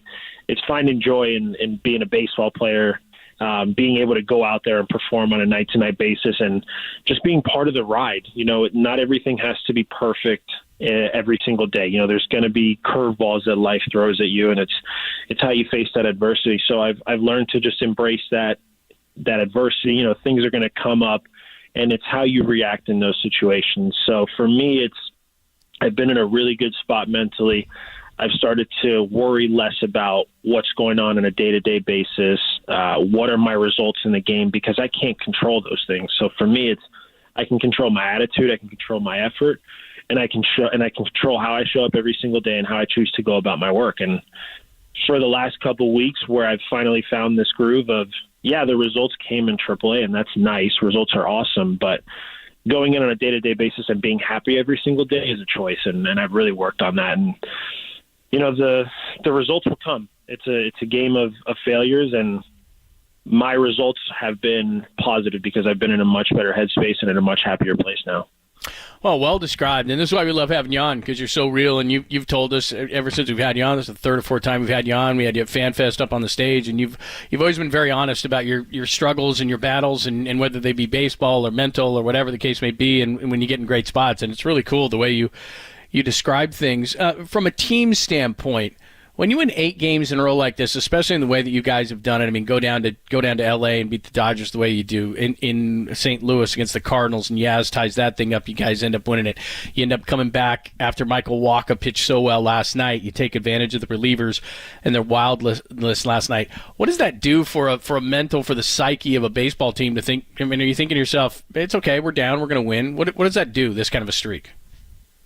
Yeah, it's exactly what you said. You hit the nail on the head. Is, we're down in this game, but it doesn't really feel like we were down. It never felt like we were really losing that game or out of it. And, I was part of the last game in St. Louis when Yaz was able to do it again. Yep. And then the 3-game sweep in LA, it's, things are clicking at the right time. Guys are doing what they need to do. I'm trying to just do what I need to do. You don't have to be the guy that needs to be the hero every single night. Everybody just passes the baton along for the next guy. And I think last night in the last 2 to 3 innings was a prime example of that. Guys working walks, Patty Bailey getting a sac fly, Yaz getting a really good read, tagging and making a really good slide at home. And then, I think baseball rewards you for doing the right things. And so for the mental part of this team, I think, riding this 8-game winning streak, I think they told me last night we've got some of the best record in baseball for the last, 4 or 5 weeks. It builds more and more confidence, and, you get more comfortable in those games where it's like, hey, we're down, but we're really not out of it.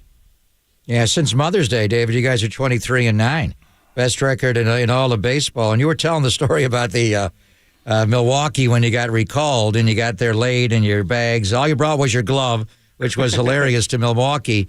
But then when you were recalled last Tuesday, a week ago, in back-to-back pitches, J.D. Davis gets hurt, looks like a bad ankle roll, and then it's a bad one involving Mitch Haniger getting drilled and breaking the forearm and having surgery. So you're playing a game in Sugar Land for AAA Sacramento. So tell me about the events of getting pulled out of that game and then the flight, because you and Matos flew together from Sugar Land to St. Louis. You're going back to the big leagues, hopefully with your gear. And what was Matos like, just knowing he's going to the show? Yeah, he was so happy. I was so happy for him. I know what that moment feels like. And I really just wanted to make sure, obviously, that we both got there on time, but that, he was able to be there for his special moment. It was pretty crazy getting all our stuff together, getting our stuff from the hotel, but I made sure that we got our baseball bags in before they closed the gates so that he didn't have to not have any of his stuff, and neither did I. But yeah, we had heard something was going on, and then we had heard about Haniger, so I ended up taking that at bat. I walked, and then I got a pinch runner, and I kind of assumed what was going on. They told me to, basically get my stuff, go to the clubhouse, and then when the half inning was over, Matos came running in too, and I saw him getting his stuff together, and you could just see the utter happiness, pure joy on, the kid's face. It's priceless. And, when we got to the hotel, I think we got there around, maybe midnight. Our dietitian was able to get us some room service because we weren't able to eat after the game. It was a pretty crunch time.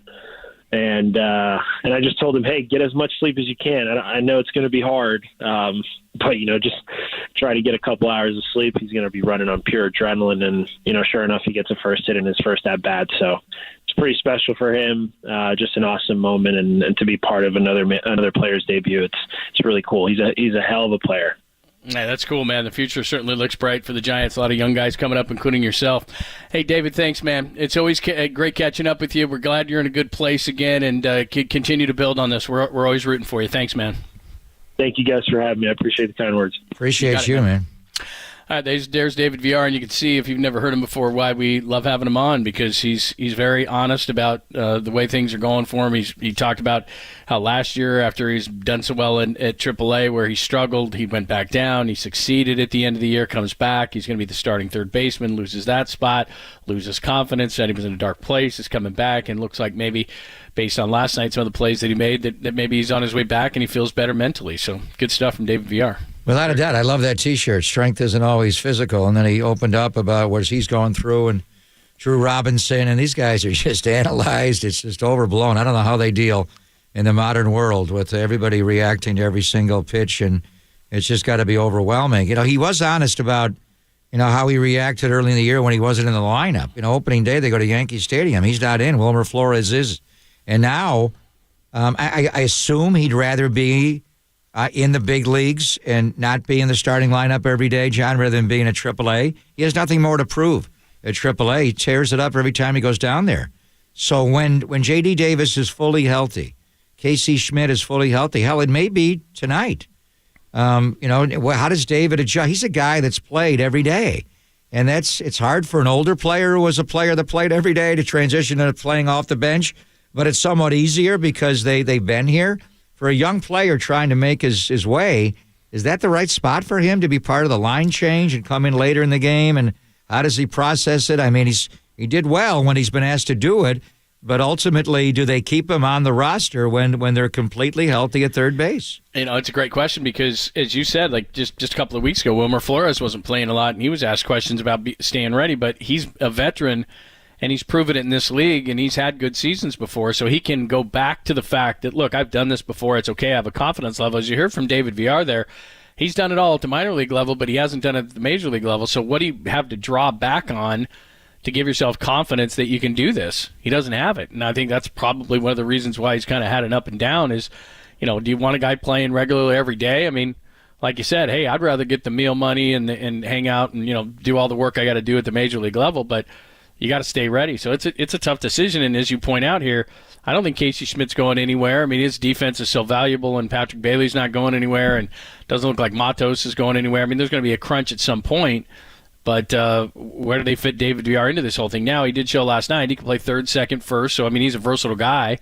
But, it's going to be tough to crack this team because they're deep. I think where it becomes an issue is when Wilmer's able to come off the IL. Right. Mm-hmm. And right now, after he hit the big home run on Friday night, he went on the IL on Saturday. It's a 10-day injured list, left foot contusion. So who knows if it'll be 10 days or more. Hell, we thought he broke it. So he may be on there longer than 10. But when he's ready to roll and they activate Wilmer Flores, then you'd have to make a choice with VR. But we've seen it so many times, John. We try to plan for this, and what are they going to do when this happens? And the baseball gods organically take care of it. Like with Matos, he gets 6 home runs in 6 games. Call him up. Well, there's no spot for him. Oh, hold on here. Flaherty just drilled Mitch Haniger, so now you got a spot for him. Yeah, it just seems to happen. Like you said, it's weird. What are we going to do? What are we going to do? And then it takes care of itself. All right, your sweet, clean, family-friendly Caboose pistol coming up next. We'll give you that at the bottom of the hour. Still got some remnants to play for you. All that to come up. And then, of course, Tolbert and Cope's coming up at 2 o'clock. Only here on the Sports Leader.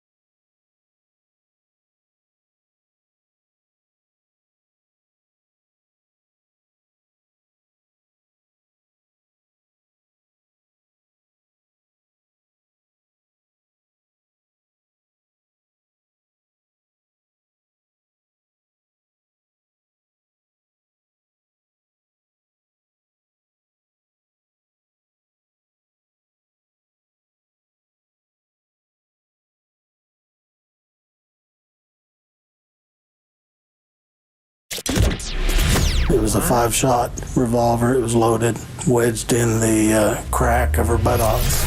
Papa and Lund presents the Caboose Pistol. The old caboose pistol, everybody has one. A few stories that slip through the cracks. Did you say caboose? I know some women who could hide a machine gun in there. Yeah. I'm sorry, we're getting off track. On KNBR 104.5 and 680, the sports leader. All right, as I said briefly at 1 o'clock, I'm a little bit obsessed with this submersive story. They went to go see the Titanic, and they can't find this submersive now. It's not a sub. I don't know if you've seen this. They showed this on one of the news channels. This thing is just like if you see one of those big propane tanks like outside of somewhere, like one of those big white metal propane tanks. It kind of looks like that, and they can't find this thing. It went down to look at How the hell did they lose Titanic. it? It's huge. Yeah, and so I don't know what the deal is, but I did see a video this morning of the guy who invented it. And this thing is like, it looks like it's put together with chicken wire and all this stuff. And he's like, and this is how you control it. And he's got a game controller there with this whole thing. Anyway, they're saying that the Coast Guard estimates there's only 40 hours of oxygen supply left. I guess that was the beginning of our show, so maybe it's 36. So what body of water is it in? Geez, I don't know. Where is the Titanic? I don't even know. But anyway, you have to be So they rich. went looking for the Titanic? Yeah, so I guess this is it's a touristy thing, and they go looking for the Titanic. I don't know how many times this thing's been underboard. 400 miles off the coast of Newfoundland. Okay, there you go.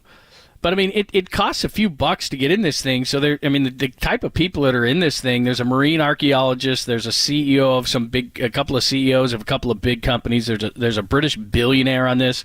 It's like Gilligan's Island or something. The way that they're doing this whole thing. But I've become a bit obsessed with this thing. But they cannot find. They're not calling it a submarine. I guess it's a submersive because this thing What's is the small. difference? Well, it's kind of small, and then it's got windows looking outside. You can see outside, but it's pretty tight. I mean, it's pretty tight in there. They were showing this whole thing, and man, I don't know that I would get in this thing. But anyway, that's so what's there's going on. 5 people on board, and they've been missing since Sunday. Yeah. So anyway, they need to find this thing quickly. We got 5 people on board. Yeah, and 5 pretty successful. We're not going to rank human life, but I hear what you're saying. You got a lot got a lot of wealthy people looking to be found. Yeah. So anyway, so that's a scary situation. A couple of other things that you need to know about.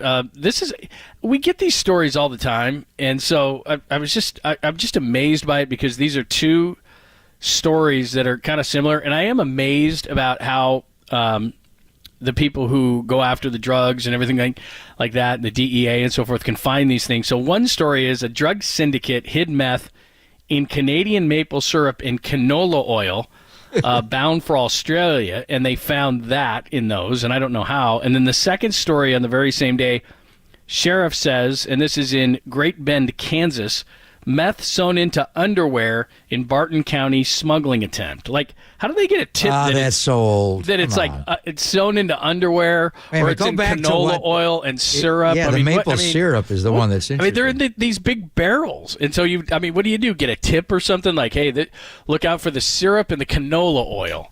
I mean, I'm amazed that they can find all this stuff. I mean, I'm sure that, 90% of the stuff probably gets through or something. I don't know what the percentage is, but, I mean, even catch that. It's good work. Well, the one thing is just the intellect and the length they will go to smuggle drugs. Right. Is incredible. Okay, so the first one's in New Zealand. What is canola oil? Like an oil that you would cook with. You'd fry something in canola oil, something like that. Yeah, they put it in that? Yeah. It said, this is in Wellington, New Zealand, a drug syndicate that tried to smuggle tons of meth from Canada to Australia and New Zealand by hiding it in shipments of maple syrup and canola oil, had its ruse busted. So, I mean, that's, I'm sure they've been working a long time on that, but that's pretty amazing. Canola oil and Still trying to figure, is canola oil good for you or bad for you? I think it's good for you, although all oils. It's a vegetable oil. Yeah, I don't know that it's as good as derived from the canola oil. Plant. What's the canola plant? Have I ever had this? Yeah, you've had canola oil for sure. On what foods? Anything, things that would be fried. I mean, it's not. I think it depends on what you would use it for. Like, I'm kind of an expert because my dad did French fries for a living. But beef tallow is what McDonald's uses, and there's different. People like olive oil. It is good for you. It reduces your cholesterol levels. Yeah, that's not a bad oil. And I have had issues. I'm Italian. I know olive oil. Yeah, you know. That's it. Yeah, olive oil's different. And you said canola. I'm looking for copes in my cannoli. Cannoli. Yeah, it's a little different. Canola. Male eating disorders are on the rise, and research indicates it's linked to porn. Everything is, after all. A new paper published in the Body Image highlights the link between problematic porn use and eating disorder symptoms among young men. Apparently, this was a report out of Israel. Because a man watches porn, then he gets a disproportionate idea of what the male body should look like. That's for sure. And therefore, so he undereats rather than overeats? He undereats. You got to go with the porn music here. Yeah, of course we do. So he undereats. That's what he says. I've never heard that. It says problematic porn use. Because they want to be porn pattern. stars? Well, I think they want to look better, right? So it refers to a pattern of compulsive and unhealthy engagement with pornography that negatively impacts an individual's well-being. So they're talking about the food that they eat or will not eat. So if I wasn't so heavy, I'd actually get a girl and not have to watch one? Right. That's that's the link. And that's scary. Doesn't change things for me. Eating disorders are scary. Once I get done, I'm hungry. Once you start them, you're talking to David VR about the mental aspects. The point of eating disorders in athletes are an issue, mainly in wrestlers. For sure. And members of the military get it because once you train your body not to ingest food and shrink your stomach, you don't need as much food. Yeah. And then it triggers where food is disgusting to you. But I've never heard it linked to porn. That's what they say. Wouldn't be with me. I mean, I get done, it's time for a pizza or something. I'm hungry. It's different. But that's what porn comes in handy, John, because you don't care about what your body is. Exactly. Exactly. You're not looking to impress anyone. Who's looking at you? But that's what. So they're looking to do away with porn. Right. That's what. Well, maybe those that are excessive into porn are just sexually, the appetite is a little larger. You got a lot of problems, maybe. And then finally, I don't know. I don't understand this one, to be honest. You and I, we were joking with Mark Spears a little bit about this, and I don't think this is going to affect Zion Williamson, whether he gets traded or not or anything like that. You make bad decisions off the floor or whatever. But the adult film star that he got mixed up with, and then he's having a child with another girl, she's very scorned. Mariah Mills threatens to release sex tapes of her and Zion Williamson. But would that damage him? She's a porn star. Okay, Stephen. Thank you, Stephen. It depends how he performed in the video.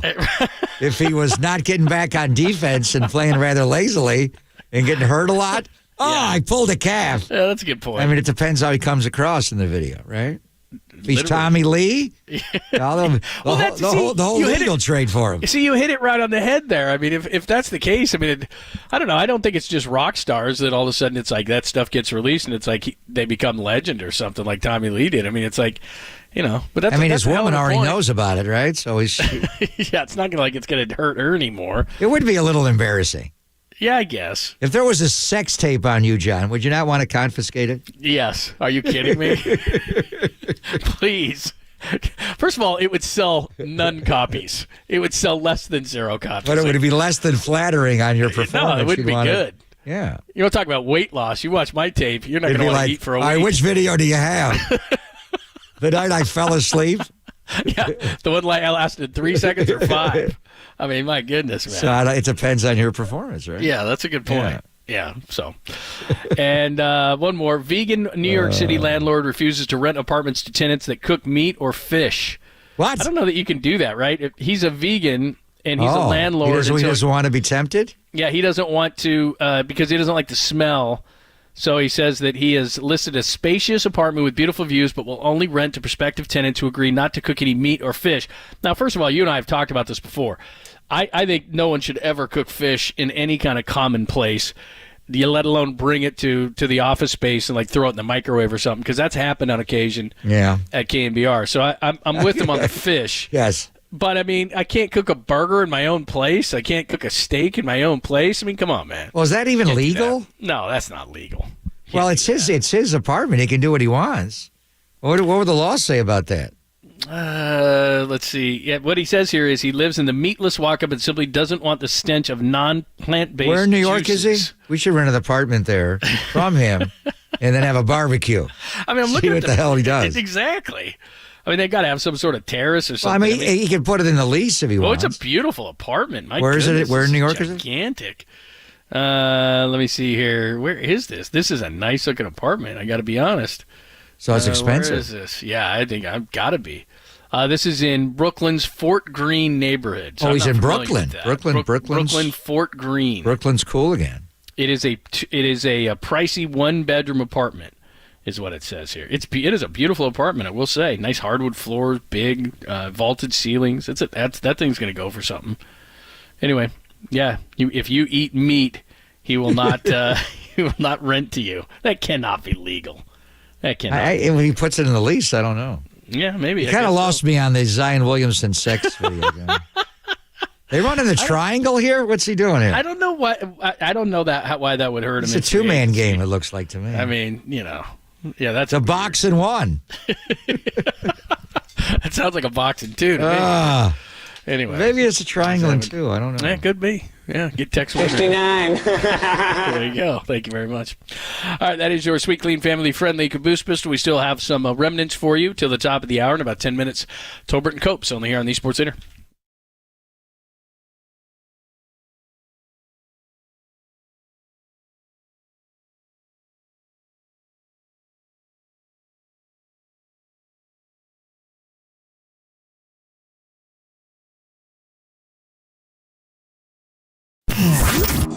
Here's what's trending now. On KNBR.com.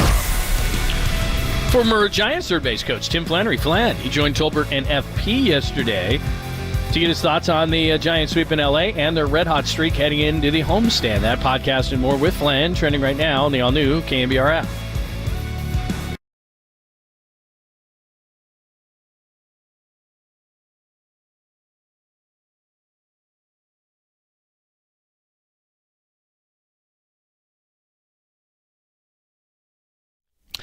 This is your old pal John Lund from my good friends at the Dolan Law Firm. You hear ads for personal injury and employment attorneys all the time, but did you know, I didn't know this, many of them, they're not even based here. And many times you'll never even see the attorney you thought you were hiring. That's not cool. Chris Dolan and the Dolan Law Firm, they've been headquartered in the Bay Area for more than 25 years. And the award-winning attorneys at the Dolan Law Firm, they're dedicated to relentlessly representing their clients in the pursuit of justice. Now, Chris Dolan and the attorneys at the Dolan Law Firm, they've been repeatedly recognized as the best attorneys not only in the San Francisco Bay Area, but in the entire state of California. The Dolan Law Firm has recovered more than $1 billion in verdicts and settlements for their clients. Now, they know that a serious injury, harassment, or act of discrimination, it can be devastating. Here's what they're going to do. They're going to evaluate your case for free, confidentially, with no obligation on your part, never charging you an hourly fee. They get paid when you get paid. The Dolan Law Firm. They live here. They work here. They win here. Online at dolanlawfirm.com.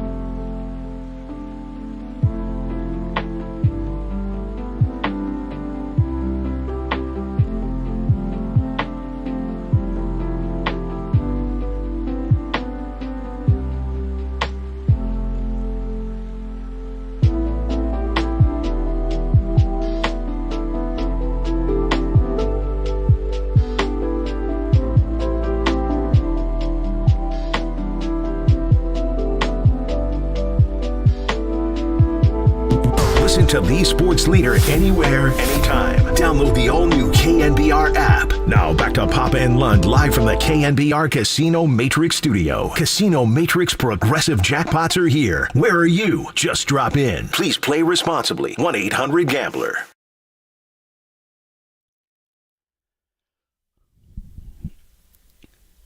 Bob and Lund, thanks for joining us on a Tuesday. Let's get you $50 to Tony's. Tony's Pizza Napolitana in North Beach, recognized as having the best pizza in the world and making pizzas for over 30 years. Several styles of award-winning pizza. New York, Sicilian, Detroit, Grandma style. Don't forget about the fresh pasta. Fried calzone, Chicago Italian beef sandwiches. Check out the Slice Host locations throughout the Bay Area and in Levi's Stadium, as well as Oracle Park as well. Be caller 10 right now. This number only, 415-896-KNBR, 415-896-KNBR. And caller 10 will win $50 to Tony's, furnished by and thank you to Tony's Pizza. $50. Man, Tony is a very good-looking man, by the way, John. Is he? He's a I've never seen good-looking man. him. So I think I'm going to go over there to the original one in the North Beach, Tony G's, because I got to go over to this studio and do this Sleepy Floyd movie right nearby. I got a little time to kill. Very nice. Very nice. I'm excited to do that. You like doing voiceover work, huh? Yeah. Well, it's going to be a reenactment of me calling a Sleepy Floyd game. I got to come up with. We got to hear that. Where are the lines? That somehow? Well, they're going to actually be a movie, so you'll be seeing it. Oh, very nice. They sent me the lines. I should fire that up before I go in. No, what do you got? Where are the lines? They're a little. They're a little on the hokey side. Oh, I see. So it's not like your actual play-by-play. Some of it is. Some of it is. They actually went back and watched the whole game, but they wanted to fit the script. Jim Barnett. Jim lives in Charlotte in the off season, so I don't think we're going to be in together. I think Jim already laid his tracks down. But they're, somebody's got to wake Sleepy up because the Warriors are down 10 going to the fourth quarter facing elimination. I don't think I quite said that, but so they're, But it's the legend of Sleepy Floyd. Because you gotta make it sound realistic, but I'm just going to do my thing. I'm just going to do my thing, but, like you normally do. Yeah, but they did give me the. I got to find my lines before I go in there, John. Oh, you can't find them? I'll find them. Just make them. I'm sure they'll have them when I get in there. Yeah, of course. Anyway, but you want to pre-do them, right? So you can. No, I want it to be spontaneous. Okay. Sleepy Floyd is Batman. Wait, I didn't say that. See, you're gonna pump it up. Sleepy Floyd is Spider-Man. And the legend of Sleepy Floyd, brought to you by the new Spidey movie. Are you gonna get more or less than Moneyball for these? Do you want to be my agent? We haven't discussed money. What? What am I going to say? I'm not going to do it? All right. I guess not. Then let's get. I'm not going to turn down a chance to be in a movie. I did like the lines in Moneyball, and you still get residual checks from them. That's always nice. 3 cents here. 18 what did I say there? $1.22. Miguel Tejada is Superman. Yeah, that was a little. Is that what it was? Yeah, close. That's nice. It's nice that they want your voice on it. If it was me, they'd be like, "Yeah, it's okay. We'll get somebody else." So, all right. They're going to make it 8 is not enough, John. Set Lugo on the mound for the Padres. The former Met. Against Anthony DeSclafani. Yeah, get DeSclafani back on track. Let's go. 9's good. Let's go. We need him. Get it going.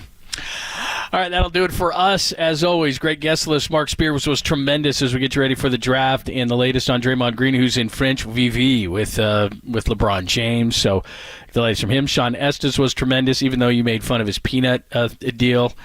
And his talking about iconic concession. that shirt promo. And Ron Wotus. They were all tremendous. Sean's the best. Listen to any and all. Oh, and David VR. David VR joined us in the 1 o'clock hour. So any of those, just go to KNBR.com. Good luck with the lines. I mean, I can't wait to hear them. Somebody's got to wake Sleepy up. Sounds convincing to me. Sounded exactly like you did it live. Wait a minute, you never said that. All right, tell us about that tomorrow. The boys are coming up next. Thanks to Walter and thanks to Danny as well. Always great work. Tolbert and Cope's next on KNBR AM and FM San Francisco, the sports leader at Cumulus Media Station. You guys always pick the best sound bites from my broadcast. Just completely try to destroy my confidence. It wasn't me. For our segment.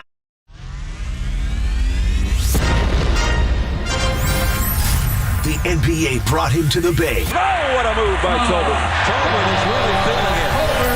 While his co-host was born and raised here. Adam, that is great co-host work right there. That is amazing. You're lucky to have Adam, Tommy. Oh, absolutely. It's time for Tolbert and Copes. Let him get it on. Tom Tolbert. Yeah, thank you. Now if I could ever get some beer. And Adam Copeland. We're going to get after it today, man. Gotta come with swagger. On KNBR 104.5 and 680, the sports leader.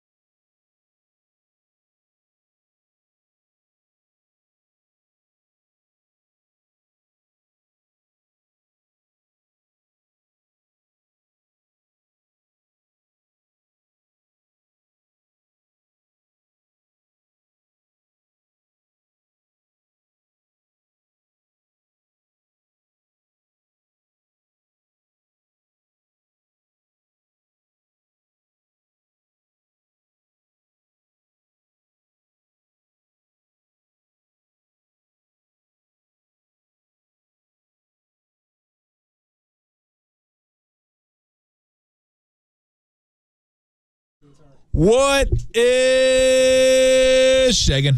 Adam Copeland, Tom Tolbert with you. And we will be right up until we get you ready for the Padres and the Giants. Speaking of Giants, Mike Yoshimski is going to join us in the next half an hour. And Travis Ishikawa, speaking of dramatic home runs, he will join us at 2:50. So we'll talk a little Giants playoffs, little Giants Cardinals, and get into the hottest team. The hottest band in the land. That's what Kiss used to say, by the way. The hottest band they said hottest band in the land. Hottest band in the land. When I saw them at Shoreline about a year ago, maybe a year and a half ago, they said hottest band on Earth. Oh, did that one? Hottest band on the there you planet. go. It was one of those, yeah. But Simmons was out there, dude. Well, he's never one to undersell it. Nah, dude. Yeah, I mean, he does not. I don't know why you stopped there. Yeah, yeah, exactly. The hottest team in baseball, 8 in a row, red hot on the road. I think they've won 8 in a row on the road after that perfect road trip. They won 8 in a row on the road itself after sweeping the Dodgers and coming home making it 8 consecutive. Mike Yastrzemski's second homer of the day, a 7-4 walk-off splash hit, and an absolute meltdown by the Padre bullpen. Oof. But a couple of really, really positive things we should point out. One, I want to get your take on the Sable bunt. Loved it. Dude, I was like, Tom. God, Tom's gonna love this thing. Another catcher bunt, dude. Tom's gonna love this thing. I was so fired up that somebody said, "Hey, you know what? We're only down a run. Oh, we just bunt him over and get him in that way. Dude, he's right there. Let's just get him in. Over. Yeah, get him over, get him in. I was like, oh my God, old-time baseball. What a concept. I know. Old-time hockey. Hard to believe, isn't it? Eddie Shore, old-time hockey. putting on the like foil. Eddie Shore. Putting on the foil. Old-time hockey. Old-time baseball. These guys are a bleeping disgrace. Yeah. That was Great impressive. movie. And then the other one, the Casey Schmidt walk. Yeah, I know. Casey Schmidt's walk, dude. Yeah, but mark that under. If you had that on your bingo card of things that were going to happen in a Giants come from behind win. Yeah. I mean, we're starting to get to know these guys a little bit, and you're starting to get to know their strengths. And one of the funny things about getting to know a guy's strengths and falling in love with players on your team, and like we had JT Snow on Friday, and he said he made a joke about something. He said, "I would know as the fastest guy." It was my memory that JT Snow was not only not the fastest, he was like quite literally the slowest guy on the planet. I don't know that I'd seen a slower Giant till Benji Molina showed up. And then it wasn't close. And I don't think we've seen any. I don't even think we've talked about slow Giants since then because it's going to take somebody's going to have to like crawl backwards to first base to top Benji Molina and his was pace. not fast. Yeah, Big Money Molina was pretty slow. But when we're starting to see what some of the flaws are, Casey Schmidt's he's a free swinging guy, and that's maybe something that he's going to have to work on and figure out. Strikeouts may be part of his game. And sometimes that's just what a guy is. He may be a big strikeout guy with some power. That's what Josh Donaldson is, or what he was, a plus defender with some pop, gap-to-gap guy. If he ends up being that type of player, you're happy with that. But last night, a lot of poise, a lot of patience. I thought Patrick Bailey's sacrifice fly, that was a hell of an at-bat, too. He was battling there. He hits that sort of slicing low line drive to left field that ends up getting that run in. That was an impressive win. That was a win that playoff teams get against teams that have spent a lot of money. They've got tough bats in the lineup. You were down for the entire game. I mean, 2 Soto home runs going the other way that were really, really impressive. Didn't have great starting pitching from Ryan Walker, who was your opener, but they were able to weather the storm. And again, the middle innings with the bullpen kind of shut you down. Doval at the end. It was it's been fun to watch. I mean, it doesn't seem like they're out of any game. No, and I think they feel that way too. Because they've done it, and they've done it recently. So you put that equity in the bank, and you build it up in that house, however you want to put it, and you just feel like somehow, some way, just give us a chance, give us an opportunity, and we're going to take advantage of it. And I think this is what Yaz's second home run in the last week. Late, he hit the 9th inning bomb against St. Louis, and then got one in the 10th here. So. Yeah, it has. It's been fun to watch, and it comes from all different parts of the order, and that's the cool thing about it. And it's funny because I was talking about the Padres and their top 4 are as tough as it gets. Then 5 through 9 kind of really trails off. Well, last night they actually got some hits 5 through 9. I mean, I think Odor got a couple hits, had like 5 hits. The shortstop, who is it? Who's their shortstop? Was it the Korean player? Kim. Okay, yeah. Kim got 2 or 3 hits. So, I mean, they got some production from the bottom part of the order. That can burn, by the way, Kim. Yeah. That can fly. I didn't know he was that fast. Yeah. But it wasn't enough. Nope. It wasn't enough for the hottest band in the land. Camilo Doval gets the win. Yastrzemski's 3-run walk-off home run, just devastating. An absolute tank. Like I say, 3-run home runs are the ones that are devastating. Because you think you might have a shot to get out of it there. Maybe you're thinking double play if you got one away. You're not necessarily thinking it's going to be a home run. Grand slams maybe resigned to your fate, but Yastrzemski has a knack for late inning heroics. He's going to join us on the other side. His 4th career walk-off home run, his last one, a grand slam walk-off last year against Josh Hader and the San Diego Padres. We will talk to the hero from last night's game, Mike Yastrzemski. He did it on the base paths. He did it at the plate. 2 home runs and a victory for the Giants. They've won 8 in a row. Yaz is coming up next right here on the Sports Leader. Menlo Park, shout out to you for supporting KNBR. Menlo Park's Sports Leader.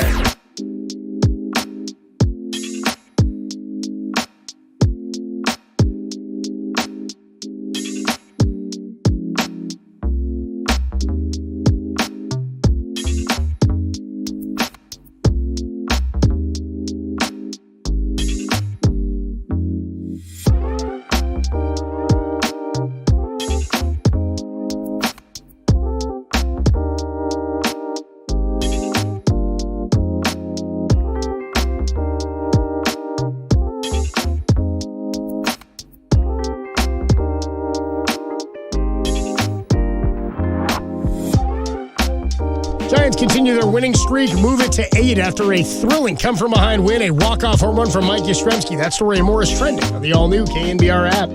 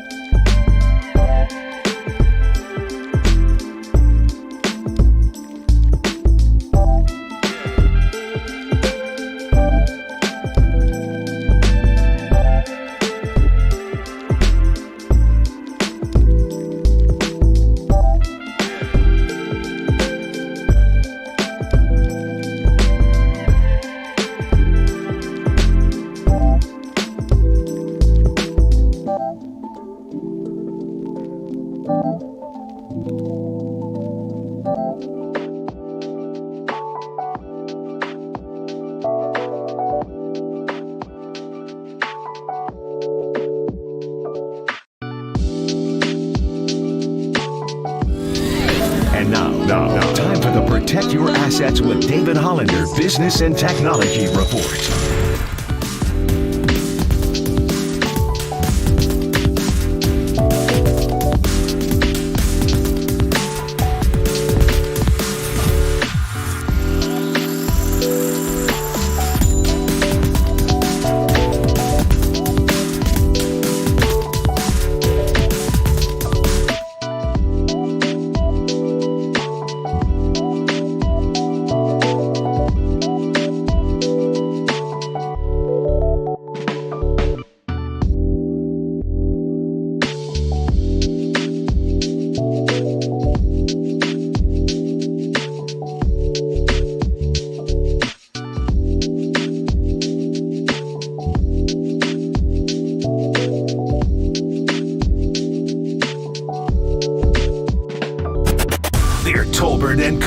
And they're back on The Sports Leader. Find us on Insta at KNBR on Instagram. This is KNBR 104.5 at 680. I mean, Schmidt walks, so that was incredible. You know, it's one of those things where these guys are really, really doing a great job of slowing the moment down and not, you know, trying to do too much. And even, you know, Matos has had to execute something to be productive, where he hit a fly ball deep enough to make sure that I could get to third, and he, between him, Sable, Casey, those guys, you know, they are at a great game. These guys are all doing great stuff right now, so it's fun to watch and it's energizing. That's the voice of our next guest, Mike Yastrzemski. He'll be joining us after I let you know that Tolbert & Cope is sponsored by Redwood Credit Union. Start earning cash back on your everyday spending with a Redwood Credit Union free checking account. No monthly fees, no minimum balance, and your debit card earns cash back, travel, and more. Get started at redwoodcu.org/free checking. Federally insured by the NCUA. Mike Yastrzemski will be joining us in just a couple of minutes. Talking there about the young guys and the approach he's seen from them. He had an interesting path, and I tweeted this out last night, Tom, about Yaz. I said, I don't think we talk enough about, and somebody said this, he's the third longest tenured Giant. I know Crawford would be the longest. I have to think for a second about who the second longest was. Is it Webb? I think Webb came up later. Is it Tyler Rogers? Rogers, I think, came up in like 18 or late 17, early 18. Maybe Boach was still here when Rogers came up, as was Mike Yastrzemski. So it's funny because he's one of the first Farhan guys where I give Farhan credit for getting him. They've traded, who they trade, like Franklin Van Gerp or something outside. I don't know. That might have been who they traded for Alex Dickerson. Anyway, they Todd Van Poppel? Somebody like that, yeah. I'll never forget which pot I was sitting on when I found out who they traded for Dickerson. Anyway, they get Mike Yastrzemski. He had never gotten to the big leagues before. It's been a good amount of time in the minor leagues. Same for Tyler Rogers, by the way. He spent like 7 years in the minors. So these guys' ability to identify talent, sort of what they did, you know, you look back at Moneyball. Chad Bradford was like that. Scott Hatterberg was that way, where they looked at an asset that he had and said he can help us in the lineup. Mike Yastrzemski's a plus defender. He can play a good center field. We never really see him in left.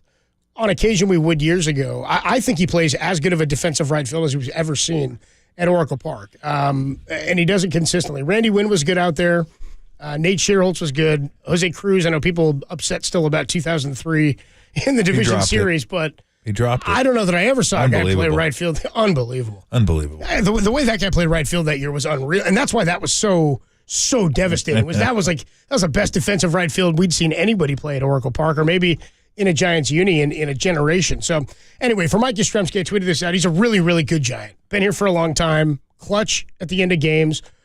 People, I think, were down on him a little bit last year. He struggled a bit. He's a guy I have good confidence in pretty much anywhere in the lineup. I see him hitting 2 through 8. I'm pretty happy with where Yaz is. He's not matchup proof, but he does hit lefties fairly well. Mm-hmm. The home run off a hater last season was big. The walk-off. Anyway, he's a guy who I feel confident in. Like him in a Giants uni. He's not a young guy, and he's sort of one of the elder statesmen now of this team. And because he had been through what he went through in the minors, I kind of like seeing that. What a guy has been through, the Martin Luther King thing. It's about how you behave in adversity when you face adversity. Yaz is a guy who's proven that he can overcome that. He was going to get sent down by Boch. Remember that? They were ready to send him down. There was another injury. They left him in and hit a big home run. He's hit 4 walk-off home runs. He's in there damn near every day. He's a damn good Giant. I think he's a guy that they need to be healthy, that they need to be able to rely on, because I think, like Conforto, he's one of these vets that can carry a lineup for a week or 2 weeks if you need him to. Unbelievable. There it is. I do think Yaz can carry a lineup. I think he can do it for a week or so. I don't think he's a season-long guy, but he's a 750 to 800 OPS dude. He's a guy who's going to bang you doubles and hit some home runs. Yeah, the Giants almost single-handedly wrecked Josh Hader last year. Just about wrecked him. He came back in the playoffs, but he might be done. Yeah. Giants might have ended him. No, I agree. He's a solid guy that you can put in center, you can put in right, you can bat him up in the order, down in the order, and the one thing that I think, we talked about this, I think, during the offseason, was his average last year. Because I asked him about his average. I think he batted close to 200 last year. We talked to him right at the start of the year. 208, 209. Yeah. And I said, does it even matter anymore? And he made it pretty clear that, yeah, that does matter. Like, it can't be that. And I think this year he's up around 260. He's at 257 entering today with an 807 OPS. Yeah, so, that obviously a massive difference. I mean, he's raised his batting average 50 points. The guy hit 25 homers for the Giants back in 2021. Yeah. 25 bombs. Like we talk about homegrown all-star outfielders, again, they didn't draft him, so he didn't start in rookie ball for them, but they found this guy. Nobody else gave him a shot to come to the bigs. They said, you can help us at the big league level. He comes up in 2019, it's 272 with 21 homers and 22 doubles and an 850 OPS. 2020, he finishes 8th in MVP voting in the short season. Then he bounces back with a 768 in 2021 and 25 bombs. Last year was the dip, 214 and an OPS under 700. That was tough. But he played damn near every day, 148 games. Yeah. He's out there. No, he's one of those guys that seems really low maintenance. You just plug him in and let him go. Yeah, sorry, we got an update on Mike Yastrzemski. 2:45, he's going to join us. 2:45, so we're going to move Travis Ishikawa. He's going to join us this afternoon as well. We'll let you know what time Travis is going to join us. But 2:45 to hear Mike Yastrzemski. Let me ask you this, because last week, I think it was on Friday going into that Dodger series, I said, is it irresponsible to talk division? And you were like, not really, because it's early, but they were showing signs of a team that could be competitive. After what we saw against the Dodgers last weekend, I don't know if that was enough to make people feel like the Dodgers aren't a good enough team to compete. I just think they've got a lot of holes. Yeah. And they were pretty glaring against a Giants team that's good at going deep into counts and a group of relievers that they know fairly well. Heading into this weekend, well, you see what happens in these next 3 against San Diego, but you get Arizona coming to town. Arizona plays 2 more in Milwaukee. They get Milwaukee today, a day game tomorrow. Thursday, Arizona has to go to Washington, D.C. for a makeup day game. In D.C., Friday they're here. So 3 games in 3 cities in 3 time zones in 3 days for Arizona. Where are you now on the Giants after the Dodger series? Are you higher on them? Have they done enough to solidify sort of that take that maybe the division is the ceiling for them? No, I mean, look, for me, it's just way too early to start thinking about that kind of stuff. I look at them, and I'll just stick with what I said a few weeks ago. They look like a playoff team. Yeah. They look like a solid playoff team. I hate to judge teams at their lowest or at their highest, because right now, of course, they look like the best team in baseball because, well, they are the best team in baseball. They're the hottest team in baseball. And you hate to judge them by what they did early in the season when they weren't very good at all.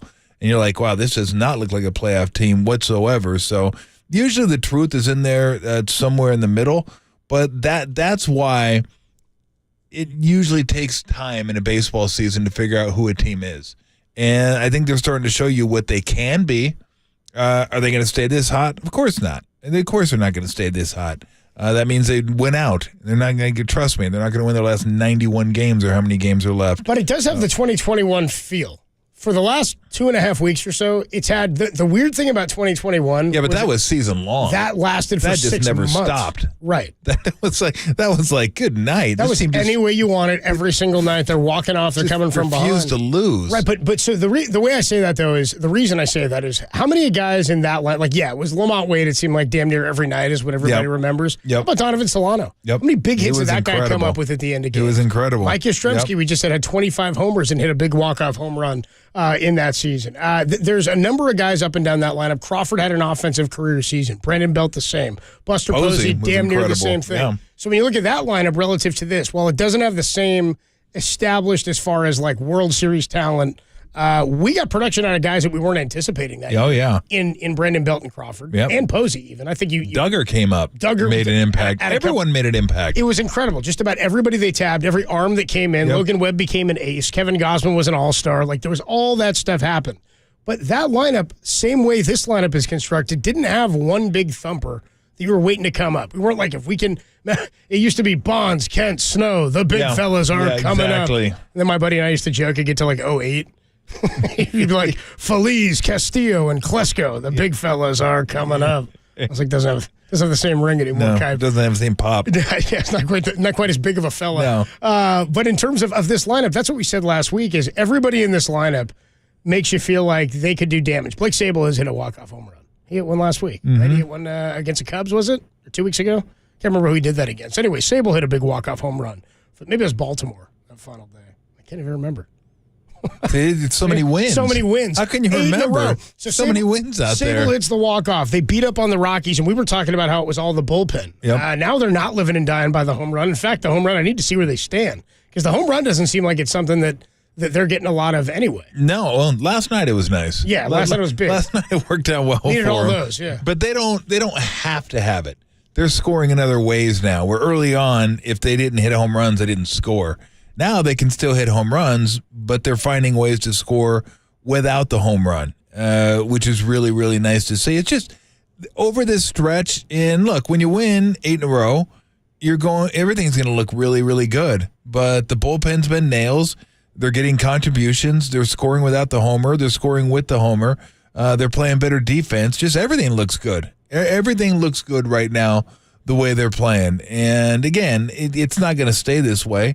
There's going to be more lulls. There's a lot of games left in this season, but I've watched enough baseball. I usually at 3:40, 4 o'clock, I'll click it on and just start popping around and watching other teams. It's my favorite. It's the best. Yeah, and there's not a lot of really good teams in the National League. The Braves are really good. I still think the Dodgers are better than they've been showing. Marlins are very solid. They got some really, really nice pitching, so I would imagine they're going to be there. Again, the Central's kind of whatever. The Central's not very good. Arizona's really good. They got 2 top-end starters that can match anybody in the league. I haven't seen enough of their bullpen. Arizona? Yeah. Arizona's bullpen's not very good. Yeah. I don't think their bullpen's very good at all. Yeah, I don't know. I haven't seen enough. Their offense is solid. Their offense is really good, really athletic, so they're really solid. And then, the Padres, I don't know that those are I don't think those were the guys they wanted to use coming out of the bullpen last night, but because of the last 2 games at home against Tampa, they probably felt like they wanted to give some guys a blow. So I watch them again tonight and see what their bullpen looks like tonight. Dodgers bullpen stinks. And now I don't know if they how many injuries they got, Do they still have Trinan? Is he even on the team, or is he hurt? I don't even know if he got traded somewhere. I was thinking about him the other day and how filthy he was in 2021, and even for the A's a few years before that. Yeah. He was one of their I think he was their closer. I haven't looked. Yeah. So I don't even know if he's like hurt or whatever. Phillips is really good, but I think he might be hurt. But the guys they brought in against the Giants was like, ooh, that's an issue right there, because the Dodgers bullpen is a Bruce Gratterall? Yeah, they have some issues. They definitely have some issues with that bullpen. 60-day IL for Friday. He is a Dodger. Okay, yeah. 60-day. But let's also point out that they swept the Dodgers, and they probably wouldn't have swept the Dodgers if Muncy wouldn't have been hurt, because Muncy would have had to say so in that one way or the other, because he always does. Yeah. I remember John Miller told us he was on the field before the game and was like, yeah, I'm feeling good. I'm feeling like I'm ready to go. And then they put him on the IL like right before. I was like, whew. Yeah, exactly. Muncy's out. I'm not rooting for injury, but I'm not going to feel bad for him taking hacks in that series. Take the series off. You've earned it. What a bummer. You don't need to face the Giants. So obviously they have some problems, and their pitching is not nearly where they'd like it to be because of all the injuries they've had in the staff. So again, you start looking around the National League, and I'm watching all these teams, and I'm thinking, there's not a lot of teams out there that I look at and say they're clearly better than the Giants. Like, I think Atlanta is clearly better. Atlanta is the best team in the National League. They have pitching, they have hitting. Again, I haven't seen enough of them to know what their bullpen looks like. Don't they have Jansen? Yes. Yeah, they got Jansen at the end, and so I haven't looked close enough. I haven't watched them. Usually I don't watch Braves games at the end because they're not close. Jansen was there. Jansen went to Boston, right? That's right. I'm my mistake. Jansen was there last year, and then he went to the Red Sox. Okay, I thought he went from Boston to Atlanta, but I think you're right. It was the other way around. Okay, so I don't know. I haven't looked enough. I think they might. Doesn't Atlanta have the old Angels closer? Soriano, Rafael Soriano. Yeah, they traded for him a couple of years ago. I think he might. Anyway, I'll watch some of their games and get the bullpen. But their lineup is as good as it gets in the National League. But you start watching these teams and you look at the Giants and say, yeah, why not? That's one of the best 7 teams in the National League. Yep. By the way, I got to hit on this because somebody hit me on this over Twitter. The rules in the playoffs have changed so many times now over the last 3 years with COVID, where we were mixing and matching stuff. We've expanded playoffs in football. We're off. We keep saying 7 teams we're going. We were saying that last week. Isn't it 7? It's 6. It's 7 in the NFL because we said that one point last week. And okay, I thought it was 7. But nobody gets a bye. They're not doing that crap. Or somebody gets a bye. It's an actual first-round best-of-3 series, but it's all in one location. It's 6 teams. It's 3 division winners. I thought the first seed got a bye in baseball. No, they don't? No. Okay. It's 3 division because I think there's an argument as to whether or not that would even be beneficial. Because you get the bottom. Oh, man, I had it all screwed up then. So it's the 3 division winners, and then it's the next 3 best regardless of division. That's the way it goes down. So, and then we do the best of 3 in the first round. We are going to catch up with Mike Yastrzemski. He's joining us on the other side. I've only said that about 5 times. What, the 7? 7 teams. Well, dude, we were saying it, and then somebody randomly commented the other day. I was like, can somebody tell you guys it's 6 teams on 7? I was like, yeah, you just did. Well, tell that person thank you. Hey, much love, dude. And where were you last week? Yeah, we're great job, brother. Oh, no, where were you on that one? All right, on the other side, Mike Yastrzemski, big walk-off home run last night for the Giants. They've won 8 in a row. They get the Padres again tonight. Biggest bummer, we don't get Brebbia at all this week, man. Brebbia out with an injury. He's going to be gone for the foreseeable future, but Yaz is here, and he joins us next on the Sports Leader.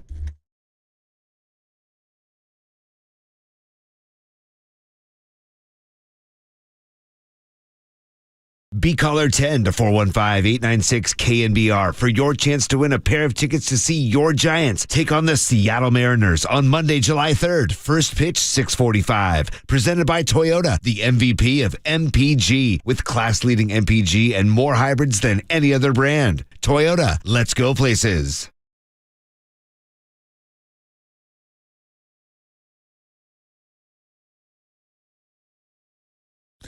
Hey, everybody, Mr. T here for Alex Kugelman and the team over at Kugelman Law. You can reach him at sftaxteam.com.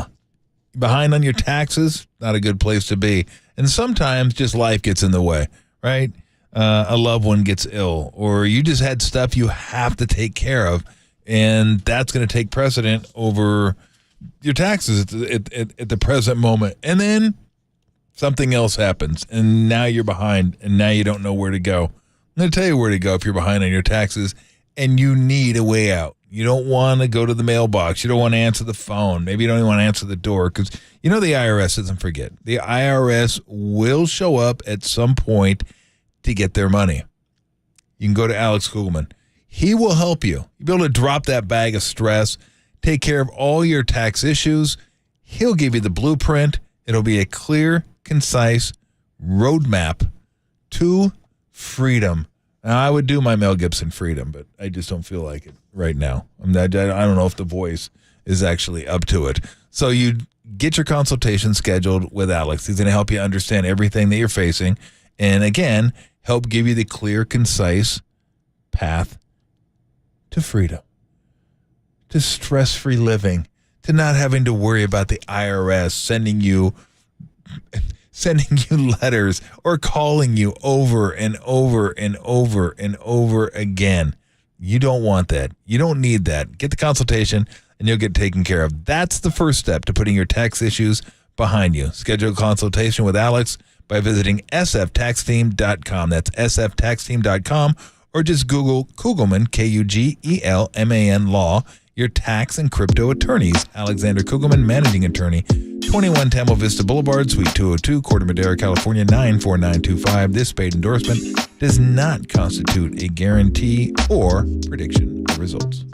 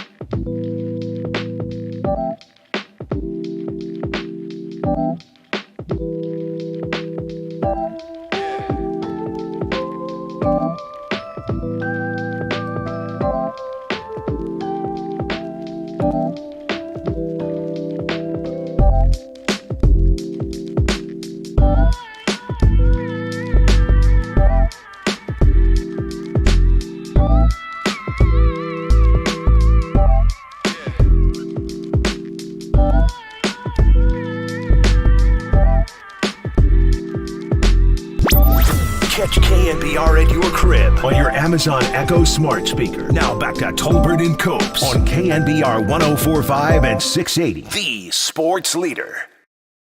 See if Yoshimski gets something to hit here. Estrada at second. High drive! Right field! It is out of here! And we are going home! Yes, blast one! Deep right field! It is gone! Into the water! A walk-off splash hit, Mike Yastrzemski! Sounded pretty good. Couple of homers from Yaz, including a walk-off yesterday. His 4th career walk-off. Giants have won 8 in a row, and he joins us courtesy of the UMA guest line. Giants right fielder Mike Yastrzemski. What's up, Yaz? How are you, man? Welcome back to the Tolbert and Cope Show. Thanks for having me back, guys. Appreciate it. Heck of a game last night, man. I got to know about walk-off home runs. Are they like kids? Like, are you allowed to have a favorite, or do you just love them all the same? I think you can love them all the same. You know, that's a great comparison. They're all amazing. Yeah, I was pretty cool last night, man. And you were talking after the game about some of the young guys, and Tom and I were just sort of talking about 2021 when you guys had that feeling where like it didn't matter the score, didn't matter the inning or the number of outs remaining. Just about everybody in the lineup could do damage or could get on base or do something to help the team win. You've got guys now, young guys like Casey Schmidt, who are doing things like drawing walks, dropping down bunts by Blake Sable. It was a fun young guy and then a veteran capping it off kind of night for the Giants. It's cool to watch you guys now, man, because it seems like it's a different guy every single night, and the whole team is there to help.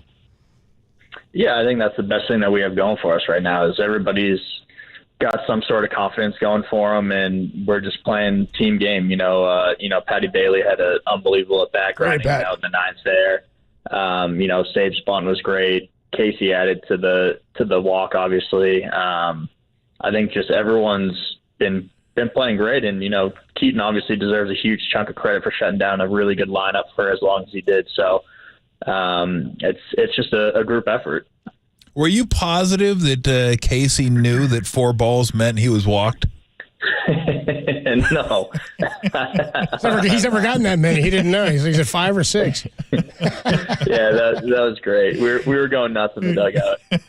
So give me your favorite term for a home run, because I know there's a bunch of them. I only thought of a couple. I got dinger, tater, dong, tank, a bomb. They go Oppo Taco on one the other way. What's your favorite one, or what's one of the funniest ones you've ever heard that maybe other people haven't heard? That's a good question. I like tater. I think tater's great. Yeah. Well, everybody likes tater tots. Yeah, so I think what's not to like? So tater. How I talk about the play? I know you talked about it, but when Bailey got the sac fly, getting home, sliding, you said that was. I don't want to say it was more fun in the walk off, but it was a little more exhilarating because you had to bust your butt to get there. Yeah, I hadn't run that hard in a long time. Obviously you have. Whatever your ability is, but in those moments when you have so much adrenaline going and you can feel the game on the line, sometimes there's a little extra gear there, and felt like I needed every inch of it.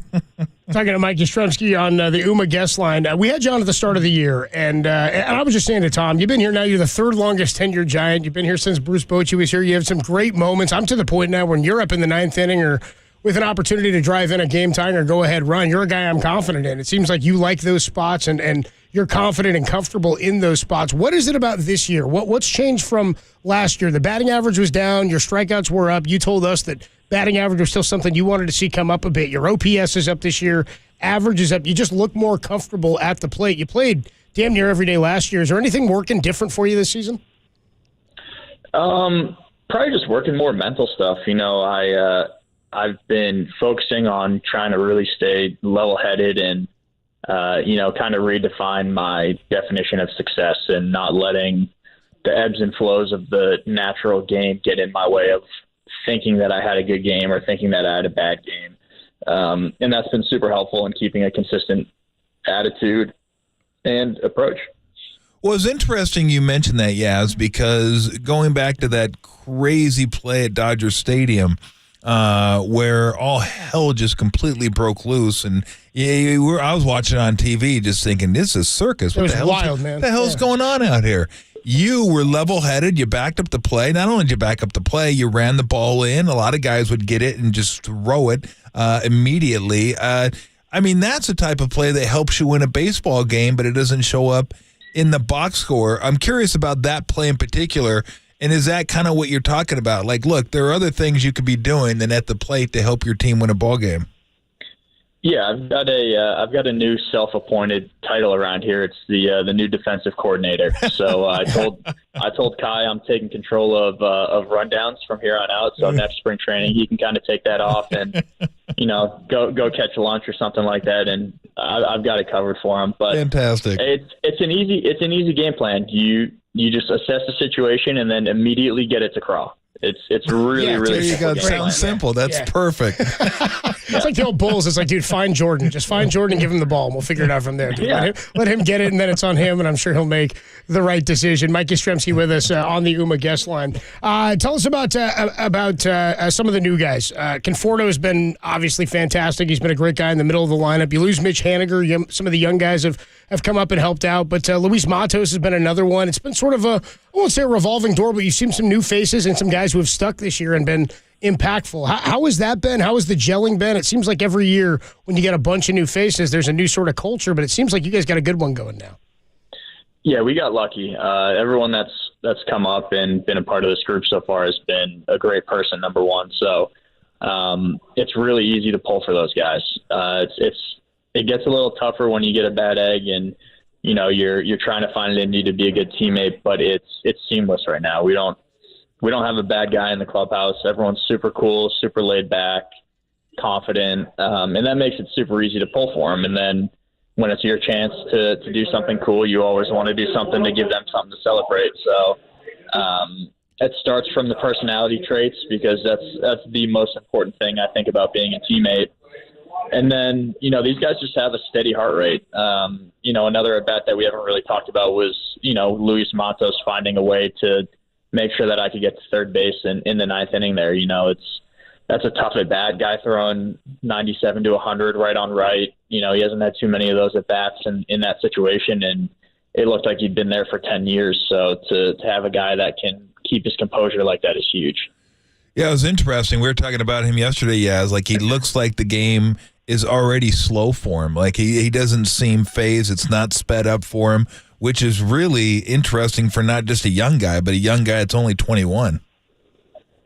Yeah, I mean, the amount of money that I would give up to be in his shoes is unbelievable. Oh, you'd make it back. Yeah, exactly. You'd make it all back in that scenario. But, yeah, it's really cool to see those guys come up, and it just shows what great leadership we have around this entire organization, starting all the way from the top to make guys know that they're welcome here. They're here for a reason. We want them to be themselves. And there's a lot of places where that's not the case, where you can see the pressure built up on guys. And that's not what we have going on here. We want these guys to come in and make an impact. And the only way you're going to do that is by letting them be themselves. So what's the key to having the lower heart rate in the ninth inning or later in the game? The game's kind of on the line, and it's a big moment. I'm sure everybody feels that. You guys feel it, but what's the key to keeping it as normal as possible? Just trying to erase the fear of something not going your way. Yeah. We've all struck out hundreds of thousands of times, and in that situation last night, it's a lot easier of a situation because there's one out, there's an open base, and there's no immediate double play threat. And so that there's another opportunity behind you. So you really don't have to try and do too much. You can really just be completely relaxed and focused on what the task is at hand, and that's just having a good at bat. And as long as you know that that's all you're trying to do, and makes it a lot easier to try and accomplish. It's really, I just think it's really interesting the way you put that, because I think a lot of athletes, and maybe even people that are just playing, you feel that fear of failure. Like you don't want to miss the shot, or you don't want to do something that'll cost your team, or you don't want to let somebody else down. Or, yeah, it's just an interesting way to put it. That I guess the next question I'd want to know is, how do you do that? Like, because I think anybody that's ever played, especially at that level, has felt that at one time or another. How do you kind of take that weight off yourself and just give yourself the freedom to, like, if I fail, I fail, but I'm going to stay locked in and do the best I can?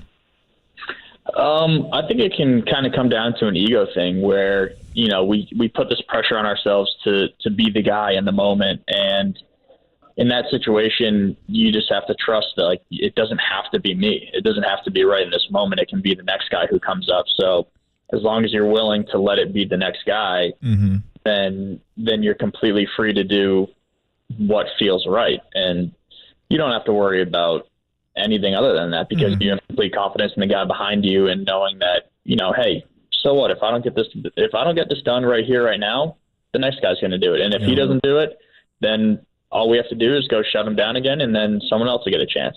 How much pressure does it take off when you start the at-bat with an automatic ball?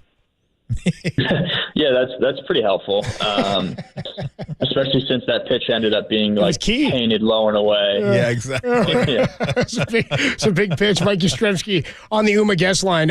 You guys are facing a bunch of different teams now. You play everybody in the league. We were talking to Austin Slater about this at the ballpark last week, and he was saying, the travel's been crazy because you guys are I think you guys have added more miles than anybody in all of baseball this year in terms of your air miles travel. But I'm wondering about facing different guys. I remember a couple of years ago when Tyler Austin came over from Minnesota, and that was a whole thing where he was saying, there's a lot of guys in the first couple of months where he was here saying, I haven't faced or seen any of them before. Longoria said the same thing when he first got traded over here because they had just not played in the NL West. How many different guys are you seeing this year, and what's that adjustment period like? Because you may see a guy in the first game of a series for an at-bat and never see him again.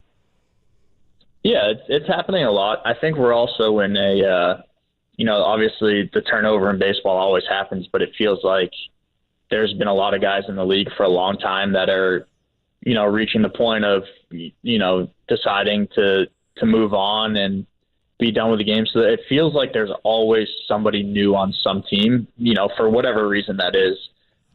It could also be just the fact that we're facing guys that we haven't faced. But our scouting is so good right now that by the time that you step in the box, you feel like you've faced the guy already. You know what his pitch shapes are doing, his velo, his tendencies. And so obviously huge credit goes to everybody working behind scenes to make sure that we have all the information that we possibly can. Have you ever felt the need to go up to Camilo Doval and just make sure the guy has a pulse? Just make sure the heart is beating. I don't know that I've seen too many closers. Nothing phases that guy. He literally does not have a pulse in the tightest of situations. He doesn't, but he also, when you're in tight quarters with him, you get to see how much pride he takes in his work, which is really cool.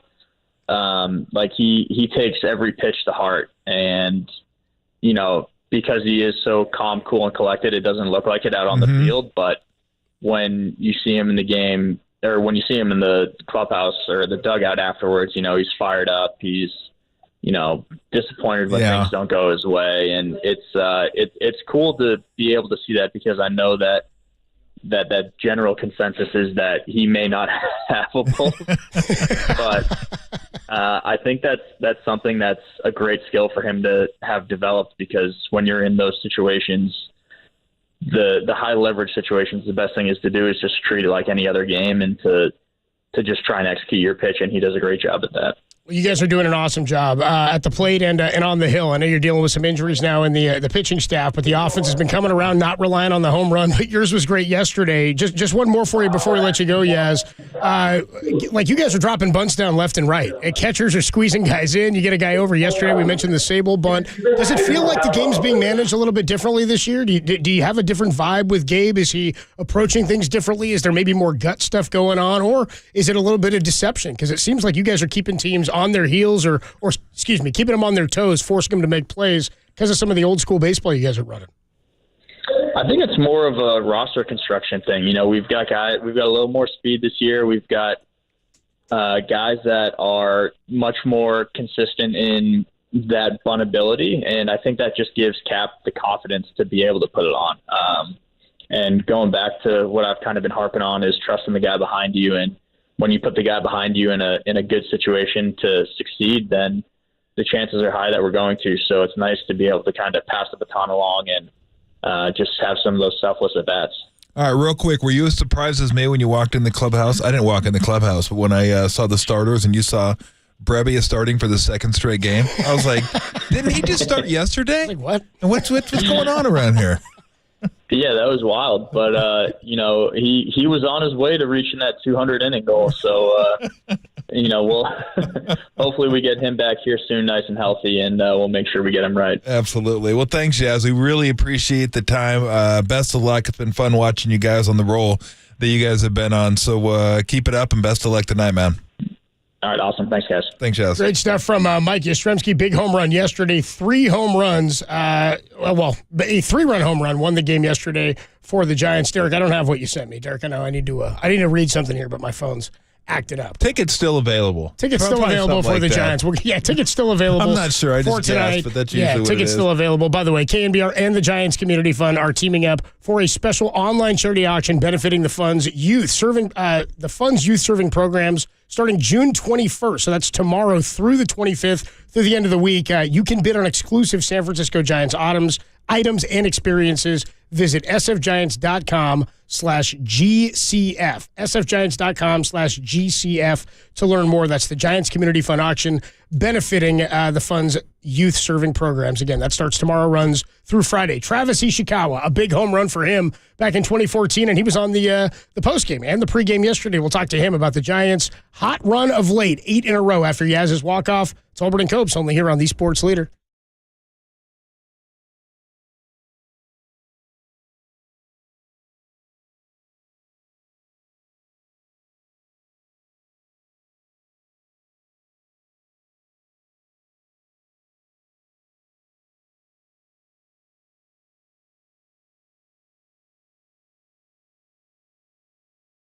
According to reports and sources confirming within the Warrior organization, Sean Livingston will not be returning to his front office post following this offseason. That story and more is trending on the all-new KNBR app.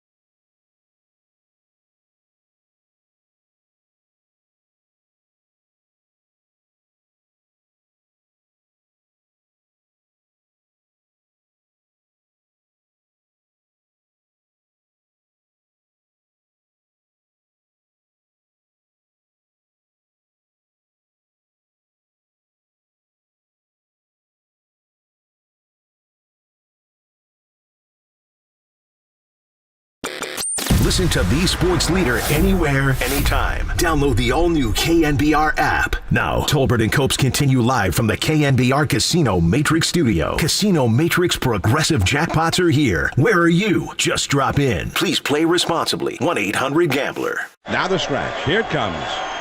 Swing, and there's a drive deep into right field. Way back there. Goodbye! A home run for the game and for the pennant.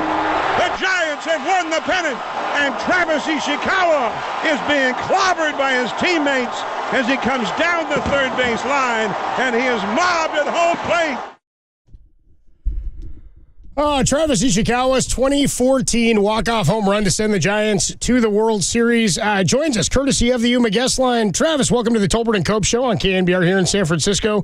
Where does your home run rank behind Yaz's last night in favorite walk-offs all time?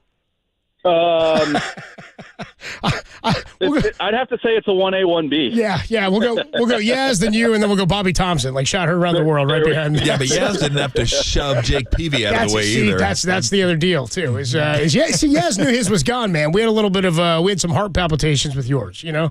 That's true. That's fair. That was a fun one last night, man. I mean, this team. I don't want to comp them to 2021 because that was, as Tom says, a magic carpet ride for 6 months, it felt like. But for the last 2 weeks or so, this team has made it feel like there's no position in any game that they can't come back from. Oh, it's incredible just watching these guys, what they've been doing. I'd even say going back to like May 15th, May 1st, I feel like it's the run that just doesn't want to end, which, you know, is going to be fine by me any day of the week. But, yeah, it's incredible. I mean, when you know, offense is kind of struggling a little bit, the bullpen and the starting pitching just picks them up, and then, you know, the pitching wasn't even bad yesterday, but just they kept them in the game, and then just long enough for the offense to pick them up, and that's what you see from championship teams is the offense, the defense just picking each other up wherever they can. Hey, Travis, what's that feel like in the clubhouse when you're on one of those rolls and you know you're going to find a way to win it? You're not sure exactly how you're going to find a way to win it, but all the way to the very end, you know that we are going to find a way to win this. You don't even know who's going to get it done, but you know it's going to be somebody.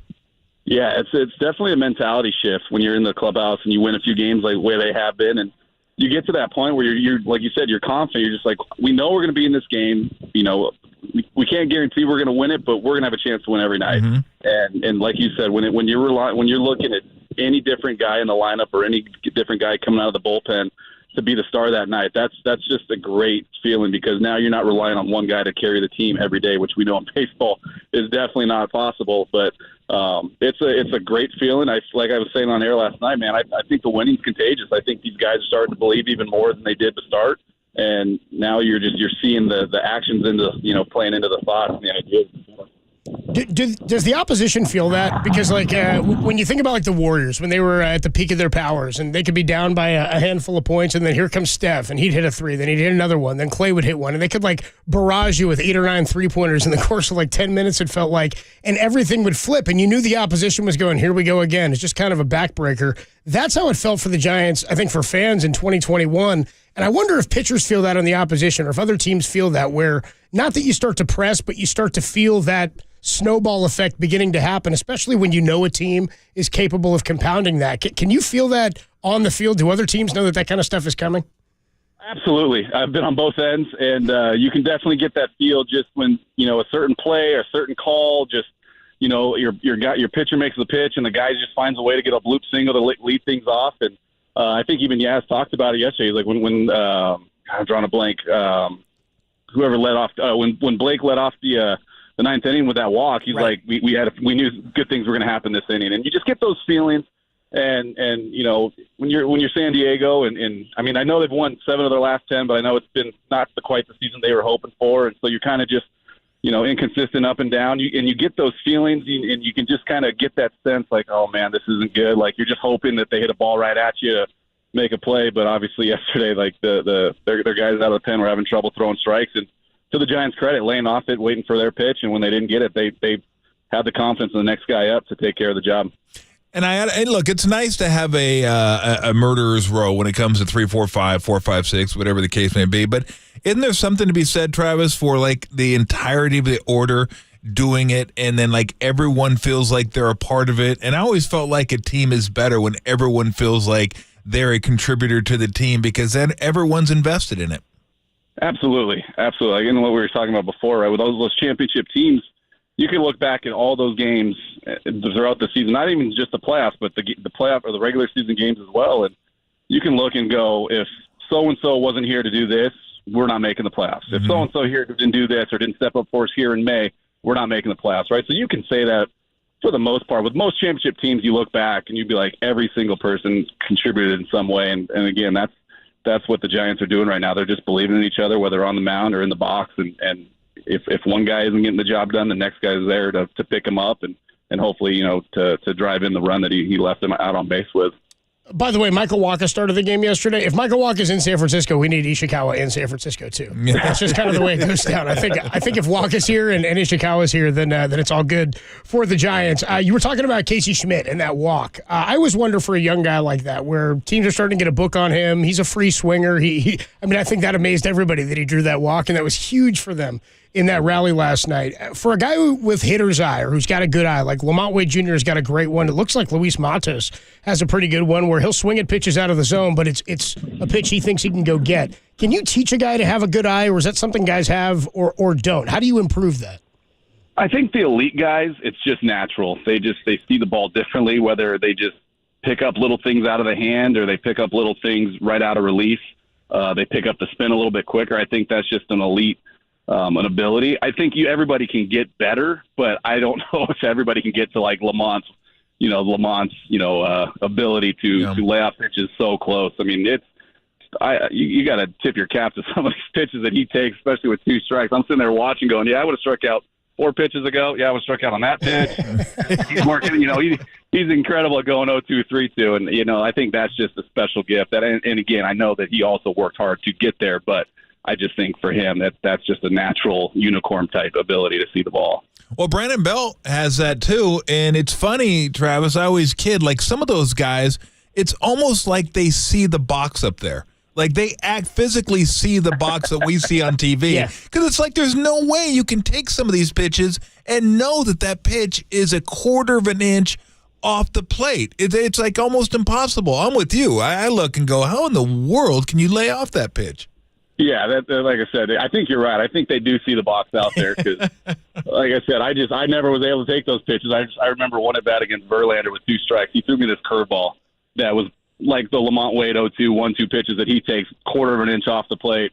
And I took it down, and I just remember seeing his face when he got the ball back from the catcher, like, how in the world did you not even offer it that? And little did he know, I never saw the ball out of his hand. Nothing to offer at. So, good eye, Trev. Good eye, baby. Yeah. Yeah, it's like I knew what I was doing. But, Lamont, he knows what he's doing right away. I got lucky. It's like a fastball from Tyson Ross at like 95 in high school one time, and I didn't even see it, and it was a ball outside. And somebody said, that good eye, dude. I was like, dude, I didn't even see the pitch. I've never seen a ball that fast before. It's incredible. Right. It's unreal, man. What does a mix of young players like this do for a veteran? Because I don't even think it's a veteran group. I think it's sort of a good mix of younger players. You've got some guys who've had success, but I don't think it's a team of misfits in the way that your guys' group was back then. But it is a lot of guys who have been banged up, who have been hurt, kind of thrown on the scrap heap and come back to prove themselves, mixed with some guys who look like they're going to be established big league talent. I'm wondering, does anybody stand out to you as sort of the hinge piece for this team? Is there an MVP to this point? Because it seems like up and down, it's a different guy each week. Yeah, I don't think you can say that there's going to be one team MVP of this team. I think, like we've just talked about, it's such an unbelievable group effort from a different guy every single day. And I think that with these young guys, like, I got to hear Yaz say it on the post game, just talking about these young guys and how they've kind of rejuvenated the older group of guys, and they're playing kind of with a younger, energy, just like the young guys coming up, and just like that 21 team, right? Just we get banged up a little bit, and some guys coming up from AAA and holding the fort down, and kind of making the name for themselves and being key contributors to the team. And one thing I kind of noticed yesterday too, especially in that 9th and 10th inning, watching those young guys in those at bats and watching Keaton throw 5 unbelievable innings out of the bullpen to give the Giants a chance to win that game, is these young guys look like they've been around the league for a couple of years. They look like their heartbeats are slow. They look comfortable in the box. They look like the game's slowed down for them. And to see young guys who've only been up for a month, 2 months, you know, to not have that, I got to go get it, I got to hit everything, I got to get everything that's close. And you saw Schmitty with the walk, you saw Matos with the fly ball that got the tie and run to third before Bailey hit the sack fly with 2 strikes to tie the game. You know, you don't see from everybody, you don't see that kind of just professional composure in those big key situations. And I think all the, you know, the veterans of the team and the guys that have been there for a couple of years, I think as much as they give the young guys credit for the energy, I think they got to take the credit for showing these guys how to be pro. Talking to Travis Ishikawa, nice enough to join us, talk a little Giants baseball. How are you enjoying the pitch clock this year with the games at about 2.5 hours?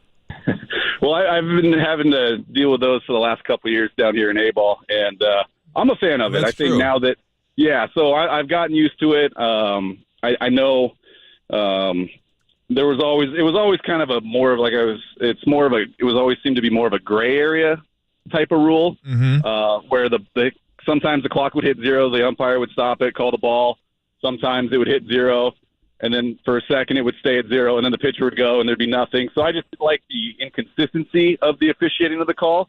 But down here in A-ball, I've noticed it, and then obviously in the big leagues, they've set the precedent from day one in spring training that they are locked into those times, and it's a black and white call, and I'm good. I like it because I think you know, you're getting a lot more action in a shorter amount of time, and I think, you know, both on the hitters and the pitcher side, guys were taking a little bit longer than needed to in between pitches. So just kind of giving them a little bit more accountability to kind of move at a quicker pace. Not that you know, you need a little bit of time in between pitches to kind of, you know, it's going to be a chess match, so you want to think ahead. But at the same time, too, I do like in the big leagues, they get a lot more time than we get down here. So I think there is enough time to kind of be able to still play that chess match, but then at the same time, too, keep the game going, keep the action happening. Yeah, I wouldn't mind them adding 3, 4, 5 seconds initially with nobody on base, especially in the playoffs. I think that would probably be a good thing. But I think what happened was, and you said it, pitchers got used to just kind of milling about and pitching when they wanted to, and hitters stepped out of the box and took personal inventory after every pitch. And I guess guys just get used to that thing, and once they are told this is the amount of time you have, these guys are professional athletes. They're going to get used to it, and once they get used to it and get adjusted to it, it's not going to be a big deal. It probably was a shock initially, but I think just because you get used to something doesn't mean you necessarily need it. It's just what you're used to, so you continue doing it. Absolutely. And, you know, especially now, we've been doing it a couple of years in the minor league, so as guys come up, they've been used to it for their entire minor league career. So I think it'll just naturally, without the clock, I think it's speeding up the game. You know, you don't see guys going to the last second on every pitch. Now guys have kind of gotten in that mode of, as soon as I'm ready, let's go. So I'm a fan of it. I really do like because, you know, especially now as a coach and I'm not in the mix, so the game doesn't always go as fast. The game goes a little slower as a coach than it did as a player. So, you know, especially some of these A-ball games when sometimes guys are struggling to throw strikes on both sides, and you're kind of thankful that these pitch clocks keep the game under 3 hours, and they could easily be 4. It's for the kids. You know, it's for the kids. Talking to Travis Ishikawa. Hey, before we let you go, man, when you were coming up, I'm wondering, first time you were on the bench for a walk-off home run or one that comes to mind. I think about, like, when you were young, I know Pablo had the big one off of Joe Beimel early on in your career, probably. It was early in his career against the Nats. Is there a fun one on the bench that you remember as a big celebratory walk-off, maybe that you weren't at the plate for? Oh, man. I think the first one that pops out to me would be the Buster Posey. I can't remember it was regular season. I can't remember the year. If it was 10, it had to be 10 against the Rockies. Yep. Gosh, I'm trying to blank on Chassin. Maybe Julius Chassin was pitching, hit the hanging slider down the left field line for the walk off. That one stands out to me. Yeah. Just because their pitching staff was really good. It seemed like one of those games that had the potential of going 20 innings, and so I think Buster pleased all the fans and us players as well by sending us home a lot earlier than it felt like it was going to be. I think it might have been Buster's first career walk-off, too, 2010. That would have been pretty early for him. So that's right. Pretty cool. Travis, great catching up with you, man. Love when we see you up on TV and doing pre- and post-game. We still love that you're close to the organization and getting it done down in Single A. We'll have to get you on when Michael Walker's in town again, man. Sounds good. I appreciate you guys. Thanks so much. Travis. Good, so we had a great stuff from Travis Ishikawa. Good baseball breakdown there. Spoke to Yaz after his big 2-homer night. Nice score at the plate and the walk-off home run. Travis Ishikawa giving us a little insight into what's going on with the Giants. On the other side, a lot of change going on in Bay Area sports between the Giants, the Warriors, and the 49ers. Which Bay Area team, as it stands right now, has the brightest future? We'll discuss next. Tolbert and Copes, only here on the Sports Leader. Daly City, shout out to you for supporting KNBR, Daly City's sports leader.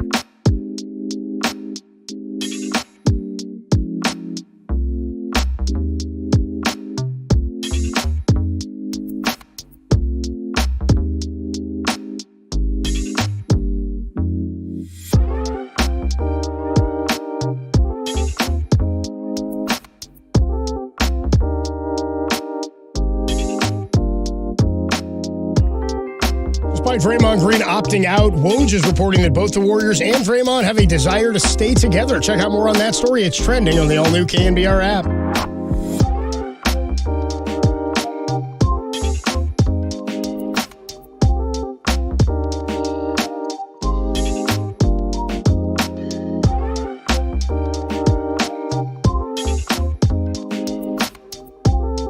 Hey, what's going on, everybody? Adam Copeland here, letting you know that Westside Promotions is presenting, once again, Boxing Night of Champions. It's coming back to the Cow Palace Saturday, June 24th. That's this Saturday.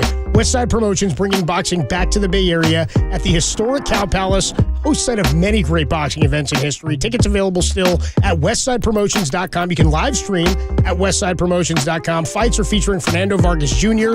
and the Vargas Dynasty, Evan Young, Holyfield, and the Filipino sensation, Jacob Makalui, is going to be, again, this Saturday, June 24th at the Cow Palace. Tickets available at westside-promotions.com. WBC Night of Champions is honoring James Lights Out Tony, 1984 Olympic heavyweight gold medalist Henry Tillman, and Michael Second to None.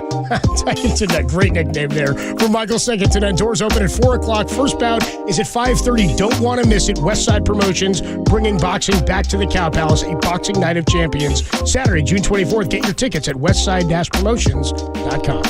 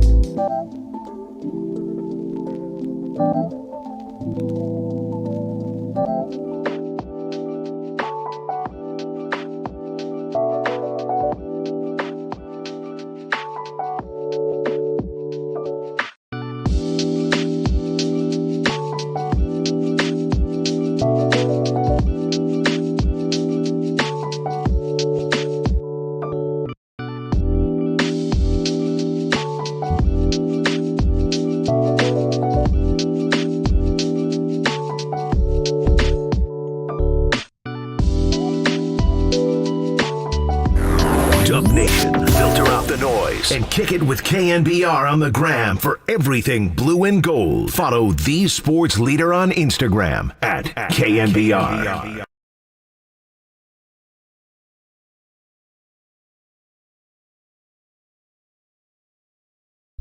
Tolbert and Copes hanging with you on a Tuesday afternoon. Lots of buzz around the Giants after a sweep of the Dodgers this weekend. Red hot, beating the Padres last night, come from behind win. Back in action tonight. We'll have pregame for you at 5:45. First pitch, 6:45 on the Sports Leader. So, you go back to when the Giants started their run in 2010. And even in 2009 when Lincecum wins a Cy Young and they win 88 games. Things started trending up in Bay Area sports. Like the Giants get to 3-5. The 49ers sort of rebooted their most recent, I know they had a gap in there with a couple of dead coaches, but you have the Harbaugh years in there. You get 4 years of Harbaugh, 3 straight NFC championship appearances. Then basically right on the heels of that, the Warriors start their run, right? Giants are continuing all the way through. Warriors hold that run all the way up until the 49ers pick up again where they left off. The Giants get involved again in 2021 with a historic season.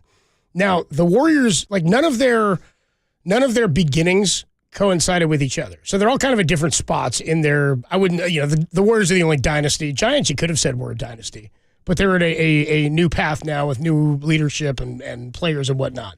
Between those three teams, Giants, Warriors, and 49ers, and I don't know that we're saying sustainable success or championships, who do you think is the brightest future based on what each team has right now? Based on currently constructed, Warriors are in the offseason, lots of question marks. 49ers have the quarterback thing. Giants appear to be trending up in just about every area. Is there a team that you look at and you say, 5 years from now, they could still be as competitive or more competitive than they are now?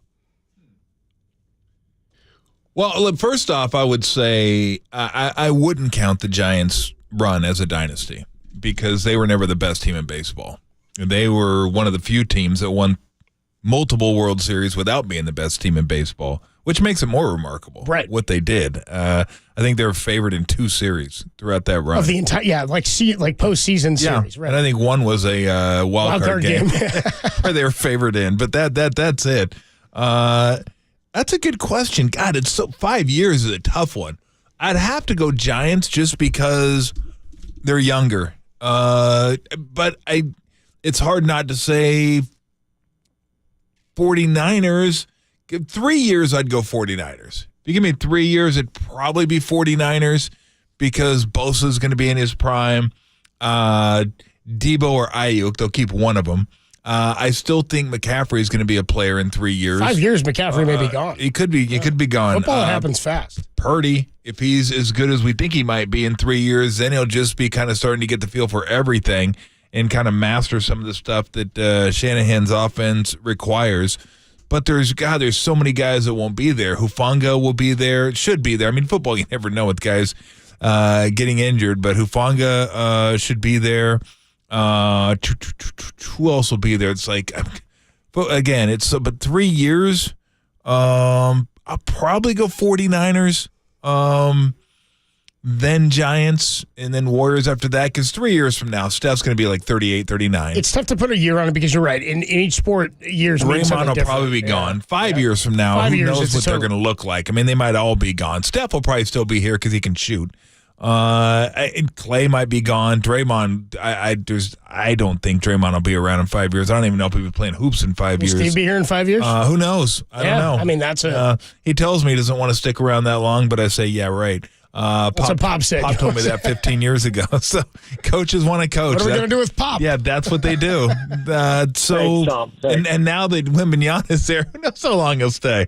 I actually think Pop would leave as soon as he got that thing back up and competitive. I think he'd like to win one more time, but he doesn't want to leave him in shambles. I think I think Belichick's like that too. Yeah, I think he would feel good about leaving the team to whoever comes next. Like when he found it, they weren't champions, but he made them champions. I think he'd like to get them back to that level and feel good about here, you got a team that could win now. Go ahead. This is crap. But I do. I'll go Niners, Giants, Warriors. Even though I do not discount the Warriors' ability, they got a lot of smart people over there, and I do believe that they will be competitive. I do believe they're going to be in the mix. I don't know that they're ever going back. I don't think they're ever going back to what they were. They're just, again, it starts at the top. There's too many smart people. They make good decisions. But to expect them to be where they are now, I mean, look, again, and I've said this over and over and over again, they've done incredible things over there building this franchise into a power and kind of a national franchise and a global franchise there for about 4 or 5 years. But let's remember one thing.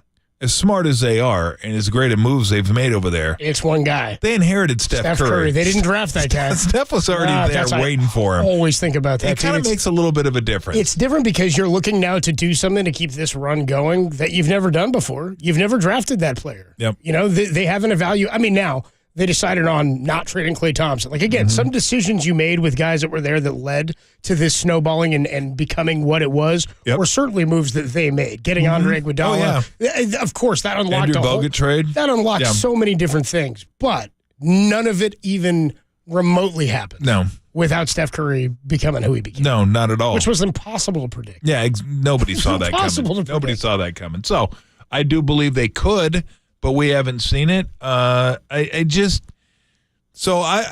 would put them third among those three, but it wouldn't surprise me if they got back in the mix and were competing for championships. I think that's always going to be the goal over there. And when you got a lot of smart people making the decisions, I think you're always going to have a chance. The Niners, though, I like Shanahan a lot. I like Lynch. I like the foundation they have over there. And I just like the young play. They do have some young players over there that are really good. If Samuel leaves, I think Ayuk's going to be a 1. Like, I think he's going to be a lead receiver type guy. Kittle will probably be done, and I don't know if he's going to. I don't even know if he's still the same player, but he certainly won't be the same player in 3 years. So that hurts because that's an attitude thing. He may be around. He may still be there. I'm not sure. He's your heartbeat. Man. Yeah, exactly. But look, as long as Bosa's there, they're going to be a pretty good defense. And that's what gives you hope is that the defense can be okay. And there's elements of the Giants that make me think they'll be all right. Like I was thinking about the Patrick Bailey situation, how for the better part of a decade, we didn't even think about catching. Yeah. And it's sort of like with Buster Posey, back there. It's kind of like an offensive line where it affects everything. You don't realize how much a catcher being on his game, being elite defensively, being a good game caller, understanding the opposition's approach at the plate helps a pitcher, and how much pressure it puts on a pitcher when that guy back there is not capable of doing that. Yeah. And we first started kind of hearing about that in 2020 with Johnny Cueto and Joey Barton. We hadn't heard that before. But with offensive line, same thing. You can't run the football, can't protect the quarterback, you can't pass the ball downfield now because it's leaky. If that's all set up and great, you've got parts of your team. They always say build the middle, catcher, shortstop, center field. Like, those are positions where if you're set there, you don't have to worry about a lot defensively. Yaz just told us on that crazy play at Dodger Stadium. I just thought, get it into Crawford. That's the move. What's the move? Throw it to Craw. Throw it to Craw. Throw it to Crawford because I guarantee you he'll make the right decision and the right play. Simple works. It's simple works. Keep it simple, stupid. So, but I would say this because, and I was trying to think of his name, and it finally came to me. When it's not football season, I blank on guys' names, but I forgot about Warner. So you got Bosa, Warner, Hufanga. So you got 3 levels of defense with pretty young guys.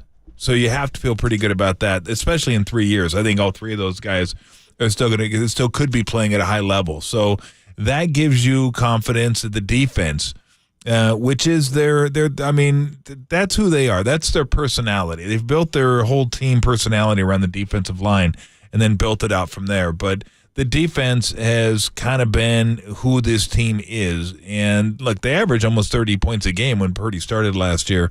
So they got the offense going too. But they're still a defensive team. They're a physical, defensive football team. And it's funny too because Shanahan's an offensive guy. But we'll hit on this. Let's dive deeper into each of these 3 teams because I wonder about that. Like, if we're talking about who has the brightest future, we're saying they're a defensive team. If they keep Bosa, I mean, they had DeForest Buckner here. He was obviously an internal player, an inside player versus outside, which does a little bit of a different thing for you in terms of rushing the quarterback. But without having an offense or a quarterback, everybody knows it doesn't really matter how good your if you don't have a quarterback, you're not involved. So there's still questions for the 49ers in terms of Bosa can be here. But if your quarterback situation is not as cemented as you hope it's going to be entering this year or by the end of this year, things change. Warriors have a lot of things to figure out. The Giants, Is there a case that they're in the best position of these three teams as far as the brightest future goes? Let's look deeper into each of these three teams. You can get involved in the conversation, taking your calls, 808 KNBR. Who has the brightest future of all three teams in the Bay Area? Is it the Warriors? Is it the 49ers? Or is it the Giants? Somebody on the text line says, we're not even talking Sharks? How about Quakes? Jackson Yule's got to stay on the field. Coming up next. I wish I could enter that conversation. I don't know enough about the young Quakes and young Sharks. Tommy Thompson, if he can pull himself into contention as an MLS All-Star. On the other side, who's got the brightest future? Your calls, 808 KNBR. Giants, Warriors, Niners. Tolbert and Copes on the Sports Leader. Hey, everybody, Mr. T here for NorCal Honda. Summer is here. You know what that means? Road trip. Who doesn't love road tripping? You want to get away quickly, easily, affordably? You can't beat a road trip in a Honda. You just fuel it up. Maybe you don't even fuel it up. You plug it in, and you are off and rolling. You're not going to spend your whole vacation budget on gas because you know how summer goes. Summer's here. That means gas prices are heading up like the weather, and that is not a good thing. With Honda, you don't got to worry about that. And also, you get the high-tech safety features that are going to keep you safe on your ride. You want to be safe on your road trip, don't you? Of course you do. You get the multi-angle rear view cameras, the lane watch, the Honda sensing. Basically, it's trying to keep you as safe as possible. The reliability, of course, with Honda is legendary. And Honda's technology, you can have all the stuff you want on the road trip. Listen to whatever you want on the road trip via Bluetooth, hands-free, Apple CarPlay, USB audio, and whatever. It's all there for you. You get the TV in the back, get the radio. You're watching like kids watching a movie. You're listening to Tool. Maybe you're not listening to Tool. I would be listening to Tool, but again, that's usually when I'm by myself. So and there are a lot of no, stop that. I saw that. So leave that one alone.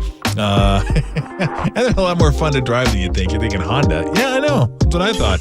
But when I go up the hill to Tahoe during the summer to play some golf, plenty of room for me too. I'm 6'8", so if you're worried about room, don't worry about room with the Honda Pilot. And plenty of room for all the golf clubs and the gears, so you are good to go. So before you hit the road this summer, hit up your NorCal Honda dealer. There are great lease options and financing deals happening now on every new model. For more info, ask anyone who owns a Honda, like me, or visit NorCalHondaDealers.com.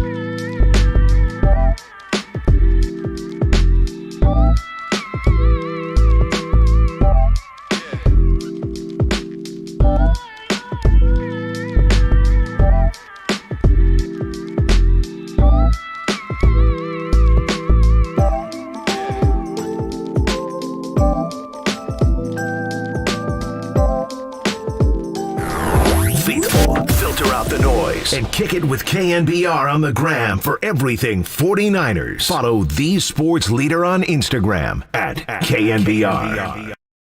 Despite what people have said, the future is bright. The future is bright because we have good players now. We have good young players. And then, like I said before, I think our processes are good.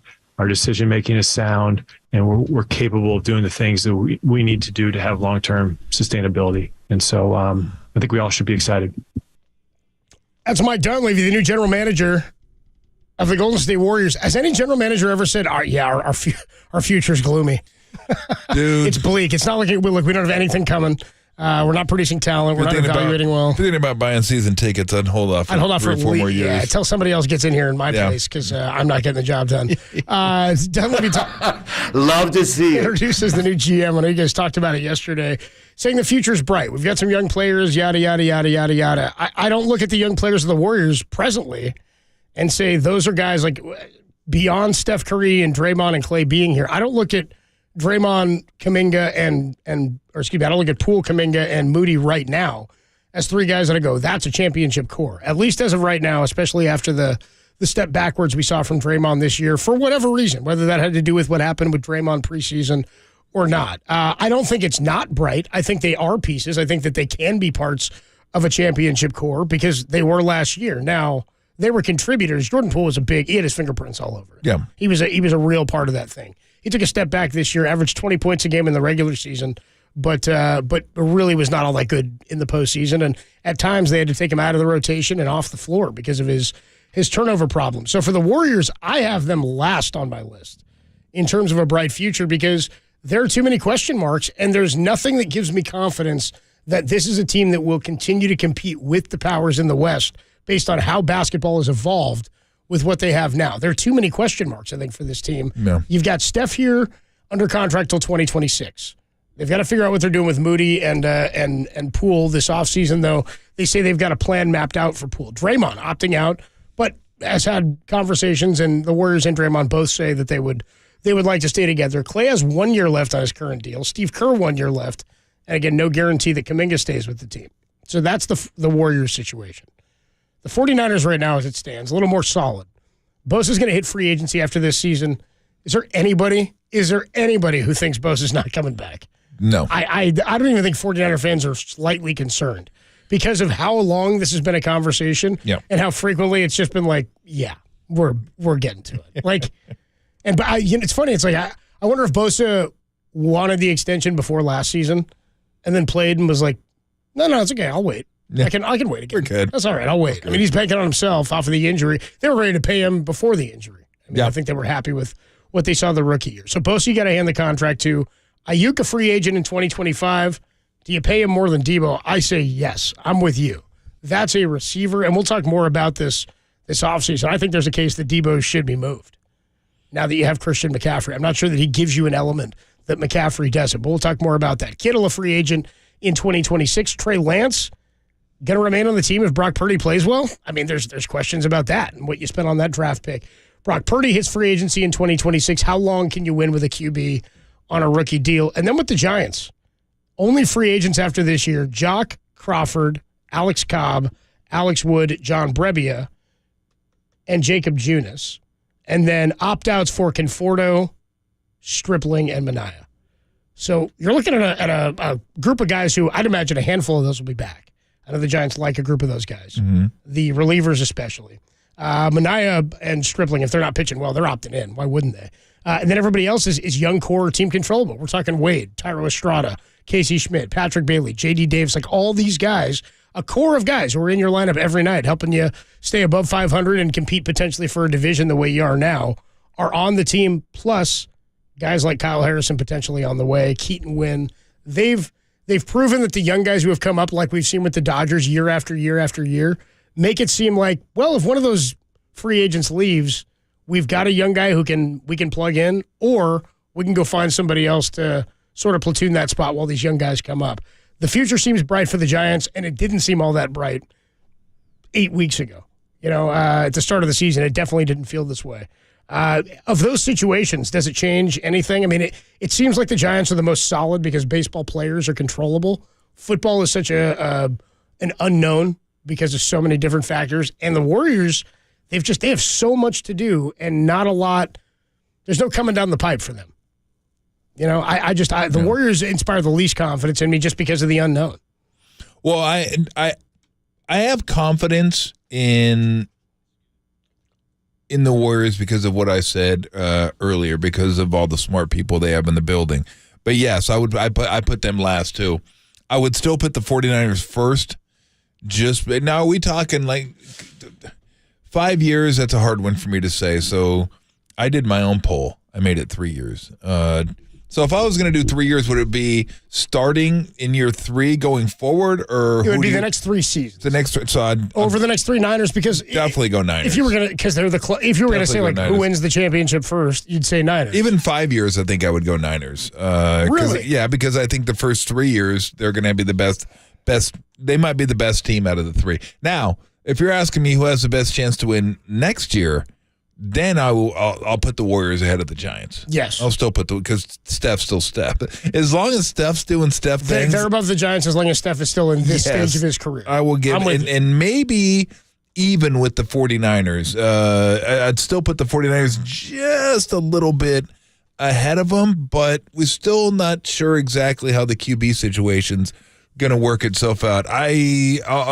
I might be the last to admit that Purdy's going to be like the guy. I just need to see more than that. I think there's a possibility he might be, but I don't know. You give me a half a season still. It's not like, oh, God, okay, the Niners got their quarterback of the future. They're good. Don't worry about it. I'm not there yet on Brock Purdy, but I think he has that chance. And like obviously, if he can do what he did last year when he showed, then they'll be fine. But if he is that guy, then yes, I will absolutely take them for the next 5 years. Because if they have a quarterback and they have a lot of pieces that they need. Now, in year five, the Giants may have the best shot at moving forward with who they have. You're 5 years in with Schmidt, 5 a bit. Yeah, you're right. But then you're talking that's toward the end of their controllable years. So who knows what's going to happen there. But I'll go for like a 5-year block, 5-year window. Yeah, I'll go Niners 1 because of the dominant pieces that they have. I mean, you have maybe the best pass rusher in the game, maybe the best linebacker in the game, maybe the best young safety in the game. So, I mean, they are like, you want to talk about up the middle. Now, I mean, Bosa's not quite up the middle, but they just had to let out. Who did they just let walk? Greenlaw just walked, is that right?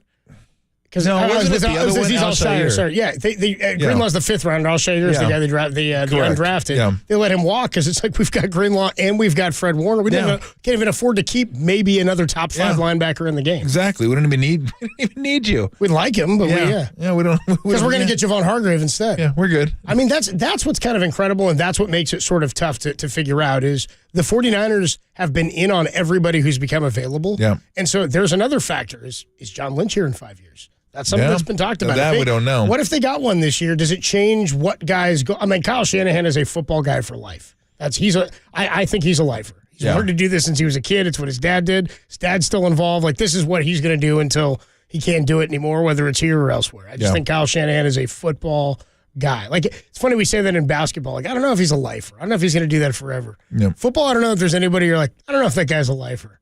Like, players maybe, but coaches, if you're a football coach, that's what you want to do.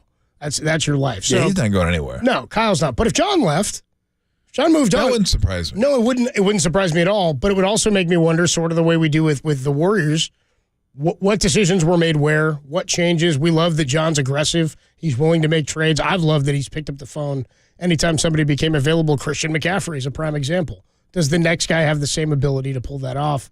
Who knows? Yeah, and that's an important thing. I think the interesting thing too is, I'm sure a lot of people assume that Shanahan's the one making the ultimate calls on things, like the decisions.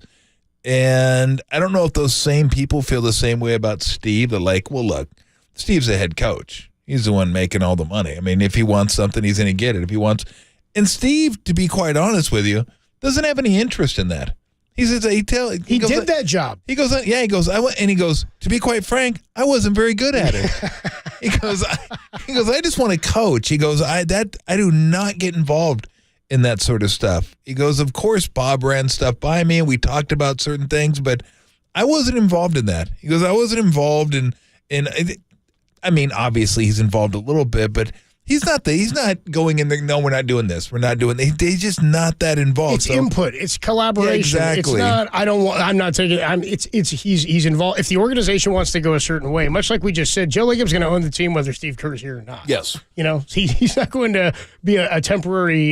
He's not retiring anytime soon. No, he's not like, I'm going to step down from my ownership. He's watching his money just churn. Why would I? Why would I leave? 808 KNBR is the number to call and to text. Which team in the Bay Area, from what we've seen from the Giants, have inspired a lot of hope? Do you think now has the brightest future? Warriors could be trending in the other direction. If you go over to the KNBR Twitter account, I've tweeted it out myself at Adam Copes. They got a poll going.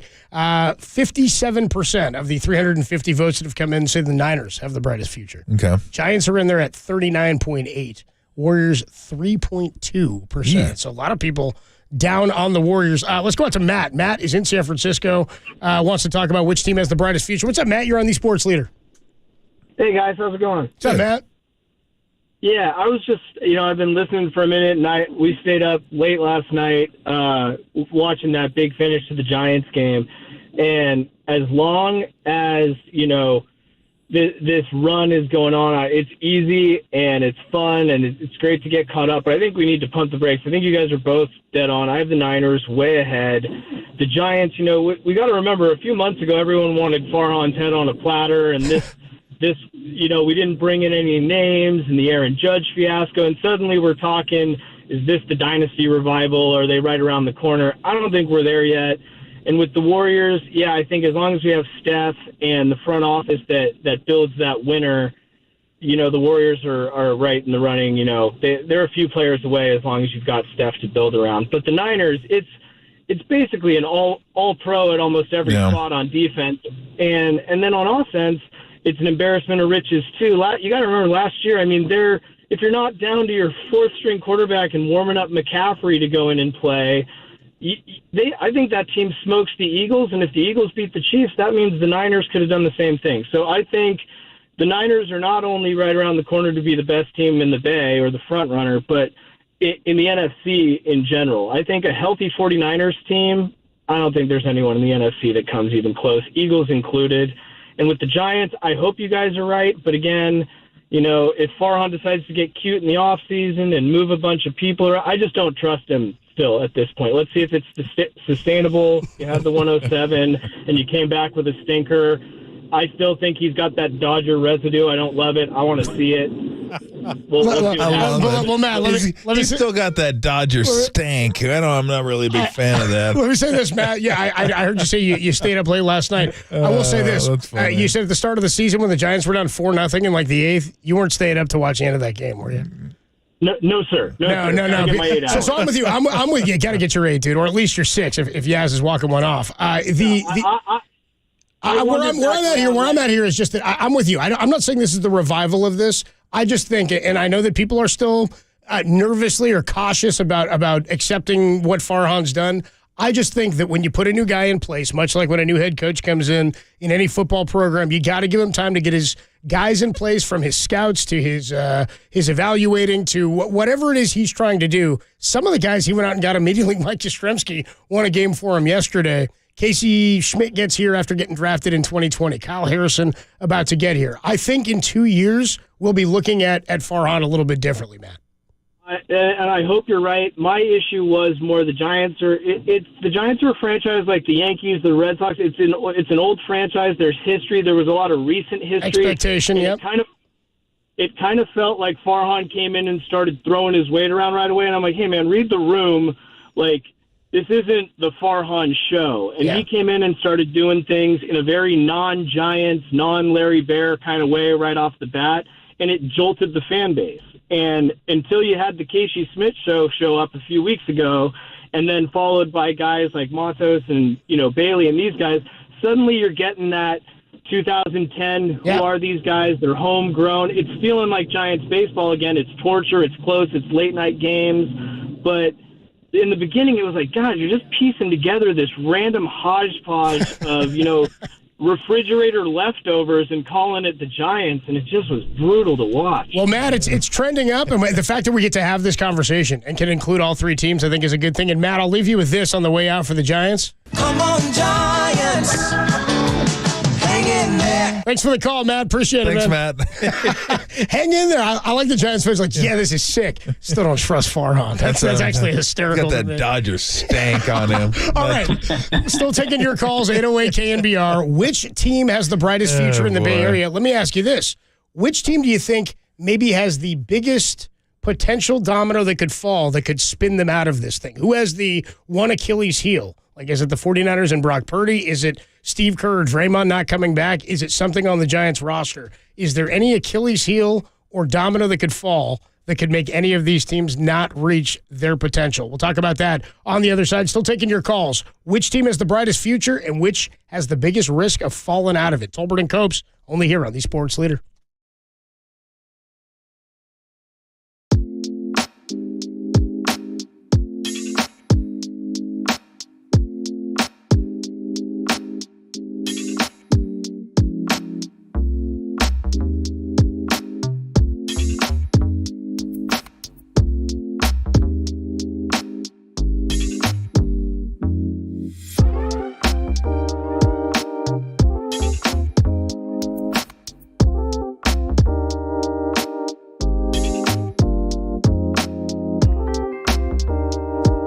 David VR joined Pop on Lund today to discuss last night's comeback win. That podcast is trending on the all-new KNBR app.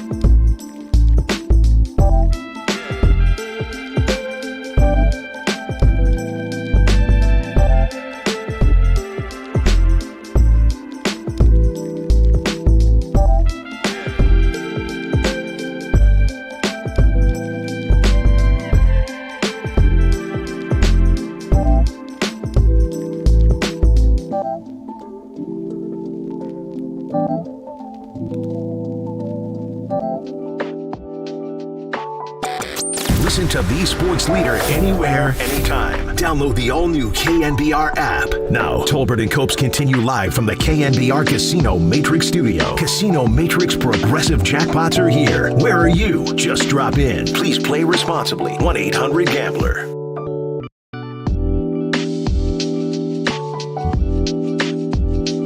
Tolbert and Copes hanging out with you on a Tuesday afternoon. Giants and the Padres coming your way tonight at 6:45. We'll have pregame for you at 5:45. Logan Webb is scheduled to start the series opener on Friday against Arizona.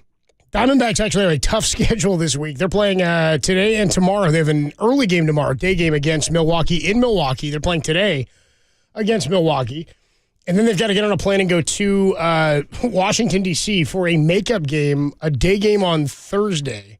That's a makeup from earlier this month in D.C. against the Nats. So they're going 2 against Milwaukee in Milwaukee, flying to Washington, and then flying to San Francisco for a 3-game series this weekend where Giants are going to see Merrill Kelly on Sunday. They are going to miss Zach Gallen, who is scheduled to pitch on Thursday. So good deal for the Giants. We're going to miss one of the big aces, but Logan Webb does throw on Friday night. Alex Cobb lands on the IL. John Brebbia lands on the IL. So Giants dealing with a few injuries with the pitching staff. We've been talking today about the Giants' future because of what happened last night with some of the young guys who had their fingerprints all over that win where Mike Yastrzemski, the vet, gets it done. Hits the 2 big home runs, but you get a nice VR performance. You get a Sable bunt. You get a big walk from Casey Schmidt, a big fly ball there from Luis Matos, who I thought had a nice game as well. So we've been talking about who has the brightest future, Giants, Warriors, or 49ers. 808 KNBR is the phone number to call or to text if you want to get involved. And the poll on Twitter on KNBR's page,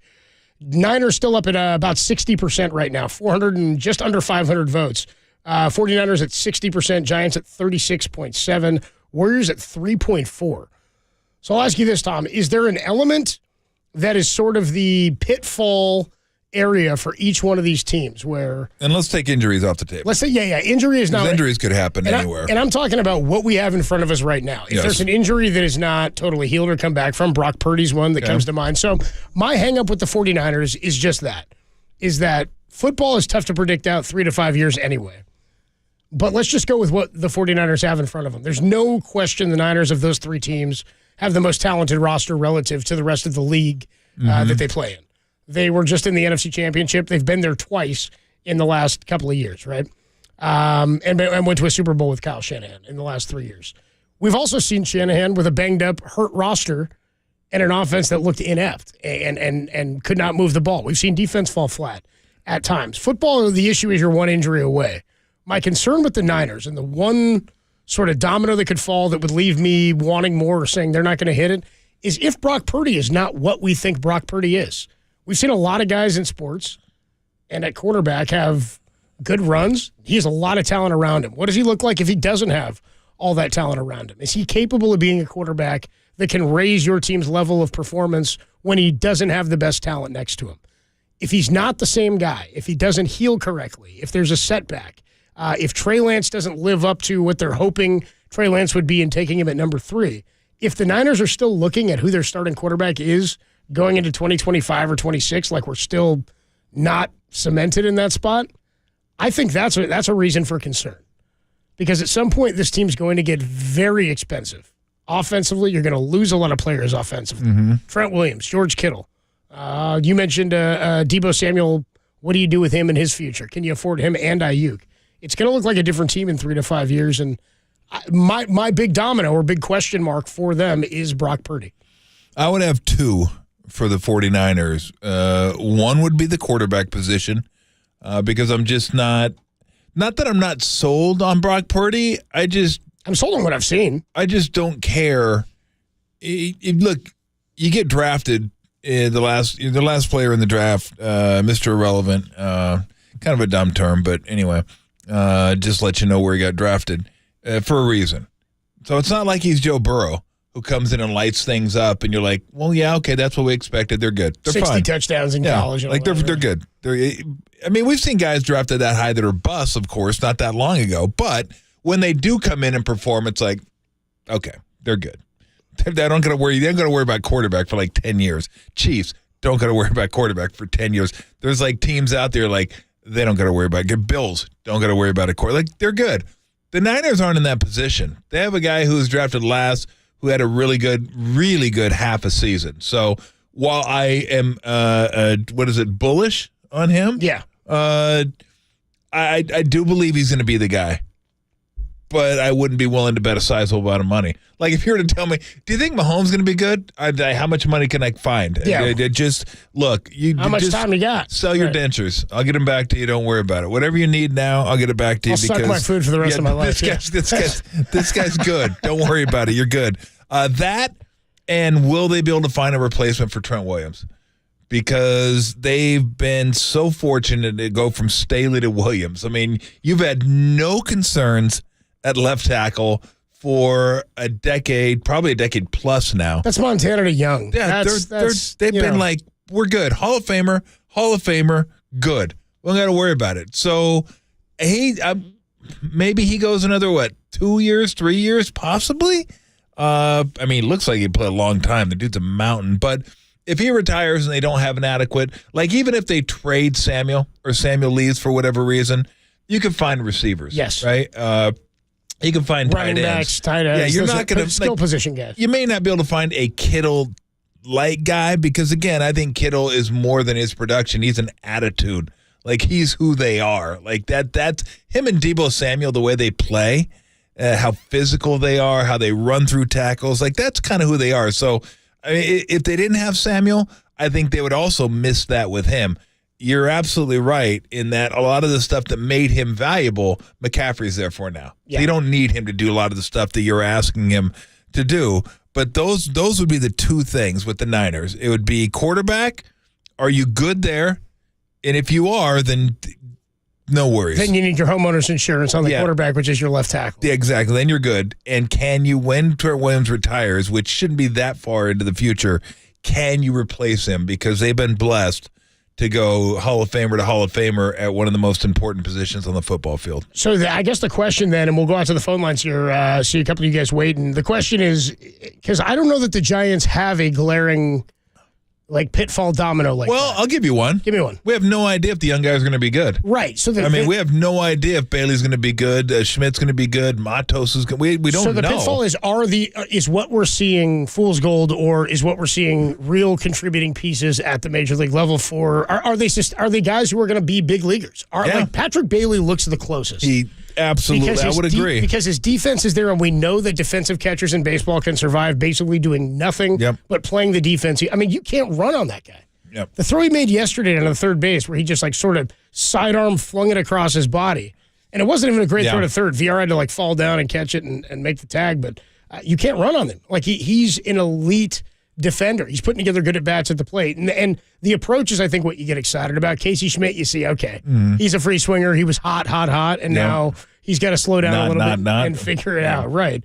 But for them, So if they don't work out and all of this is fool's gold, we could know that in a month. Yeah. We might know that in a month and a half. Well, I don't think we're going to know that until next year. No, and Patrick Bailey, I think, the only two things we do know about is going forward is Duvall and Webb. Yep. That you do know about. Those guys are nails. They're fine. They're going to be part of the team. How about Tyro? That one too? I'll give you a Tyro. Okay. I'll go Tyro. Tyro's pretty good. And his trajectory keeps that's the other thing with quarterbacks.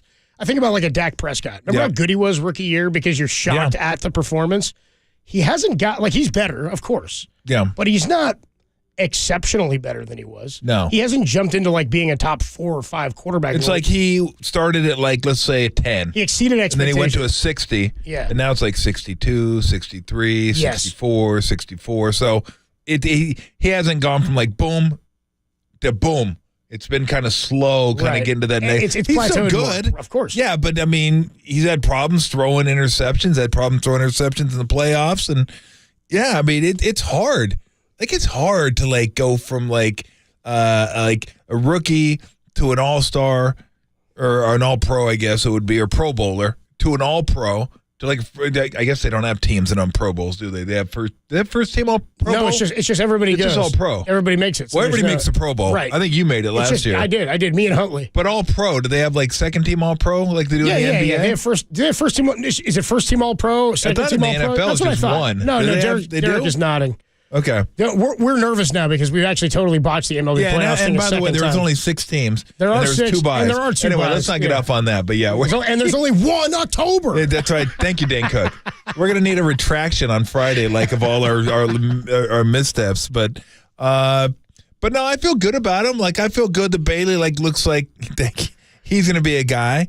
Matos looks like he could be a guy. But, I mean, geez, these guys are still, just a month, 2 months into one of them's only 2 weeks into their career. Their top prospect, they were top draft picks. They were highly touted draft picks, and they were guys who evaluators around, and again, it doesn't mean anything, but evaluators said, hey, this guy's supposed to be pretty good. And then when he comes up and he's pretty good, then you're like, all right, cool. They're living up to what we thought they'd do. The guys who are the bigger question marks are the Brock Purdy's, the guys who aren't expected to be elite talents, who weren't drafted or projected to be that great of players or game-changing players, and then end up being that. Then you're going for a while, okay, how long do I have to see Tom Brady do this before I believe that this is who he is versus he's just red hot right now or has weapons around him? And I think early on with Tom Brady, we talked about this last year as it related to Brock. He made some big plays early. He had great weapons and defenses. And then he developed. Like, he became the big passer 6 years later. I mean, right? He throws the 50-touchdown season. He wasn't that quarterback year 1, 2, and 3 because he didn't have to be. Well, that's the thing, though. He didn't have great weapons, remember? Sorry, not Can offensively. you even remember who they were? I don't even remember Troy Brown was playing both. He was playing both ways. Remember that? He was playing DB. I remember J.R. Redmond. Yeah, he got Corey Dillon the next year, I think, or 2 years later. David Patton was there. I do remember Patton. Yeah, no, he didn't have weapons. They were a check-down defensive Jermaine Wiggins, says Derek. Wiggins. It's one of the guys Derek was upset at when in 2001. Let's go out to the phone. Only 1 October. Let's go out to the phone lines. Hugh is in L.A., in Los Angeles. Let's talk about who he thinks has the brightest future and maybe the one domino that could hurt that team. Hugh, what's going on, man? You're on the Sports Leader. What's going on, guys? How are you? Good, man. How are you? I'm doing well. Just taking a little work break right now because it's 4 p.m. So I decided to walk out of the office because I thought this was an important conversation to have. So absolutely. Go ahead, knock off, have a beer on me. Yeah, so, I mean, first off, right, the Giants are on a 8-game win streak. You can't take that away, and absolutely pummeling the Dodgers is something you just got to love to see.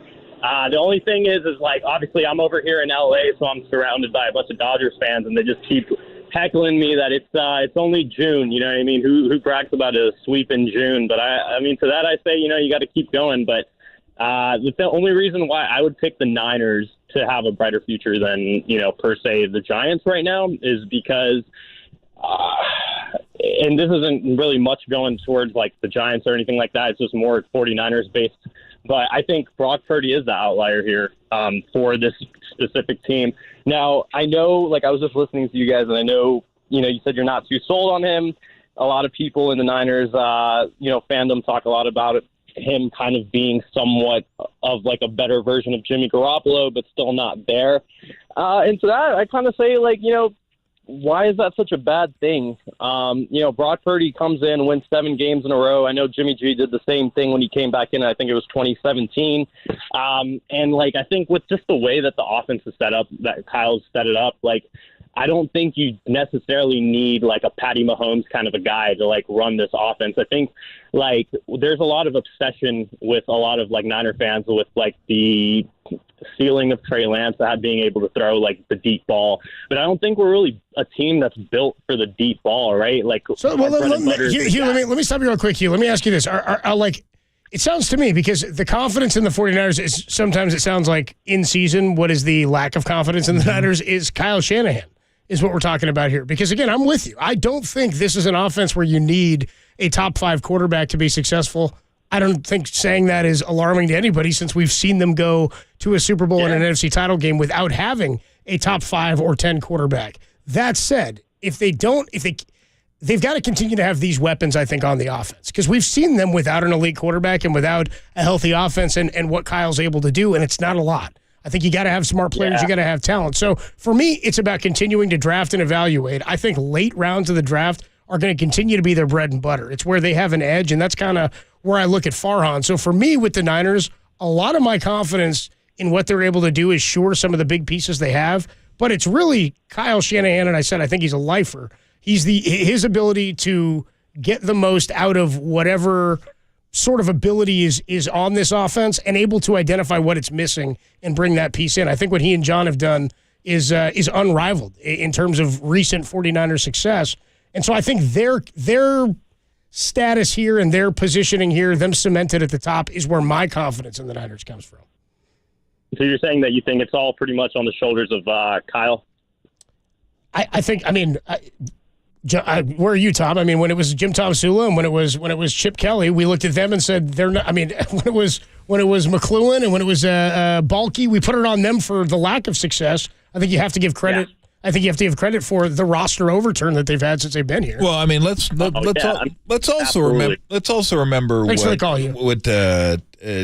he was able to do with his offense when Matt Ryan ran it and Julio Jones was running around. MVP. I mean, they can be if he gets one of those guys, watch out. And I will go back and say, if Purdy is a better version of Garoppolo for 8 years. There's nothing wrong with that. They're set. There's nothing wrong with that. I mean, Garoppolo was underappreciated. I mean, he had his limitations. There is no doubt about it. But trust me, Purdy, a better version of Garoppolo, sign me up. I'm good to go. No problem whatsoever with that. But that's the only, again, really, and it's not that I'm not sold on him, because I do. I think he can be that guy.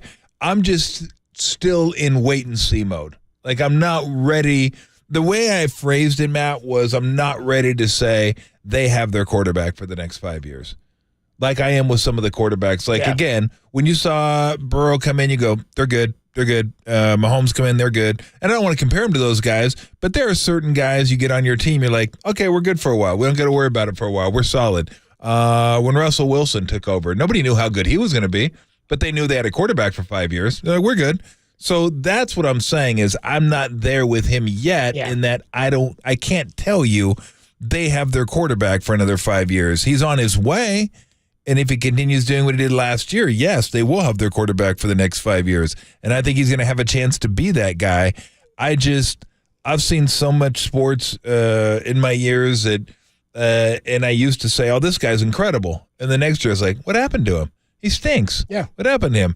Go back and look up a guy named Jeff Blake, quarterback for the Cincinnati Bengals, who was really, really good. Derek nodding profusely. He was like, oh, dude, Jeff Blake, he sucked. He was bad after that one time. When he was young, it's like, oh, that guy's going to be incredible. Clang. Just nothing. But there are other guys like that, too, where you're just, oh, this guy's going to be awesome. And then he never was awesome. So Uncle Rico, dude. Yeah, look, he could throw the football over the mountains.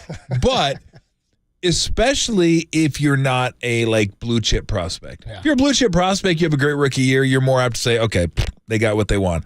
Like when Bryce Harper came up and ripped it his rookie year, like, well, yeah, that's who he is. Yeah, we've been waiting for this. That's who he is. He's been on the cover of Sports Illustrated when he was like 16. LeBron James comes up, kills it his rookie year, like, yeah, okay, guy's good. Probably going to be in the Hall of Fame someday. That's fine. But when you're not a blue chip prospect, I'm more apt to say, okay, let's give him a year, maybe a year and a half, and see what he looks like. Like if I'll tell you what, if Purdy plays as well as he does the first half of next year, same as he did last year, then I'd be willing to say they got their quarterback for 5 years. Half a year. Give me a half a year, the same play as last year at the end of the year.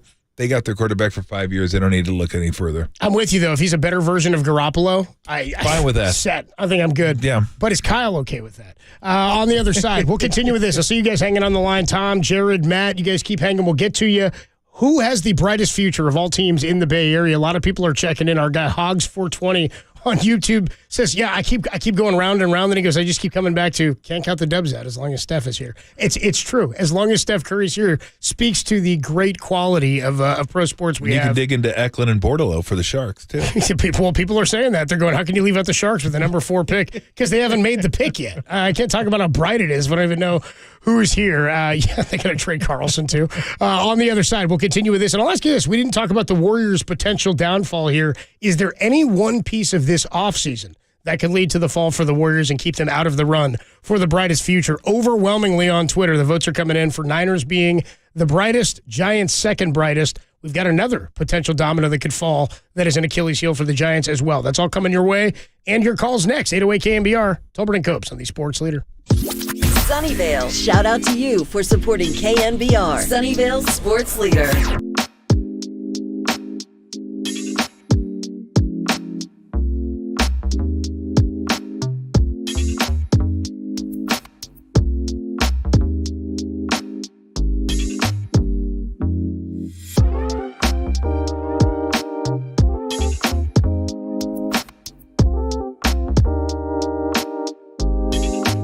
Giants continue their winning streak, move it to 8 after a thrilling come-from-behind win, a walk-off home run from Mike Yoshimski. That story and more is trending on the all-new KNBR app.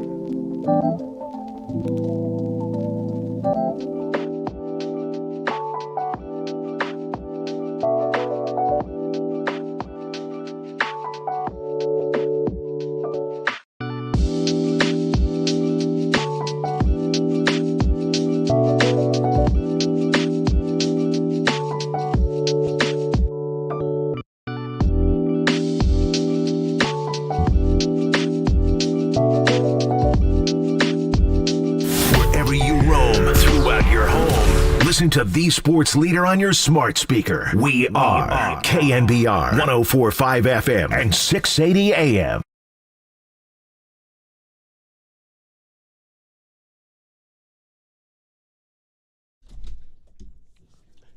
Padres-Giants pregame coming your way at 5:45. First pitch at 6:45. Had a great conversation earlier with Mike Yashimski. We got that coming your way again at 4:50. We'll let you hear what Yaz had to say about the walk-off last night. Taking your calls and texts. We've been asking at 808 KNBR and on the Twitter account at KNBR, and I've tweeted it out from my account as well. Which team in the Bay Area has the brightest future?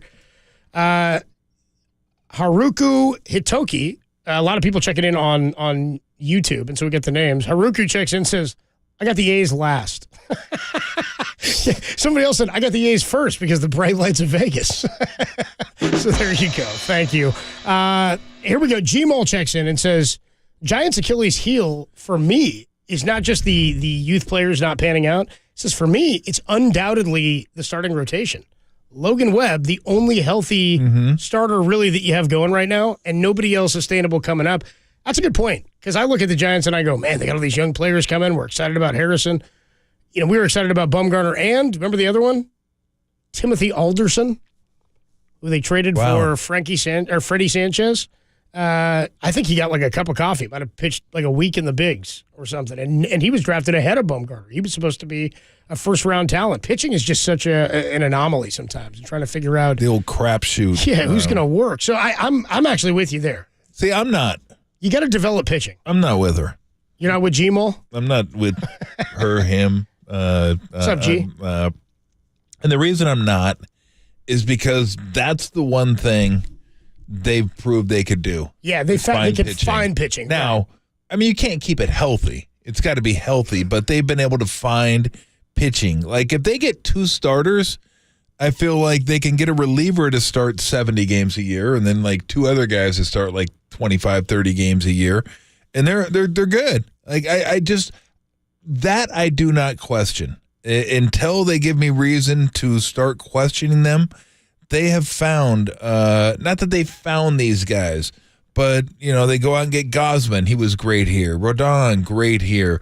Wood's been really good here for him. Cobb's been really good here for him. He's so funny. He's had his moments. He's scuffled lately, but he's been good. He's had moments, yeah, he's been good. Especially, they're not even paying these guys hardly anything. Not like they're making a ton of money. And the ones you're paying aren't well. But isn't DeSclafani going to be the highest paid guy next year for $12 million? I think he makes $12 million next year. I think he's like the highest paid guy in the books next year. It's like absurd. So that I know what you're saying in that. Okay, you got Webb. We don't even know if Harrison's going to be any good. It sounds like he is. But after that, we don't know what else is coming up through the minor league system. Hey, you give me two starters, like two guys, they'll find three guys. They've proven they can find four guys. They'll find three guys. Like I believe they can do that. They can find guys, work with them. And here's another thing. Guys that want to get back on track, come here. Because they've seen what happens when you come here and you pitch well. Then you can go on to sign up. If you want to go sign other places, you can go sign other places and get that big money. Don't think other guys don't notice what Gosman got after he left here, what Rodon got after he left here. Pitchers Ballpark, they're rehabbing guys. It's a good place to come. Don't think guys like, hey, these guys know what the hell they're doing over there. I need to get back on track here and get myself a contract. Let's go there for a year or two. We can sign one of those 1+1 type deals and bail if we want to. So yeah, I'm not as worried. I don't share your concern with the pitching style. It's not a major concern. I think it's a point, but you also make a great counterpoint in that they haven't needed to develop as much because they've been able to evaluate and find it. DeSclafani is making 12 next year. Mitch Haniger is making 19. Okay.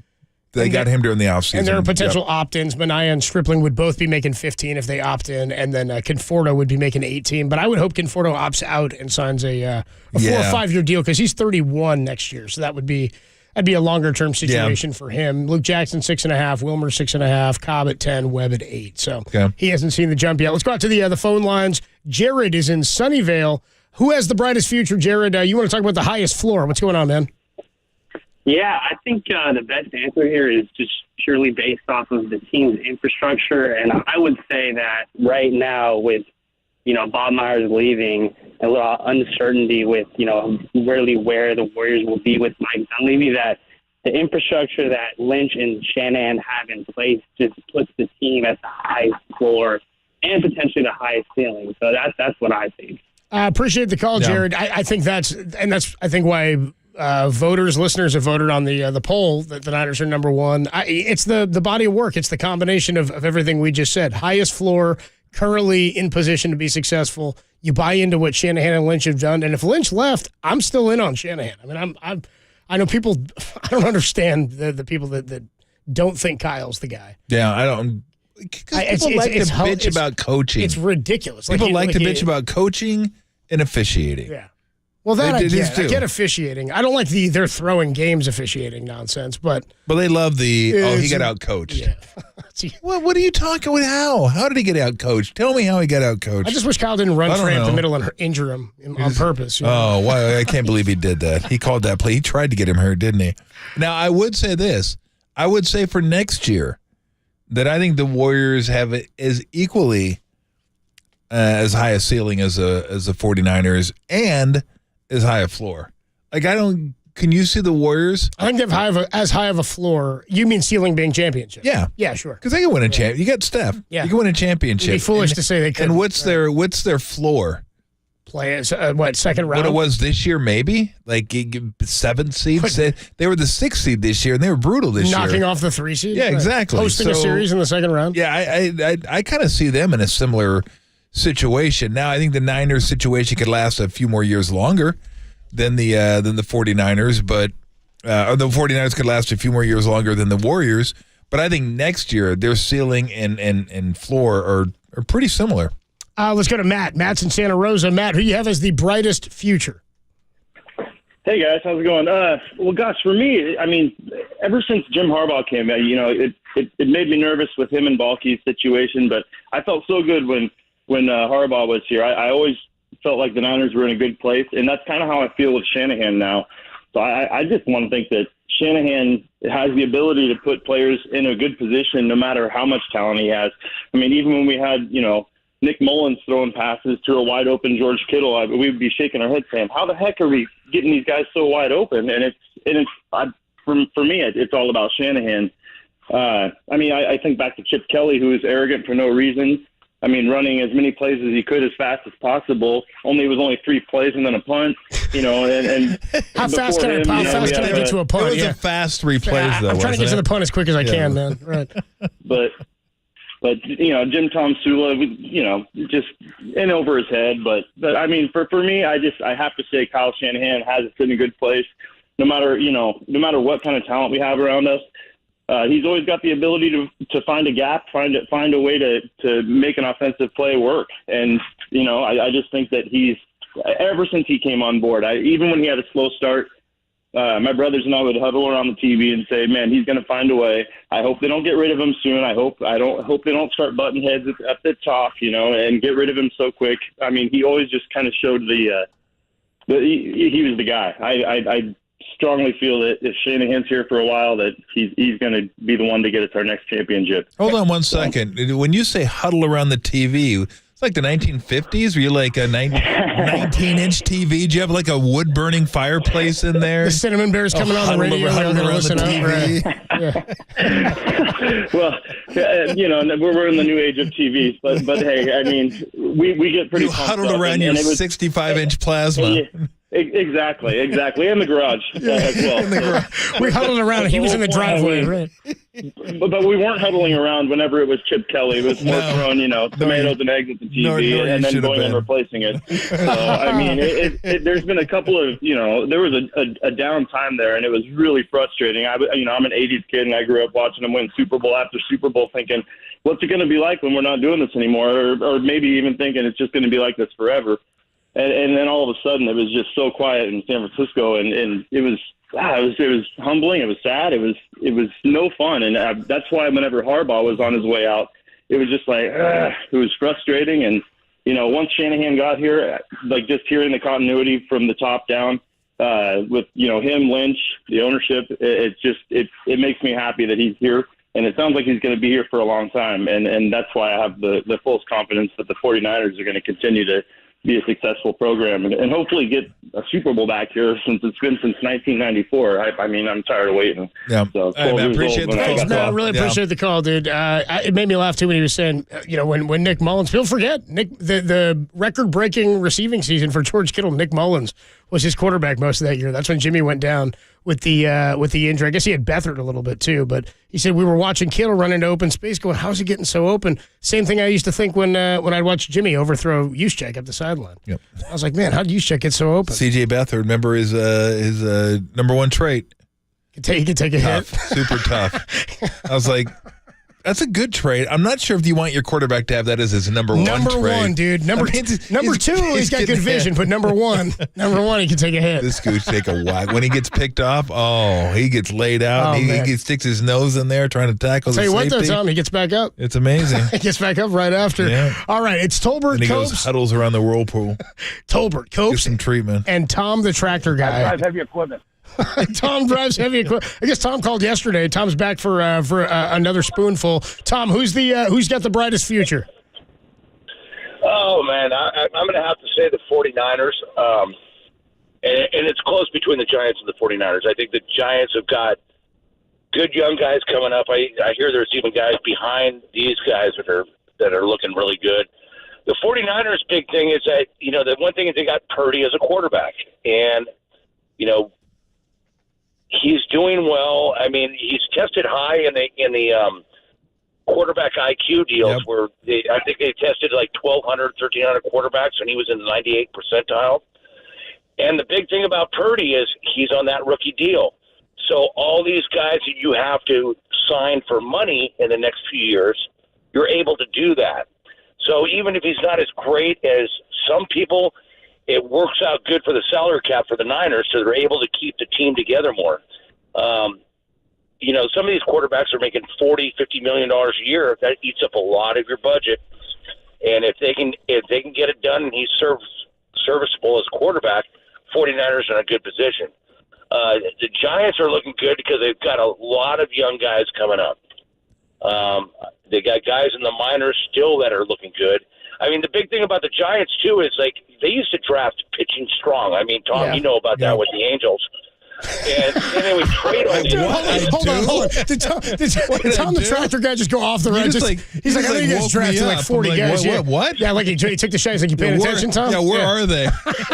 Well, hey, did you guys draft 28 pitchers last year or something? 20 out of 20. Okay, 20 out of 20, yes. Say, hey, Tom, we got to run, man. And hey, be safe out there. We love when you call, man. Thanks so much for being a part of the show. Watch the fingers out. 20 out of 20. Yeah, Tom knows what I'm talking about. It's worked out well. Pitching. I like Tom said it. He's like, yeah. Oh, wait, what? Hey-o. Good stuff. Thanks to everybody who checked in. Let me get you the final read on that poll here for who's got the brightest future of all the teams in the Bay Area, and we did not include A's when we said all teams. Niners at 60.5%. We're at about 700 votes. Giants at 35. Warriors still below 4%, 3.3. Lack of confidence and I think what everybody has said, Tom, is it's about the future for the Warriors. I think everybody believes what you just said. Yeah. That they can still win a title this year. I believe that. Yep. Especially if Draymond's back. I certainly believe that.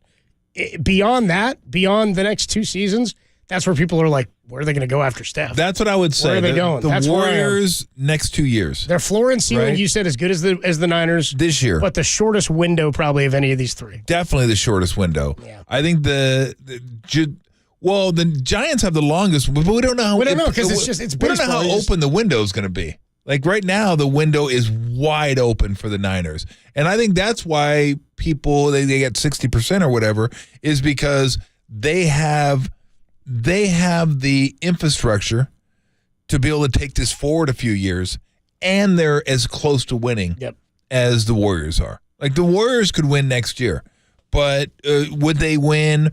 If you were to say who's the team that's most likely to win in 3 years, then it would absolutely be Niners, and then I could say Giants, Warriors, but I don't know enough about the Giants yet. Who knows, yeah. But I don't know what the Warriors are going to look like in 3 years. But over the next 2 years, yeah, absolutely. It's going to be them or the 49ers are going to have a real good chance to win. I mean, go look at the odds. They'll probably be very, very similar. They're probably not going to be the favorites, but they'll be somewhere between the third and fifth favorites to win the championship. So they're going to be in the mix. The Giants aren't quite there yet. When you look at the odds next year, we'll see what they are. But right now, it'll be interesting to see. I actually would bet the Giants if they were any more than like 30-1 to win it all. To win it all, because once you get to the playoffs, you never know. All you got to do is get there. Only 6 teams, by the way. With 2 By the way, you're pretty close. Warriors at plus 1,200 early opening. Okay. For next year. Niners at plus 1,000. Okay. So yeah. Or some bunch of Niners even worse odds. Plus 850, but about plus 1,000, plus 1,200. So you're in the same 12-1, 10-1. Yep. Sounds right. Yeah. It sounds absolutely right. There you go. So yeah, those yeah. But that sounds good to me. For right around 3 years, I would say that. Now, if it's who's going to win a championship within the 3 years, then I would go Niners, Warriors would be tied, and then Giants after that. But like moving forward, let's say after 3 years, then I would go Niners, Giants, Warriors. I'll tell you what, Niners don't get to a Super Bowl this year, there might be some noise, just because like football noise, like NFL noise. Oh boy, that's back to back. Oh man, look at this team. Oh, you got to pay both. It's just football noise starts coming when you get a roster like this and you don't win. Well, last year they had the excuse, right? They had the excuse, but if you don't have that excuse, the noise. That's what I mean. It would have started last year. It didn't start because the quarterback. They're like, everybody's like, cut them a break, man. Cut them some slack. Look what they're doing. Their fourth quarterback. What are you going to do? The kids really fought their hearts out. Look at these guys. And then it's not going to be like that this year. If they're healthy and they don't make it, that's not going to be. And here's one suggestion for the 49ers. How about getting off to a little quicker start? I love the sprint to the end. They're incredible down the home stretch. How about a little quicker start so you can have, I know it's a novel concept, you can have home field advantage, you could have the bye, and you can have the playoffs at Levi leading to the Super Bowl.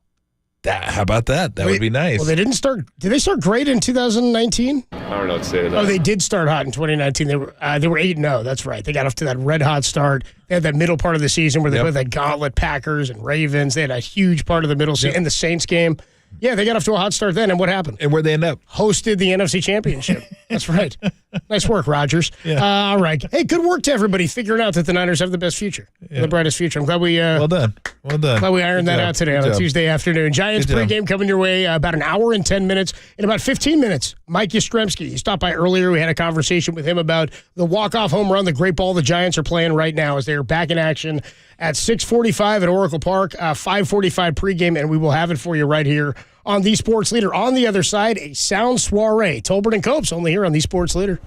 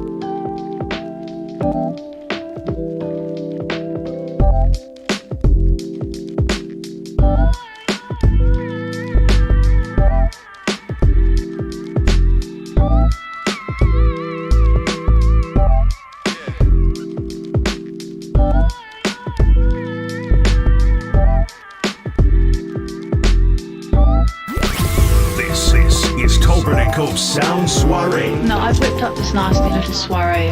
The best sounds you might have missed. Soiree, what? Soiree, honey. I think that means party. On the Sports Leader.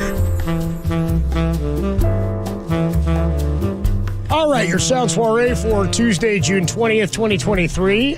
Mike Yoshimski joined the show earlier today, and we'll get that to you on the other side at about 4:50, so in 10 minutes or so. 4:55 or so, we'll get you the conversation with Yaz ahead of tonight's game between the Giants and the Padres. Big bummer, though. I'm going to 3 games this week, Tom. Tomorrow, Thursday, and Friday. I'm going to see Brebbia once. I thought for sure I'd see a lot of Brebbia in 3 days. No one's seeing Brebbia. Nah. Even Yaz, Tom asked him in the interview. He goes, was it weird walking into the clubhouse and seeing John Brebbia's name back-to-back days as a starter? Even Yaz laughs like, yeah, man, I don't know what the hell's going on, dude. What are we doing around? I just go take my hatch, dude. I just get ready to play ball. Let's go to the NBA. We'll start with this piece of sound. Chris Paul officially traded to the Washington Wizards. Is this the NBA grab bag? This is not. This is already too much NBA for the NBA grab bag. Okay. Chris Paul was on Good Morning America with Michael Strahan. I saw that. Apparently he found out he got traded while he was on the plane or on a plane. Here's Chris Paul on Good Morning America. I'm driving in this morning and we got the ticker tape thing outside of our building. What is and that? I see this potential blockbuster deal between you and Bradley Beal that may take you from Phoenix to Washington and vice versa. I was surprised. What are your first thoughts on that? I was surprised too. I found out on the plane yesterday flying here for this. You know, in this league, anything can happen, so you just figure out what's next. You literally found out on the plane? Absolutely. Wow. What was your first reaction? Don't push him any further. He's trying to be nice about it. Yeah, he is, right? Yeah. What's happening? What's happening? Hey. Is he getting bought out, or is he going to have to play there? Well, what's happening? You would think bought out. I would assume. Right? That's the initial reaction. That's why they moved Bradley, so they can get that space opened up. But if you have a young team, you don't mind having Chris Paul be the leader of that team. Remember Oklahoma City? Yeah, he turned them around. They were like solid. When he went there, I was like, oh man, poor Chris Paul. I know. And then they made the playoffs. I think they lost a play-in game, but he was really, really good for them. So they didn't make the playoffs. He's exactly. They made the play-in. That's whatever it was. Right, but you're right. They were way better than I thought. He's not a guy that's going to go somewhere and just tank it. He's not going to Randy Moss it with the Rangers. No, that's not him. But yes, you would think they'd want to move him or at least waive him. If they did, then I would suspect one of the LA teams would be one of the places he would go. Yeah, apparently there was a report the Warriors had called on Chris Paul before the trade went down. And I was like, I would have taken Chris Paul off the bench. How could they fade him under any? Who knows? I mean, what are they going to do? I don't know. I saw the report yesterday. I was like, what was that? Minimum? I guess the Wizards would be paying all the contract if they released him, so they could do the minimum. I don't know. I know he has a house in L.A. Well, there's reports that the Clippers may try to trade for him. Or the Lakers. Yeah. One of those L.A. teams may. And that's probably what Washington's trying to do. Instead of just waiving They'd rather him, get something. They're like, hey, let's see if we can work this into a 3-team deal, and we'll try to figure out a way to get some assets out of it. Woj. A little bit on Draymond's situation. He opts out of his contract. Reports are that Draymond still wants to come back. And that the Warriors would like him back. Draymond went on vacation with LeBron, but the reports are that he's still going to want to stay here. Here's what Woj had to say. I think the opting out part, the declining the player option, was just more procedural. It made sense financially to do that and now go back and negotiate a new deal with the Warriors. I talked to both Rich Paul, his agent, today with Clutch Sports, and Mike Dunleavy Jr., the new GM in Golden State. Listen, these are two sides who very much want to get a deal done.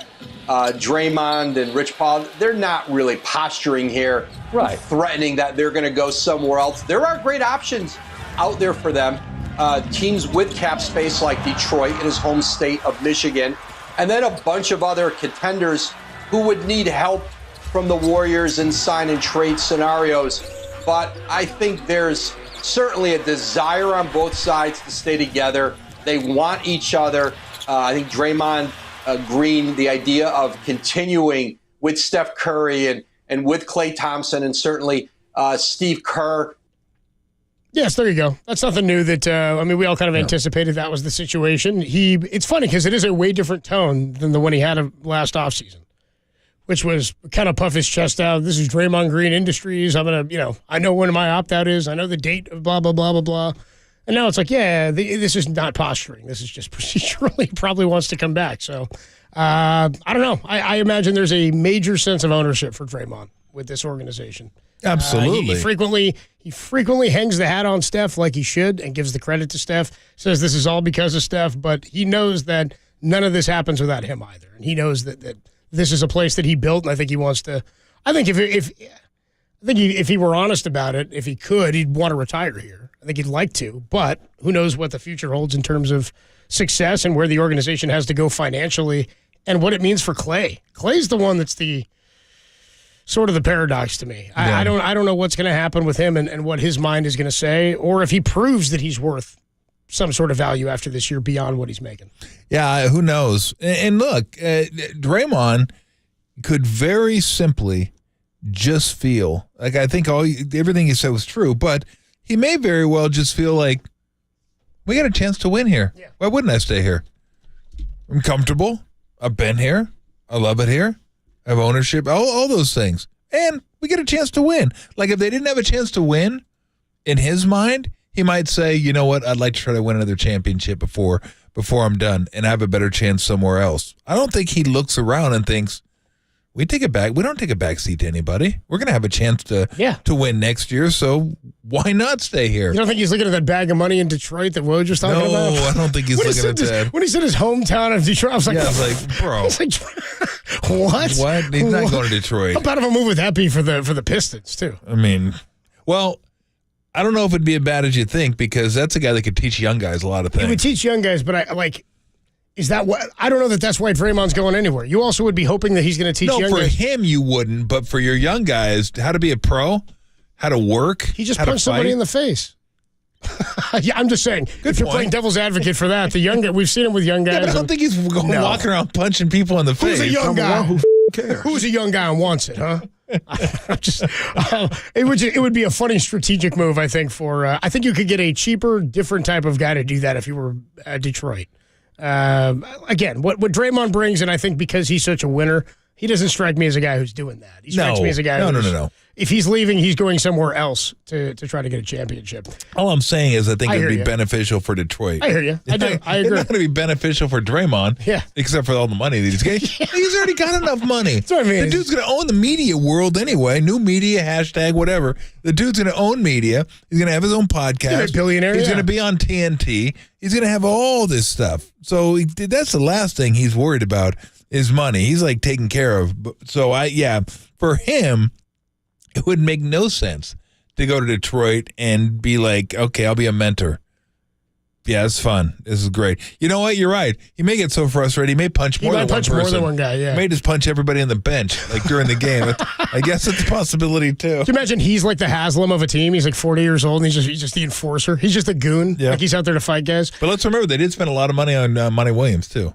So they do have some expectations there now. And they give money. What is it, like a 6-year deal or something? It's like up to 8 potentially. Up to $100 million. Yeah, $70 million guaranteed or some. Yeah, it's a lot. I think Steve sent him champagne. I don't know that he did. Yeah. I don't know that he did. And I'll send him a bigger bottle next offseason. Ooh, a Magnum, baby. Dr. Chunk. Speaking of Magnum. How about Bob Melvin, manager of the San Diego Padres, the Hum Baby, or a Hum Baby, not the Hum Baby, a Hum Baby.